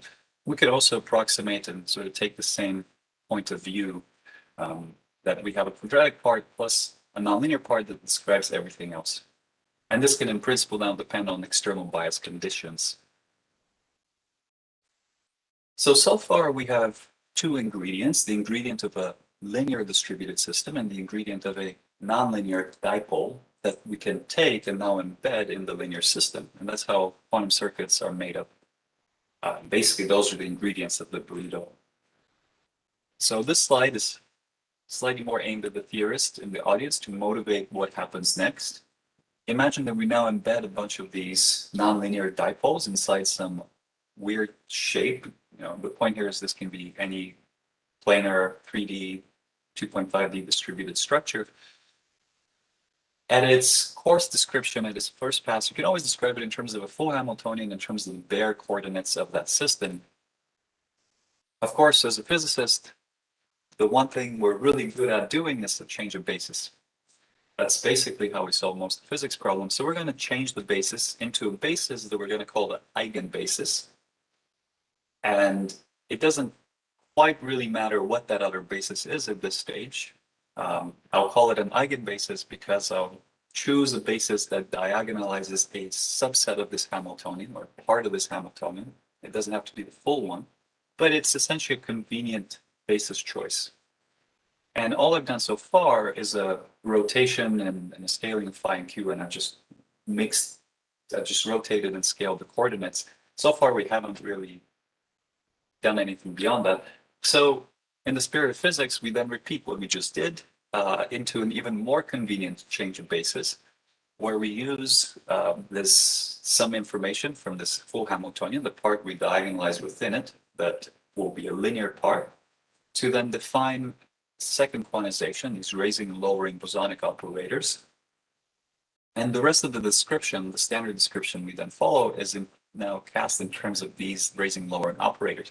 And really what a lot of the trouble and difficulty is in tracking all these changes of basis, because they can be quite non-trivial when you're talking about distributed certain quantum electrodynamics. But we'll see how the energy participation ratio can actually answer that question and give you this full Hamiltonian and essentially this decomposition of the basis. I'll try to aim that at least at this stage, there's been no approximation yet. All we've done is some change in rotation of coordinates. Hopefully Jens and folks will agree with me on that as well. Pictorially, we've broken up the full Hamiltonian into two pieces. I've so chosen that the two pieces are a purely linear part and a purely nonlinear part. In principle, the nonlinear part could actually also have linear parts in it if you're more interested in more of the details here. But the nonlinear part contains all the junctions and nothing else. And the linear part contains the part of the junctions, their linear contributions, and all of the electromagnetics and the fields, the magnetic fields, electric fields, and so forth. Potentially also coupling to input-output dissipation and intrinsic dissipation and so forth, although we won't touch on that too much. Again, we can use the trick from before that the linear part is something we know, A dagger A, we know that. We know how to get its frequencies using a classical electromagnetic simulator of this weird structure. We can always get that. The only thing we really do not know at this point, because we know what the potential of the junction is, the only thing we do not know is what this quantum operator is, the magnetic flux across the junction. So what does this look like? So the reduced magnetic flux across the junction for, say, a transmon qubit that looks like this, really describes what happens across the terminals of this capacitance here. And as a change of basis, you can understand that it's a linear sum, a linear superposition of, because all these changes of basis are linear operations, it's a linear combination of, the bare flux here is a linear combination of the normal mode A's and A daggers, weighted by a coefficient, which is purely real. And this coefficient we call the 0-point quantum fluctuations of the phase of junction J due to mode N, because that's what they describe in terms of the linear part of the Hamiltonian. And, I still think of this as, if you want, from the math point of view, as a basis change. The only thing we do not know at this point are what are these quantum 0-point fluctuations, obviously a very quantum thing. And all the work has now reduced to finding these numbers, which we can do by asking what fraction of the energy of a mode M is stored in the junction J. And you can, it's almost embarrassing to show this equation, but I also find it thrilling because it's, it's one of those things that looks impossible until it's trivial. You can derive this relationship on a napkin, maybe even half a piece of a napkin, that the 0-point quantum fluctuations and h bar, all the quantum stuff on the left-hand side, just equals 3 classical quantities. The the mode of the frequency of the linear mode, omega n, which we find from a simulation, the energy of the Josephson junction, EJ, or the nonlinear element in general, and this final number, which is really where all of the design of superconducting quantum circuit rests, because it's really the only thing you can adjust. You generally can't really change the frequencies very much, and you can't really change the junction energies that much. They're rather bounded to a narrow range of feasible values. It's really the participation that can span, 6 or more orders of magnitudes in size and will drive many of the Hamiltonian parameters. And the participation is driven by this n geometric properties, but it just says how much of the energy of the mode is stored in this part. And it can serve then as our bridge, if you like, from the classical to the quantum world. In addition to the participation, I'll add a footnote for the expert in the audience that this is a quadratic equation on the left, so there's actually two solutions which just differ by sign. So there's a plus and a minus solution. Basically, things either oscillate in phase or out of phase, so keep that in mind as well. To then demonstrate or illustrate how to use this participation on an example of a cavity coupled to a qubit. Imagine that we have this system, could be a 3D system or a planar system, we've done it on both. Then the anchromaticity of this system, to lowest approximation, the anchromaticity is the square of the participation times h bar omega, the qubit squared divided by ej. The qubit cavity dispersive shift is the overlap of the participation. So how much of the energy of the junction is stored in the qubit versus the cavity. That will tell you what the chi is, because usually we keep these frequencies of qubits and cavities relatively fixed. Qubits tend to be around 5, not always, but transmons do, and cavities tend to be a little bit higher at 7 or 9. So essentially the chi is determined almost entirely by the overlap of these two participations. And similarly, the lamp shift or the sort of 0-point fluctuation induced renormalization of the mode frequencies is related to these two quantities.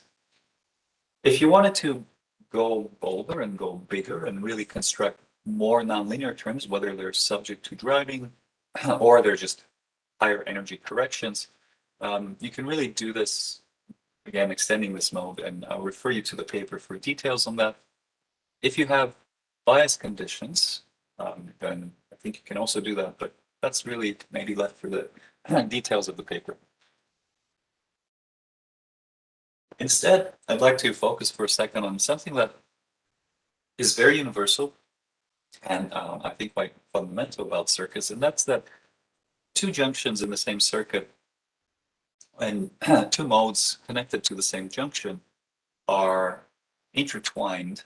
They're knotted together in some way, and they can only go so far. And in fact, the more participation one of these knots gets, the bigger the knot of this guy gets, the smaller the knot of that guy. So what do I mean by that? That there are universal relationships of the energy participation ratio, and the EPR is monogamous, just like entanglement is monogamous. Well, first, a dipole, a nonlinear dipole like this, brings exactly 1 unit of EPR, no more, no less, to be diluted among the modes. In terms of equations, this is the equation for every junction. Second, a mode accepts maximum 1 unit of energy participation, no more, and definitely no less than 0. So this is the equation for mode. And finally, a dipole's energy participation ratios are orthogonal in a certain sense, using these signs. So what this tells us really is that if I increase the energy participation ratio of, say, the cavity mode inside of this junction, that means that the qubit will get less participation in the junction necessarily and unavoidably, and will have less anchromaticity and less nonlinearity. It's a fundamental resource on how you dilute the nonlinear interactions. And of course, the EPR is bounded.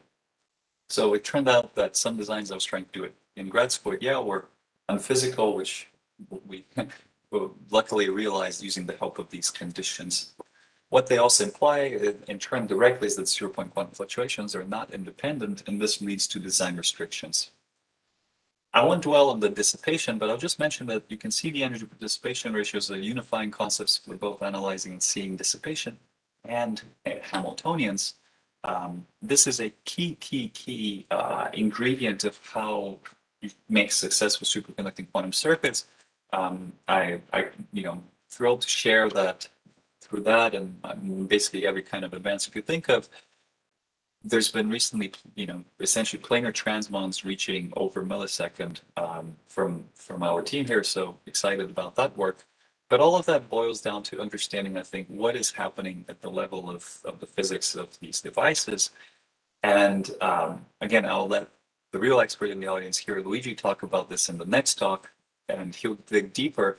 But you can define the participation of a bulk dielectric or a surface dielectric inside of a mode.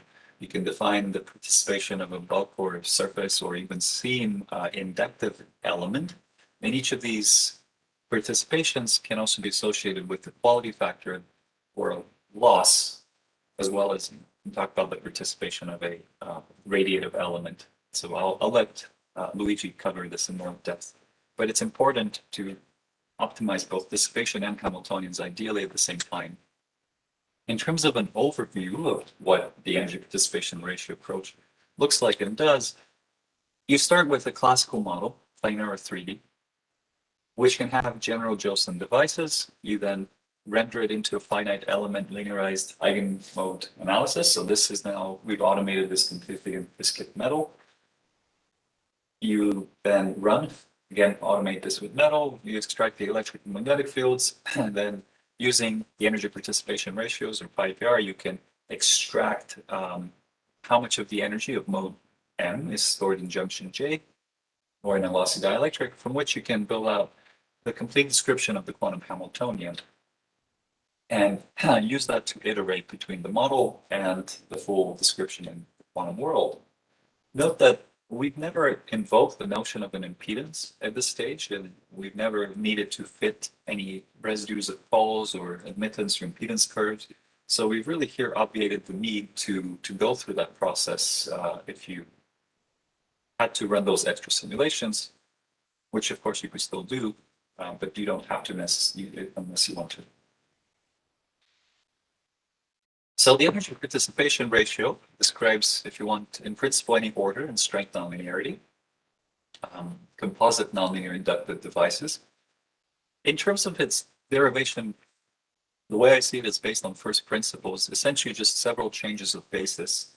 And I've only been able to motivate that here, but happy to talk more about it or reference the paper, which in principle means there's zero approximations, although I haven't quite yet convinced Jens, but hopefully we'll get back to you guys on that.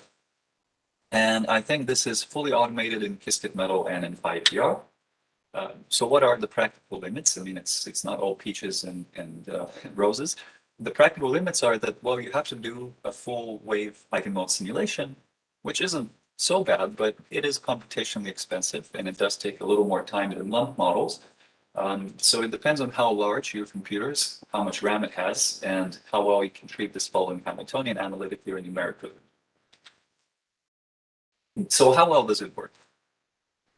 I'll just summarize the slide. We tested this at Yale on a number of different devices, whispering gallery modes that were flip chip devices or these ditransmon devices and so forth. Essentially, we saw percent level agreement that the frequencies, sort of 5% level agreement that the anachronicities, as well as very high, strong nonlinear hybridizations on the order of a few hundred megahertz, high interactions of 200 megahertz, as well as on smaller dispersive shifts between readout and qubits, and as well as very small, tiny ZZ couplings between different modes of the system that were in the order of 10%. And you can do better by including capacitances and things like that. So basically, I think it works really well over those 5 orders of magnitude. More recently, we've also tested this on planar devices as well, and compared it to other methods. And we did this basically using Qiskit metal to make it easier, since we had to test 10 plus devices. So each dot here represents a different qubit cavity pair, or qubit resonator pair. Since these are planar, you can get a sense of what these look like from these pictures here. Using the old lumped element model that we were using, we found a 20% agreement for the most sensitive measurement. This was a measured chi and a predicted chi between resonator and readout resonator and qubit. For the energy participation ratio, we found a more consistent 4% agreement between theory and experiment. And when we also looked at the impedance approach, we found a 7% agreement, which maybe is roughly within the error bars, which we think are 1 or 2%. So I think with that, to give a very broad overview of these methods, and this is somewhat dependent. These agreements are very dependent to a degree on the geometry. Obviously, a lump model doesn't work well for distributed structures and vice versa, but these structures are quite lumped. This is the agreement we saw. Initially, the lump model, we found a 20% agreement, and we were able to reduce that by a factor of 2 down to 10%, which is what I'll present in the next section of this talk. The external inputs are low on these two approaches, meaning they don't need a lot of extra information. Here, you need to tell a lot more to the system as to what happens, and you need to put in a little bit more knowledge into it, to what is the white box model that you want to model your system as. And this is the fastest approach. These are moderately, not as general, very general. So there's a tool. I think this is not to say that you should use any one of these approaches. It's rather to say that there's a different tool for every job. So how did we find this improved agreement? This is what I'd like to share, this recent work on circuit quantum electrodynamics with quasi-lump models. The desire here, the motivation of this work, is to have a fast, modular, and precise method. And for the devices we're currently looking at, a quasi-lumped approximation is good. Quasi-lumped in the sense that it's still going to have distributed structures like transmission lines and so forth, but they're effectively one-dimensional transmission lines coupled to lumped structures. And in this description, rather than the way we did this previously, where we looked at a linear and nonlinear piece, we're now instead going to look at a system plus interaction, so that we can potentially handle things in a more modular way. I'll get into what I mean by that. So we want to break up the system Hamiltonian into a set of independent sub-Hamiltonians, Hn, each of which commutes with any other Hn, small known building blocks. The second piece of the interaction, we'll put in this bilinear interaction form, where An is an operator of system N, Bn is an operator of system M. Excuse me, I guess there's a typo here. That should say M. And in practice, while this construction looks simple, linking the device to this is not so trivial, because it depends on a number of dressings of the parameters due to couplings. Basically, each of these Hamiltonians may be independent as a Hamiltonian for a system, like a transmon is a transmon, but the properties of that transmon can be dressed by the coupling structures around it and other neighboring structures. Things can be non-perturbative. That dressing can be non-local. There can be constraints to eliminating the system. There can be non-dynamic with degrees of freedom. These quasi-distributed structures, you have to actually worry with, in that case, with things like the A-squared diamagnetic contribution and so forth. So there's a few subtleties to actually get this right. And I think most people, people who practice superconducting quantum circuits have all done stuff that's very similar to this in their labs. But I think we've maybe tried to do this a little more formally and a little more concretely and generally here. With, as far as we can tell, no approximations past the stage of the lumped circuit that you write down. So what is the goal? Well, the goal is to take a section of the circuit, describe it by an effective lumped model or quasi-lumped model. There's some lines in here. And we then identify parts of the circuit that are primitive building blocks that we know, such as this transmon schematic or this loaded transmission line schematic. And in principle, as Jens and Peter talked about, these subsections could be any of these devices or more, such as the transmon, fluxonium, 3-junction flux, 0 pi, cos 2 pi. I think they've added even more primitive building blocks here. But ideally, we'd like to be able to map the little red box into one of these known models that we can then have a link between the physical layout and one of these things, one of these models, so that we can describe that using the best physical analytical techniques. However, and we have to then find the coupling between these two structures, which depends on some effective capacitance. So that's why, by the way, here it says C effective for the transmon, because it's not the bare capacitance you see here. C effective can in principle depend on all the capacitances you see in this network. And we'll see that in the data that we measured, actually the renormalization was quite severe, both on transmon as well as on this lumped model, sorry, on this transmission line in a non-perturbative way. And so I'll illustrate by example. Let's say that you have this transmon coupled to several coplanar waveguides, each well understood block in isolation, which can have a form of a Hamiltonian that's well known. You know, these are A dagger A's, A dagger A's. Transmon is the usual cosine Jens Koch 2007 paper. So how do we actually map the physical layout now to each of these building block Hamiltonians and describe how they're coupled? We carve out a cell of the device layout like this. We then automate its rendering into a simulation backend, such as ANSYS Q3D, which then puts all boundary conditions, all of the perfect electric conductors, signals, nets, etc., extracts from there a capacitance matrix from the analysis, which describes this part of the network. From that, you can then construct an effective model of what the actual graph of the topology of this structure are. I won't go into the details. This is all sort of behind the scenes work, what happens. But essentially then parts of this graph are colored because they correspond to certain systems, what we mean by those systems. And all the gray stuff is stuff that needs to get eliminated because it's a constraint equation, essentially, a holonomic constraint, or it basically just serves to couple those systems. So all these gray lines, which here denote capacitive links between the nodes of the circuit, will renormalize the modes, the rest of the capacitive links that do remain, and will serve to provide and mediate the coupling between all these structures. So if we kind of zoom out of that nitty-gritty detail of what actually happens in the back end, basically we take this circuit using just this one cell here, or maybe multiple cells with more complicated things. We then describe it by a set of models, which we can hierarchically diagonalize one by one. So we can diagonalize the transmon first, diagonalize this transcendental system here to find its eigenvalues. And then we can describe their coupling, which is usually weak or more perturbative, to hybridize these systems. So we can find how much does this line couple to this line due to the mediation of all the different links.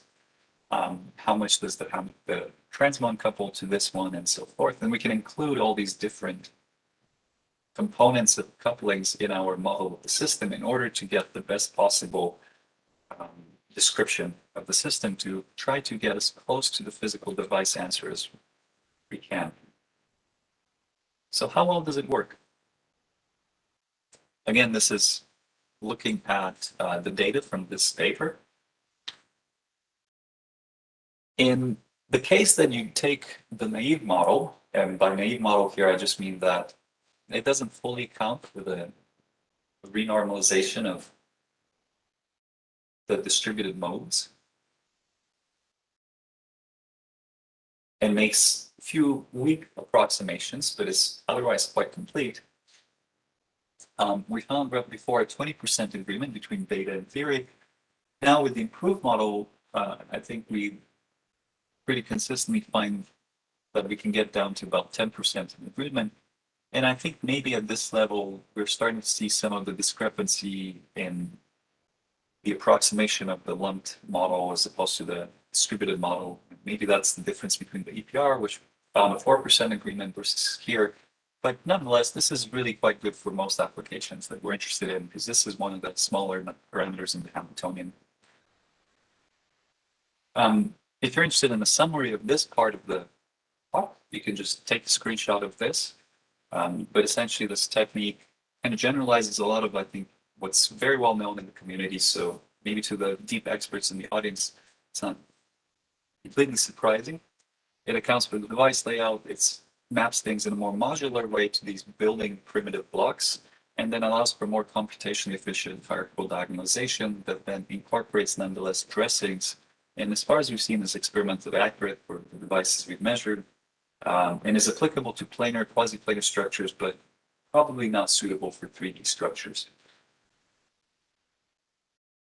So if you've joined us on this journey of all the different steps and stages of how we go from a physical device to a Hamiltonian, there's been a lot of turns and twists in describing things in energy methods and describing things in lump methods. There isn't one technique to rule them all. So how do I make my life simple? How do I just implement this? What if I just want the answer and I don't want to worry about all the details of how you derive the Hamiltonian and so forth? What if I'm an engineer or a software developer who also wants to help contribute to this somehow? I think this is where I'd like to introduce you again back to this notion of bridging the device layout to the Hamiltonian and iterating back. And I'll point out maybe another way to look at the process flow of designing quantum devices, which is that you start from concept and you move to Hamiltonian. Usually you say, this is the Hamiltonian I want. There's no easy way here to say the layout that gives you this Hamiltonian is such and such. You basically make a guess. You then simulate it, extract its Hamiltonian, and get its parameters and kind of iterate until you close in. And these two are sort of two of the pain points.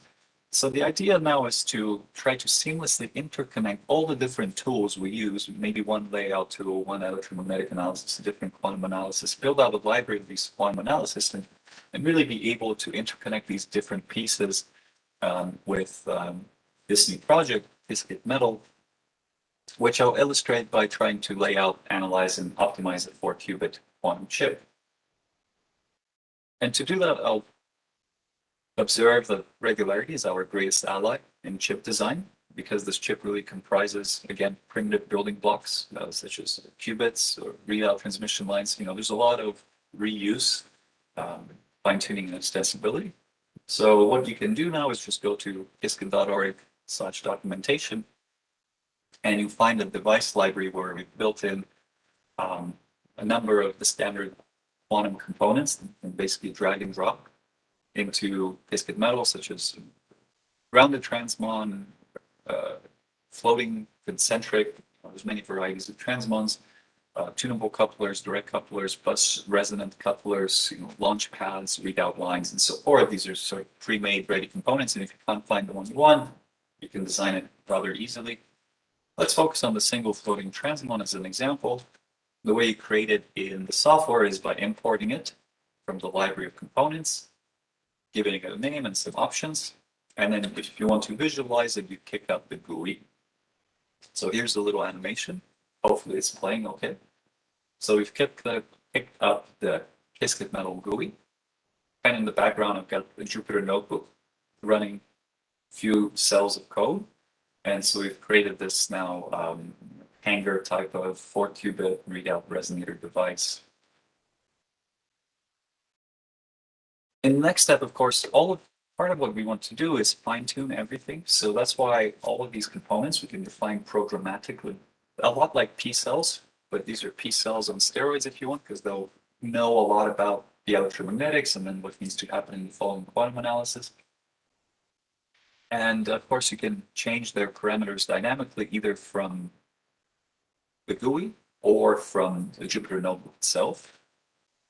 They also have smart connections or pins. So you can say qubit 1, pin A is a dynamical point of reference. So you can connect now qubit 2, pin B to qubit 1A. And if you move any of those qubits, whatever's connecting them will then retrace automatically. So here's an example of stepping and repeating transmon qubit and then interconnecting it with coplanar waveguides using Qiskit Metal. It used to that I have to draw this very manually. Then we got a little more sophisticated with Python scripts, and now it takes me 2 minutes to do this. So I'm pretty happy that I don't have to spend hours or days tweaking cells in a layout or something else. You can then, of course, at this stage, this is all classical, just layouts. It's not that interesting, but we'll get to more of the quantum analysis in a second. But as any good quantum chip, we also need to have input-output connection, and we've spent a lot of time laboring over making sure that the coplanar waveguides have a lot of flexibility, versatility. You can have anchor points. We've also even built in some very nice collision avoidance algorithms and hybrid algorithms. And you can begin to now mix and match the different quantum components and put in a multiplex readout or direct coupling with bus coupling or interference coupling between different types of qubits if you wanted to. The idea is really to open up here the creativity and make this easy for the community to help fuel that fire and furnace of innovation to accelerate quantum, and also to do it in a community-driven and open source way. So we're in the open source spirit. We also hope that people join this community as well. The interesting part, of course, comes at the level of the analysis, and that's then that we're building out this library of quantum analysis. And this is not a completed project. It's work in progress very much. So I don't want to set your expectations too high, but it already does a lot. So we've built in the capacitive analysis. We've built in scattering, impedance, ZY analysis. So you click a button, more or less, the thing renders into ANSYS HFSS, or in principle, it could be Keysight or some other tool, ADS and so on, Sonnet. It's supposed to be an agnostic render. We've also automated, eigenmode leveraging IPR. So these are the different analysis and simulation techniques at the level of ENM and quantization that are largely fully automated now or work in progress. Metal then can translate that same design across different platforms such as GDS or HFSS or Q3D and render it dynamically, setting all the boundary conditions. You can tailor since you're partitioning the chip in analysis, you can really tailor whether things are open, short, or ports. And that's done using a function called design.render. When we do render things, we make sure to have best practices and native optimized curves so you have smaller RAM meshes. Or if you want to, you can go big and make crazier chips. So this is, Thomas McConkey, my colleague here, really had fun creating this thing. Once you do that, you can run the analysis as described in the first part of the talk, try to diagonalize the Hamiltonian. You can then look at saying something like, from the library of analysis in metal, use the blunt model analysis, analyze qubit 1, and then plot the convergence of the frequency ramp for unicity, or cross-curve or linear G coupling as a function of adaptive pass number. Finally, when you've converged on your final design, you can export here with a number of options to a GDS format, adding cheesing or in principle your custom junction design. So if you want to put in a nanowire, you could put in that particular fab file. And in principle, voila, you're done. You have a quantum chip designed and ready to be fabricated at this point once you use that flexibility to tune it. You might ask, well, what's the licensing? First of all, it's open source and free, and it's Apache 2.0, highly permissive. And then you might ask, what's the use case, or have you used this to make devices? And I think we saw that we use it to analyze devices, but have we also used it to make or help make devices? I'd like to first illustrate it with something that was quite fun and unexpected. We got somehow famous in Korea and got invited to organize a hackathon with folks there. And to my knowledge, this is the first quantum hardware hackathon. So we had 3 groups of 4 to 6 students each, most of them who had never done quantum device design before. They were given this particular projects to choose from to design a 2-qubit quantum device, 2-spec, with target frequencies and couplings and achronicities. They've never touched or installed metal before. And, they basically did something that used to take me a month or so to actually optimize and do in more or less 2 days, because they had just 2 days for this challenge. And so these groups were able to install metal, make this device. So both thrilling and also makes me wonder, why did I waste all that time and investment for? These are some pictures of actually the hackathon and sort of building out the 2-qubit simple quantum device, rendering and analyzing it in ANSYS in the background here, and then looking at the convergences. Internally at IBM, we've used it to make a 5-qubit quantum chip, which you see here. And that's a testbed that we are going to send to University of Tokyo. That looks something like this, or is exactly this device rather. We also had the pleasure and privilege to hear back from Chris Warren and folks at Chalmers and Bylander's group that they've helped replicate this 8-qubit quantum standard chip that they make in Qiskit metal, simulated. And recently, Chris sent me this data that they now cooled down the device and started to measure it. This is very recently. So here's the dips in spectroscopy for the 8 readout qubit systems. And on the right-hand side is some initial data from the qubits that you see here on this slide, analyzed in the simulation. So those are sort of 3 case studies of early things we've done with metal. I want to emphasize still, it's early on, there's a lot of things that still need to be done and managed. It's a version 0.03, but I'm excited to say that we're still getting to do things. So if you're interested in, how do I learn more about this? How do I get started?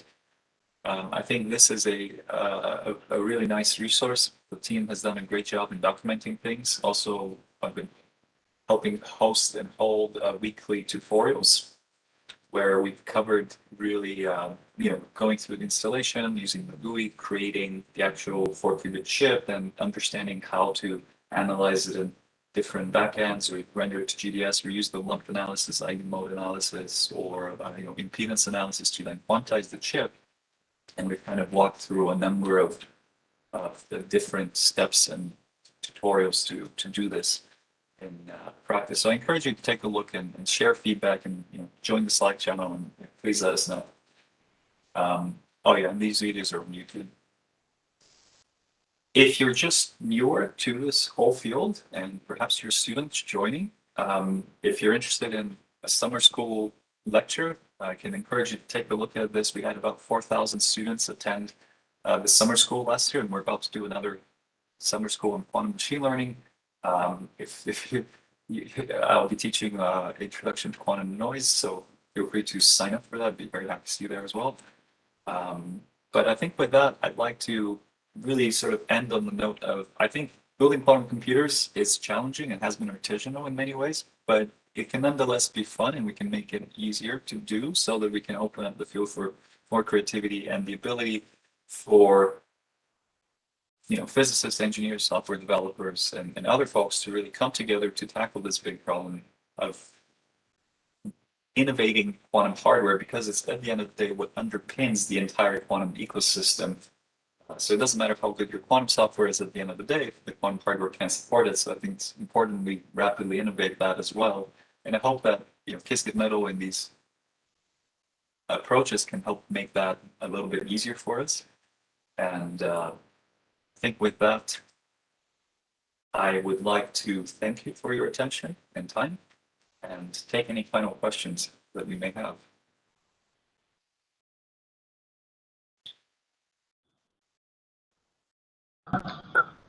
Thank you, Dr. Minef, for an excellent description. We saw some very beautiful rendering and very beautiful designs you showed. And I hope these libraries are a lot of circuit elements that new transpons added. They can be combined, and new researchers will have a lot of tools to play with. I will invite some questions from the audience, please. Wonderful. Yes, thank you. Glad to hear. I think I see someone raise their hand. Yeah, Zlatko, I have a question for you. So, Luigi. yeah. Go ahead. So, since with the methodology that you have developed, you could get parameter at the few percent level.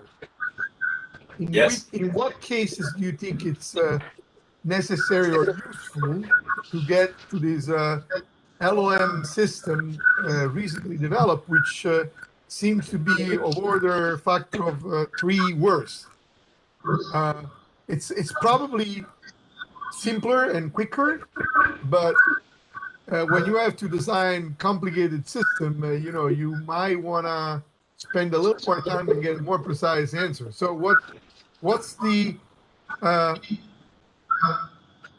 what's the usefulness of this approximation? Yeah, thank you, Luigi. That's a really good question. So I think the question is, unfortunately, LOM gets kind of a bad rep from this slide because it seems like it does a lot worse than the EPR approach and the impedance approach. And in a sense, yes, it does a little bit worse. It's 20%, well, let's say 10% impedance with improved way rather than 4%. I think so you basically said the main arguments, I think. One is that as the system gets larger, you have more weird mechanics and structures, it does get more computationally expensive to simulate finite element modes, these small curvatures with large aspect ratios, and so forth. And if also once you take into account the case of having many different main body systems to each other, I think you could live with EPR, but maybe it's with the lumped approach, you're making lumped approximation, but you're training for having a much faster simulation of getting capacitance matrices, so Maxwell equation, and you also have this nice ability to map kind of a box network, black box and it's white box, but it's a general arbitrary network onto no blocks. So for instance, helps maybe sometimes not to break up the system into linear and non-linear pieces and then put them back together. But if your systems are already quite independent, your zero pi is very, very coupled to something near. It kind of makes also sense to treat the approach hierarchically, treat each independent with the linear dressing that's all classical, and then talk about the hybridization. And this only really makes sense for planar structures and quasi-planar structures. When you get to 3D, you just have to use EPR or impedance. There's no question there. So hopefully that's a partially satisfying answer. And when you do these things in a feedback iterative loop, and you're not just doing a couple simulations, but you really the beauty and the challenge of our field is that we have so much flexibility and so much variety, and with flexibility and freedom in choice comes a lot of also responsibility and a lot of space of parameters to sweep over. So if you don't really have a good starting point, or you're not already close, if you don't already know what you're close to and you want to get somewhere, you might have to do a lot of sort of tweaks and iterations, and having something in the inner loop that's a first pass at least to give you a pretty close, maybe not perfect agreement, but pretty close agreement, but takes less time is quite helpful, because in that iterative loop it adds up. Thank you, Luigi, for the great question. Hi. Yeah. Hello. One more question we can take. Yes, thank you. Thanks for the wonderful presentation, Jaco. We are using the Qiskit metal. It's a wonderful tool. And also congratulations to your team for achieving the 1 millisecond coherence time in T1 time. You're with J. Gambetta. May I know actually the material for resonator material is alpha tantalum? Yeah, I think so. That device was essentially a planar device, and I think as Jay mentioned in that thread, there isn't like one secret sauce. It basically takes tweaking materials and optimizing the design, and basically all of the above, right? It's really all of the above. But I would have never ever predicted 2-3 years ago. If you asked me, will the Entanglement qubit ever make it to 1 millisecond and beyond? Actually, I would have said no, pretty confidently. So usually I'm really bad at making these predictions, and here's another excellent example of that. And the good news is I'm almost always wrong and underappreciating how far the field can go and does go in the amount of time. So that makes me always very optimistic. And by the way, I think one of the reasons for that kind of nonlinear growth, if you want, that you can't just extrapolate, has been in part the openness in the field then. So that's why I'm glad to hear that you're using Qiskit metal as well, because I think that's really quite nice. I think the details of the device we'll probably publish in a paper or talk about sometime soon, but I don't think we've released that just yet. So maybe check back on that particular as well. Okay, thank you. Thank you. A question from Prashant Shukla. Yes. I just want to ask, when you say that we have this design and then you do this electromagnetic simulation and then this quantum simulation, and then you do say that iterate. So what is done in iteration? Because the design parameters are fixed. So what is done actually in each iteration? Yeah, it's a good question. So I think maybe as the last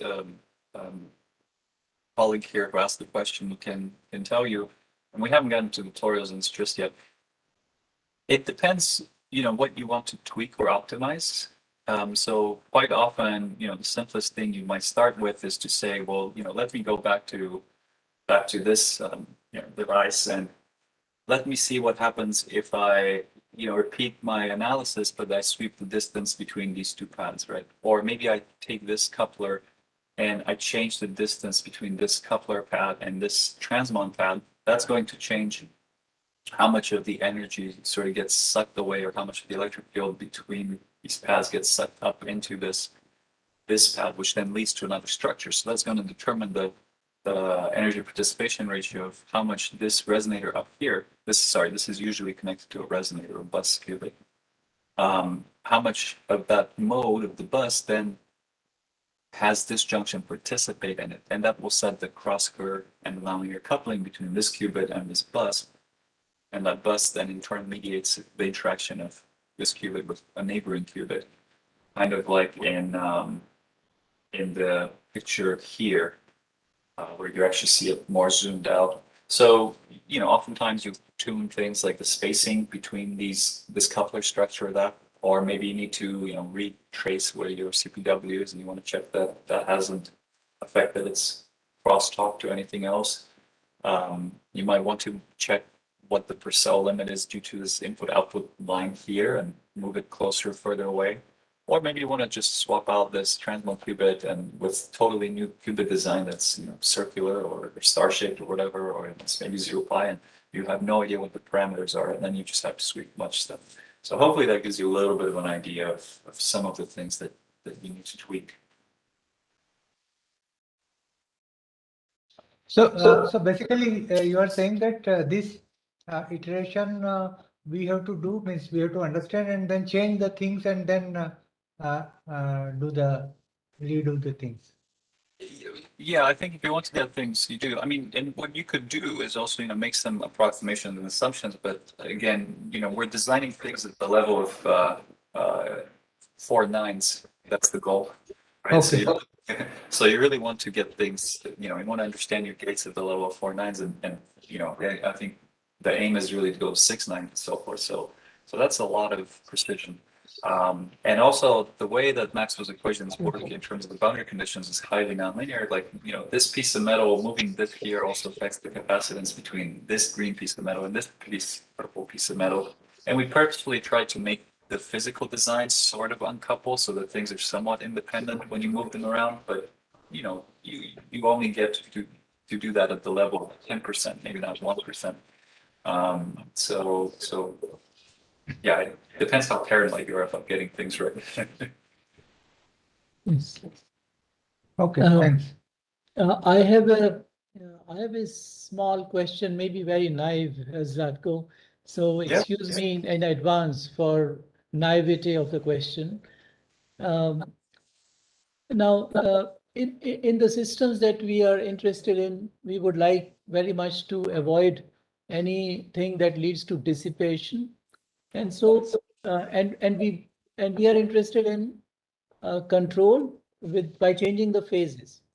So why not one uses Aharonov-Bohm effect, and where the magnetic field is 0, but then the phase changes because of vector potential. So in that case, if you have to use vector potentials, then the description of pi EPR that you have would get modified because one has to redo in terms of potentials and not in terms of fields, right? Yeah, it's a good question. So maybe, well, there's maybe two parts. One is dissipation and one is the description and the EPR. Yes. Maybe for dissipation, I'll just do a quick, short interlude to advertise Luigi's talk next, because I think he'll talk mostly about dissipation. So maybe he will address this in more depth.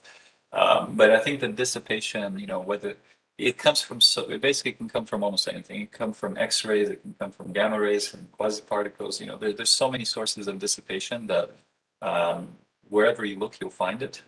So, you maybe when you change the way you create your circuits, you become less susceptible to capacitive loss, but more susceptible to inductive loss, or vice versa. And I think mastering this dissipations has been the primary workhorse of the growth of the coherence of the transmon qubit, which is why you see that these structures are pretty large, because it minimizes a lot of these dissipation ratios. That's not the only thing, materials are also important, but that's been a really core driver for I don't know, maybe a decade now. In terms of and I'll let Luigi take that into a much more illuminated view. The description of the participation is interesting, right? I mean, the way I formulated it here, even though I said this is a distributed structure, I wrote this in terms of almost a lump-like description in terms of fluxes and charges. So maybe I didn't explain this in depth, but this is a vector of the fluxes, the voltages, if you want. It's really the fluxes, so it's the antiderivative of the voltage. So it's kind of like the potential, right? Voltage is a potential. It's not a vector potential, but it's a potential. And the charges, which are the sort of canonically conjugate variable to this phi. And there's been a great simplification we've used here, which is that we haven't actually written down like the description of Maxwell's equations in their distributed form. Rather, we've said that, well, at the level of, anyway, the simulation, you can discretize space using some, very, very small step size, if you want, or grid. And all of the physics will essentially look the same. We've just taken a discrete version, but we can always do this continuum to discrete transformation and back and forth. And let me just describe the argument in this discrete version rather than having to deal with all the A fields and gauges and all this stuff. And essentially, I can leverage the power of describing Maxwell's equations in their lumped regime, but talking about distributed structures to then make this line of argument. So I think they'll be equivalent at the level of description. Because the statements we want to make are very, very general, and at the end of the day, they really relate lumped structures to a distributed large structure. So maybe it's a little bit abstract, but hopefully that helps. Okay, thank you. Okay, hopefully that helps. Good. Yeah, thank you so much for a very nice talk, and we end the day on a very pleasant note. It was one of the best lectures of the day, and we wish you all the very best. Thank you very much. Thanks to all the speakers for their great talks. I stayed up very late last night, and it was a real pleasure to watch. Right. So, okay, I have the pleasure to thank Sanjay Malhotra for chairing the session. Session that I really enjoyed a lot. I mean, the whole day was wonderful. And in this last session, there was Akshay, who is my dear old friend. And I have really read with great interest some of the works of Zlatko. I've expressed it to him in the email. And I think about the work that you have done on quantum jumps, and try to understand it better. So I really appreciate that you both talked. You both, got up early in the morning and gave wonderful talks. Thank you very much. And so I thank everybody who was there whole day for all the talks. And I'll just unmute you. You're saying something, Zatko.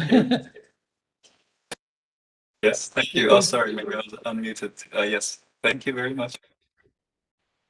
Well, okay. So now we close the day, and we'll meet tomorrow at 7 o'clock Indian time in the morning when Luigi is delivering a talk, which is 9:30 at night for you, followed by Steve, who was willing to deliver his talk even at 10:30 at night. He said no problem.